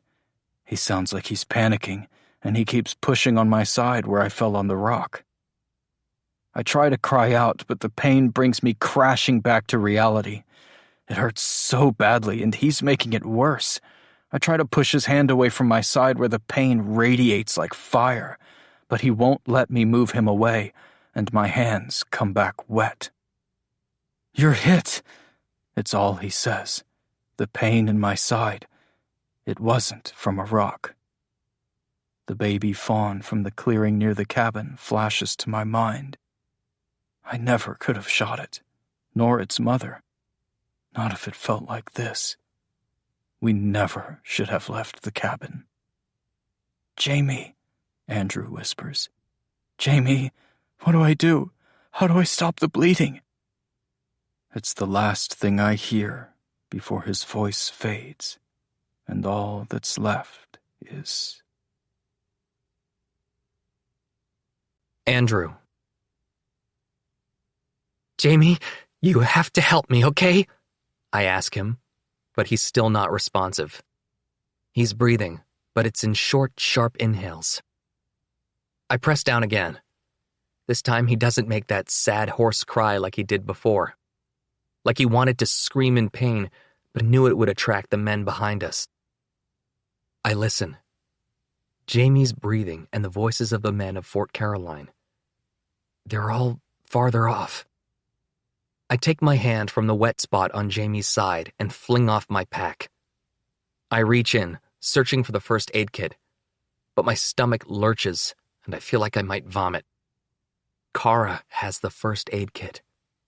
It's in her pack because Jamie and I took more food to distribute the weight across ours. And I think her bag is back in the clearing. No idea where she is. That doesn't matter now. I grab 2 shirts. He's bleeding a lot. I have to stop that first. Jamie? I try again. No response. His breathing is slowing. I put my hand on his stomach again. The blood comes from the right side of his stomach, just above his hip. My eyes are closed, though they don't need to be. It's so dark. Still, I touch tentatively, gently around his side. There's a hole there. Oh, God. My eyes burn and my heart catches in my chest. Blood pours from the hole in Jamie's side in a steady stream. I take one of the shirts and press it against the wound. I feel along his side to his back. Another hole, smaller. They had to have hit him in the back, and the front was his exit wound. I press the second shirt there and reach behind me with a free, sticky, blood-covered hand and take out a pair of pants. Come on, I say. I pull up his heavy torso, slipping one pant leg under him. My arms covered in warm wetness that I can't see. I readjust both t-shirts and tie the pant leg as tight as I can around his stomach. I put my foot against his hip and use it for leverage as I tighten the jeans more, then tie them in a double knot. Jamie groans, still alive, but not awake. I know, I say, reaching under the jeans to make sure the t-shirts are still packed against the wound. I'm sorry. I don't know what else to do. I didn't realize it before, but now I notice the warm wetness on my cheeks. I give in and let out silent sobs as I hold my hand on his stomach. He's bleeding to death in front of me, and there's nothing I can do. I lean forward and kiss him. His lips are cold and dry. What do I do? I ask him. Please tell me what to do. He's still breathing, but he says nothing. I can't even think of what could be in the first aid kit that would be helpful. But Kara's bike is in the clearing too. I could go back for it. I listen in the darkness for the men from Fort Caroline. I don't hear anything. I look down at the Jamie-shaped shadow in front of me. I know they'll be back in the clearing, waiting for us, or searching the woods. That's how they found me when I went to pee. I heard the twig snap before someone sucker punched me. Then there was a group of people on me, and before I could scream, they shoved the t-shirt in my mouth. But if I do nothing, Jamie's dead. I feel along the tied jeans, checking for more blood. I don't think there's any more. Oh God, this is stupid. I lean forward and kiss Jamie's cold forehead. He lets out a shallow breath against my neck. I'll be right back. I climb up the hill, back the way we came. I don't know how far we ran, and in the dark, I might be totally turned around. But I can't do nothing. I can't sit there while Jamie bleeds to death.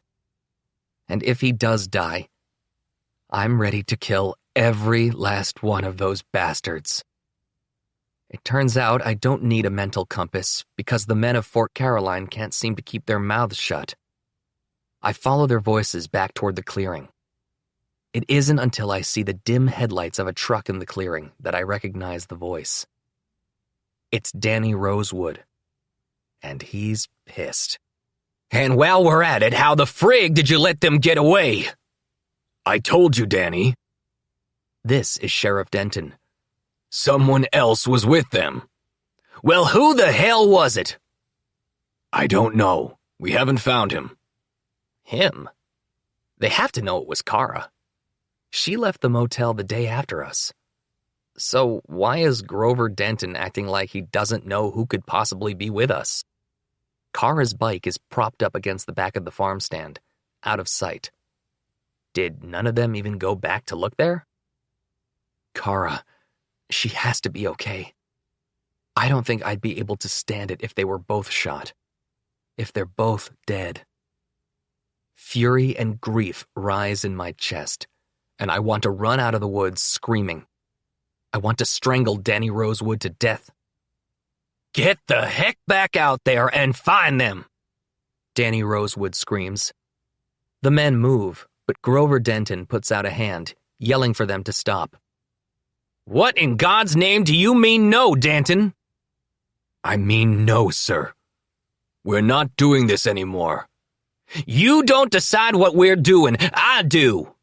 Rosewood takes a large step to Denton, looking up at him and pointing a finger in his face. "And I'm telling you that we're not doing what you say anymore. You're emotional." "Gosh darn right I'm emotional. They killed my boy. He was strong enough to fight off the flu, but those Peckerwoods ambushed him like a bunch of sneaks and now he's dead." Denton is trying to remain calm while still speaking loudly, so everyone in the clearing can hear. "We've wasted enough time and resources on this revenge trip of yours. You wouldn't allow Walt the medicine he needed. Because Walt was a dead man walking. We know exactly where these bums are, and you're wasting time jaw-flapping at me." "We're done, Danny. You may be head selectman, but you won't be if you waste all our ammo, food, and fuel on this rampage. You need to get your head right." Rosewood looks around at the other men. All of them seem to be very interested in the rocks making up the gravel lot. "Is that what you all think?" Rosewood shouts at them. Of course they do, you crazy bastard. One of them actually speaks up. "It's just, we're worried about everyone back home. Half our security is scattered on the road. It leaves Fort Caroline vulnerable." Denton jumps on the support. "We'll figure something else out, Danny. The world's a small place now. We'll put word out to the settlements we know of and get more eyes to help." Danny Rosewood spins around and kicks the small fire, sparks and embers flying into the night as he screams in fury. He takes 2 shaky breaths, then turns back to Denton. "Fine," he growls. "But I think we might need to do a little rethinking on our law enforcement when we get home." "If you say so, Danny." Grover Denton turns away, walking back to the trucks parked along the street. "Pack it in, all of you."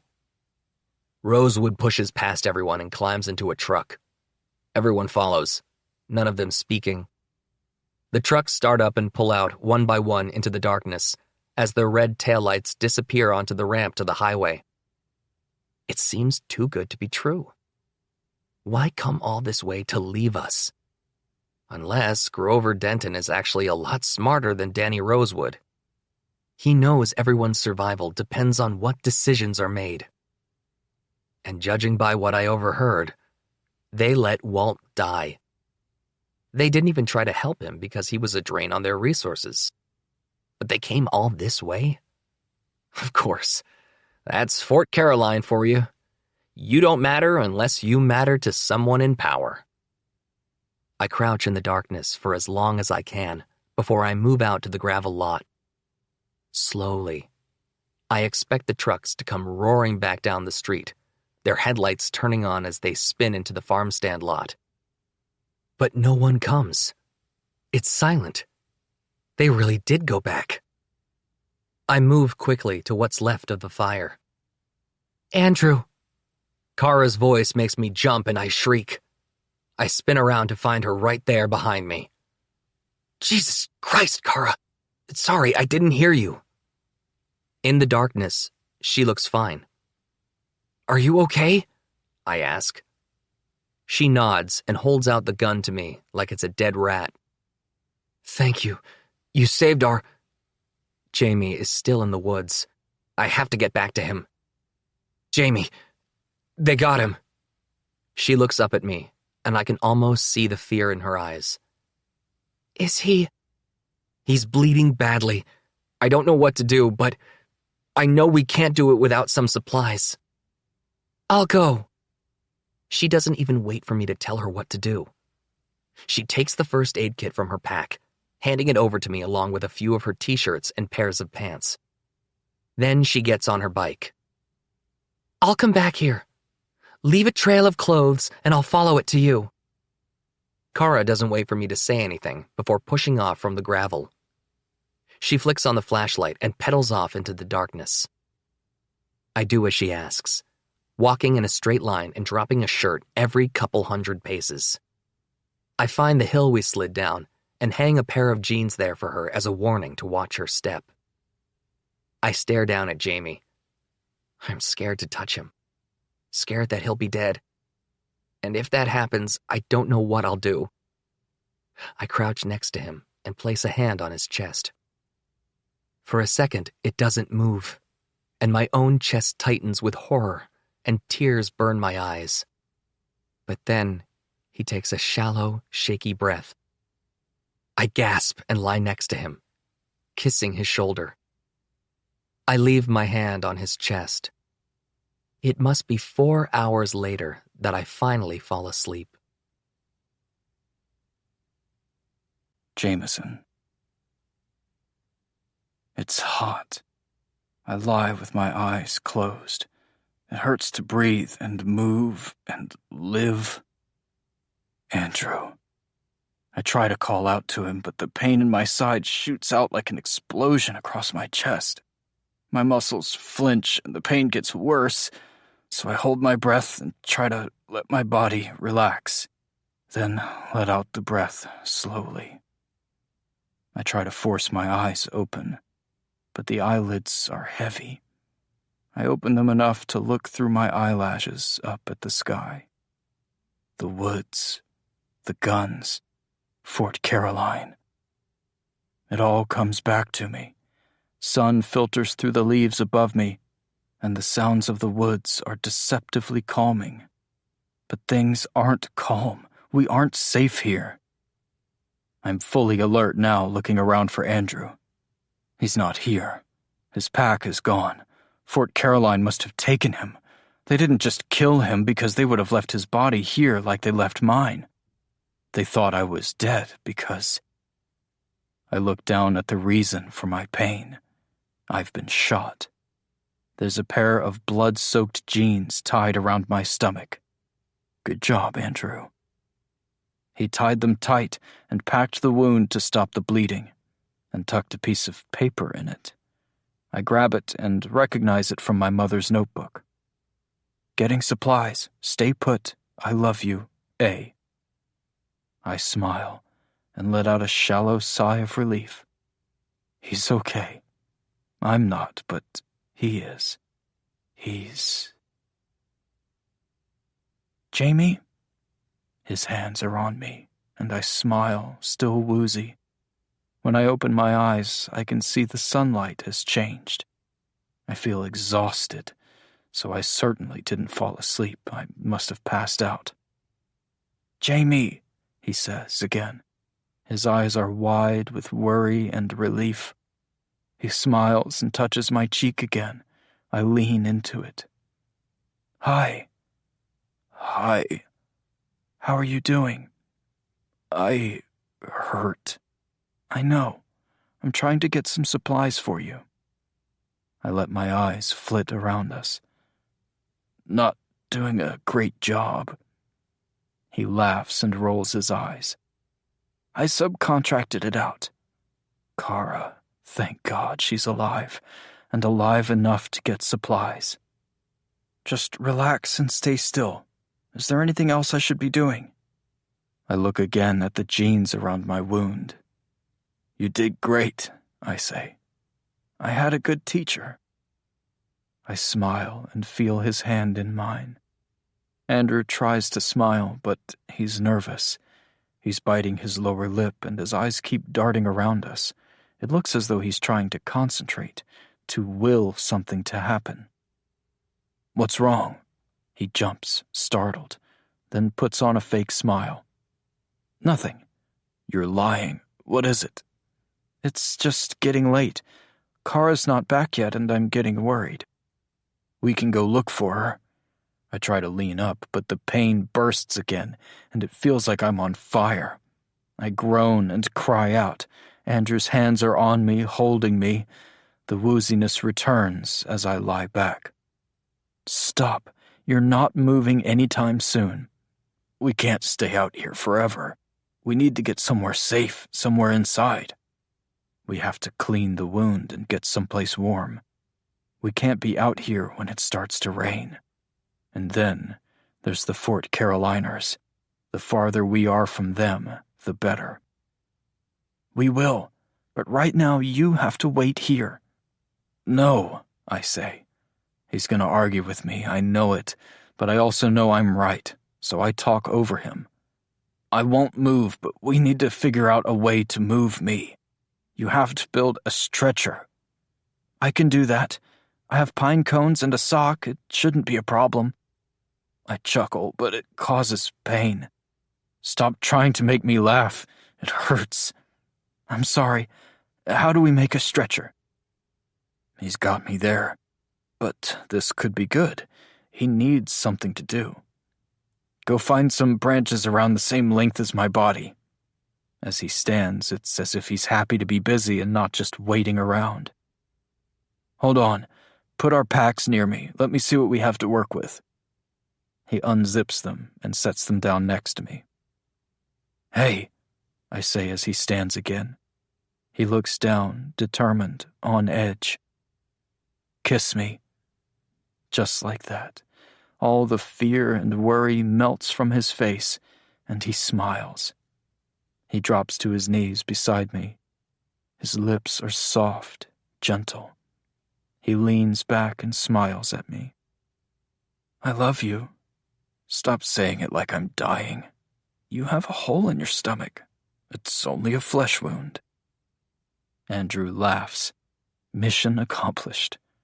I want him focusing on something else, because the chances are extremely high that I really am going to die. I've been shot, we have no supplies, we have no antibiotics, antiseptic, gauze, bandages. We have water, but it's supposed to be for drinking. And once it's gone, we have nothing else. Andrew squeezes my hand once more before he's off.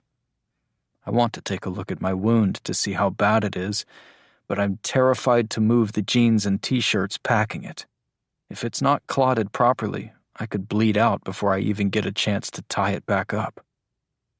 I'm lucid enough now to be very, very scared.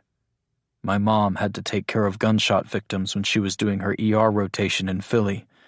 Most of the time, the only way a victim survived was luck. They were lucky to get to the hospital fast enough. They were lucky the bullet missed the major arteries and organs. They were lucky they didn't have a rare blood type.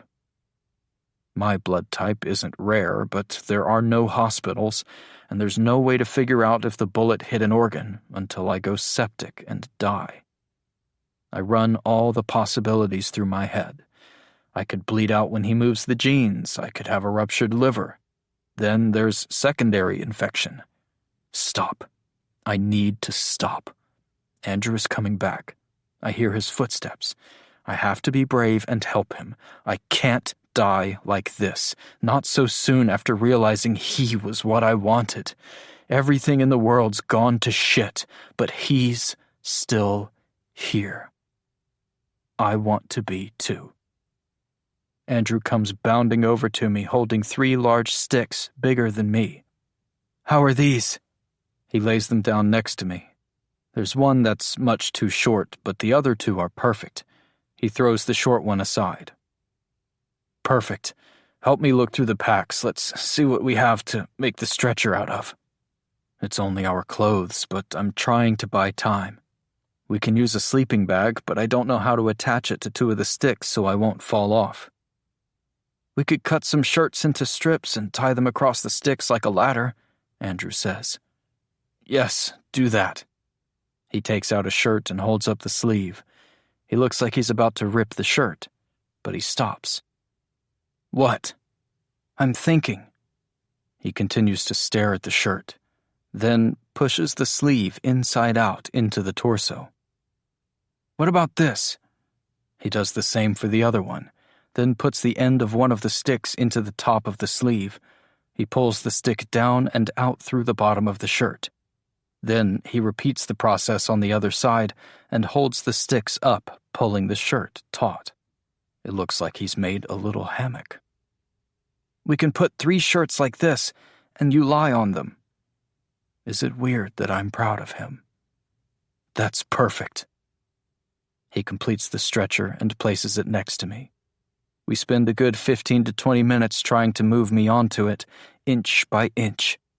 I don't tell him that I probably shouldn't be moving, and how if I move too much, the packing on the wound might loosen and I could bleed out. I don't want to worry him, but every time I wince in pain, the fear is there on his face. He takes the end of the stretcher and starts pulling me. At first, it feels like I'm going to slide down off the thing. Each bump Andrew hits, each time he adjusts his hands to not lose his grip, is agony. Sharp, searing pain up my side and down my leg. He keeps asking if I'm okay, and I say yes, the best I can. But he has to know I'm lying. I feel so useless like this. When the pain gets to be too much and I let out a sharp gasp or whimper, he says he needs to take a break.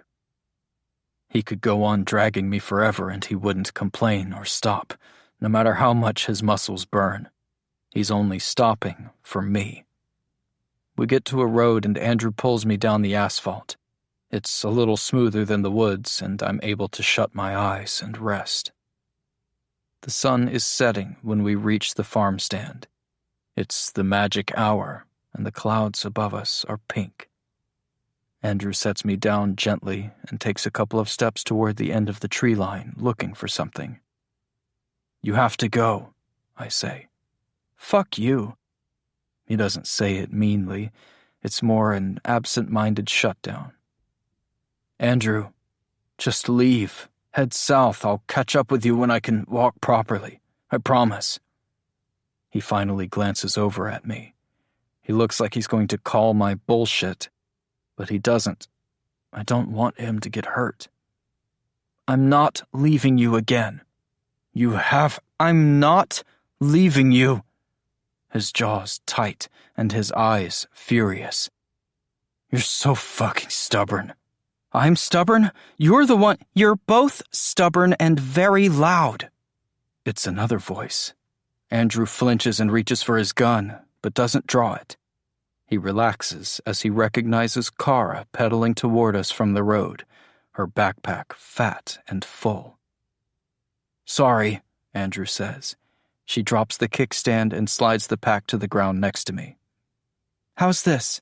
She asks, holding out her haul. Andrew looks to me. There are gauze pads and bandages, a liter of water, a bottle of rubbing alcohol, and a few bottles of pills. Where did you find all this? Andrew asks. I had to break into houses. Some were empty, some weren't. I'm pretty sure she means bodies, not living people. I wasn't sure what you needed, but I'm sorry it took so long. What are those? I point to the pills. She looks in my direction but doesn't answer. Instead, she hands them to Andrew. He tilts them to try to read them in the dying light. Opiates. Fantastic. I hold out my hands. Give me 4. 4? I got shot, Andrew. He looks like he's going to argue with me, but then pops out 4 and hands them over along with the water. I swallow the horse pills all at once. Any antibiotics? Kara shakes her head. We'll have to find some later. If I make it to later. For now, we have to clean the wound and change the bandage before it gets dark. This part is gonna suck. What do we do? Here it is. I could bleed out in seconds, and I don't want to die. Untie the jeans. When you do, I might pass out from the pain, and if I do, just keep going. Don't stop, whatever you do. Dump most of the water on the wound, then follow with the alcohol. Put a sterile pad over it and wrap it tightly with the gauze. Wait, Kara reaches into her bag. I did find this. A sewing kit. Oh, God, that's not going to be fun. Who the hell knows if I'll even be awake for it? Probably not. Great, I say. Dump alcohol on the thread and the needle. Your hands, too. Actually, do all that first, and thread the needle before the sun sets. Kara, can you hold the flashlight when it gets dark? She doesn't answer. Instead, she looks at the bloody jeans tied over my stomach and then back at her own pack. She nods. Okay, Andrew says. Here we go. He moves slowly, reaching for the jean legs tied across my middle. I want to hold his alcohol-covered hand, but I know I can't. He has to do this if there's going to be any hope for us. He pulls, but the knot is damp and tight. The jeans have shrunk into it. Every time he tries to untie it, more pain shoots up my body. I'm sweating, and my mouth has run dry. The knot is finally coming loose. I'm feeling woozy and sick. Andrew, I manage to say. He looks at me and asks if I'm okay. I don't think I am. I'm so tired, and the pain's stopping. I'm getting cold. I think this is what dying feels like. All the jostling must have ruptured something. He says something else, but I don't understand what it is. I love you, I say. Darkness closes in again. Andrew. The storm let up an hour ago, so Kara and I left the library we took shelter in to scout out the town. We're in Delray Beach, Florida, a little more than 3/4 of the way down the coast. Because of the bikes we found in Vero Beach, we can cover a lot of ground much quicker than we had been. Having Kara helps. She checks the map in the morning, and her photographic memory map trick has us set for the day. There's a pharmacy on the corner in about a mile, she says to me. She says it carefully, like I'm a bomb, and if she says anything too loud or the wrong way, I'll explode. Because apparently that's me now. I don't want to say what I'm thinking. I've been too negative lately, and I feel like it's pissing Kara off. But she would never tell me. Still, I know what's going to happen. We get to the pharmacy and it's picked clean. No water, no meds, no food. The grocery stores are all the same. They smell of mold and spoilage from animals and perishable food that was left to rot. When we get to the pharmacy, I watch the front and let Kara go in. She comes back empty-handed. I didn't even have a moment of hope. It's fine, I say. Let's head back. We mount our bikes and go back the way we came. The streets of Delray Beach are quiet, but I still keep my eyes peeled for anyone peeking from behind curtains in the vacant houses. I watch for movement. For the last 30 miles or so, there have been barely any supplies left in the stores we've checked. Someone is here, or at least nearby. Kara insists it can't be Fort Caroline. She hadn't made a route this far for them yet. We dismount the bikes and stash them behind an overgrown shrub in front of the library. I think we should keep moving, Kara says. She says it tentatively, but it's the most forceful she's been. I do too, I say. I'll hook up the sidecar. Thanks. She bends down behind my bike and starts the process of hooking up the wooden cart and making sure it's secure. I enter the library through the back door. The library is humid but smells dusty and ancient, despite the distinctly 1989 pastel fantasy it's serving. The shelves are full, and everything looks as though it was barely touched, unlike the rest of the town. There's a low, hacking cough from the children's section that drives a spike through my heart. I hold my breath and wait for it to continue to a breathless crescendo, but there were only 2 coughs. That's got to be an improvement, right? Jamie is lying on a foam mat in front of the picture books. His forehead is covered in a layer of sweat. His shaggy hair is wet, and despite his shivering, he's thrown aside the blanket we left him. I pick up the blanket and pull it over him, becoming the big spoon to his little. It's complicated because he's bigger than me, but he still pulls my arm tight against his chest. I kiss his cheek. Christ, he's burning up. We didn't find anything, I say. We need to keep moving. He doesn't answer at first. I say his name and he finally grunts something and tries to sit up. His breathing is fast. It sounds wet. I help him up and grab the blanket and his pack. I reach into the pack and grab the last 2 antibiotics from the orange bottle we found in a house on our way here. There weren't many left, so we had to spread out the dosages. But what's left isn't doing anything to slow the infection. When we changed his bandages, Jamie passed out quickly from the pain. Or maybe it was blood loss. I stitched him up, and the next morning I thought everything would be fine. I pulled him on the stretcher as Kara rode her bike. We got out of Fort Caroline's approximate search radius and camped for a few days while Jamie rested and Kara and I looked for supplies.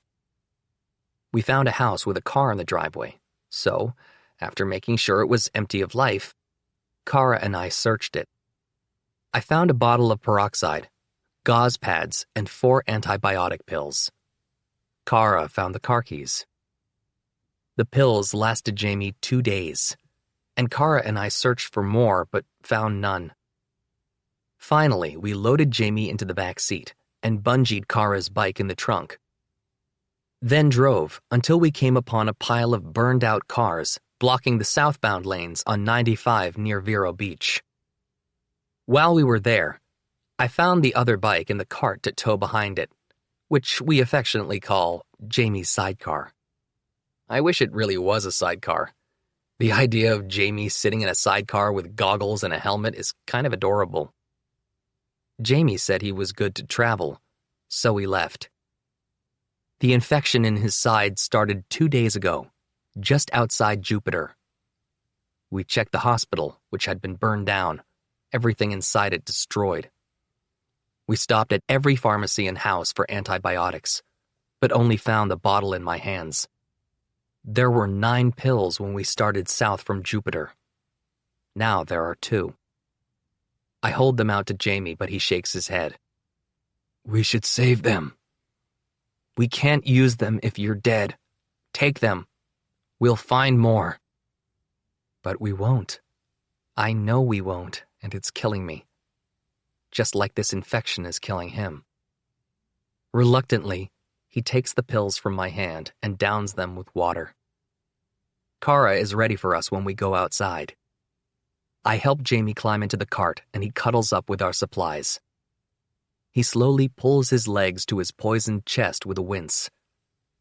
I look back at him after we've been pedaling for a while, and his jaw is hanging open, drool spilling onto the pack under his head. My heart still skips a beat. He can't die. How far to Isla Morada? I ask Kara. 3 days, maybe 4. It's been our end goal for so long. I just need to get there. The hope that Henry's daughter is alive and well was all that motivated us before. Now, I'm sorry, Henry, but I need hope for something else. I need there to be anyone alive and well, and with supplies to help Jamie. Then they'd have to be different from the people we've met so far. What if we pedal through the night? That wouldn't be a good idea. What if we did it anyway? She bites her lips. Top and then bottom. It's something I've noticed she does when she's nervous or uncertain. She bites her top lip with her bottom teeth, and then her bottom lip with her top. 2 days. Kara, he's dying. She doesn't say anything. I'm ready to pedal for 48 hours if I need to. Top lip, bottom lip. We need to find him help. The house is on the way. The antibiotics aren't working. We need someone who may have raided a hospital. There were antibiotics back at the cabin. Why did we even come all this way? It started out as me trying to do the right thing, but for what? So I could feel better about killing 2 people who also tried to kill me? Ask me if I feel better. There might be hospitals on the way.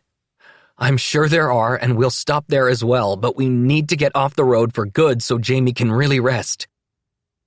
We have to get down there. Top lip, bottom lip, repeat. What if no one is there? Kara! There's a warning in my voice. We should tape flashlights to the front of the bikes. So we do just that. And when the sun sets, we continue to pedal through the night. My legs are burning. My back screams in agony. My butt feels like it's going to fall off. All this and the sun beating down on us. We've stopped 3 times since sunrise, and every time we stop, it gets harder to keep going. Jamie woke up long enough to take a drink of water, but he wouldn't get out of the cart to pee or eat and just fell back asleep. I ask Kara how far we are after we pass through Homestead. On the map, it looked close, but she says there's still 50 miles. We're never going to make it. No. I have to hope. I have to believe the best-case scenario here, because anything less will be... I glance back at him. He's still sleeping, and the ring of sweat at the neck of his t-shirt is growing. I can't lose him. I focus on everything Jamie and I have been through instead of the burning agony in my legs and back. I focus on memories of his smile, the way his cheeks dimple when he laughs, the way his hands feel when he holds mine. Andrew, look! Kara snaps me out of my daze. I've been staring right at it, but it takes Kara's voice to make me realize it's there. A large gate severs the road ahead of us. We slow to a stop. The gate is black steel and 10 feet high. It crosses the entire road and connects to a similar-looking fence that goes in both directions on either side. To the left as far as we can see, and to the right until it ends at the ocean. Is there another way around? I ask Kara. She drops her kickstand and goes to the pack at Jamie's feet. She checks the road atlas, turning it and leaning close to the page, moving like a bird as she concentrates. Then the lip bite. No, this road leads into Key Largo and down to Isla Mirada. There's no other way to access it unless we backtrack to SR 905A and try Card Sound Bridge. Not an option. This is the end of the line. I flick my own kickstand to the ground and check on Jamie. He's burning up. I pull the bottom of his shirt up to look at the wound in his side. It's gotten worse. Before, it was just pus and heat. Now it's bright red around the navy thread I used to hastily stitch him up, and the red has spread outward in thin tendrils. Poison, looking for his heart and organs. He's going septic, which means he'll be dead in a few hours. No, he's not dying. I can't lose him. I run at the gate and pull and push as hard as I can, shouting at it, screaming until I taste blood. The chains around the gate hold, but I kick and kick, trying to... I don't know what. My legs are angry with me for biking through the night and they refuse to hold me up while I abuse them further. I fall to my knees, scraping them against the asphalt. I look back at Jamie in the cart, still sleeping, still dying. Kara has her hands clasped over her ears and her back to me. Shit, the Andrew bomb has gone off. I'm sorry, Kara. She doesn't turn. She's probably going to be like this for a while. The last time I screamed in frustration, when we found the burned-out hospital, she didn't move for an hour. Though I think it was more to do with the burnt hospital than my yelling. She responded similarly to the burned-down shopping center we tried to camp in. But we don't have an hour for her to settle down now. There has to be something, anything around here. I'll turn back and look through every house in Homestead, searching for bolt cutters if I have to. Kara can stay here alone. I'm not going to let Jamie survive the bug only to die from fucking bacteria because a bunch of psycho militiamen shot him. Kara, I'm going back to Homestead. You can stay here or you can come with me. I take my bike handles and start to turn the bike around, but she isn't listening to me. I'm usually patient with her, but I'm not now. I can't hide the annoyance in my voice. Hey, I'm leaving. Come along or stay here. Her eyes are closed too.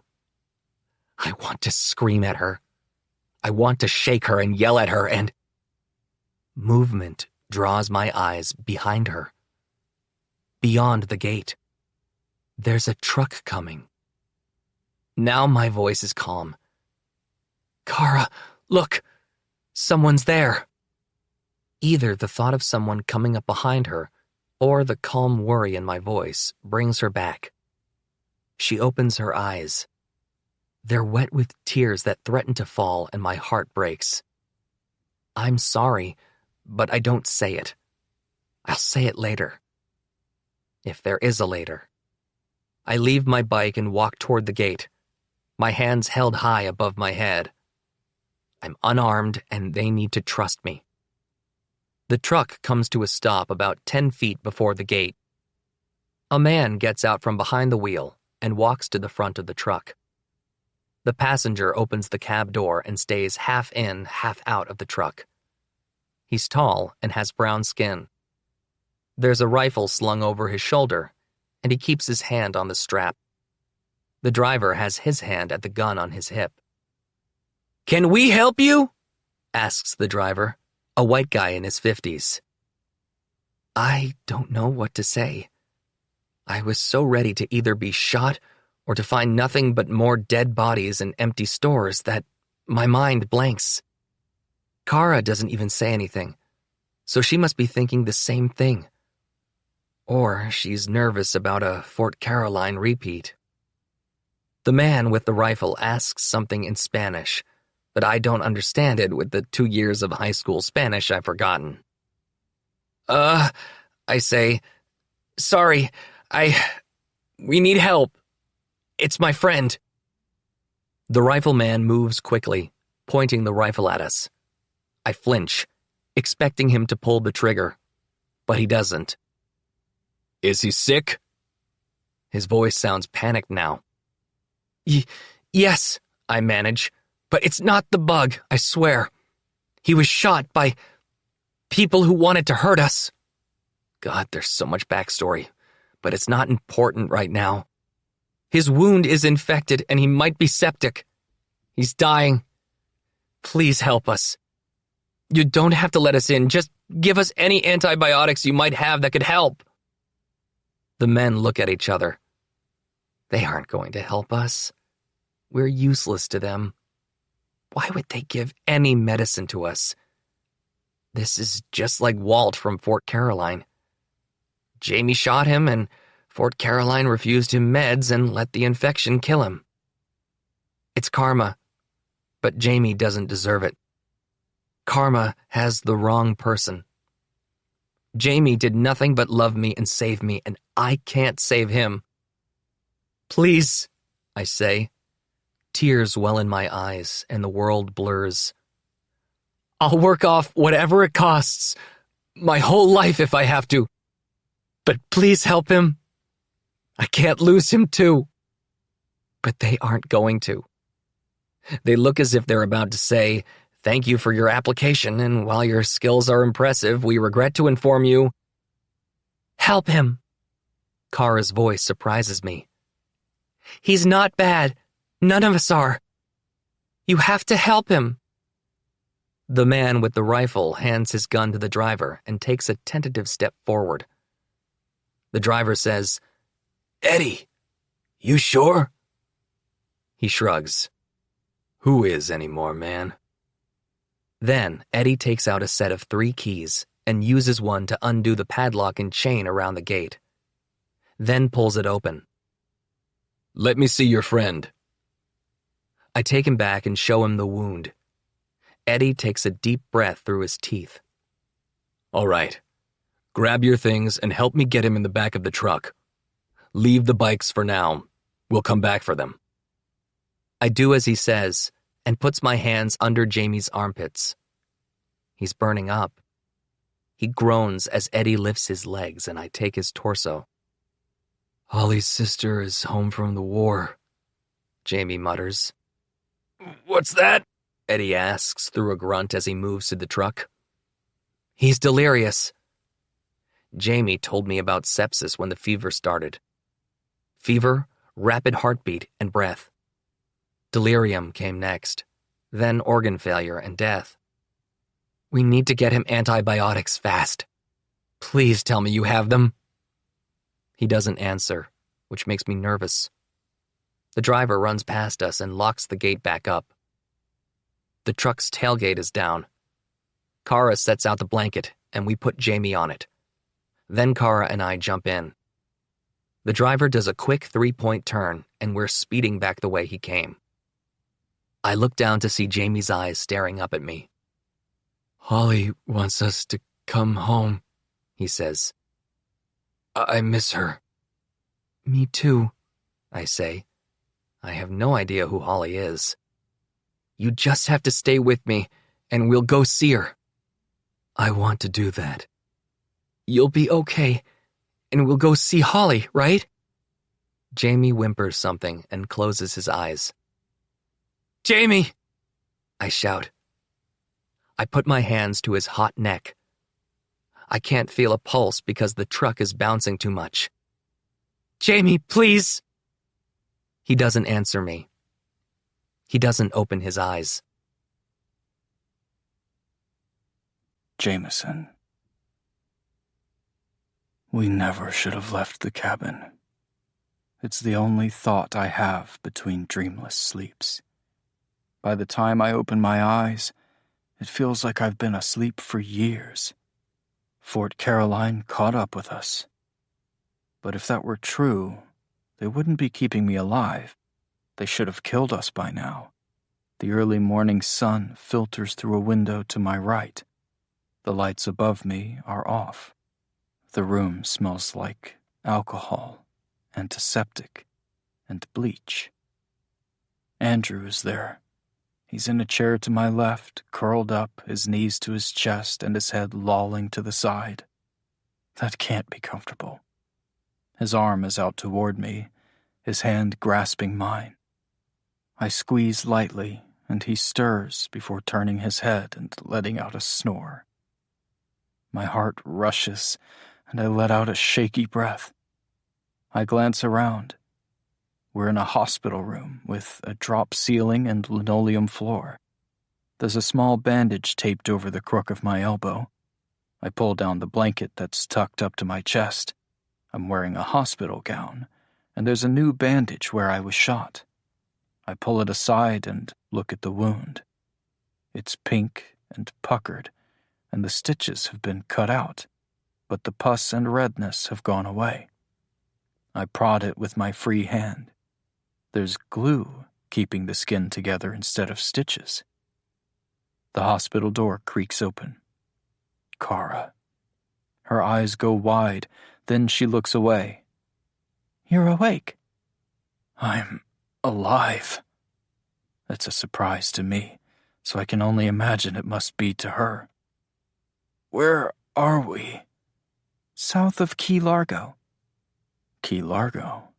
Only a little farther to Isla Mirada. What, 30, 40 minutes, 20 if there's no traffic. That makes me chuckle. How long have we been here? 4 days. They gave you broad-spectrum antibiotics and fluids, and you started to get better, but the pain meds kept you knocked out. How are you feeling? I'm feeling amazing. I really am. My side is sore as hell, and it feels like I did 85 million crunches in 3 minutes, and I'm starving. But I'm alive. Andrew is still asleep. He can sleep through anything, can't he? Kara, I say, can you help me up? I should get a nurse. A nurse? I want clarification on that, but I feel claustrophobic in here.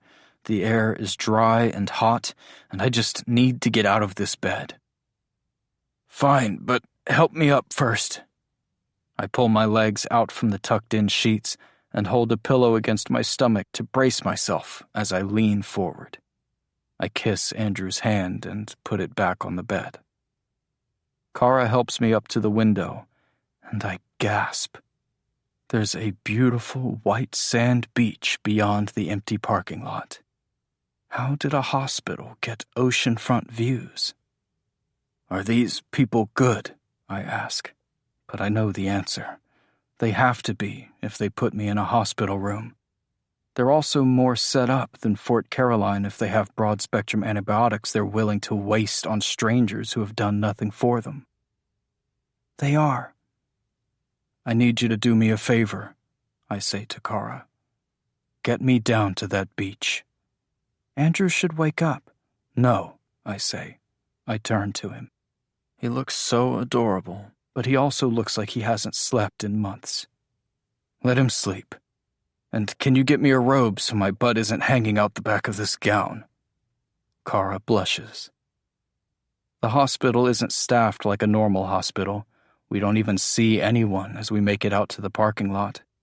I can tell by the sun it's morning, but the asphalt is still hot. I feel it through the slippers Kara gave me. Every step I take pulls at the muscles around my wound, and my gait is short and slow.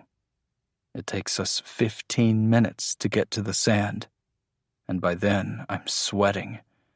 Still, the salt breeze from the ocean is worth it. I kick off the slippers and feel the warm sand between my toes. I'll leave you be, Kara says. Thanks, Kara. She leaves me, and I take a deep breath of the salt air. I know she's going to go wake up Andrew. I want to hear his voice, but I needed to get out of the hospital. Being in a building after traveling on a road for so long felt off, unnatural. I step into the surf. The waves pull the sand from my feet, and I sink slowly. This feels better. I thought getting here would be a relief, but now I'm not so sure. Yes, it's absolutely a relief I'm not dead. But the emptiness in the hospital reminds me of the one in Fort Caroline, despite these folks being more giving with their supplies. The world has changed. Even if people like those in Fort Caroline want so badly for it to go back to what it was. The people here as well. They might be nicer, but they're still trying to reclaim what was taken from them when the world ended. The tide is only just starting to come in. I sink lower and lower in the sand as the waves crash against my ankles. Andrew's arms wrap around me, carefully avoiding my wound, and he puts his head on my shoulders. "This is the first time I've ever been taller than you," he whispers in my ear. "Who's Holly?" My stomach flips. How does he know about Holly? I try to think back if there was any time I had pointed her out to him at the cabin, but can't remember. "How do you know about Holly?" I ask. "You were mumbling about her when you were delirious, saying you missed her. Do I have someone to be jealous of?" I frown. "Yes, Holly and I have a special love you could never understand. I turn back just to see the look on his face. I smile and give him a peck on the side of his mouth. Holly is a garden gnome I bought for Mother's Day when I was 10. She sits in front of the cabin on a little toadstool and has a sheep in her lap. Don't know how you missed her when you broke in. Andrew laughs, just like I knew he would. I didn't know she had a name. I just said bye, gnome, when I left. Oh, so goodbye was good enough for Holly, but all I got was a note. He hugs me again as we turn our attention back to the ocean and stand in silence for a bit. What if we shouldn't go any farther? I ask. We're already here. But what if she's dead? Amy, I mean. What if we ask around and it turns out she's dead and all this was for nothing? I got shot and... Stop it, Jamie. You're alive. We're here.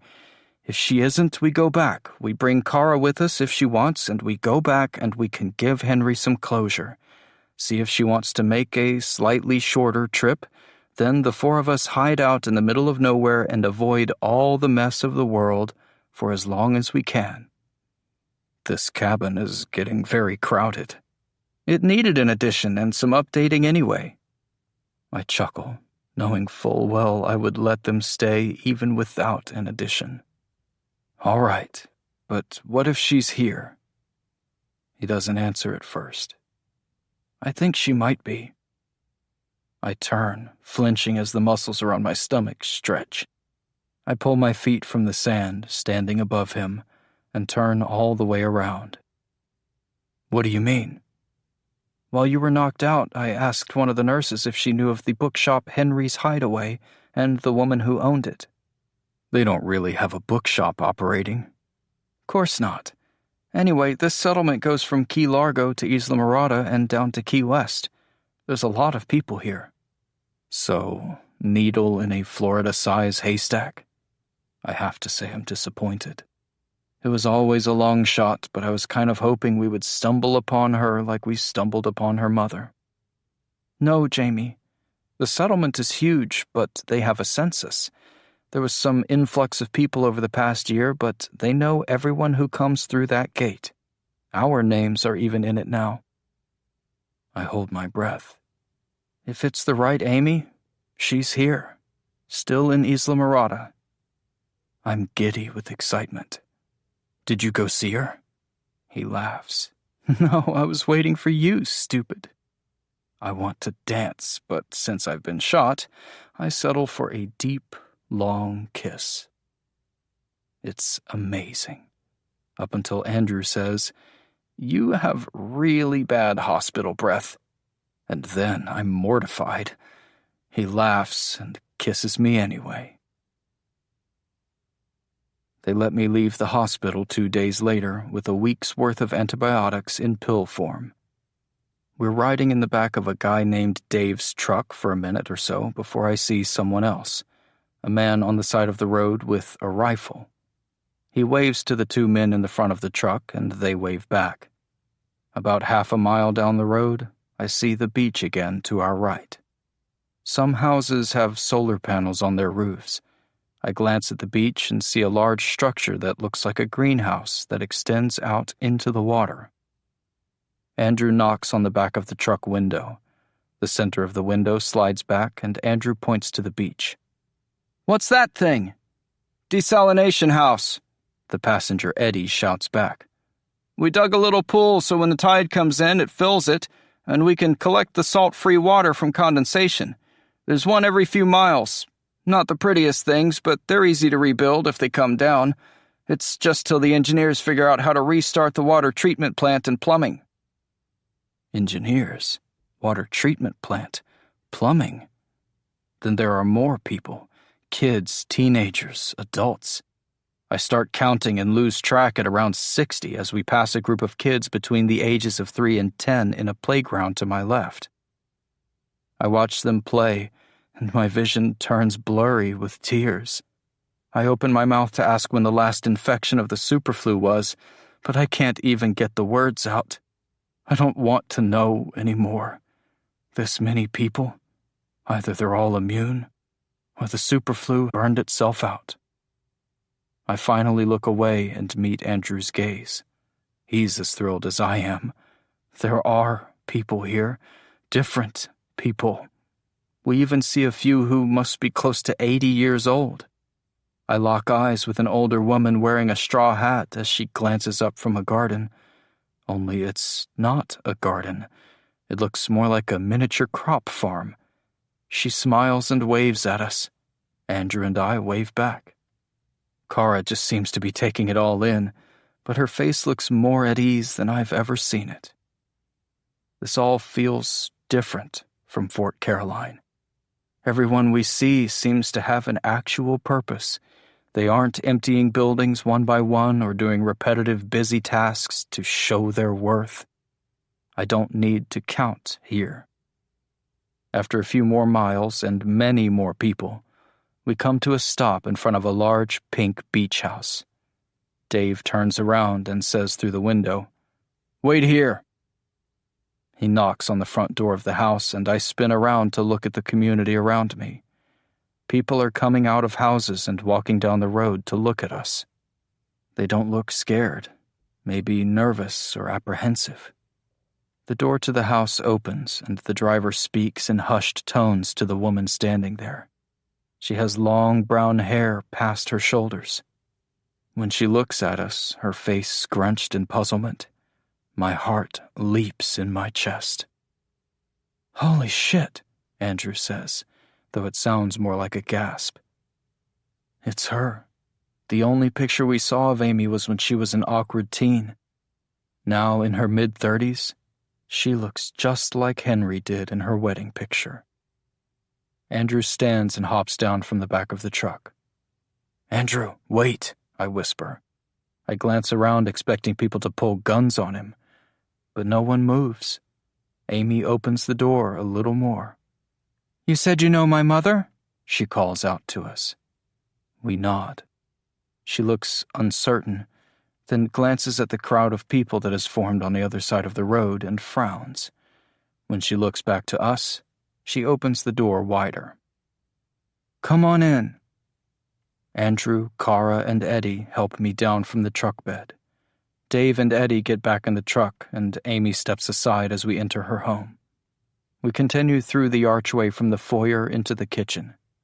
The windows look out onto a deck, the beach, and a dock with a small rowboat. "Can I get you some water?" she asks. "That would be great," Andrew says. "Yes, thank you," I say.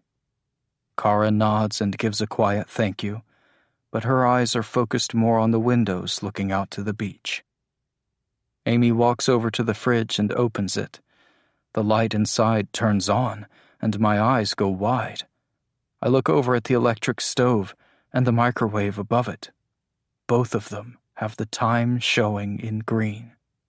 As Amy hands us the glasses of water, she follows my gaze to the stove and chuckles. "You have no idea how excited we all were to get electricity back. The electric comes from solar panels and some wind power. A lot of the people on the quay had it already, but the rest we had brought in from the hardware stores when the power went out." I take a sip from my glass. It tastes better than any of the boiled water I've had since we left the cabin. "So," Andrew says, placing his glass down on the granite island. "I don't mean to be rude." "Oh no," Kara mumbles, just as I say his name in a warning tone. He continues, holding up his hands in defense. "No, it's just... Who flipped the switch down here? You guys are pretty well set up, and from our experience so far, fairly..." He's trying to find a delicate way to say it, but Amy helps him. "Progressive?" "Yeah, I mean, this is still Florida, right?" She smiles and leans against the counter. "Yes, and there are still some Floridians mixed in, but most of these people are from elsewhere." "How did they all come here?" Kara asks. "Did you try the old SR 905 route here?" Amy asks. Kara shakes her head. "We took Route 1, We were about to backtrack to 905, but the men in the truck came. Andrew shoots me a look of surprise at how not shy Kara is being. And you would have wasted your time, Amy tells us. There's a bridge there. Card sound, Kara adds helpfully. That's right. Well, I should say there was a bridge there. We destroyed it. Why? Andrew asks. Kara is back with the assist. One road in, one road out. And Amy nods, smiling. We're surrounded on all sides by water. When we demoed the bridge, Route 1 became the only road we would have to protect. Apparently, there were a few other people in the country who thought the same. Guy named Jared walked all the way down here from Seattle, picked up about 50 other people along the way. A romance novelist from New Hampshire had a winter house down here, so she came and brought a handful of people. You guys know Daphne De Silva? Andrew and I shake our heads, but I see Kara's eyes flicker with recognition. She remains quiet, though. Well, anyway, Amy continues. A few others from Texas, California, Illinois, and they all arrived with a small crew they met on the road. There's some old podcast host who's here. He says it's a real thing, when several people have the same idea at once. But who knows if he's making it up. Light bulbs, telephones, record players, apparently all invented simultaneously by different minds. Multiple discovery, multiple realization, something like that. The point is, every single one of them came here because they thought it'd be safe and secluded. The things my mother and I were hoping for when we went to the cabin. How many people are here now? I ask. About 2,500, give or take. We brought in a few during supply runs. 2,500 people. That's not so secluded. This could be the biggest settlement in America, at least on the eastern seaboard from what Andrew and I have seen. So, my mother... She's nervous. She probably thinks Henry's been dead for so long. I wonder if she ever thought about going north to look. I nod. We were traveling through Bethesda, and Henry stopped us. She made us dinner and let us stay with her. She told us about you. Saying it aloud makes it feel like a dream. She asked you to come here? She looks like she might be about to cry. Andrew speaks first. No, we chose to. We asked her to come with us, but she said she was too old for the trip, though if you ask me, she was doing pretty damn well for herself. Amy lets out a loud laugh and claps her hand over her mouth. Andrew and I smile. She helped us, and I thought we could repay her by letting you know she's still alive. She nods, her hand still covering her mouth. Also, I reach into my back pocket and take out the engraved multi-tool. Amy's eyes go wide. I wanted to give you this. She said it was your dad's and she didn't have any use for it, but we figured you might want to keep it in the family. Tears fall from her eyes, and for a moment I think we've done the wrong thing. Maybe it was better when she thought her mom was dead. Now she knows her mom is alive and 1,000 miles away. Then she pulls me into a hug and squeezes me. I hold in a groan as pain bursts from my side, but it's only for a moment. She reaches out and grabs Andrew into the hug as well. Kara steps back to avoid being pulled in too, but I can see a slight smile and her eyes are glassy. "Thank you," she manages to whisper. When she lets us go, she laughs and wipes at her eyes, taking the multi-tool from my still outstretched hands. She flicks the knife open, then closes it and flicks open the pliers, and on down through each feature as she talks. "My brother Tommy and I used to help my dad fix this old truck we had before we moved to Bethesda. My dad had this huge toolbox.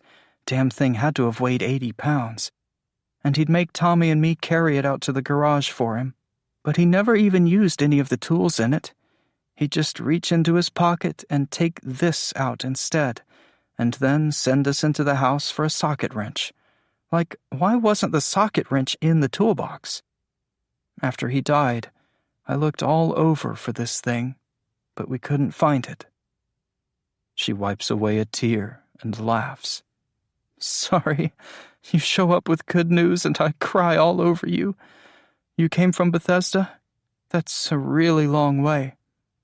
I don't correct her that we've come from much farther, and nod, trying not to cry, but Andrew can't help it. Tears stream down his cheeks in rivers. He laughs, and she pulls him into another hug. A cry echoes from within the house, and Andrew pulls away from Amy, startled. She looks through the archway into the foyer, where the steps to the second story are. "Oh, damn, she's awake." She looks at us. "Would you excuse me real quick? I'll be right back." When Amy comes back down the stairs, there's a baby bundled in her arms. She comes over to me, smiling. "This is the only Henrietta I thought I had left." Baby Henry looks up at us with the same eyes her mother and her grandmother have. Andrew steps forward, and he looks in awe. "Hey, baby Henry." She looks like the most amazing thing in the world. I want to hold out my hand to her, but I know you're supposed to wash your hands before, and who knows how clean Eddie and Dave keep the back of their truck. Every baby born in the past year or so has been immune to the superflu. They get the sniffles and colds, but nothing too bad. I was so worried I would have the baby only for her to get sick within the first few weeks. But she was fine. Her voice switches to a high, happy note. "Yes, you're a little trooper, aren't you?" "She's beautiful," Andrew says. Amy smiles. "Yeah, she is. Now, thanks to you, she might get to meet her grandmother one day." "Think you'll go up to Bethesda?" Andrew asks. "You guys have a pretty nice setup here." I chime in. "It might be hard to convince her to travel all this way." "Not if she doesn't have to walk here," Amy says, her smirk growing. She beckons us toward the back door with her head. I open the door for her, and she walks out onto the deck, looking west along the beach. She points. "See that?" About a half-mile down, there's a marina. 6 large sailboats are docked at the entrance, and another larger ship is anchored farther out from the shore. "We've been sailing up the coast since March for supplies. The farthest north we've gone has only been southern Virginia, though. We've actually been running the Gulf since November of last year. We also have a little trade route with a small community in Cuba." Anxiety floats alongside the pain in my abdomen. I wonder if they've met Fort Caroline. They seem to be traveling along the same routes, pillaging the same areas. Maybe they will eventually begin trading with them. "So much for an embargo," Andrew says, and Amy laughs while baby Henry fusses in her arms. "If you want to stick around, maybe we can send you and a few others north to pick up my mom. They're suggesting we wait to go out on extended cruises until after hurricane season ends, but we've been lucky with that this year too." "Stay? They invited us in. They gave me antibiotics and let me rest in their hospital. How do you know we're safe to have around?" "Why wouldn't you be?" she asks. "Have you killed people?" She means it as a joke, but Andrew and I share a glance that makes her smile drop. Then she nods as if she understands. "Did you have a reason?" "No, that's a terrible way to ask that question. I don't know a good way to ask it." I look into Andrew's eyes, and I know I would have killed Harvey a second time if I had to. I don't know what kind of person that makes me, or what kind of person that makes Andrew for loving me. I don't answer, but Andrew does, and he doesn't look away from me when he says it. We do what we have to in order to survive. Something in my chest hurts when he says it, because I know he doesn't mean it about the Fosters. He still carries that guilt even after all this way, even after completing the mission we set out from Alexandria to accomplish. I want to pull him close and hold him and tell him I love him. I want to take all that pain from him. If I needed to get shot once a week to take that pain from him, I would. Forgive me, but that doesn't give me much confidence, Amy says. Out of the corner of my eye, I can see Kara getting uncomfortable. It's like she wants to help. She knows we're good. But maybe she also knows we need to tell the truth ourselves. We probably don't have a good answer for you, I say. It's true. There's no right way for Amy to ask the question, and there's no right answer for us to give. Everyone is different now because the world is different. They were going to hurt us, so we stopped them before they could. One of us still got hurt and almost died. Andrew's looking at my arm, which I still hold across my stomach to brace the muscles. Amy nods once, then looks back down at Henrietta in her arms. Would you say you're happier for it, with those people gone from the world? I should be happy because I saved Andrew. They most certainly would have killed both of us, but it didn't change anything. It made things worse, and even after we escaped, we're still dealing with the fallout. It's like something inside me was taken away, taken from both of us. No, I say. Then I think you're safe. You came all this way to tell me my mother's still alive. You gained nothing from telling me, yet you did anyway.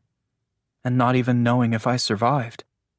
I think if there's one thing the new world needs, it's people like you. She watches my face, gauging my reaction. So what do you say? Want to hang around for a bit? Go on a boat trip? Andrew speaks for us. That actually sounds like a great plan. Fantastic. We'll have to get you guys settled into a house. It might be with a few other people, but it's not like it'll be a frat house. I'll get Dave to come by later, and when you're all settled, we can bring in a couple of the boat crews and talk routes and timelines. Kara pipes up, maybe a little too eagerly. I can help with that. Perfect. So it's settled. Right now, though, I must refill the poop machine here. She nods down to Henry, too. Will you be all right by yourselves a few minutes? I look out at the ocean and the sailboats and smile. I think we should be okay. When she goes inside, I turn toward the blue ocean. Andrew reaches for my hand and puts his head on my shoulder. I kiss his forehead. Kara gives me a smile over the top of Andrew's head. Small waves crash against the barnacle-covered pilings of the dock ahead of us. It's not until we've been standing in silence together for almost a minute that I feel something in my chest, like it's easier to breathe. I take the salty air into my lungs, deeply. It's relief. We finally made it. After everything, we're here.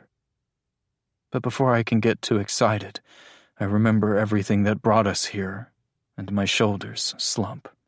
My eyes sting with tears, and suddenly a sob racks my chest. I clamp a hand over my mouth, trying to stifle the sound, and fail. Andrew and Kara both turn to me, and for a moment I'm embarrassed.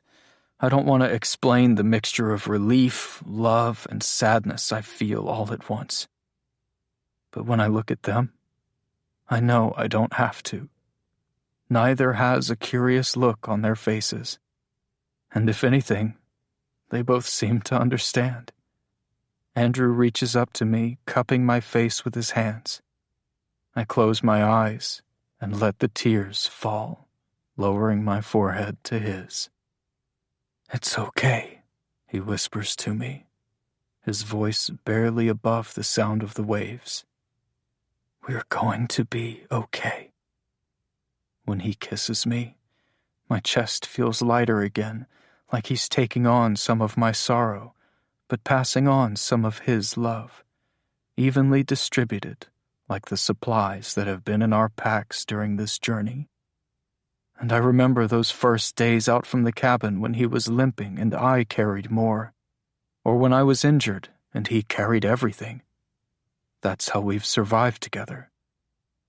I nod as Andrew pulls away, still holding my face in his hands. We're going to be okay, I repeat to him. If things get hard again, I'll carry him, and he'll carry me, and we'll be okay. Epilogue. The sun is already setting, but he still isn't home. I push open the back door and look out to the ocean. There he is, standing at the end of the dock again. I close the door behind me and start walking out to the beach. I call out his name, but he doesn't hear me over the waves.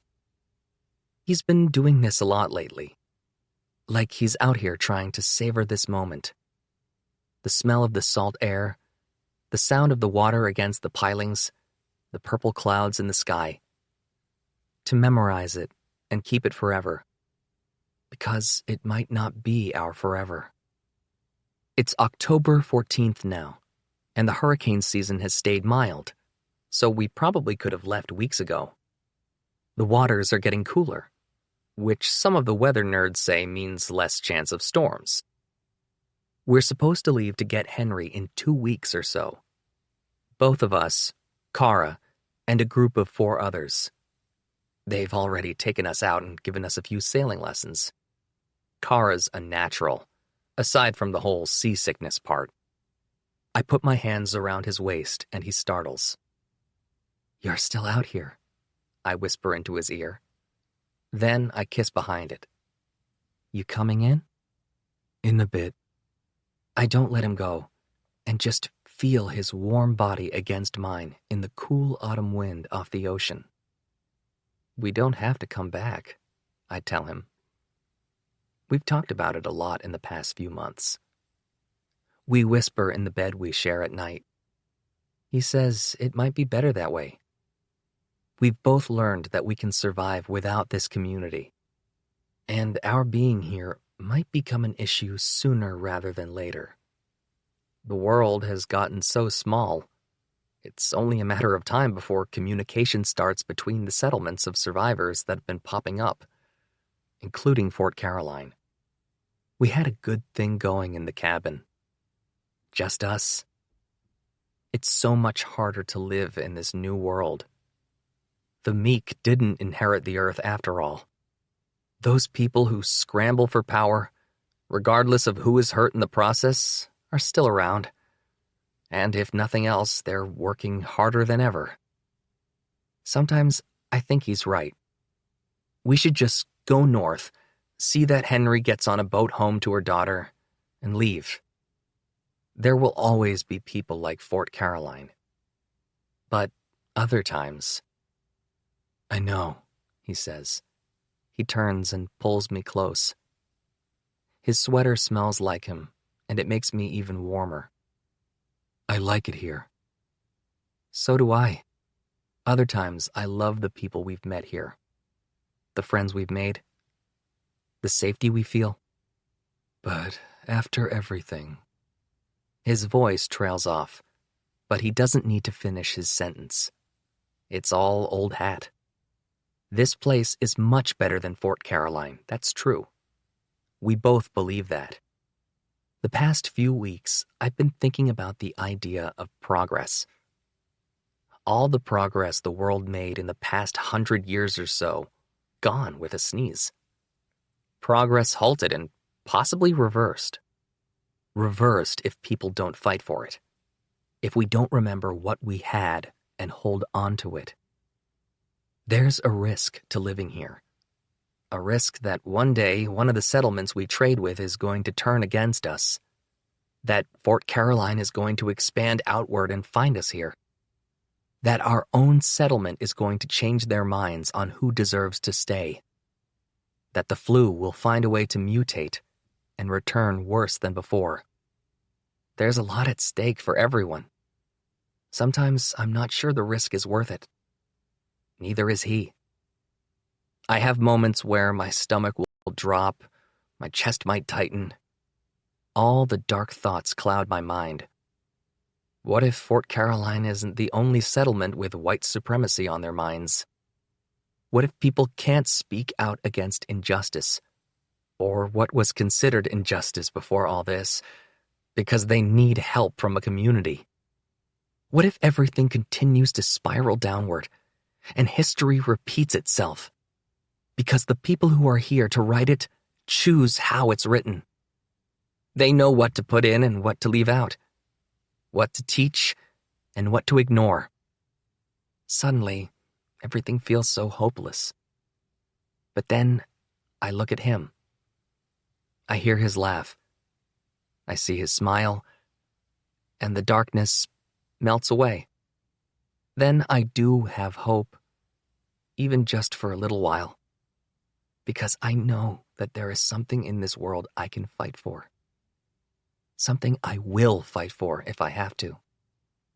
Which always brings us back to the question: do we stay? Knowing that everything could come down on us and on the people here, do we hope? Do we fight? Or do we run? Go back to the woods and our home and hide, but know there, away from whatever is rebuilt in civilization's image, we might be safer. At the cabin, we know security isn't an illusion, because it's just us. We'll work out whatever we have to with Howard's people and stay on our own. Does that make us cowards? And do I care? I said I was willing to fight for him. But I want to live for him too. I want us both to live. If I'm willing to fight for him, it means there are other people out there who have something worth fighting for too. I kiss him. We still have time to decide. I know. I'm scared, and I'm angry, and those worrisome thoughts return. All the horrible things that could happen to us. But then, he puts his arm around me, and I feel safe again. We stay like that past the sunset. The tide's coming in now, and the stars are coming out. I rub his back and motion with my head for us to go inside. Moving in sync, we turn and walk to the house. We'll talk about this many more times in the next couple of weeks. But for tonight, it's done.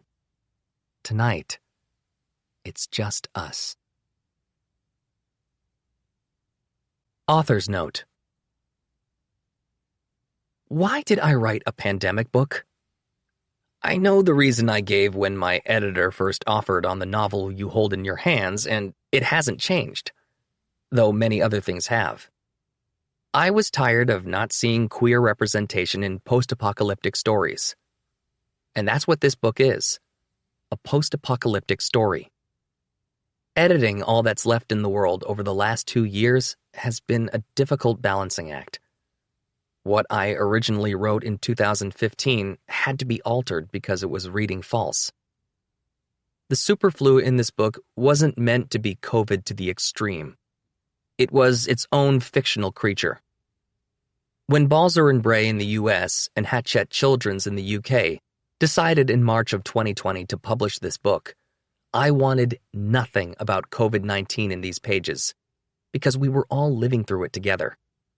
Why add in real-world pandemic moments when this was always supposed to be escapist fiction? Why even bring up COVID at all? But the longer COVID went on, the more irresponsible it seemed to try to ignore its impact on our world and not include something about it in the novel.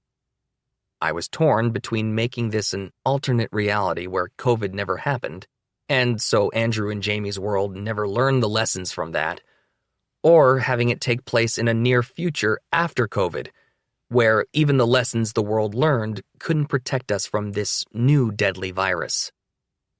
So I came back to the balancing act. How much reality do I put in the fiction? I tweaked this with the help and understanding of my editorial team, all the way up to the last possible second. Timestamp 11:15 a.m. on September 30th, 2021. While there are brief references to COVID as a part of the characters' histories, the similarities end there. I've tried to approach the subject with as much sensitivity as possible, but this is a post-apocalyptic novel. It's sad, it's scary, it's thrilling, But hopefully you also laughed, or shook your head and smiled, or even got full-on heart-eyed stomach butterflies. Like I said, I wrote All That's Left in the World as a story of two teens finding hope after surviving a pandemic. I didn't realize by the time it was published, the theme would be universal. Have hope, be safe, and help keep others safe. 22 by HarperCollins Publishers. All rights reserved. Thank you for listening.